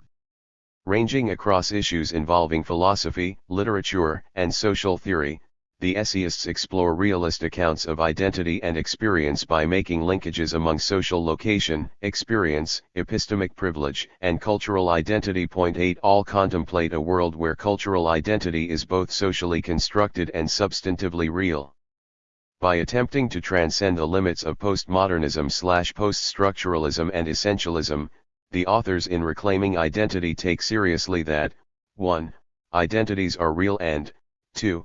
that experiences are epistemically crucial. As philosopher Martín Alcoff emphasizes, reclaiming identity is an act of taking back the term realism in order to maintain the epistemic significance of identity, 2000, p. 312. Because I'm working under some spatial constraints, I will only focus in the remainder of this section on the essays by Mohanty, Moya, James Garcia, and Martín Alcoff. Reclaiming Identity blasts off with Mohanty's minoritized philosophical exegesis of Toni Morrison's celebrated novel Beloved. The community sought in the novel, he argues, involves as its essence a moral and imaginative expansion of oneself. Moreover, Morrison's political vision of the oppressed provides the context in which her characters challenge each other's views on the limits of mother love in specifically historical, gendered, and ethno-racial terms. Thus envisaged, Morrison's characters' perspectives, Mohanty suggests, are not only effective but also epistemic. By reading Morrison's Beloved, many of us are therefore put in the position of characters in the novel, like Paul D., who have inadequate understandings of the social world they live in. Briefly, Morrison teaches us in Beloved, among other things, how to read infanticide and the social roles of slave mothers, thereby widening the scope of the moral debates about slavery and the gendered division of labor in the modern world system of capitalism. Do slave mothers, like Morrison's SETHE, have a special knowledge? 2000, p. 236. Can a realist account of identity spell out the claim that members of a diaspora often have a privileged, albeit shareable knowledge about their social world? What are the valuable implications that the epistemic privilege of the politically oppressed and socially underprivileged people have? These are the major interpretive questions Mohanty grapples with in his essay. If diaspora implicitly refers to an identity, and Morrison elaborates it in narratological and descriptive terms, Mohanty argues persuasively that readers of Beloved have been slow to see how Morrison elaborates diasporic identity in unavoidably moral and theoretical terms. Thus, instead of seeing Morrison's characters as empty signifiers and therefore dismissing her take on identities on the grounds that they are after all rhetorically constructed and hence spurious, Mohanty argues that identities in Beloved are not only descriptive and effective but also evaluative and epistemic. Hence, realists need to distinguish between different kinds of constructedness and at the same time see the politics of identities as enmeshed in competing social and ethical theoretical worldviews. Last, Mohanty sets the Reclaiming Identity project in motion by arguing for a notion of epistemic privilege, that our experiences have real cognitive content and that deconstructive suspicions of experience, Joan Scott 1992 and Jonathan Culler 1982, are unwarranted. Building upon Mohanty's realist view of identity and his ideas about epistemic privilege, Moya and James Garcia complement and enlarge the realist view of the project by reading Cheria Moraga's Loving in the War Years and Michael Nava's The Hidden Law as contributing to understandings of how the minoritized other can change us, and how issues that challenge identity such as heterogeneity, multiplicity, and hybridity do not have to be seen as separate entities but as mutually constitutive. If Moraga, as Moya suggests, understands identities as relational and grounded in the historically produced social categories that constitute social location, 2000, p. 69, and not as trapped in a cyborgian signifying function a la Donna Haraway, 1991, Nava's work, James Garcia argues, demands that we take seriously the moral implications of Henry Rios's experiences. For James Garcia, taking Henry's experiences seriously does not make him a strategic essentialist a la Chakravorty Spivak, 1988, rather Henry bases his claim on the moral sense of his right to participate in a Chicano community on the basis of his cultural upbringing and experience of racialization, 2000, p. 113. In the book's conclusion, Who's Afraid of Identity Politics?, philosopher Martin Alcoff carefully defends the new post-positivist accounts of identity by discussing how approaches to the self developed by Hegel, Freud, Foucault, and Althusser have had on the most important post-contemporary conceptions of identity and subjectification. The answer to the problems of essentialism and anti-essentialism, Martin Alcoff argues, is not political scientist Wendy Brown's theory of wounded attachments, where the cycle of blame is never transcended, but new, better alternative formulations of identity produced by the essayists in Reclaiming Identity 9. Near her essay's ending, Martin Alcoff writes, "To say that we have an identity is just to say that we have a location in social space, a hermeneutic horizon that is both grounded in a location and an opening or site from which we attempt to know the world. Understood in this way, it is incoherent to view identities as something we would be better off without." 2000, p. 335. Given this précis of what I take to be one of the central aims of the Reclaiming Identity project, I would like to end this section by raising two issues for further interrogation. The first concerns the issue of identity in relationship to what the historical social scientists Annibale Quijano and Emanuel Wallerstein call Americanity and what Quijano, Walter Mignolo, Augustin Laumontes, Ramon Grisfogel, and others are calling the coloniality of power. Point 10. In their essay, Americanity as a Concept, or the Americas in the Modern World System, 1992, Quijano and Wallerstein argue that the Americas were fundamental to the formation of the modern, colonial, world system, and that Americanity is a fundamental element of modernity. For our purposes, Quijano and Wallerstein identify four new categories that originated in the so-called discovery of the Americas. They are, coloniality, ethnicity, racism, and the concept of newness itself. My first hesitation with the Reclaiming Identity project thus has to do with the way most of the contributors are generally silent about our identities in relationship to what Quijano and Wallerstein are grappling with in their work, namely, coloniality. In other words, if Mohanty, Moya, James Garcia, and Martin Alcoff are right that to have an identity means that we have to understand that we have a location in social space, wouldn't it be useful for us to ground these identities and locations in the history of the modern, colonial, world system? Quijano and Wallerstein remind us that after all, coloniality created a structure of hierarchy and drew new boundaries around and within the Americas. Moreover, coloniality was also essential to the formation of states, and Quijano in his more recent work such as Coloniality of Power, Eurocentrism, and Latin America makes the additional claim that even in decolonization the stateness of decolonized states recentered the colonial structure of power. What is termed globalization, Quijano writes, is the cultural process that began with the Constitution of America and colonial/modern Euro-centered capitalism as a new global power. One of the fundamental axes of power is the social classification of the world's population around the idea of race, a mental construction that expresses the basic experience of colonial domination and pervades the more important dimensions of global power, including its rationality. The racial axis has a colonial origin and character, but it has proven to be more durable and stable than colonialism in whose matrix it was established. Therefore, the model of power that is globally hegemonic today presupposes an element of coloniality. 2000, p. 533. For Quijano and Wallerstein, ethnic identity fundamentally is the set of communal boundaries into which in part we are put by others through coloniality, in part which we impose upon ourselves, serving to locate our identity and our rank within the state. Ethnic identities are always contemporary constructs, and thus always changing. All the major categories, however, into which we ethnically divide today in the Americas and the world, Native Americans or Indians, blacks or Negroes, whites or Creoles/Europeans, mestizos or other names given to a so-called mixed category, all these categories did not exist prior to the modern world system. They are part of what makes up Americanity. They have become the cultural staple of the entire world system. My emphasis, 1992, p. 550.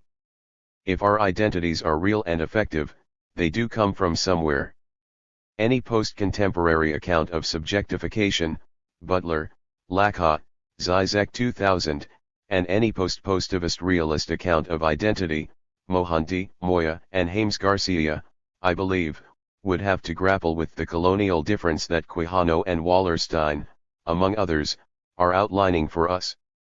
Perhaps to get back to Marty and Alcoff's concluding riffs on the realist view of identity, that is why it might not be so dizzying for some to view identities as something we might be better off without. Michel Foucault, for instance, noted in The Subject and Power that the point is not to discover what we are but to refuse what we are, 1982, p. 212.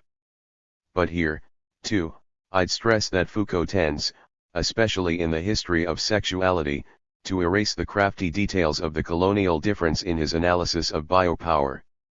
On the whole, however, I'm in strong agreement with Marty and Alcoff's point about the political power of our identities. In our informational culture and society, our identities, Berkeley sociologist Manuel Castells insists in the power of identity, are crucial and important because they build interests, values, and projects around experience, and refuse to dissolve by establishing a specific connection between nature, history, geography, and culture.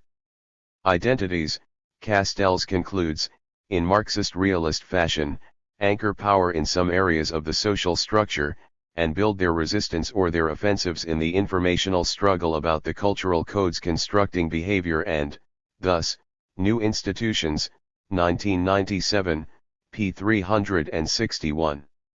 And it is this new subject or identity project of the informational mode of production, I believe, that many straight Marxists have refused to grapple with in their engagement with the powers of identity politics. This issue of coloniality then leads to another hesitation I have with the rich reclaiming identity project of Mohanty, Moya, and James Garcia. In his recent book, Local Histories/Global Designs, 2000, Mignolo draws on the social scientific work of Quijano and Wallerstein to criticize various recent desires for universalist theories among both neoliberals and neo-Marxists. Mignolo argues that parallel to the ethno-racialized classification of the Americas and the world, the embalming of identities, the colonial project in the Americas also classified languages and knowledges. The epistemology of the European Renaissance was, therefore, assumed to be the natural perspective for which knowledges could be described and suppressed. This same process, Mignolo suggests, was resituated after the Enlightenment, when the concept of reason opened up a new description and reason became associated with Northern Europe and indirectly with whiteness, Hegel and Kant.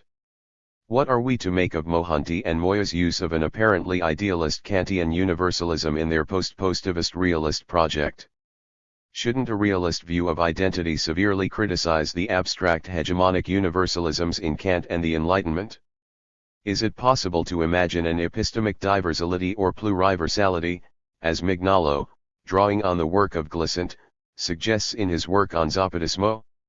For Mignolo, diversality is not the rejection of universal claims, but the rejection of universality understood as an abstract universal grounded in a monologic. Further, he writes, a universal principle grounded on the idea of the diversal is not a contradiction in terms but rather a displacement of conceptual structures. Zapatista's Theoretical Revolution, 2002. As an alternative to the Kantian universalism in Mohanty and Moya's post-positivist realist project, I propose that Gloria Anzaldúa, Victor Martinez, and Arundhati Roy's imaginative works belong to a diversalist cross-genealogical field that I term, after Quijano, the coloniality of border and diaspora power. Coloniality, because of the many structural and ethno-racial similarities about identity formations binding them to a colonizing past. But border and diaspora power because there are certainly many discontinuities, the outer national dimension of represented space to dictate the cognitive metaphor of the world system text, which recalls as I have been suggesting the world political economy of Wallerstein and Quijano. The category of the coloniality of power is not, of course, without its defects. But it has fewer than others, as well as having some local and global additional advantages. So let the coloniality of power be taken in my essay for what it is, a hypothesis designed to grapple with hierarchy based on what Quijano terms the social classification of the world's population around the idea of race.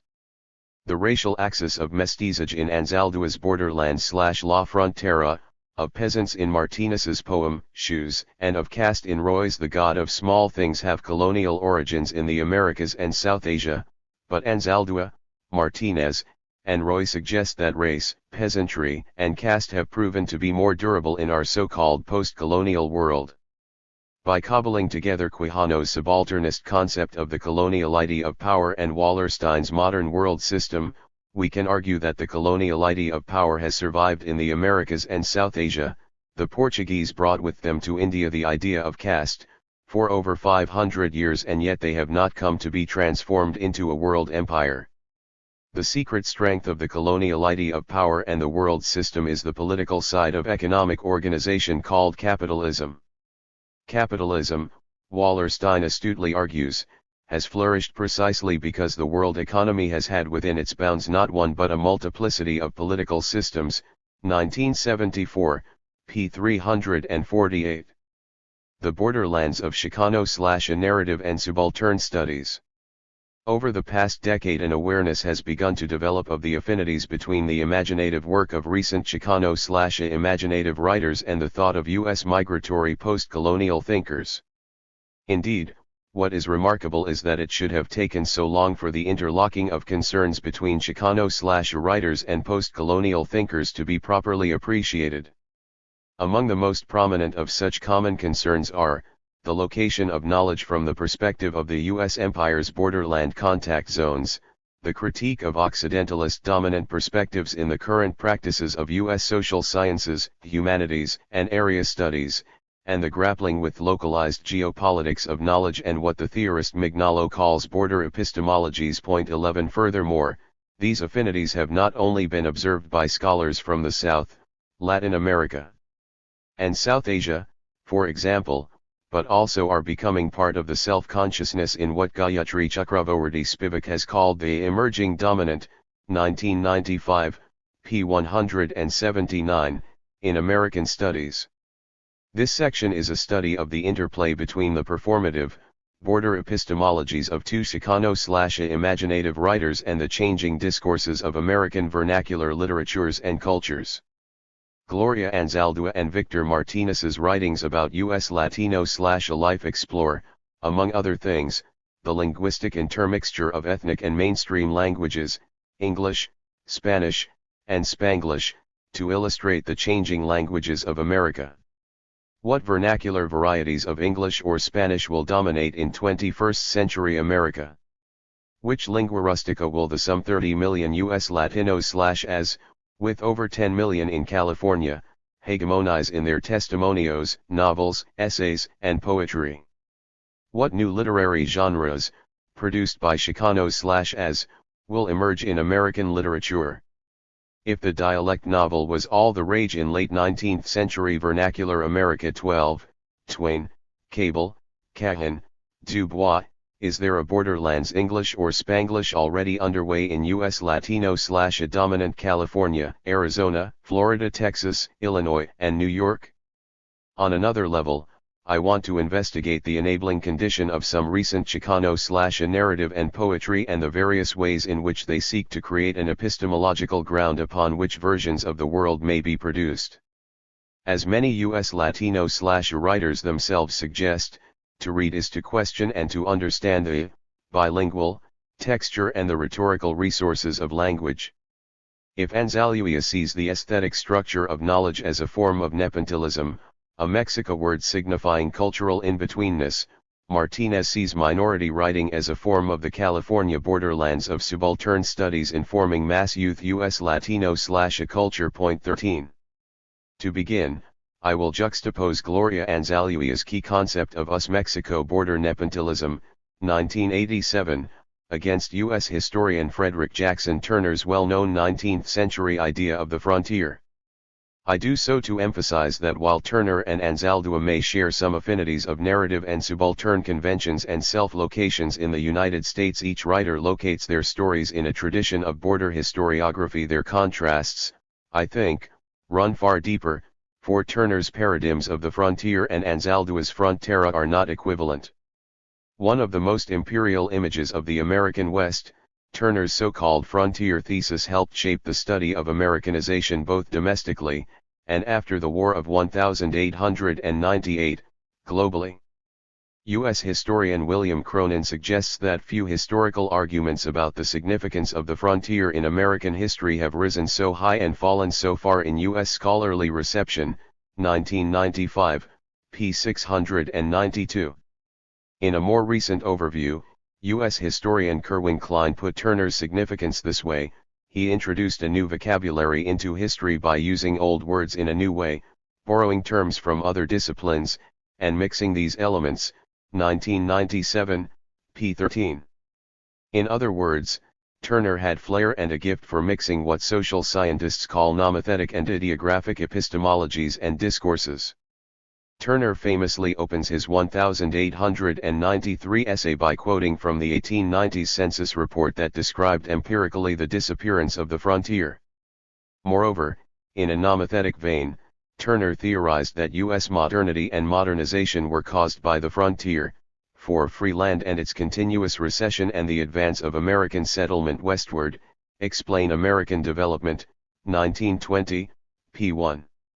By emphasizing the movement westward, northeastern, Euro-Americans not only encountered peoples and cultures less civilized than they had experienced, but through this very contact, Turner argued, they had left behind their old world civilization and invented a new, North American one. As Klein suggests, Turner's essay narrates a dramatic struggle between past and present.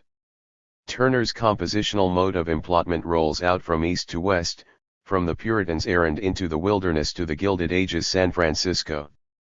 If Turner starts off quoting social scientific data, census reports, he quickly moves his essay into the mythos of romance. His invocations of the colonial frontier heroes, Daniel Boone, Andrew Jackson, and Abraham Lincoln, are, as Klein notes, perfect synecdoches for the American frontier spirit, 1997, p. 183. All of the familiar themes of the U.S. cultures of imperialism are cobbled together here in Turner's The Significance of the Frontier in American History, the Advancing of the Frontier, the Free Land, or the 19th century's equivalent of the 20th century U.S. food stamp program, and the conquering of and the errand into the wilderness.